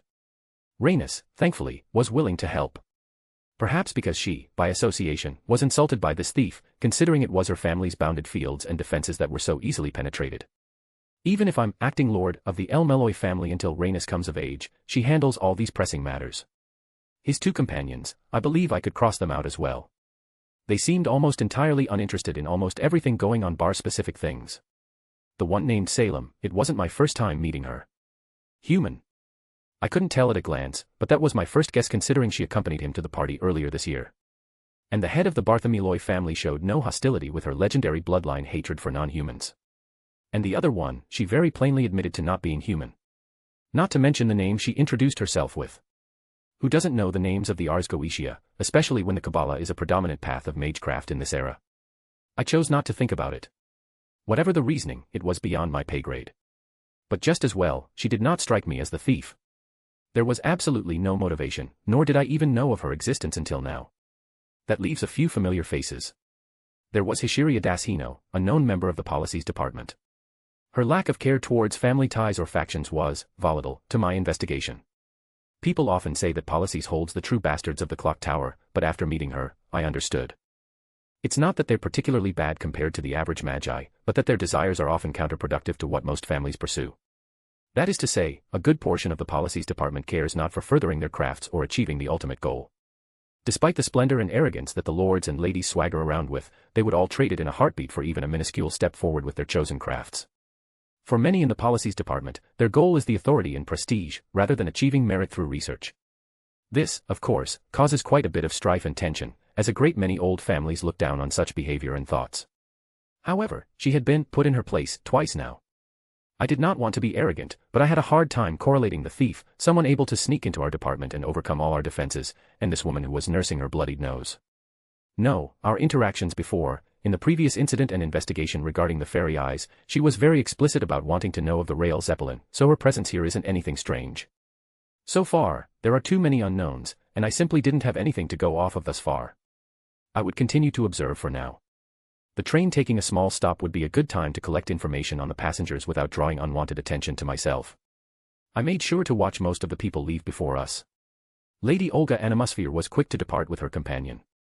The others, I recognized some of them just by faces alone. Talon Edmonds, an 8th-generation magus, recently released a paper on spiritual matter and the interactions with the fifth imaginary element through reverse granular consumption.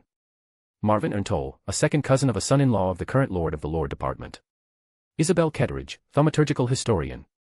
Lazaro Veermund specializes in insect familiars.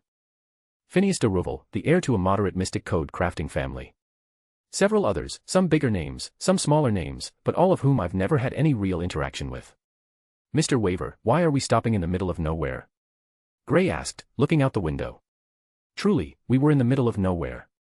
There were a few small forests in the proximity, but we were essentially in the countryside. I pushed up my glasses, considering her question. I cannot claim to know the details of this train, but if I had to make a guess, I would assume it has to do with the ley lines. Perhaps, this spot is on the intersection, and it requires careful calculations on how to proceed. You're not far off. I glanced up to see Mr. Schweinorg lean on the seat next to me as his two lady friends walked past, towards the exit. If you don't mind me interrupting, I would gladly answer. He politely offered. Any chance for someone of your stature to give a lesson is our honor, Lord Schweinorg. I replied, not being fully empty with my praise. How often does a magician offer lessons or teach? My students seemed all willing to listen as well. Here's a question for you all, is magical energy affected by gravity? He held up a finger with an amused smile on his face. Yes. Calls responded. No. Yvette answered almost at the same time. The two looked at each other. Of course it's not affected by gravity, wouldn't all the mana just be pushed down to the ground then? Yvette began to argue. If it weren't affected by gravity, then wouldn't the world's excess mana drift away from the planet? He responded. Haha, those are good points and essentially the two prime arguments, if simplified. The answer is that you're both right. Mr. Schweinorg clapped his hands with a smile. Mana, of course, doesn't follow the normal rules of what the human order calls physics. However, that isn't to say it's not affected by it either. How does that connect with the train having to make a stop? Calls raised his hand as if we were still in the classroom. Mr. Schweinorg looked at me as if asking for permission to continue, and I gave him a nod. He was courteous, knowing that I was their teacher and it would have been overly rude to lecture in front of me without my say-so. I'll spare you the hours of long and windy explanations. But, essentially, ley lines give off their own gravitational fields due to the concentration of mana. As Waver expertly guessed, we're right now situated on about 3, maybe 4 ley lines intersecting. And it's no secret that the Rail Zeppelin runs on the ley lines, using them as tracks. Knowing this, what do you think they're doing? He asked them. I crossed my arms, nodding to myself. He wasn't doing a bad job of teaching, he seemed to have a knack for it. Picking which track to take. Gray hesitantly whispered as the other two glanced at her. Mr. Schweinorg just smiled. You're not wrong. Essentially, it's linking up to the correct ley line. Due to the gravitational fields that ley lines emit, albeit not large enough to affect the world in a normal sense, the train has to be careful about spatial turbulences. If you want to be rather pedantic about it, the train is currently harmonizing with the correct ley line to continue the trip. They all nodded as if now understanding. Though, there was significant information left out. Much that even I would have a hard time grasping, that they're not yet at the level of coming into contact with. He has a natural charisma that makes him a good teacher. Part of that seemed to come from a noticeable excitement as he explained. Like he was having fun explaining it in the first place. You can heap on the praise now. He winked towards them, obviously joking. Make sure to mention how handsome I am, I like that compliment the most. However, before anyone could say anything, there was a familiar snort from the bag that Gray was holding. He sounds just like that flowery bastard. Gray quickly went to shush it, shaking her bag embarrassingly. Pardon. Mr. Schweinord tilted his head. Gray, be careful of his type. They have charming smiles and fancy words, but it's all just to pick up girls. Hey, wait, stop. She took out the cage holding her mystic code and shook it aggressively. Shut up. Ahem. I cleared my throat. I apologize, her mystic code is talkative. Mr. Schweinord looked at me, then back at her mystic code, add. He narrowed his eyes at it, and I felt a strange tension. Merlin. The mystic code that had been whining had suddenly stopped, and even Gray blinked. I've heard someone call him that same nickname before. Mr. Schweinord. Flowery bastard, that in particular. Curious. I looked at Gray, who began to shy away. A living spirit inserted into it or a copy? He asked. It's not. Gray fumbled her words. Percival, Gareth, Gaheris, Palomedes, Tristan, Lancelot, Bedivere, Galahad, K, Agr. He stopped because Gray's mystic code shifted in the cage. K. I clicked my tongue. Should I say, as expected of a magician? A few hints, and he figured it out so quickly. I was trying to be polite, and I wasn't going to ask questions that I knew were going to be delicate. His tone shifted, and I felt the hairs on my arms stand up. However, if my brother-in-law's soul was shoved into a mystic code, someone is going to die. There was silence, not because no one had anything to say, but because a strange pressure lightly pressed on us and it made speaking difficult. I gulped but forced my mouth open. Lord Schweinorg. The pressure immediately dissipated, making it easy to speak. Waver, I respect you a lot. I know you don't particularly like being a teacher, but I honestly have nothing but respect for what you do and how you do it. So if you tell me that I'm overreacting, I'll believe you. That was, certainly a strange position I was in. I didn't know that I had the respect of a magician like this, but now wasn't the time to dwell on it. It's a pseudo-personality. I said carefully. He just nodded, and true to his word, he seemed to accept it. I believe there will need to be a talk later. I wasn't going to pry, but now, that went out the window. He got up. I came over because I wanted to invite you to come picnic with us outside while we wait for the train. Olga was going to join. However, if you decline, I would not be upset. He excused himself, leaving the train car and heading out. I let out a breath, as did the others. Wait, brother-in-law. The mystic code exclaimed. I lit a cigar, letting out a long sigh. It was never easy. Line break. Wilhelm POV. My mood was odd. I overreacted, I need to apologize later. I wanted to wait until they calmed down, a sincere apology was appropriate, not one while they were almost cowering from me. Regardless, I adjusted my mood and headed out. The girl had already set a table up and waved me over. You had a moment. Salem nodded, obviously noticing my small outburst. Olga was sitting there, so I wasn't going to overly explain. I was mistaken about something and overreacted. I said simply. I don't think Waver and the others will be joining us now. Venelana reached over and grabbed my hand silently with a smile. Make sure you apologize then. I will. I smiled back. So, have proper introductions been made? I realized you hadn't introduced yourself before, Salem. I gestured to Olga. We have become acquainted. Olga replied, sitting up properly in her seat with her attendant sitting next to her protectively. Salem nodded. We were discussing the effects that stars have on dark-aligned spells. That sounds rather neat. I took out Sir Wiggles and set him on the table. I also let Lady Wiggles come out, her belly was looking a tad bit bigger. This is my familiar, Sir Wigglesbottom Fluffytail Octavius Benedict III, Crown Prince of the Emerald Kingdom, Duke of Carrot Island, General of the Northern Armies, Lightning-born, and the Devil Slayer. Head of the Chaldean Department of Phantasmal Beasts. King of France, First Mate of the Flying Dutchman, King of Asgard, and Sorcerer Supreme. I made sure to hold him up to properly announce his arrival to the mortals. To proclaim his divine status, he hopped across the table and into Olga's arms as if it were natural. Olga stared at me, clearly not knowing what to say. She must have been overcome with divine reverence for the All-Rabbit. And of course, this is his pregnant wife, Lady Wiggles. Be gentle, she's due soon, I think.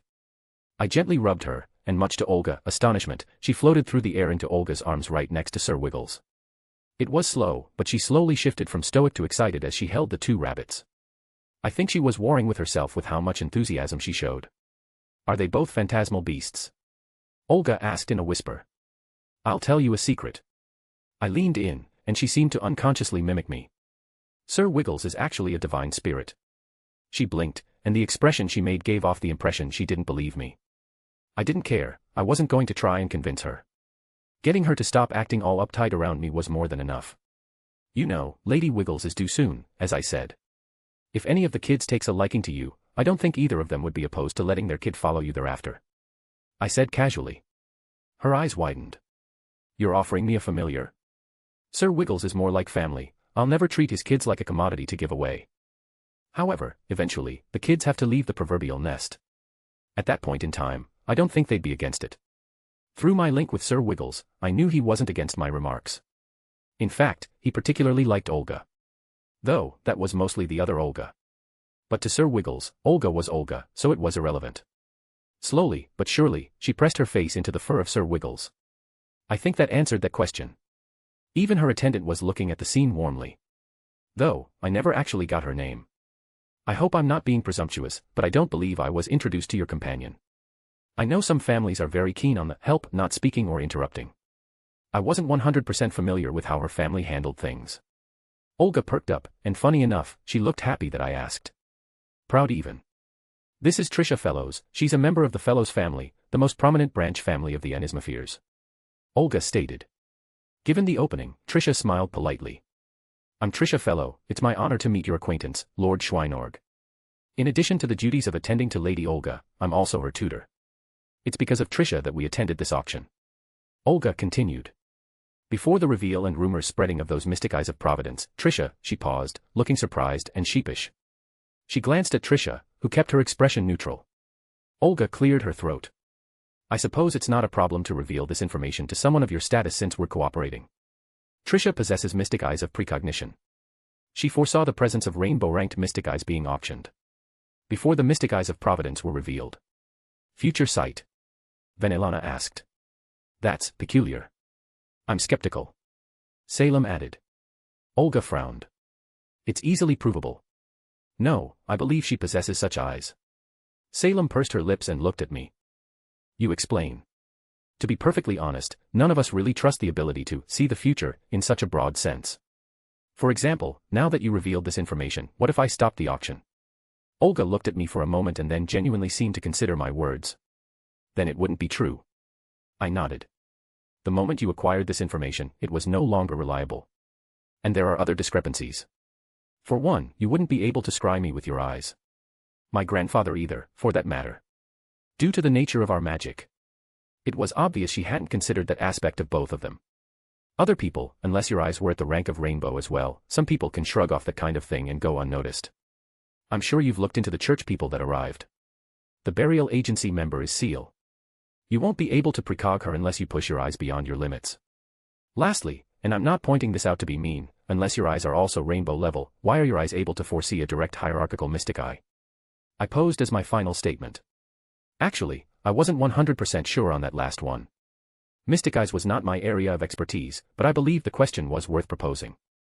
You raise valid points, Lord Schweinorg. Trisha said calmly, not at all offended. These were points we hadn't considered.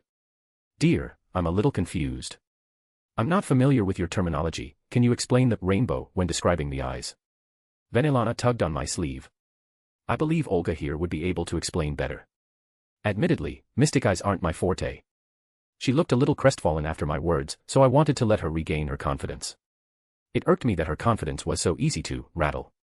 Olga immediately perked up, seemingly happy for the chance to redeem herself. She hadn't even disputed my words or tried to argue, which I found displeasing. The Olga I knew wouldn't have even hesitated to get into an argument with me to try and stand her verbal ground. The ranking system we use is based on the mystic eye's color. Olga started. The most basic usually shine with a red or green color, they belong to the simple category of red as we designate them. The ascended order, next is gold. From gold there is jewel. Jewel-ranked mystic eyes are considered exceedingly rare. And of course, at the top, rainbow-ranked mystic eyes. Olga explained, puffing up proudly. Cute. Baylor's eyes are rainbow-ranked. Generally, rainbow-ranked eyes touch on the realm of gods. Though jewel-ranked aren't far behind and can often straddle the line. I added with a smile. Thank you, that clears up a lot of my confusion. Venelana said politely. Oh, of course. Olga responded happily. Anne, we did not simply attend on a whim. We procured our own research into the auction. The last bit was, hesitant. Like she was unsure if she should say it. If you did your research, I'm sure the data you acquired must have supplemented any inconsistencies then. Knowing your work ethic, I'm convinced that you did your due diligence. Really, how shitty is her family that a few words of praise have her looking like she'd happily jump off a bridge if I asked? Trisha. Go get the documents we brought along, we can show Lord Schweiner the data we obtained to support everything. Olga said excitedly. Right away, Miss Olga. Trisha quickly stood up and hurried back to the train. It was nice to see Olga coming out of her shell. Smolga. She wasn't looking my way, so I quickly snapped a picture with both the rabbits in her arms. So, tell me about this insight with regard to stars and dark. There was a scream. A shrill one that caught everyone's attention, the kind that you could feel in your chest. No one reacted immediately, but I felt something was off. I gave the girls a look and quickly got up from my seat to go check the commotion. I followed where everyone was looking and moved inside into the room car, and Waver had beaten me there with his group. He didn't say anything on my arrival, but seeing his hardened expression, I knew it wasn't good. He was staring into an open door to one of the rooms, and I could see the blood seeping across the ground. I peered inside and let out a sigh. It was the body of Trisha that I had seen a moment ago, the head nowhere to be seen. Before I could even utter a word or start planning on how to break this news to Olga, another shout was heard, but this one filled with anger. At the other end of the car, one of the room doors was kicked open from the inside. It was Seal. She walked out, furious. There was a thin line on her neck that was still visibly healing, and fresh blood was seeping down her neck. Someone had tried to kill her too. This was getting more complicated. Line break. A/N. I also have a boosty if you can't use the above under the same name. Chapter 629, Chapter. I looked at Seal for several moments. To have been able to kill her once, presumably, was no small feat. Granted, I could make some guesses that she isn't the most on guard due to her own immortal nature. Even still, she was not a pushover, and at her best, I would have to put in effort to beat her. Frankly, I wasn't 100% convinced I could kill her. I had some ideas, but that's all they were at the moment. That being said, Seal was pissed, and I felt like she was blaming me in her head. For whatever reason, I don't know why, but if her glare could kill, I'd probably also be experiencing what she went through. Though, I think once she finally noticed the other corpse, her anger abated just a bit. Granted, her anger didn't disappear, but she wasn't irrational. Luckily, she wasn't actually a believer, otherwise, I'm sure we'd have already started fighting. Now, it was a strange standoff. Even if she was with the church for her own reasons and not out of faith, it would be correct to still call her an enemy. If I remembered correctly, she still despised Magi, even if it wasn't the same as the normal fervent hostility that church executors normally had. I pulled away and focused back on the corpse. She could scowl and huff all she wanted, if she wasn't going to do anything, my attention was focused elsewhere. Waver, what are your thoughts? I asked, taking our mirage and stabbing it into the floor, letting it begin analyzing the room. Waver looked at my sword with eyes dilating for a moment, and he wasn't the only one staring. No forced entry. No witnesses. No signs of struggle. No one else was seen in the hallway at the time. No obvious signs of curses. No obvious signs of poison. But her head is missing, so I can't rule out these possibilities completely. He spoke in one breath. Waver was good, that was already known to me. He would call himself a second-rate mage, but his knowledge and wisdom were something that even the highest of magi would envy. However, in cases involving mages, the context of how is often irrelevant compared to the why. I nodded, understanding his logic. It could have happened 1,000 different ways with people like us. Normally, it would be a dead end to try and figure out how when discovering the motivation is usually a much more logical course to follow. Miss Burial Agent, is there something you want to say, or are you just going to glare at us the entire time? I finally addressed her.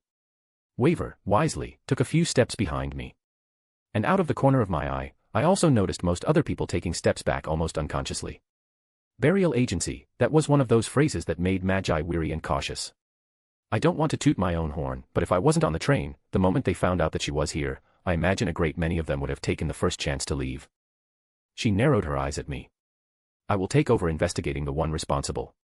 She finally opened her mouth. I felt my eye twitch. I gave only the most polite response. Fuck off.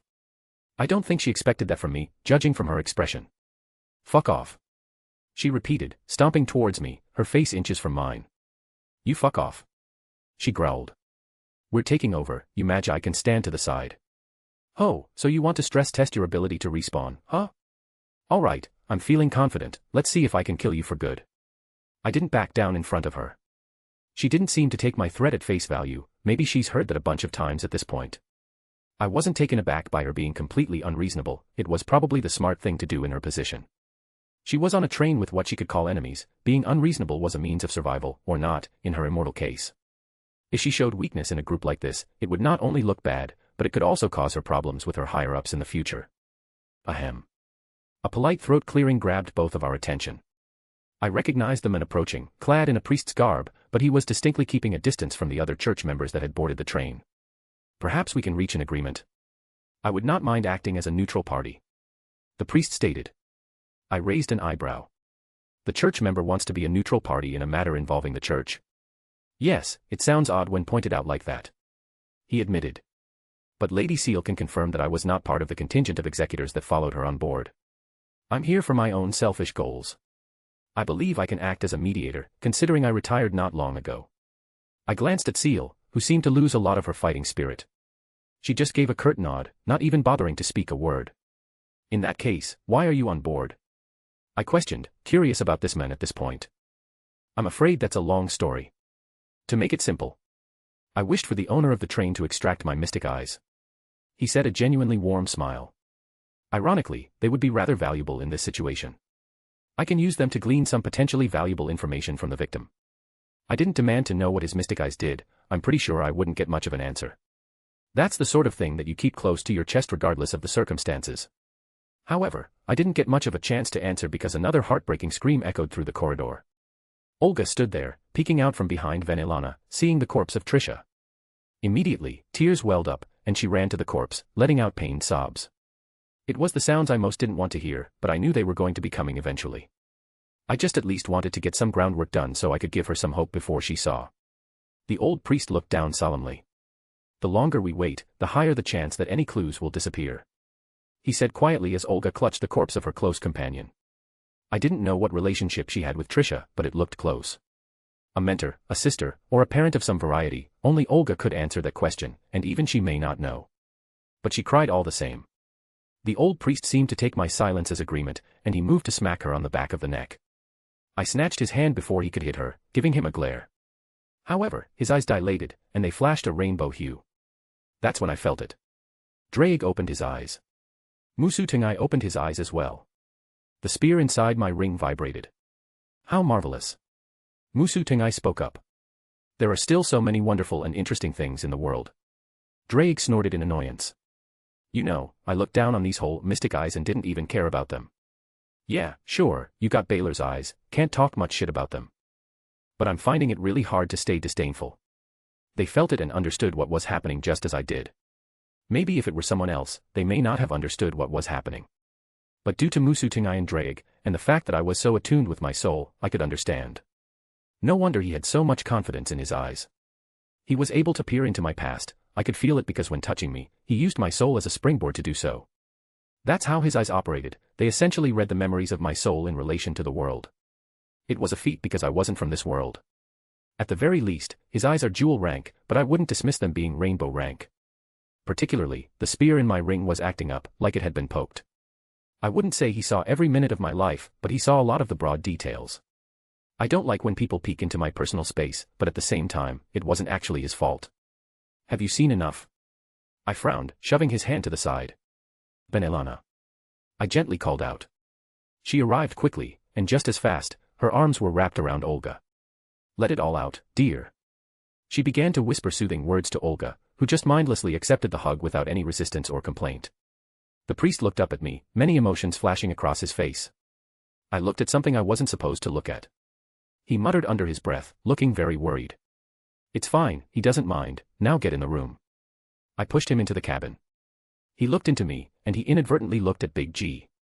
He must be having some kind of coming to God moment or an existential crisis. Hard to say right now, and I didn't care to ask. Waver, inside. I pointed. The Magus stiffened but didn't argue. Salem. I'm here. She walked over, having been giving space before due to Olga's issue. Block off the door, please. I gave her a smile. She nodded, casting several spells.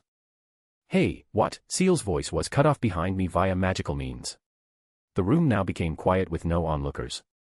You, what's your name? I looked at the priest. Karabo Frampton. He spoke with a noticeable tone of politeness.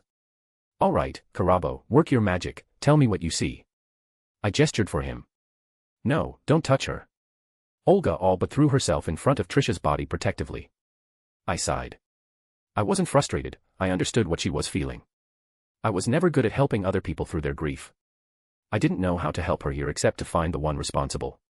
Olga, dear. Vanillana whispered. Let him do his job, there's a chance that she may not die today. I snapped my head towards her, an insinuation that immediately reminded me of an important fact. You want to use one of those? I asked her. Vanillana gave me a smile. I have no other use for them than to satisfy my own selfishness. She held Olga in her arms. You can save her. She's not dead. Olga's expression and demeanor shifted quickly. What do you want? As the head of the... Hush. Vanillana gently hugged her again. You don't need to pay me anything. First, let's figure out what's going on, okay? Little Olga nodded reluctantly, clearly having a lot that she wanted to say. I watched as Karabo touched the corpse of the woman, staring at her for several moments. There was a strange look on his face. I can't see anything. He admitted it without any fanfare. And I was skeptical. I looked back at my sword, grabbing it, the scanning of the room finished. Spatial disturbances, casualty distortion. Someone breached the time axis in their method of attacking. Which was by no means a simple feat. I would have trouble doing that. From what I was able to see, someone manipulated causality to attack from the past. What are your thoughts, Waver? If what you say is accurate, then we're not dealing with the average magus. Waver replied almost immediately, already understanding fully what I said. An almost perfect assassination method, leaving no evidence or trails. He looked around the room. Lady Olga, do you know anyone, friends or enemies, who practice such crafts? Olga shook her head, doing her best to keep herself from crying again. If there was someone like that, they wouldn't be nameless. Waver clicked his tongue. That's true. If someone had the skill to do something like this, they would be well known. And the targeting of the burial agent is strange. At first glance, it would seem that the person responsible was removing threats. A burial agent would be at the top of the list. He then glanced at me. As would a magician. I nodded, not denying it. However, based on the clues left, the one responsible could perhaps assume that I would be able to detect a similar method if he tried to kill me. Waver nodded, accepting my explanation. Then why did he attack her? He whispered, looking down at Trisha. I looked at Olga, who was quivering her lips still. Trisha here possessed a type of mystic eyes of clairvoyance. Waver tilted his head. So she would be a threat. However, as this is my first time hearing about this, I assume it was a secret. Olga nodded. Not many people knew. Yet the one responsible knew. Waver spoke in return. I admit, even with all these clues, I'm still utterly baffled at what happened and why. This was turning into a mystery. However, I immediately threw those thoughts to the side and grabbed Waver's clothing, pulling him back. He shot me a startled look, but I held up my finger to quiet him. Very carefully, I reached out and poked at a spot in the air. I didn't notice it until he almost walked into it. There was a reverberation, like someone tossed a stone into a calm lake, only over a sort of bubble that was utterly unnoticeable until it happened. Someone tore open a bubble of imaginary space. I said. That must have been Trisha. Olga blurted out but quickly fixed her anxious tone. Her element is imaginary numbers. Imaginary space, that was basically what my storage ring was. But it's a practice not widely known here and a bit more difficult for most magi to accomplish. Well, it could be different depending. But guess what was inside? It was almost certainly her head. Just to be sure, I pressed both my thumbs and index fingers together, making the shape of a square with my fingers. I then used the kaleidoscope to take just the tiniest peek inside. With the previous calculations, my sword ran. It only took the first glance to understand the situation, and my eyes lit up. We're in business. I clapped my hands, canceling what I was doing and thankful I was being careful. Waver, I need time of death on the body. Waver didn't question me, perhaps noticing the urgency in my tone. He had one of the widest breadths of magical knowledge within the Mages Association. He could cast several diagnostic spells with ease. Roughly 17 minutes and 40 seconds. Vanillana, what's the time frame for your evil piece? I asked. Evil piece. Olga looked up. The sooner the better. Anything past 20 minutes and it's highly improbable that it'll work, but past 10 minutes, and it's very unlikely just as well. Olga looked like she was about to cry again. She probably didn't understand what was going on, but contextually, she could understand that chances were slim of things working out in her favor. What if the soul hasn't left the body? I asked. Vanilana perked up. Then we should have some more wiggle room. I looked at Olga. Your friend is very skilled. Do you know the theory of Schrödinger's cat? The cat in the box. Olga whispered in confusion. Is the cat alive or dead? I asked her rhetorically. Trisha here, her head is technically still alive. Despite being dead, the world hasn't acknowledged her death yet. Which meant that there was wiggle room to pull some bullshit. Now, you need to make a decision, Olga. I hated to put this weight on her shoulders. I hated those things, those evil pieces. I hated what they represented, but I could acknowledge that for some people, they were a miracle, a saving grace. Mozart made his choice knowing full well what I meant, meaning I had no right to criticize. But here and now, Trisha couldn't speak for herself. Vanilana. Vanilana, who still had Olga in her arms, gently fixed the girl's falling bangs. There's a way to save her, but it's not without a cost. If you accept, she won't be human anymore, and I will become her master. What would that mean? Would she be forced to do things she wouldn't? Would she become a monster? Olga looked concerned. I glanced at the priest, who didn't say a word. He knew what we were talking about too, he saw a lot of my memories through his bullshit mystic eyes. He stayed completely silent, and there wasn't an ounce of judgment in his gaze. If I told her to jump off a cliff, she would have to follow my orders. Vanilana said in her same cheerful and warm tone, despite the morbidness of it. She would be mine forever, she would have to stay by my side. Maybe Olga didn't understand all the implications of what that meant, maybe she was just blinded by her own selfish desire. But that's also what made her human. Would you treat her well? You may never see her again. Vanilana warned. Olga's tears started up again. It's okay if you can save her and treat her well. She tried to wipe away the tears that were streaming down her cheeks. Vanilana gave her a kind kiss on the forehead. You're a very sweet girl, you know that. Don't worry, I was exaggerating. I wouldn't take away your important person. She gently set down Olga, who was having trouble articulating her feelings right now. It seems like everyone made their decisions. Without hesitation, I tore open the bubble of air in space, catching the severed head of the woman. There was a spell on her, a last breath inside that she preserved. A warning, a name, a word of peace for Olga, who would have most likely been the one to find her. Whatever it was, I unfortunately had to stop it. I slapped a talisman onto her rather rudely, but I couldn't afford to be gentle. That last breath, still retained, would help the resurrection process. Olga looked like she wanted to throw up or cry, or both. The reveal of her close person's head was traumatizing in its own way, but again, time was of the essence here. I gently laid her head against her neck where it should be, lining everything up as best as I could. Vanilana then held between her fingers a glowing red bishop piece. Most devils treat their evil pieces as sacred, something they would fight to the death to protect. The value of which couldn't even be properly stated in monetary terms. Yet here, Vanilana was casually using one just to save Olga the grief of losing something important to her. A young girl that she had met but hours ago, and she was willing to sacrifice something so valuable. If I hadn't already, I might have fallen for her right at this moment. Without a word, she pushed it into the chest of the magus. And this world welcomed its first devil. Line break. A/N. Creating a new devil on a train full of church people, nothing could go wrong. I also have a boosty if you can't use the above under the same name. Chapter 630, Chapter 569 plus Arachne. Salem POV. I stood next to the doorway. I wasn't offended that I was relegated to a door guard. I knew that I had very little to input on that situation inside.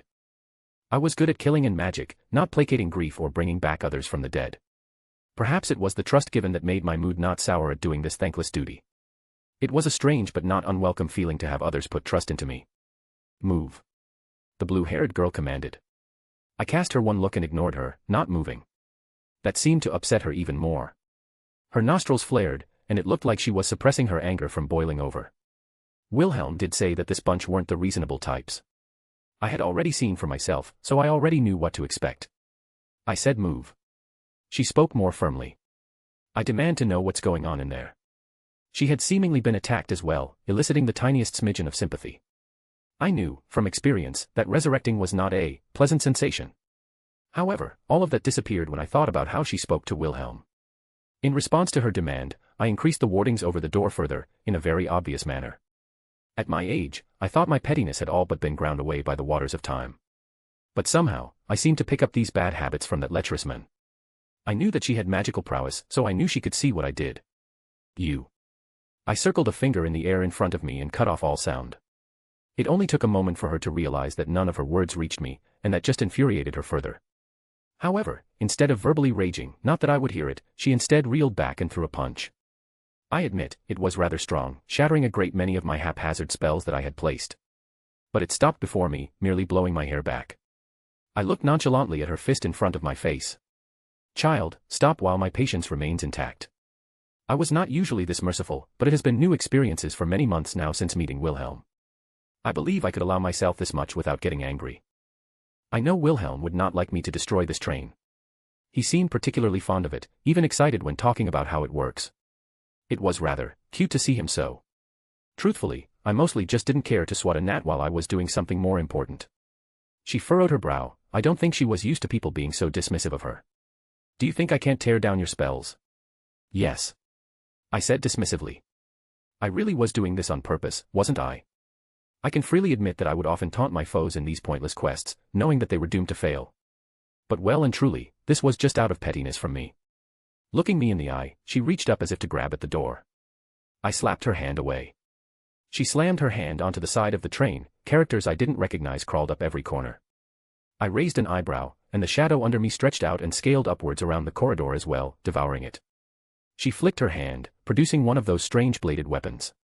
I raised a finger in front of her, and an intense gust of wind sent her hurling back as she used the blade to stab into the floor of the train to stop her backward momentum, tearing a gouge out of it, eliciting a groan and screech of metal in the process. I believe we both looked down at the damage now done to the vehicle and frowned. She stood up straight, looking at me with narrowed eyes, and then she walked back towards one of the train exits, stepping outside. I turned on my heel after casting several more spells on the door and went towards the opposite exit, also walking outside. I ignored all the other passengers, simply depositing a few dozen of my grim in the shadows around the door for now. What did their gazes have to do with me? If they dared to try and touch that door, they would find death waiting for them regardless. The area outside was large and vacant, devoid of any populace for as far as the eye could see. I looked up. It was still bright outside, contrary to my preferences, thus, I called upon a storm to gather. I was not as adept as Wilhelm, due to the nature of his storm calling, but I had been doing this far longer. The girl looked up, unfazed, then looked back at me. The girl flicked her wrist without warning. One of those weapons flew through the air at my head. I gestured to the ground, and a hand made of earth burst out and knocked it away.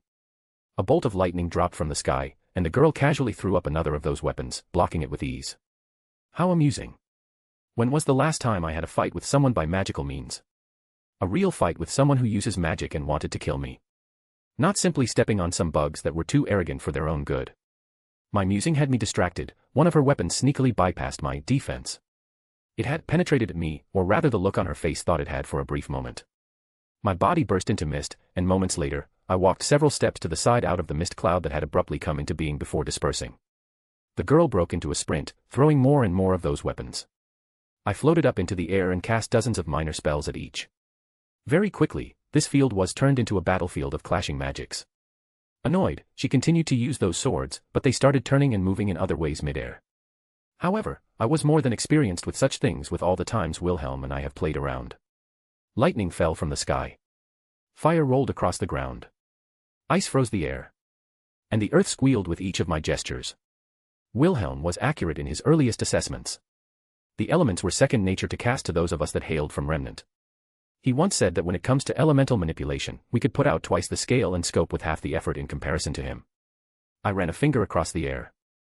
Fire and wind combined, converged, pressed, and then exploded. The girl danced around the field, avoiding as much as she could. Even with every step followed by an explosive might that would obliterate a normal human, she skillfully avoided any meaningful harm. I had to admit, she was skilled.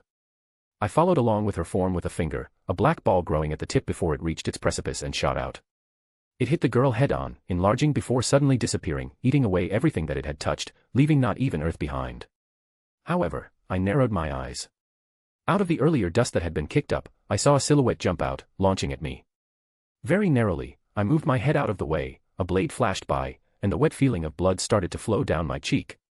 The girl, stepping on the air through spell usage, had reached me in the sky, and her fist reeled back to punch me. I scoffed and pulled my hand up.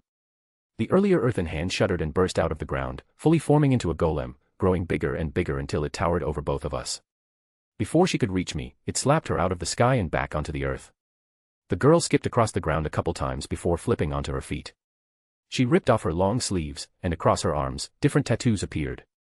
I was not privy to their meaning or significance, but her demeanor shifted.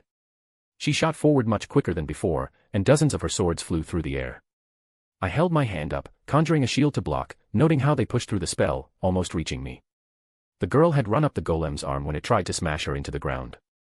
She ran up to its head and, with one punch, blew its head to pieces, collapsing the golem's structure. I held both my hands up, one above and one below, and cast one of my newest spells. Normally, I did not like to use things like spell words or spell circles. I prided myself on being able to perfect any spells to not need to rely on anything.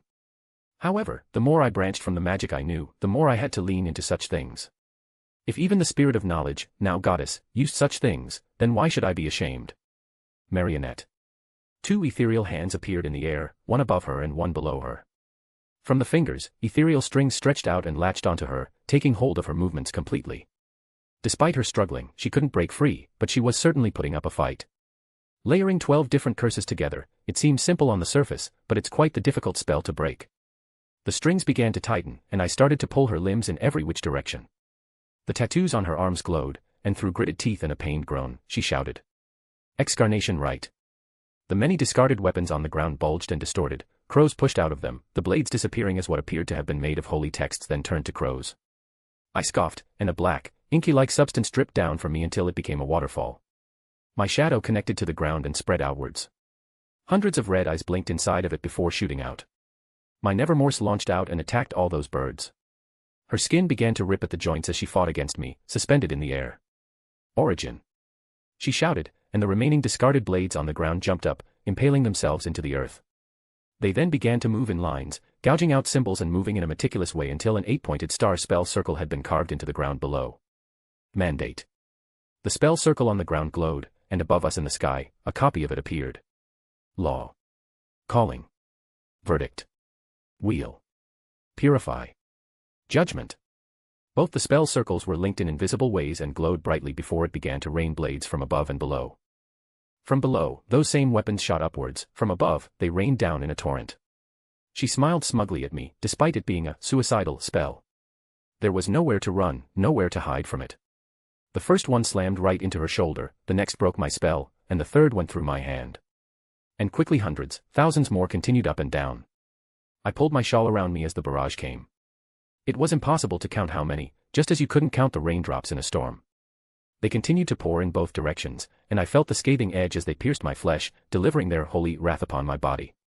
Wilhelm said that they were made to contend with things heretical, and I was a cursed witch with the Dark Brothers' heinous magics coursing through me. What else was I to these things? My Grimm died by the hundreds. They took the strikes in my place, for the most part. Each strike burned and seared the wounds of my monsters, destroying them with ease. But I had many, many more to continue to fill the gaps. With each moment passed, more and more of them turned to dust, these weapons having an annoyingly excellent capability against my creatures of darkness. While I could refill my Grimm at any time, it took time and effort, and I did not want to have to drag tens of thousands more over to the Grimlands to stuff back into my shadow for no reason. Still, not all of them were evaded by me. Quite a few made it into my flesh, piercing through me in various places. It was oddly painful.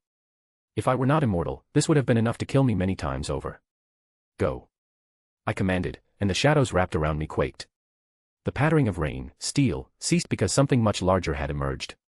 My great Grim whale emerged, but its head briefly, and devoured the spell circle in its entirety in the sky, destroying the spell before plunging back into the depths of my shadows. I re-emerged, breathing uncharacteristically heavily. I looked down, and there were quite a few of those blades impaled through my body. The area around us was now unrecognizable. The green grass, the forest, and the warm sky had all disappeared.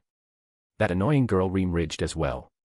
His mangled and shredded body had joined back together like it had never been decimated in the first place. She gasped at first, but she stood up strongly, clearly being used to resurrecting. Maybe she was tired, but she looked at me like she had won. However, I felt my lips curling upwards. I stood straight, and her holy blades that were eating away at my flesh simply by touching me had slowly started to push out of my body. It was a different pain, one that made it particularly unpleasant. There was no such thing as holy in this context in my world, and it felt like my soul was being burned as a result. But compared to everything I've experienced, this was still nothing. She looked at me as her blades hit the ground and the wounds on my body began to heal unnaturally fast. I looked at her, matching her smile. Did you think you're the only one cursed with immortality? I asked her. Just because I didn't like using spell circles didn't mean I couldn't use them properly. Nor did I want to use them in a flashy manner. I liked shadow magic, something I never bothered with before meeting Wilhelm. I had an obvious affinity with the darkness that made it easy to grasp. Therefore, why did I need to craft my spell circles in the light when I could hide them in the dark? I merely had to reach inside my shadow and pull out the completed spell circle I had created while talking. I was copying someone else now. I admired that spell that Wilhelm acquired from that god friend of his. Mine was nowhere near as potent nor sophisticated, but I found it rather practical. Circle spell circles appeared around the girl. One on each side, one above, and one below. Each one of them is the same, but slightly altered. Each one reached its own gravitational pull towards it. My usual methods aren't to go for disembowelment so vehemently, but who told her to speak to Myman like she did? I turned around and walked away as she screamed.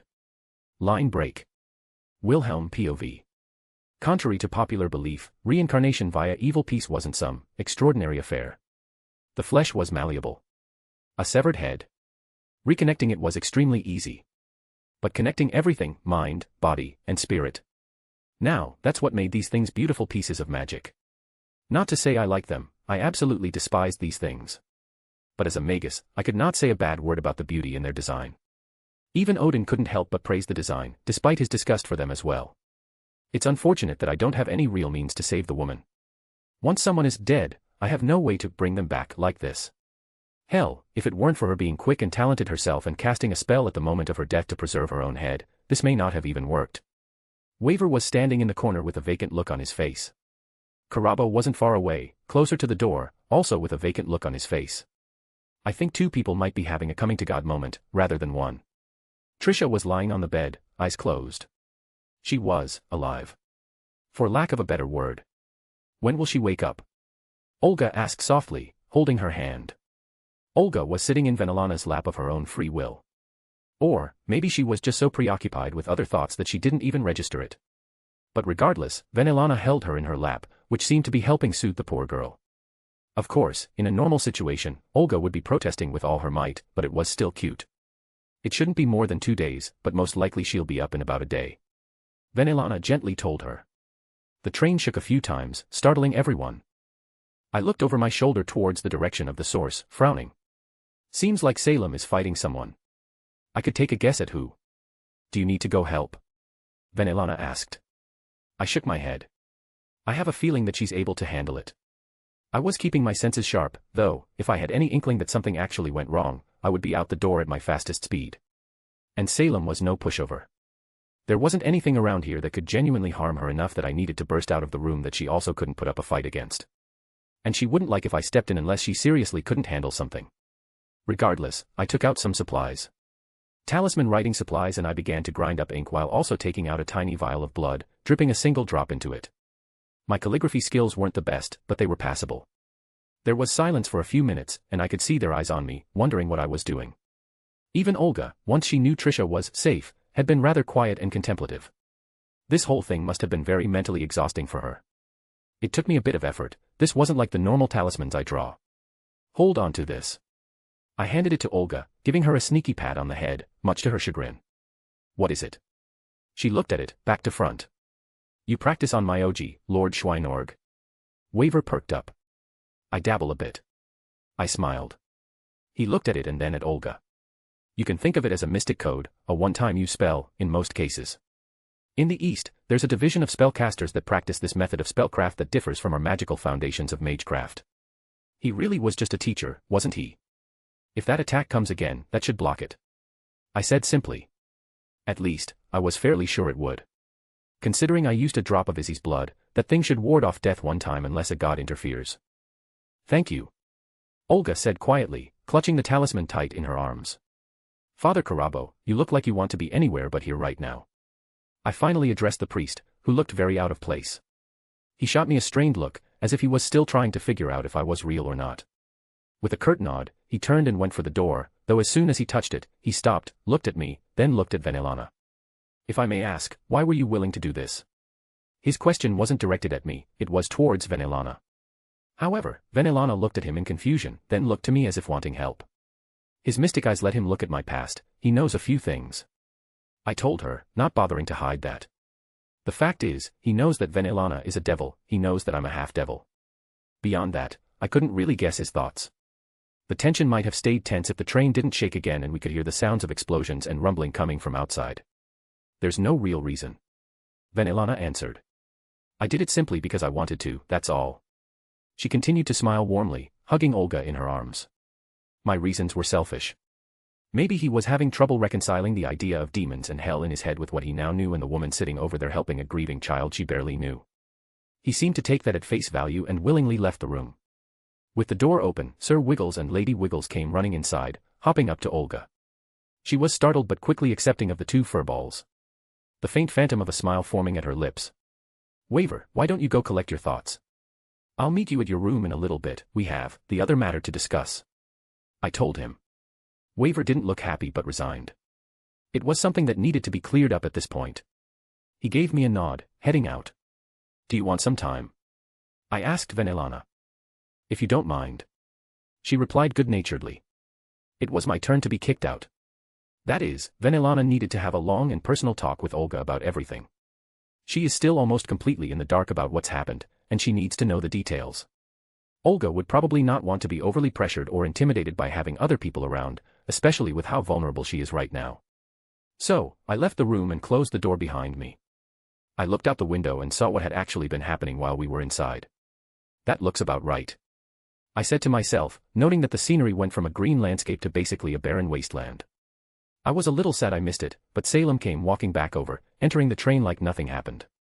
It must have been impressive, because a lot of the people in the train were looking at her with much more trepidation than they were before. Well, all except one.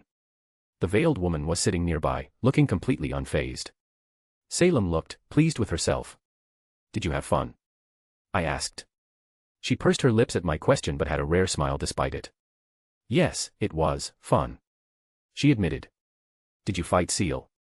She was interesting. Salem responded, answering my question. Though, it seems her main strength lay in her inability to die rather than her power. I nodded. The burial agency was full of genuine monsters. Seal was mostly a member because she was immortal, otherwise, she probably wouldn't have been up to par. Have you settled your matters inside? Mostly, Venelana is having a heart-to-heart with Olga now. I didn't want my presence to cause any concern. I nodded again, sneaking my arms around her.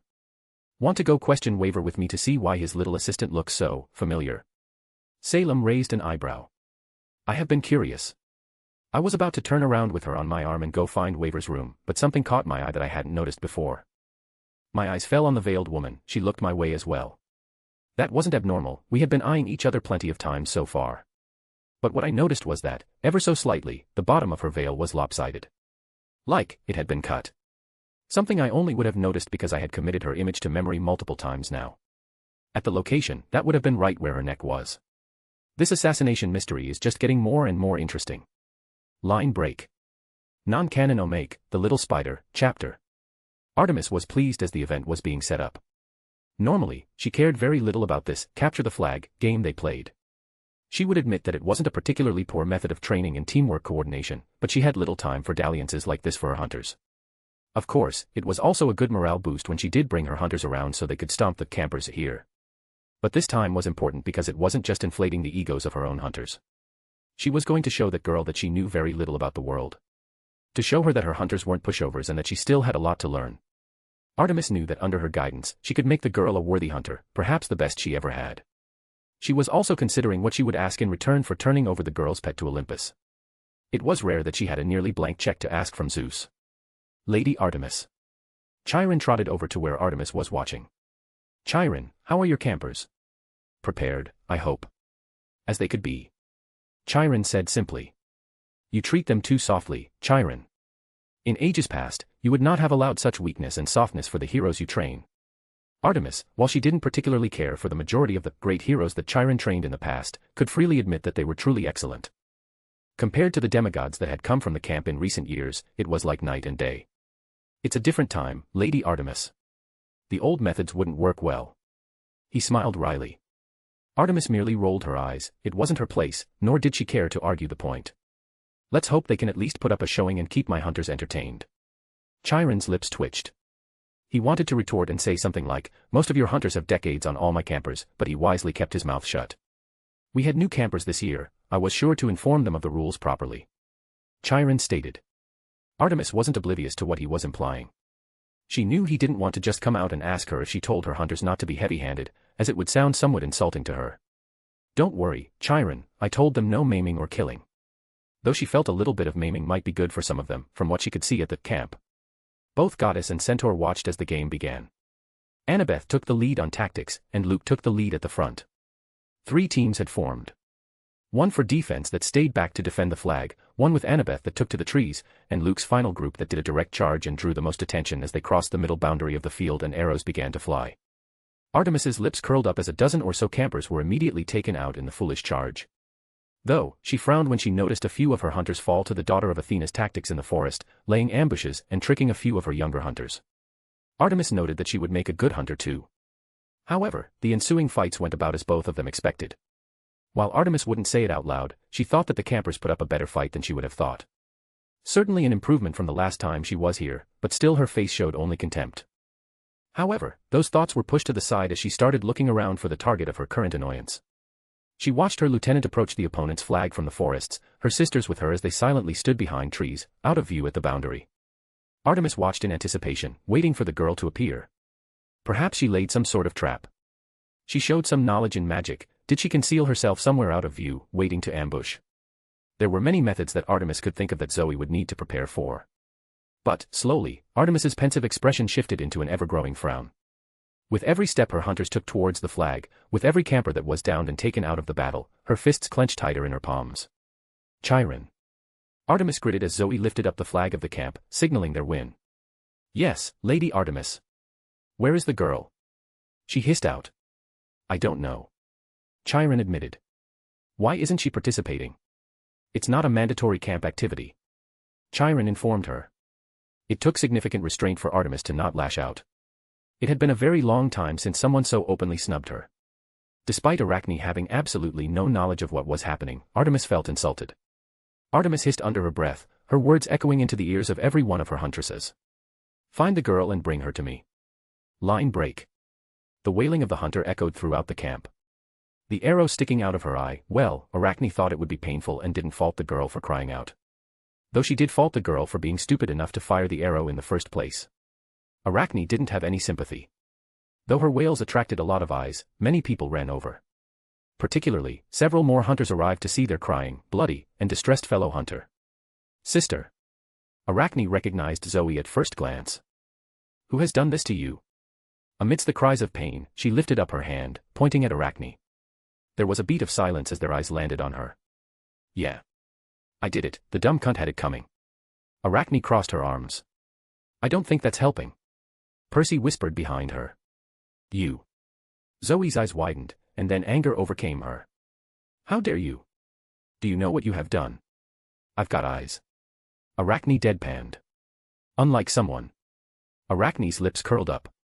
She had absolutely no pity for the stupid. Is this a jest to you? Zoe exclaimed. Yes. Arachne responded without a second thought. The hunters next to Zoe drew their bows, and Arachne took out her spear with a growing grin. Even Percy pulled out a pen from his pocket, clicking the cap as it turned into a sword. Arachne wanted to ask about it but decided it was better to focus on the inevitable fight. Just as the two sides were about to fight, a thunderous boom hit the ground, cracking the earth between them. Chiron landed on the ground. Enough. He shouted, immediately letting his presence be known. Fighting inside of camp is strictly forbidden. Thy camper hath maimed my sister, Chiron. Zoe pointed at Arachne in accusation. Arachne didn't respond verbally, she raised her middle finger. Zoe was about to pull an arrow back to fire until Chiron shouted again. Artemis. He raised his voice, and a gentle hand grabbed Zoe's, stopping her from escalating. Zoe, hold your fury back for now, I will find out who is at fault. Artemis said lightly as the goddess appeared in front of everyone. She had enough divine presence that even the onlookers felt a cold sweat down their backs. Chiron, I demand an explanation. Artemis looked at him. Chiron didn't get upset at her demand, it was about par for the course for him. Instead, he looked around and then laid his eyes on Arachne. What happened? That dumb cunt shot an arrow at Percy. I caught it and threw it back. Arachne said simply. She lies. The huntress that had been with the one with the arrow in her eye had immediately shouted back in defiance. They started it. Artemis frowned. Your campers are at fault, Chiron. Your hunter shot an arrow at one of my campers, Lady Artemis. Chiron retorted. Even if what she said is true, whatever she said, it doesn't excuse her trying to hurt one of my campers. Assassinate. Arachne interrupted as both god and centaur turned to him. Back home, if you tried to kill someone with their back turned, that's what we call it. Don't know what you all call it here. Arachne shrugged. Artemis frowned, but Chiron followed up. Percy, can you back up what she says? Yeah. I mean, it was weird. She just came over and started getting in Arachne's face. Arachne just ignored her, and we were going to go fishing, and she got mad and shot an arrow at me for some reason. If Arachne didn't catch it, it would have hit me right in the eye like that. Percy explained. Yet my huntress is harmed. Artemis didn't back down. I demand punishment. Your dumb hunter was the one at fault. Arachne shot back before Chiron had the chance to interject. Artemis's eyes narrowed. You dare speak to me like that, mortal? Lady Artemis, she's out of line, but she's not wrong. Chiron tried to placate her. Your huntress was the one at fault, she suffered the same fate she nearly brought upon Percy. It does not matter, my huntress is harmed, and I demand satisfaction. As punishment, she will be one of my hunters forevermore. Artemis said it simply, as if it were a foregone conclusion. For Artemis, it was a quick and easy way to get what she wanted. At the end of the day, gods weren't considerate, they weren't understanding. It didn't matter that one of her hunters started things and was at fault. The facts to her were that her huntress was harmed, and thus she was the one wronged. I would sooner kill every one of your stupid hunters. Arachne delivered without an ounce of hesitation. The surroundings went cold as Artemis's anger became apparent. She didn't shout or scream, but simply her gaze was enough to make any bystanders start to back off. The goddess of the hunt raised her finger, but before anything could happen, she paused. Artemis. Athena. The two goddesses met one another. Athena stood at Arachne's side. Your daughter needs to be taught a lesson. The goddess of the hunt frowned. I believe I should be saying that about your hunters. Should we ask our uncle what he thinks about what happened to his son? Athena asked. Though, truthfully, Poseidon was watching everything unfold right now, as was everyone else. The only reason Poseidon wasn't down there throwing his own weight around was because his son wasn't actually hurt. Gods were precarious. Fault, justice, right, and wrong weren't decided by humans, they were decided by the gods' own interests being challenged. She will become one of my hunters as punishment. Athena didn't react. You know the rules, they have to agree. Artemis frowned. Why are you defending her? Since when do you care so much about your children? I'm simply following the rules. Artemis twitched slightly, she didn't want to get into an argument with Athena, she knew that such a thing was a losing battle. No wonder everyone hates you Greeks. Arachne had had enough, scoffing in annoyance. Both Artemis and Athena looked at Arachne in disbelief. Chiron, too, nearly wanted to facepalm because he thought the tension was starting to fade, and now it was amplified once again. What? Did you not know how everyone avoids you lot? Arachne rolled her eyes. Chiron wished she would stop speaking, as she was just digging her hole even further. Her arrogance and contempt towards the gods is more than enough to give a punishment. Artemis seethed very openly. Perhaps I can't force her into being one of my hunters, but a punishment she will still receive. Her divine power crew. I curse you, thy spear, which thee holds so much pride in, thy hands will now be bound, unable to wield it. Arachne felt something sweep over her, and she recognized a curse when she saw it. Athena didn't stop her, she didn't have the ground to stop her. Despite wanting to win her daughter over, she also knew her daughter had insulted Artemis openly as well. Arachne furrowed her brow as she felt something strange, and with spear in hand, her hands unnaturally clasped together, forcing her to drop her spear. As soon as her spear was out of her hands, it was like the invisible force disappeared. She reached down to pick it up, but as soon as she touched the spear, her hands were once more invisibly bound. While she could technically hold the spear, it was impossible to actually wield it like so. Athena sighed in her heart. Daughter, perhaps this shall be a proper lesson to you on how to behave to show proper respect to the gods. Artemis looked very pleased with herself as well. It wasn't what she actually wanted, but seeing the girl getting humbled soothed her bruised pride just ever so slightly. Chiron was just glad that it didn't escalate further. Arachne, though, she ignored them for the most part, looking at the spear in her hand and not being able to properly hold it. It made her annoyed. However, she didn't get angry. Under the watchful gaze of everyone, her hands suddenly got enveloped in a blackish hue. Artemis's eyes widened in disbelief, as did Athena's as Arachne tore the curse apart. She spun her spear in her hand and slammed it against the ground, looking right back at Artemis. Silence permeated the surroundings. Chiron, Athena, and Artemis all sort of just stared in disbelief at what just happened. What did you do? Artemis was taken off guard. Despite everything, perhaps it wasn't overly surprising that she managed to destroy the curse. Artemis was aware of a certain spear that she wielded, perhaps that could have done something. But instead, she tore it apart through another method. Daughter. How did you destroy that curse? It was bestowed by a god, it should not have been so easily removed. Athena specifically used the word destroyed because she could see what happened. It wasn't removed, magically dispelled, or even sidestepped. It was very plainly destroyed. Arachne rubbed her wrists and merely scoffed. What? I just used my bloodline ability. I have no such ability. Athena quickly rebuked. What? Of course not, it's from Mida's bloodline. Arachne spoke as if it were obvious. Wilhelm was a human. Athena responded. Why does everyone think that? Arachne was at a loss for words. She reached up and pushed up her bangs, showing off her little horns. Does this look human to ya? Everyone stared at her tiny horns, barely more than nubs on her forehead, not even visible unless her hair was moved out of the way. Why, do you have horns? For one of the rare times in her life, Athena was completely and utterly confused. Arachne blinked. Because I'm a half-devil, are you stupid? Line break.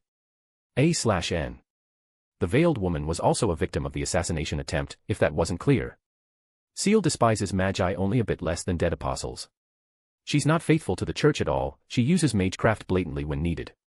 I also have a boosty if you can't use the above under the same name. We also have 2 more Arachne chapters up after here, and the next Distorted Reflections if you're interested. https://d is co-road gg/qnm3yyg5hv. Chapter 631, Chapter. Salem, without any prompt on my part, grabbed my hand as if it were the most natural thing. It was small, but it really made me happy to see how comfortable she became between us. Funnily, she barely spared a glance at Seal, who made her way back onto the train. I knew they fought, I didn't know the specifics. But from just the look she shot Salem, I'm fairly sure I know who won.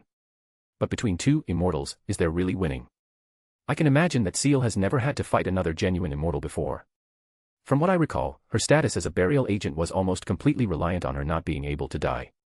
Compared to some of the other monsters there, she wasn't that strong. Strong enough, but not one of their aces. There are humans among their group that could even square up against Father Swole from back home. Not that her inclusion isn't impressive. There are very few people capable of becoming members of the burial agency regardless of any quirks. Regardless, Salem didn't even spare her a glance, like everything had been settled already. Rather, we started moving through the compartment train. There were quite a few rooms we had to walk past until we reached our destination. I politely knocked on the room marked 207. It only took a moment for it to open and waver to welcome us. Lord Schweinorg, Lady Salem. He politely greeted us despite having only seen us a few minutes ago. Honestly, I think Salem appreciated his attitude. I wasn't so much a stickler for this kind of continuous decorum and social niceties, but Salem seemed pleased, so I didn't say anything. Waver, good evening again to you. I returned to him as well. If he was making an effort, it would make me an asshole to roll my eyes and ignore it. May we come in? Please. He stepped to the side and gestured for us to enter. The room was nearly exactly the same as our own. At first glance, I don't think there was anything different. He had his small group in here with him, and it looked fairly obvious that they were waiting. Again, it was a reminder of the social status I held here with how they treated me. Miss Gray, Miss Yvonne, Mr. Coles. I went over each of them before taking the very obviously placed seats available. There was an extra beyond just for myself and Salem, perhaps in anticipation that more than just 2 would be coming. Hey, don't forget about me. The bag on Gray's side shook violently. Gray let out a small squeak of embarrassment as she shook it quietly. Of course, I couldn't forget my brother-in-law. I smiled. Bah, who's your brother-in-law? Kay snorted in disdain. Waver coughed into his fist. May I ask, have you made any breakthroughs in the murder? He paused for a moment, as if deciding his next words carefully. Attempted murder case. I have made one discovery. I hummed. A rather interesting one. But before that, I believe I have to ask. Mr. Waver, you didn't come here for the auction, did you? Waver kept his expression neutral. What makes you believe that, Lord Schweinorg? You outright said that your monetary situation was lacking during the talks with Olga. I held up a finger. And I know for a fact that you weren't lying even if I hadn't thought much of it until now. But a powerful pair of mystic eyes would cost. I don't mean to be rude, but your department currently doesn't have the money. Waver grimaced slightly. Has our financial situation even reached the ears of the Wizard Marshal? Well, you're not wrong. There's not much that Gramps doesn't know about that happens in the clock tower, he just doesn't usually get involved. However, in this case, I'm mostly knowledgeable because it's in direct relation to the happenings of the Grail War. I admitted. The original Lord Elmeloy died during the Fourth Grail War. This set of a chain of events, some of which were in regard to substantial debts he took on in anticipation of winning the Grail War in the first place. And there was compensation that the Archibald family had to pay to the family of his fiancée's family. It wouldn't be wrong to say that in the wake of his death, the Archibald family, who ruled over the department, had to liquidate anything and everything they could get their hands on just to stay above water. And even then, I've heard of some substantial debts that are still placed on them to this day. Teacher, is it really that bad? Calls looked at him. Waver let out a sigh, pulling out a cigar before lighting it. I've been slowly paying off the remaining debts. Funnily enough, despite the massive debts, Lord Elmeloy too has one of the best reputations. Just using his name alone, he could probably double his current debt despite being completely in the red still. I let out a laugh. I wasn't making fun of him, he clearly didn't like his students knowing his financial situation. So, I said that to alleviate any tension, to let them know that things weren't as bad as they sounded. And make no mistake, there's a reason that his debtors are letting him pay off the debt slowly. That is not how a normal magi would operate. They would be enthusiastically squeezing every ounce of profit they could from Waver if the situation were different. However, they're scared of Waver's status. Waver Velvet, a second-rate magus with not much talent or strength at his disposal. Yet, throughout the entirety of the clock tower, if he called for help, there would be people in every single department coming to his aid. Many people are fearful and wary of him because his students have almost all gone on to achieve rather impressive results and have quickly begun climbing ranks. Waver's actions of teaching any and all students to the best of his ability, never holding back anything, be it effort or knowledge, had pumped out a spectacular number of gifted and, more importantly, thankful students. Waver gently pulled the cigar from his mouth, letting out a puff of smoke off to the side. You're correct, Lord Schweinorg. Mr. Waver. Gray said quietly, but Waver just gave her a smile. It's all right, Gray. At the very least, I don't believe there's harm in Lord Schweinorg knowing. If he wanted to harm us, be it ourselves or our reputation, it would be a simple matter regardless. I raised an eyebrow. Now I'm rather interested. There was a relic of certain sentimental and historic value stored within the Department of Mineralogy. Within the Archibald family's territory, what little remains. It was broken into and stolen under our noses. The thief taunted us, me, leaving a note telling me to participate in this auction. How peculiar. I tapped my chin. That begs the question, was the taunt the purpose of the theft or a misdirection? Waver shook his head. I'm afraid I have not found any substantial clues to answer one way or another. The murder attempts then, what do you think? I asked him. Waver was silently, clearly thinking through it. I don't believe in such coincidences. I nodded. It would be strange that they weren't connected. Well, that's good. Now I have a target to direct some anger towards. I didn't lash out before, mostly because I had no one to lash out against. But the sight of Olga screaming and crying, well, that was enough to keep my anger from abating for a long while. Truthfully, I had no idea either. It seems like Waver may be a key in figuring out who I need to kill. Then I'll tell you something else I just found out. You know the veiled woman on the train? I've seen her. Waver nodded. She was attacked in the same way as well. Waver's eyebrows shot up, and his finger moved to his chin in contemplation. That's odd. I nodded to myself. It was odd, it seemed entirely random. What do you think, Salem? I looked at her. Care to give your thoughts? I had noticed she had actually been listening and keeping up with what we were talking about rather than politely looking interested. She looked at me for a moment before opening her mouth. It can be summarized that the person responsible targeted the woman currently being taken care of as a matter of necessity. Presumably, mystic eyes of such a nature might reveal their identity. Waver agreed. Which opens the door to question how they knew about her mystic eyes when it was not well known. Mystic eyes that can see the potential future, if they could even accidentally catch a glimpse of the killer, that would be a huge flaw to the killer's presumed plans. Salem didn't interrupt him, only continuing when he finished. The second, the blue-haired girl. From what I understand, you two groups consider each other mortal enemies. Salem isn't involved much in the world, the whole church is rather foreign to her. I briefly explained. Waver took my explanation at face value. That would not be inaccurate to say. If there were no reason to the contrary, I would not be surprised if any of that group would begin to kill the other passengers if the chance arose. There was a reason that the atmosphere became tense with the arrival of the church people the moment they stepped on the train. Perhaps the one responsible saw her as a potential threat and decided to strike. Salem offered. He failed. Waver pointed out. Because the killer was unaware of Seal's immortality. I interjected. It's not fairly well known. Due to some issues with her soul, if she dies, it becomes a paradox, and the world will rewind time for her. Waver looked at me in surprise. The killer is most likely a magi. He settled on. To know about Trisha's mystic eyes but not know about Seal, it would make sense. It's not a bad assumption to make. I agreed. Which leaves us with the last known victim of the attack. The veiled woman. Waver spoke. What do you know about her? Nothing, to be honest. Other than that, she's dangerous. I crossed my legs with a frown, remembering something when she first got on the train. She recognized me, though. Whether that means anything is anyone's guess. I hadn't made very many public appearances around here, but I wasn't exactly keeping my head down either. No, now that I think about it. She recognized me and also didn't look the least bit surprised I was here. Maybe I'm overthinking things, maybe she's just very good at concealing any emotions.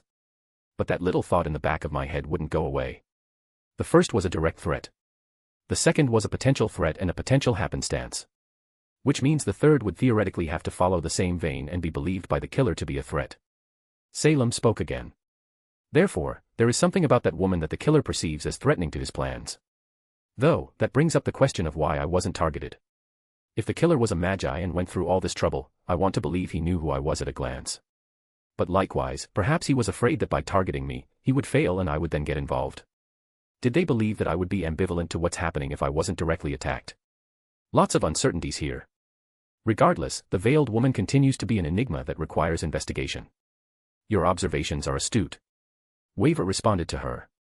However, we now lack any additional clues to start connecting dots. We're unfortunately in a position that we have to wait for the killer to make the next move. Presumably, Trisha was the biggest threat due to her mystic eyes. Once the killer finds out that she's not dead, perhaps they would try again. I took precautions. He was there when I drew the talisman. If it happens again, I should be able to glean enough clues to trace back, now that I'm prepared. He nodded. Well, if there weren't any more clues, there wasn't a point in discussing it any longer. I glanced towards Gray. Waver cleared his throat. Gray, come sit up here. He gestured her forward. Hesitantly, the young girl inched forward until she was next to him. Hello again, Miss Gray. I greeted again as the kids had been very quiet hanging out in the back. I put up a quick bounded field just around us. They obviously noticed what I did, and I simply smiled. Just to keep things private. Waver nodded. Hey, Gray, put me up, I want to see this bastard while he starts spouting all his nonsense like the flowery bastard. The mystic code inside Gray's bag started to shake. This time, she didn't rebuke him or shake it, she set the cage on the table next to us, and inside was the same mystic code as before. Brother-in-law. I smiled. Who's your brother-in-law? Huh, you bastard. The square-shaped mystic code started aggressively bouncing around. Well, I don't think Artoria would be against me saying it. I mused. He stopped making a ruckus. Oddly, there was a sort of a face on the mystic code, and it could somewhat emote. His eyes narrowed at me, and I just ignored it. I'm sorry this is probably going to be uncomfortable for you, Gray. However, at this point, I don't believe I can reasonably excuse myself from your situation. I informed her. I would have to be blind to not see how uncomfortable she was. Waver looked at her, and she was obviously hesitating to say anything. Gray, if you don't want to say it, I can explain for you. He told her. It's okay, Mr. Waver, I can say it. She looked like she was gathering her courage, and despite this, her voice was still low and shy. This isn't my face. She said very bluntly. My family is a family of gravekeepers. I raised an eyebrow. How does that correlate to you having Artoria's face then? She forced a wry smile. I was supposed to house the soul of that person. That damn witch. Kay huffed, taking over. She set up everything from the start. The gravekeepers, their lineage, and their connection to my sister. She even wanted to turn Gray into a vessel to house her soul. She started to turn like her and stuff, but then it suddenly stopped. When did it stop? That was a lot to digest, but I wanted to ask the most pertinent question. About 3 years ago. Gray answered. The Fifth Grail War. I tapped my fingers on the table. Artoria's summon must have inadvertently disrupted whatever spell or ritual was taking place. There can't be two Artorias present. Waver closed his eyes and sighed. After seeing Miss Tosaka's servant around the Mages Association, that's the summarization we came to as well. So, Morgan Le Fay set in motion a plan hundreds of years ago that finally began to bear fruit, only to coincidentally get stifled by the Grail War. I found that a little hard to believe. Don't say her name, it's bad luck. Kay spoke. Are you scared of it? No, it's bad luck because whoever usually said her name before got punched by someone who had been screwed over by her. He snorted. You were created by her as well, weren't you? The Mystic Code just grunted. I'm a pseudo-personality matrix based on the human K, my designation is Ad. He introduced himself. Fake or real, if there's no difference between the two, why care? I hummed. You're still K, aren't you? He didn't answer. You're a container, I can tell that much. But I can't see what's being hidden inside. Hey, stop being a perv and peeping on my secrets. K grumbled. I snorted at his demeanor, but from the stories Artoria told me, this is about how he would act. How much does Artoria know? I asked. She hinted to me that things had already been settled when I brought it up to her in the past. They shared a look, and Waver cleared his throat. I believe she knows the barest details and did not pry further. Does she know about K? I looked at the Mystic Code. Because I'm pretty sure she wouldn't have been so detached if she did. There was a silence. Did you hate her that much in the end? You got some nerve. He immediately exploded. Don't you dare talk about things you have no right talking about. Who even are you to bring up Artie, huh? Well, in the context you're familiar with, Artoria and I are courting. I love her very much, and I intend to marry her in the future. That was also met with a beat of silence. It was something neither Waver nor Gray knew either. Maybe they were wondering why I was so focused on this issue when my relationship with Artoria should have been friends at best. Gray blushed for some reason. Hey Gray, hit me a few times, I think I heard something absurd about Artie. There was another silence, and then he spoke again. Is that why you've been looking at Gray, huh? Do you have a type? Well, let me tell you. Shut up. Gray grabbed his cage and started violently swinging it around with a bright red face. You were the one who told Gray not to reveal your existence to Artoria, weren't you, Kay? My words caused his torture to stop. He bounced around his little cage a few times before landing upside down. Gray looked at him with a strange expression as well. Like, she didn't know why things turned out that way either. Were you afraid that Artoria would take you away? I added on. Kay was silent for a few moments, and the playfulness from a moment ago was gone. Gray needed me. His response was concise and explained everything enough. I could see Gray's eyes widen, and maybe the faint illusion of tears swelled up for the briefest of moments before being forced back down. Hey, unless you prove to me that you aren't making stuff up, I'm not going to answer any more questions. Kay spoke with a noticeable hint of firmness. Prove it. I mulled over his words. Do you want to see pictures of us together? Maybe, lewd pictures. I leaned in and whispered the last part. Kay started bouncing around again. Gray, kill him. He can't be allowed to live, he's even worse than that flowery bastard. Okay, I would be serious. She told me one of her fondest memories from her childhood before she pulled the sword. She told me that when she was young, she got sick and almost died. Sir Ector was out of the house at the time, visiting somewhere else, and it was just you two. That. She told me how her brother carved a lion for her when she said that she wanted to see lions in her feverish haze. Damn it, Artie. Kay whispered.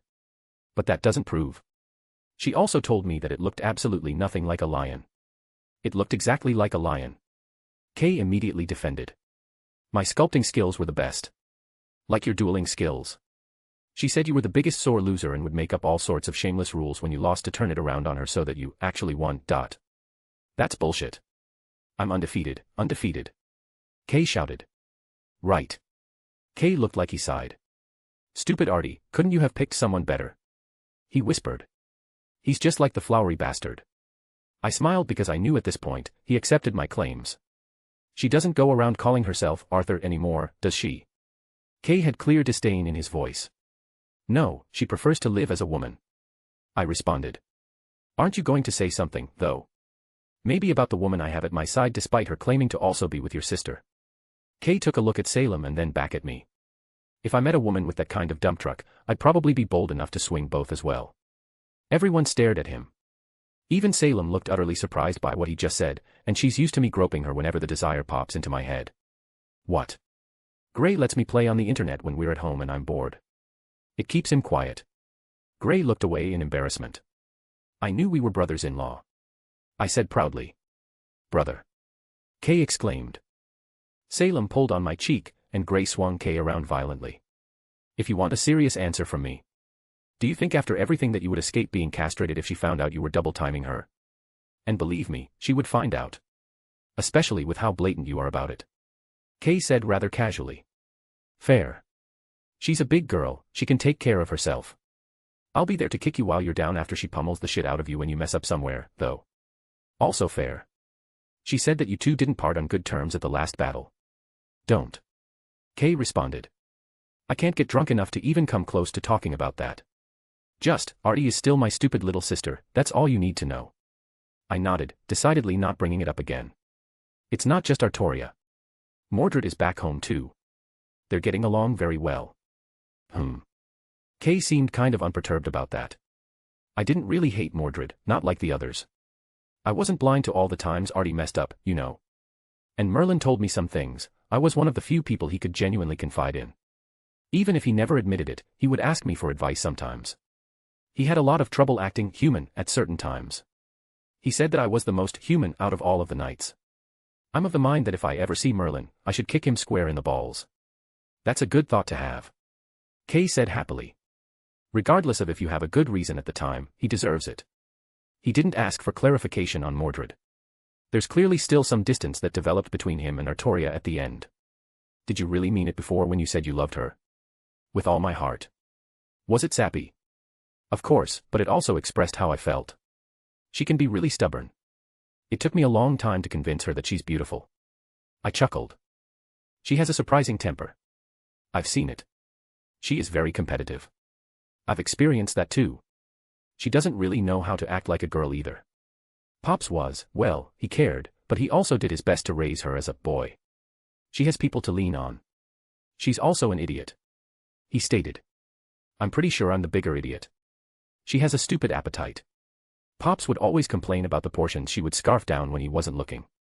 When she thinks she's right, it's really hard to change her mind. She expects everyone to live up to her standards, and it made a lot of people hate her. A brick would be better at reading the mood than her. He didn't come right out and say it. Maybe he feels like he doesn't have the right to say it. So, I would say it in his place. I'll take good care of her. I promised. I seemed to hit the nail on the head. Since you call me brother-in-law, can I ask you a favor? I raised an eyebrow. If you want a body. No, we'll wait. A body. He seemed surprised. No, rather, do you have a way to fix Gray? They said you're some big-shot wizard, right? Comparable to Merlin. Can you fix her? Add. Gray said softly. All right. I answered easily. I might be able to figure something out. Rather, I know a few people who may be able to help. Why you would help me? Gray looked surprised. Why? I blinked. Why not? Is it because I look like her? She pulled on the hood wrapped around her head. I would be lying if I said that wasn't partially the answer. Maybe even Kay asking me wasn't the deciding factor. Either one of those would probably get me moving, though. Maybe, I can sympathize a little. Are you also a vessel for my long-dead sister? Kay asked with a shocked expression on his face. Gray quickly started swinging him around again, clearly for ruining the mood. Though, it was obvious he was saying that to stop her from sinking into a depressed state. He really cares about her, doesn't he? Mr. Waver. I looked at the men who had silently been sitting there while we talked in his presence. Let me ask you a question. Have you ever heard about Zelretch having a son or daughter, let alone a grandson? Waver hooks his head. It shocked everyone to hear the news. I'm not his grandson. I'm not even related by blood to him. Adopted. In a manner of speaking. It's just easier to slot into that role. I'm not his grandson, I am Zelretch. It took a moment for them to contemplate what I just said. Their confusion switched to realization at that secret being revealed. You could say that I'm his future reincarnation. I have a lot of his memories, and they've shaped me a lot as a person. I can't claim that it was as intrusive as what you're going through. However, I can sympathize with some of your feelings. Do you feel out of place? A stranger? Fake? Like you're filling out someone else's spot? I can't lie and say that I didn't have these kinds of thoughts when I was younger. Gray seemed to look at me with a newfound expression, like she may have found a kindred soul. I reached over and put a hand on her head. She looked startled, but she didn't pull back. So, I'll help you. I can't agree to it right away, but give me a bit of time, I'll talk to some people. She nodded her head vigorously. Salem snuck her hand over mine under the table. Thanks. Kay said it simply, but that was all that needed to be said. What are brothers for? Artoria will be very excited to hear that Kay is still around in some capacity. Now, I wonder if I can find Morgan and have some words with her. Well, first things first, I need to find out who to kill for making Olga cry. Line break. A/N. I also have a boosty if you can't use the above under the same name. We also got 2 more Arachne chapters up over here if you're interested. Chapter 632, Chapter. The talk with Kay had been interesting. He hadn't just accepted me either. Despite the fact that he seemed to fully believe my claims of being together with Artoria. It was rather obvious his priority was Grey at the moment more than anything. I could respect that. I didn't try and wiggle myself more into their little dynamic or ask any more unnecessary questions. But I more or less knew all the important details now. At the very least, the young girl seemed happier than before I came in. I had a few ideas on how to fix her. Though, to be honest, I'm sure Meridia could do it relatively easily if I brought Grey to her realm. However, that was going to be a conversation and a half on Grey's part. Hey, remember how I said I can fix you? Yeah, step into this portal that leads to the realm of my eldritch lover with long legs. I'm sure that will go over well. Regardless, Artoria is going to be thrilled to know that Kay is around, even in his current form. Once Grey is settled, I think many of her current problems, mentally, will start to ease. Such that being in the presence of Artoria won't cause her discomfort.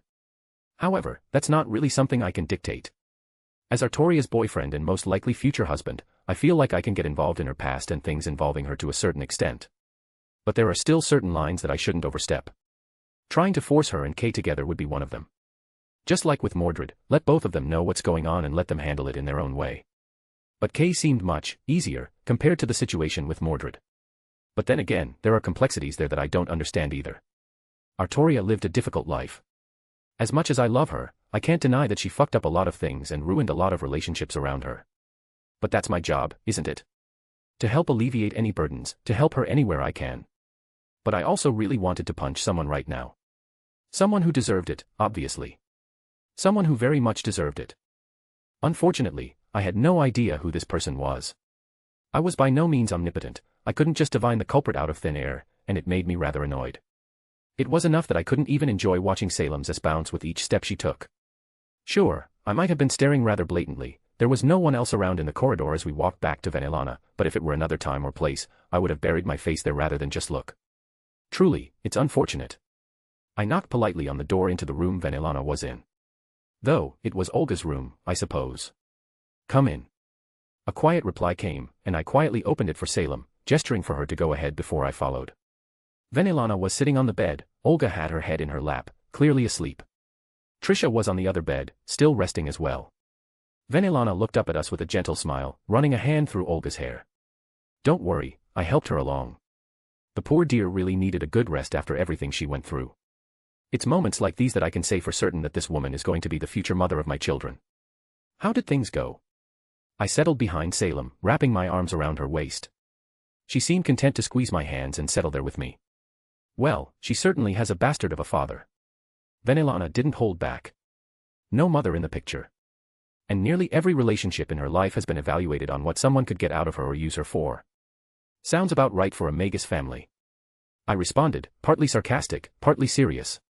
Beyond a bit of tears and a very clear inferiority complex, there's a very kind and sweet girl that she feels the need to hide away. She continued to run a hand through Olga's hair. She took things a lot better than expected too. You told her everything. Bits and pieces, enough to fill in the blanks. It makes it easier when you're a known quantity here, so I didn't need to dance around that knowledge.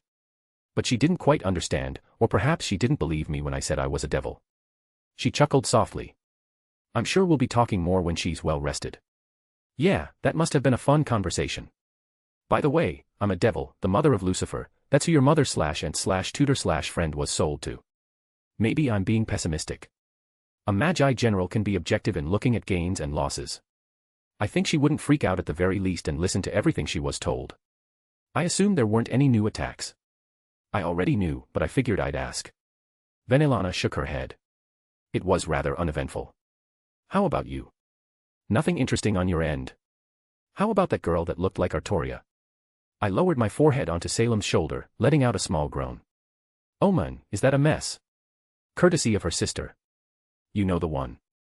Venelana was more than aware of Artoria's true identity. Oh my, is she going to be okay? We'll see. Worst case, I can have Meridia take a look at her and see if anything is reversible. I think the situation is still salvageable. Without revealing too many personal secrets, she did not originally look like Artoria. I was about to say something else, but there was a small jerk, and the train seemed to start moving again. Guess we're going back on track. I hummed. I look forward to the auction tomorrow. Salem chimed in, showing a rare hint of interest. Hopefully nothing will spoil it. Venelana agreed. Well, I think things shouldn't be as noisy, openly at least. I responded. When I was with Waver, I threw out a few fishing lines to see if I could snag anyone of importance. Waver told me something, that this whole thing may be related to him in a way. I dropped a line in front of him like, if it happens again, I should be able to find the one responsible. I waved my hand flippantly. Could you? She raised an eyebrow. I shrugged. Maybe. Honestly, in this environment, it's kind of hard to tell. If it happened literally right in front of me, then I would be more confident. You were saying it purposely because you thought we were being monitored. Salem casually revealed. More or less. I think Waver might be monitored in some way based on what he said. At the very least, I didn't want Olga to suffer any more and figured I may as well try to scare the one responsible away from doing that again. Unfortunately, this train is kind of annoying when it comes to picking up minute inferences via magical means. The fact that this thing is like pseudo-magical circuits really makes things difficult. Hell, Salem and I were annoyed just setting up basic bounded fields around the room. You are also using that man as bait. Salem pointed out. I let out a chuckle, squeezing her thigh. Waver is smart, he would have picked up on a few things I said in a very particular manner. That, and I gave him something just in case. Though, I stopped a moment later, looking up. Speaking of fishing lines, I think I just got a bite. Line break. Waver Velvet POV. Are you alright, teacher? I absent-mindedly looked at Calls, who spoke to me. I'm fine. I just have a lot on my mind. How would I even begin to talk about everything I've learned today? Secrets that are far too high above my pay grade now sit in my head. I'm sure I could very easily clear all my debts if I sold those secrets. However, I would have to be a fool to even consider that even if I discarded my own pride to do so. One does not cross a magician lightly, especially one that knows you personally. But right now, they're just weighing on me. Part of me wishes I never heard them, but the other part of me is someone who refuses to reject any knowledge regardless of how dangerous. What a headache. If I couldn't have verified his personality and character myself, I would have been constantly worried that I would be silenced at some point in the future. But he didn't seem the type to do something like that. He held that confident arrogance, the kind that made him seem invincible. And his parting words were for me to continue with the case. I wish I had another cigar right about now. How are you feeling, Gray? I asked her to momentarily distract me. I'm doing okay, Mr. Waver. Gray smiled brighter than I had seen in a long time. I suppose she isn't just putting up a false pretense this time. It felt more natural and sincere on her part. A promise from a magician to heal her, that might have been the biggest weight lifted off her shoulders. It may not be money, but it seems like my debts are further increasing. After several moments, I finally made a decision. Calls, Yvonne, you both stay here. I'm going to take Gray and investigate the train to see if we can find any clues.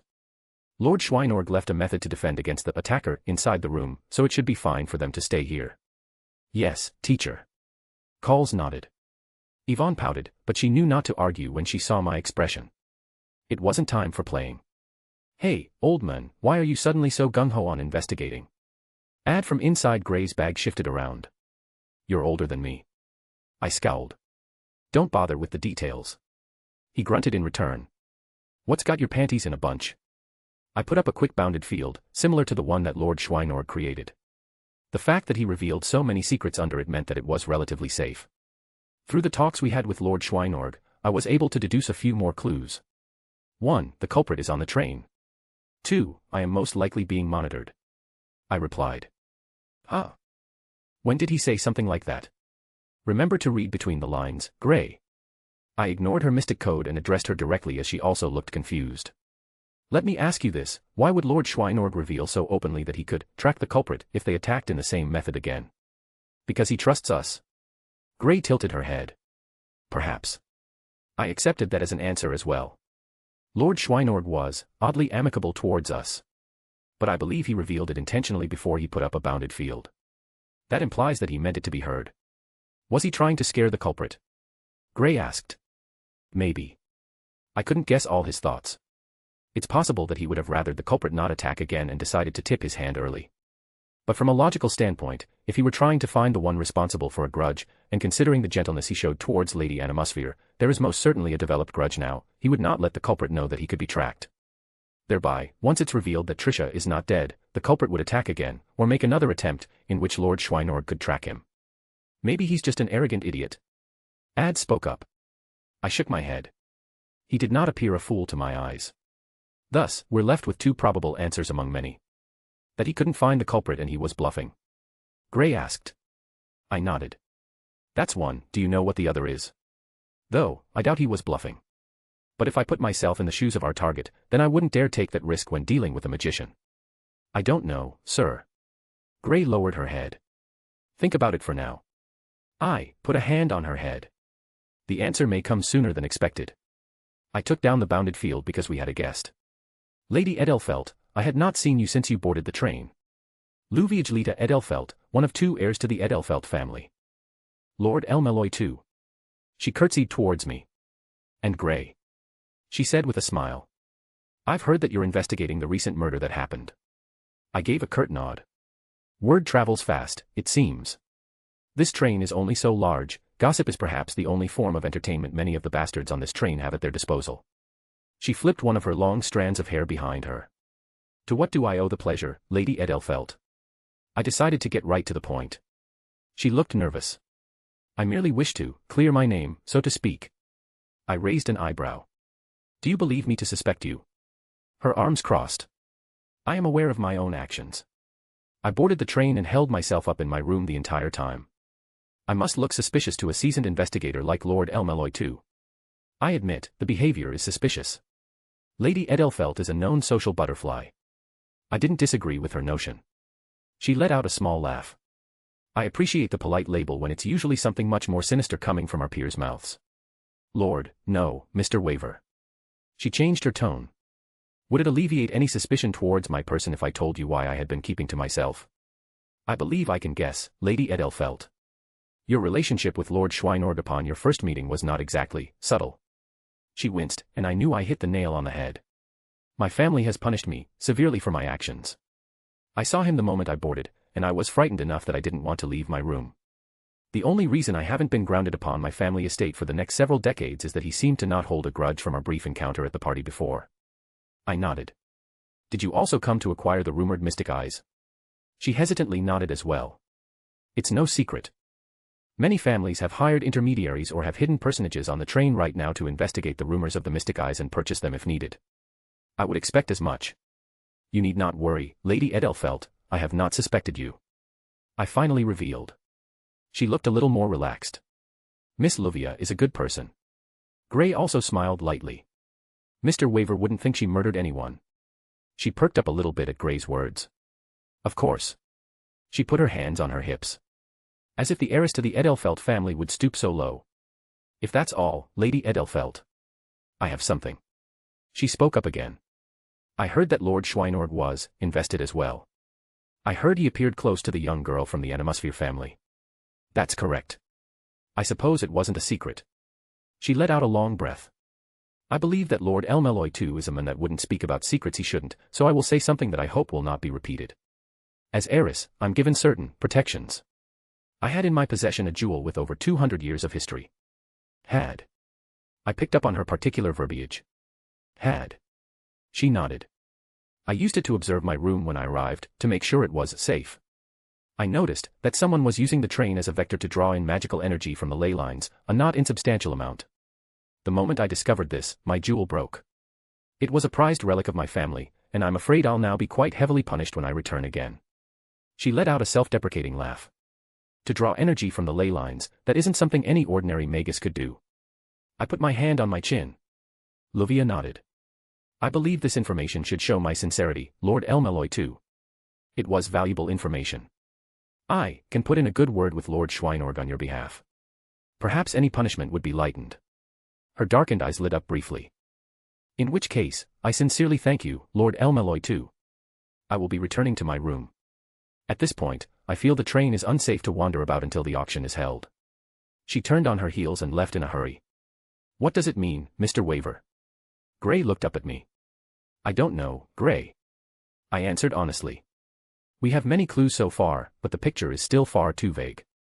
It could be entirely unconnected, or it could be completely critical to finding the culprit. Who's to say at this point?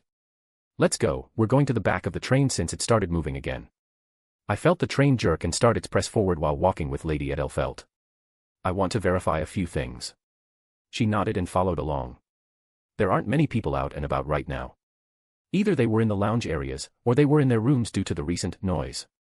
Both the murder that happened and the fight held outside. I'm sure many people felt rather unsafe at the moment. I hadn't even seen the fight between Lady Salem, Lord Schweinorg's lady friend, and the burial agency agent, yet it had many spooked. Even Calls and Yvonne looked worried after that fight. They were not used to seeing what high-level fights among magi are capable of. I couldn't fault them. Until my own time in the Grail War, I had no idea what to expect from entities of that caliber either. The train, as large as it was easy enough to navigate and reach the end. Both Gray and I stepped out onto the platform at the very back of the train with the night air overhead. No, that isn't right. It wasn't night, it was just dark from a storm that gathered. I found a small pebble on the platform and flicked it out. It hit something even if it went through it and bounced on the ground as the train trotted down the tracks. What was that, Mr. Waver? A verification of a hypothesis of mine. Do you know what the Doppler effect is, Gray? No, Mr. Waver. She shook her head. Do you know why a motorcycle sounds different when it's coming towards you as opposed to moving away from you? She shook her head again. Is that the Doppler effect? I nodded. You can think of it like this. Imagine the motorcycle has a circle around it. These are the sound waves it puts off. If it's moving towards you, the sound waves become compressed. When it's moving away, the sound waves are stretched out, producing what's known as the Doppler effect. There's a similar concept with magical energy, except rather than sound, it's producing a pseudo-bounded field. I gestured to where I had just flicked the pebble. If you focused, you could see the waves of magical energy if you flared it through your eyes as well, or if you were more sensitive.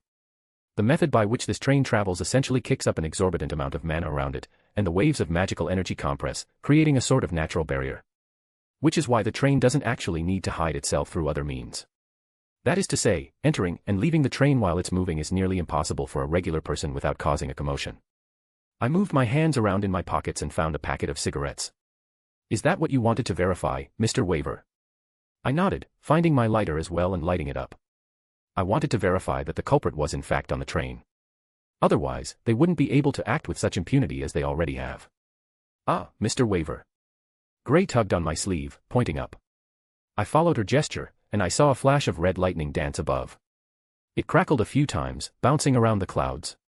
Quickly, I climbed up the nearby ladder up onto the top of the train, Gray following close behind. There was a laugh amidst the winds that increased in volume as a bolt of red lightning flashed down and hit the roof of the train car in front of us. You really did show up. I don't know if I could call you a fool or courageous for walking so openly into an obvious trap. Mr. Waver, get behind me. Gray grabbed her mystic coat out of her bag and transformed it into the familiar form of a scythe. Are you the one responsible then? I looked at her, my eyes narrowing. Oh. The woman smiled slyly. Maybe I am, or maybe I'm not. This feeling. I felt the hairs on my back rise up, a familiar fear rising in my stomach. A servant. I whispered. The woman just grinned wider while Gray looked startled. I heard that Iskander briefly served under a mage. But taking a look, I'm left with nothing but disappointment. The woman spoke again. He didn't serve under me, I served under him. I retorted without hesitation. We shared the same dream, and I just wanted to walk by his side. The woman's expression quickly changed. Ridiculous. If you had my interest before, now I'm just disgusted. The woman moved, far too quickly, but Gray shot forward too, blocking a strike from the woman's short sword. However, Gray was barely able to block it. Wielding a weapon and fighting doesn't make you a warrior. The woman roared, knocking Gray back with relative ease. The woman paused for a moment. That brief exchange, did you manage to absorb some of my magical energy? What an interesting weapon you have there. She looked interested again. How amusing. I'll show you something good in return. Her eye glowed, and I reached forward. Gray. I shouted for her, but she whipped around and knocked my hand away. Her side seemed to be coming right for my neck, but her arms trembled. Mystic eyes. I hissed under my breath. That's right, I think you lot call it mystic eyes of coercion. She laughed again. My God, Dionysus appreciates madness. It'll be a fitting end, won't it? Mentor killed by apprentice. Gray's body trembled as she was fighting it. I bit down on my cigarette before taking it out of my mouth. Gray, remember what I said before? Did you think of an answer? I looked at her and reached into my coat pocket, taking out a talisman that Lord Schweinorg handed me and ripping it. The answer is to use me as bait. A hand reached out from behind me and grabbed the scythe that was struggling forward. A second one was put on top of Gray's head, and her body stiffened a moment before relaxing. Lord Schweinorg. I greeted him. Gray looked up at him, and he smiled back down at her. Mr. Waver. And Gray. He responded with a cheerful voice.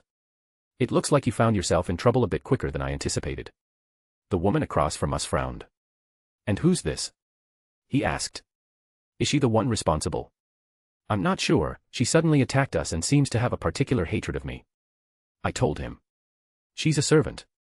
The woman stared silently. A servant, huh?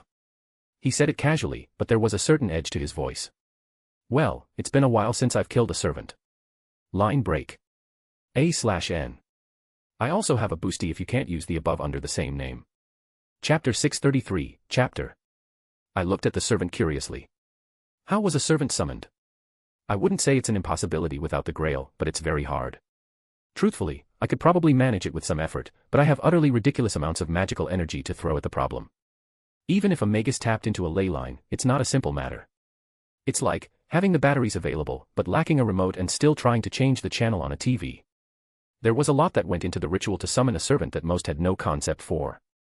There was a reason that the whole Holy Grail ritual existed, because it took substantial and meticulous efforts to go into summoning them properly. Oh well, I'm sure I can beat the answer out of them.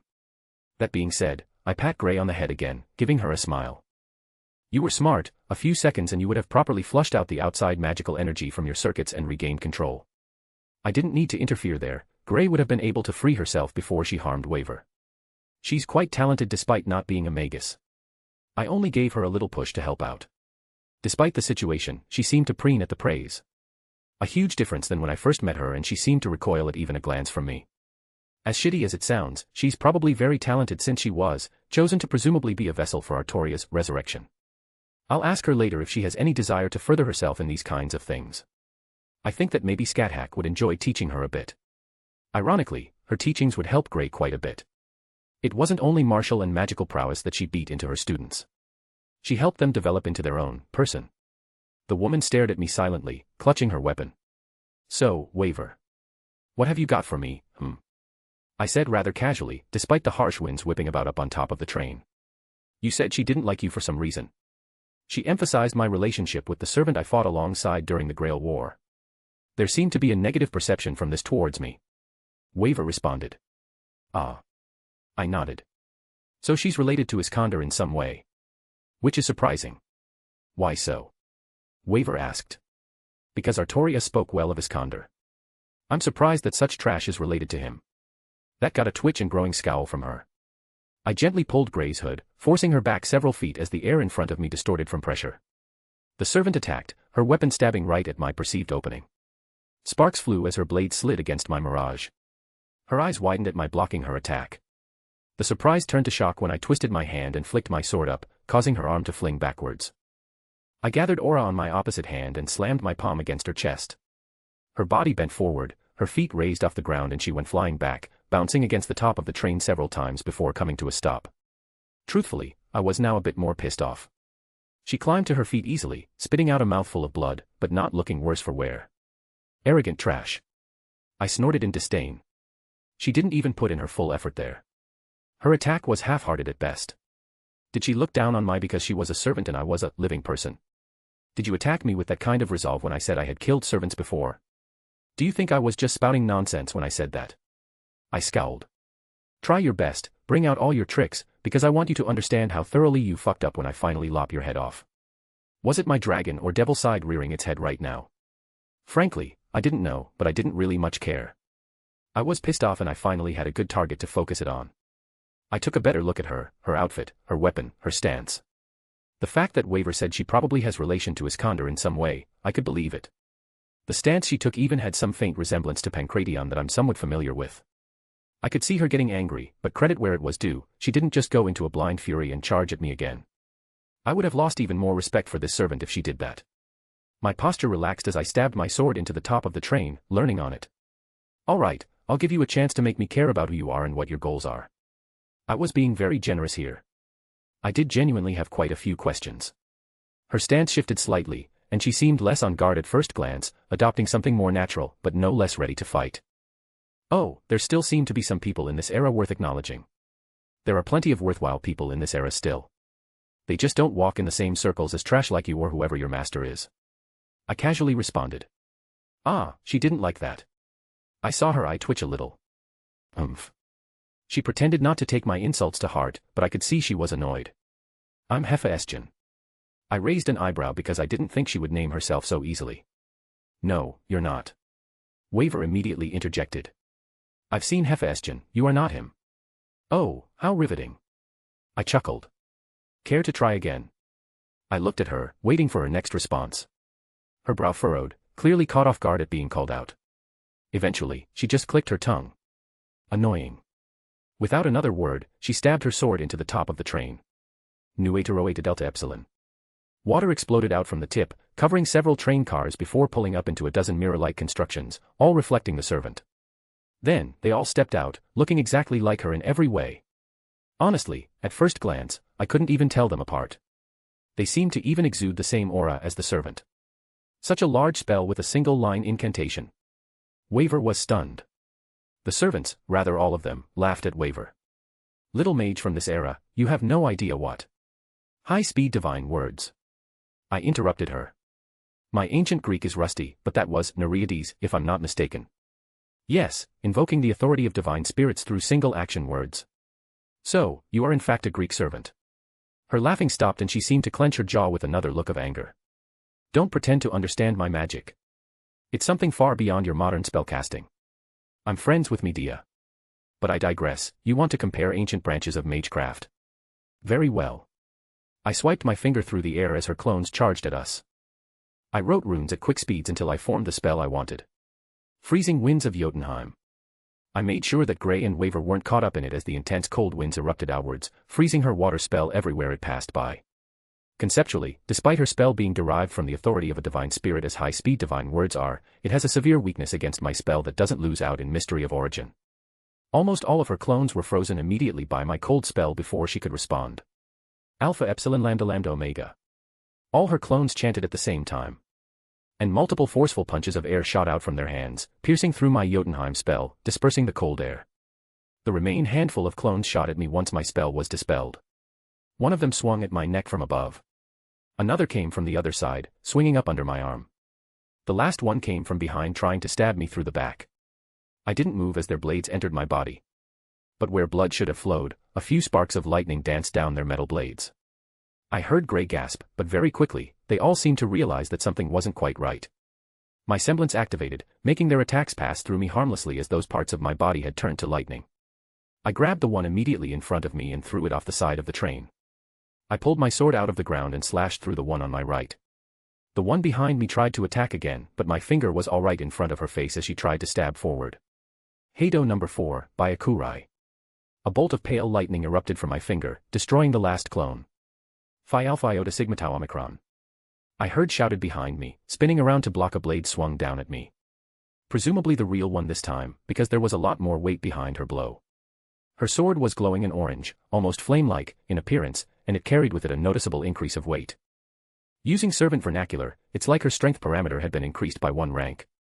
What kind of monster are you? She grit her teeth. Even in my era, you wouldn't be a nobody. I forced my blade up, deflecting hers back, forcing her to retreat several steps. I'm Wilhelm. A bolt of red lightning shot down from the sky before taking the form of a chariot pulled by some skeletal creatures. And it was fast. As in, Achilles would praise it. That is to say, it slammed right into me. I hit the ground some distance later, the skeletal creatures roaring as they continued to plow me into the ground before shooting up off into the sky. Ow. I stood up from the hole I had been plowed into, dusting myself off. The train was pretty far away at this point, moving rather quickly in the opposite direction of me. That was clearly her noble phantasm. She didn't call its true name, so it must have already been summoned. Didn't Iskander have something similar? I vaguely recall Artoria's description of his noble phantasm. And she's clearly a rider-servant of some variety, yet she was using high-speed divine words. Curious. But this is why any servant can technically be dangerous. Her parameters were, found wanting. Probably one of the weakest servants I've crossed blades with. Even stranger considering she was trying to fight in close combat. But when even a servant like Shakespeare has such a dangerous noble phantasm, well, there needs to be a certain respect towards all unknown servants. Was I being flippant towards her? Perhaps, but there was a difference between being arrogant and full of myself and letting my guard down completely. I had been prepared for some bullshit like some kind of instant-kill noble phantasm at the very least. Regardless. Lightning jolted across the ground as it gathered around my feet and I pushed into the dirt and shot off with a burst of Shuanpa. It only took me a moment to catch up, and the servant hadn't even run away. In fact, Gray looked ready to step up and fight in my place. How cute. The servant noticed me a moment too late as my hand grabbed the side of her face and I pushed her off the train and into the ground with quite a bit of strength. Based on the crater her face made, it must have hurt, yet she swung her leg at me and I noticed a hidden blade protruding from her shoe.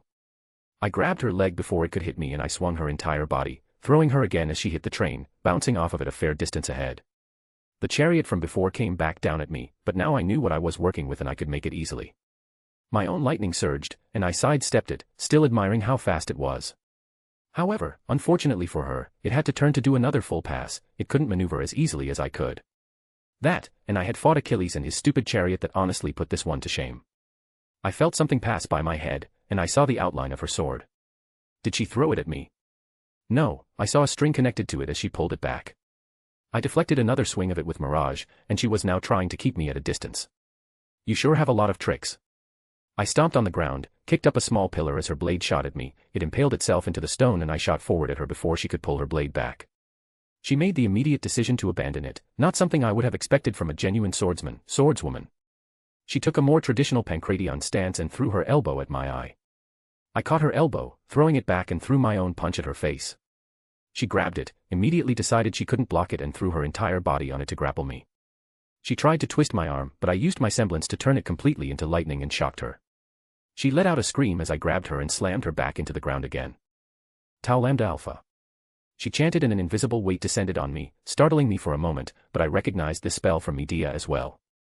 It was a moment needed as her chariot came flying right at me. I jerked to the side to avoid it, but she took that chance to grab onto it and try to get distance. Ah, she's trying to run away now. I held my hand out and summoned a bolt of lightning down from the sky, shaping it into a spear. Crafting for the gods, Nidavellir. I called forth one of my 9 realm spells. The ethereal blacksmith appeared, the anvil placed in front of me as I put the lightning spear onto it, and the image of the blacksmith swinging his hammer down. The spear solidified, took shape and substance, became fuller. I wasted no time, grabbed it again and taking aim before I threw it. It traveled with a thunderous boom, lightning dancing with each meter it traveled until it found its target. With my reinforced eyes, I could see the servant notice it right as it was too late, and it hit her chariot with another loud thunderous explosion. The lightning erupted into a large ball of blinding light before subsiding and I could see several silhouettes fall from the sky. I quickly made my way over there before she could get back on her proverbial feet. Her chariot wasn't utterly destroyed, more like, I did the equivalent of sniping it out of the sky once. It was a noble phantasm after all, it would take more than that to destroy that kind of thing. But she didn't look to be in good shape. I saw her slowly climbing back up, beaten and bloodied, haggard. You know. I approached her again and she took an awkward stance, ready to fight again despite her condition. I'm not usually disrespectful towards my opponents. I've fought many I hated, but still respected them as my opponents, you know. Kronos is one example, the Titan King, you should recognize the name. But that's just me gloating a little bit. I smacked her weak punch away. While it was still enough to punch through solid steel, she was, well, frankly, she wasn't on my level. Even at her best, it seemed like she was a rather weak servant. She had some nifty tricks, probably enough to punch above her proverbial weight class, but I had even more tricks. I'm just saying this so you know. I'm intentionally being disrespectful, and I think it's an important distinction to note. You see, you or your master, or whoever is involved, they made a little girl cry, someone I cherish quite a bit. And because of that, I've lost all respect for you and whoever is related to you, so this is what you get from me. She tried to hit me a few more times, but her moves were wide and full of openings from her haggard state. However, she did reveal a hidden blade under her left sleeve and tried to stab me with it. It was poisoned, and based on the smell, it wasn't a weak poison either. I grabbed that arm of hers and swung my sword at it, severing it completely. Fun fact, servants quite thoroughly feel pain just as normal humans do. You can't fake those kinds of screams she let out. Honestly, I feel like a bully right now. Maybe if someone saw this from an outside perspective, I would look like the bad guy. But they're the ones who started this shit and dragged me into it by asso-cation. I looked back and saw the train now catching up to us as we had moved quite a bit ahead of it. Up we go. I grabbed her by the back of the head as she tried to kick me, but failed to do much. And I casually walked her towards the tracks. Oh, by the way, my name is Wilhelm Henry Schweinorg, because you asked. I pushed her head forward as the train began to pass. From the force, her head bounced off rather quickly, and painfully, but I continued to exert my strength and pushed her back at the train. Every groove, every train car and every protruding piece of metal hit her as the train moved at well over 100 miles an hour. Waver is a good person. Gray seems like a sweet girl. You may not have suffered so much from them. But you shouldn't have gotten Olga involved, because I am not a good person. I said amidst the continuous and loud thumpings of each posing moment as I continued to push her head into the moving train. Eventually, the train passed us completely, and the servant was limp in my hand. I just tossed her to the side. I was about to say something else, but I noticed something strange. Why did the train suddenly make a left turn? I let out a breath and it was cold, the temperature was dropping quickly. Not far away, I narrowed my eyes, and I could see things springing from the ground. Trees of some kind. I looked down at the ground beneath me because strange roots shot up and tried to grab me. What the devil? I easily avoided them, but there were a lot that suddenly came at me. A few of them burst from the ground and stabbed through the servant. Judging by the way they impaled her, wrapped around and sort of pulled her underground, I was pretty sure it wasn't some ally coming to her aid. It was like a forest had suddenly sprung up out of nowhere and I felt space and time distorting. A large tear in space hung over the newfound forest as I tilted my head, staring at it. The train was also heading right into the heart of it. Well, that can't be good. Line break. A/N. I also have a boosty if you can't use the above under the same name. Also, new PHO chapter is up over here if you're interested.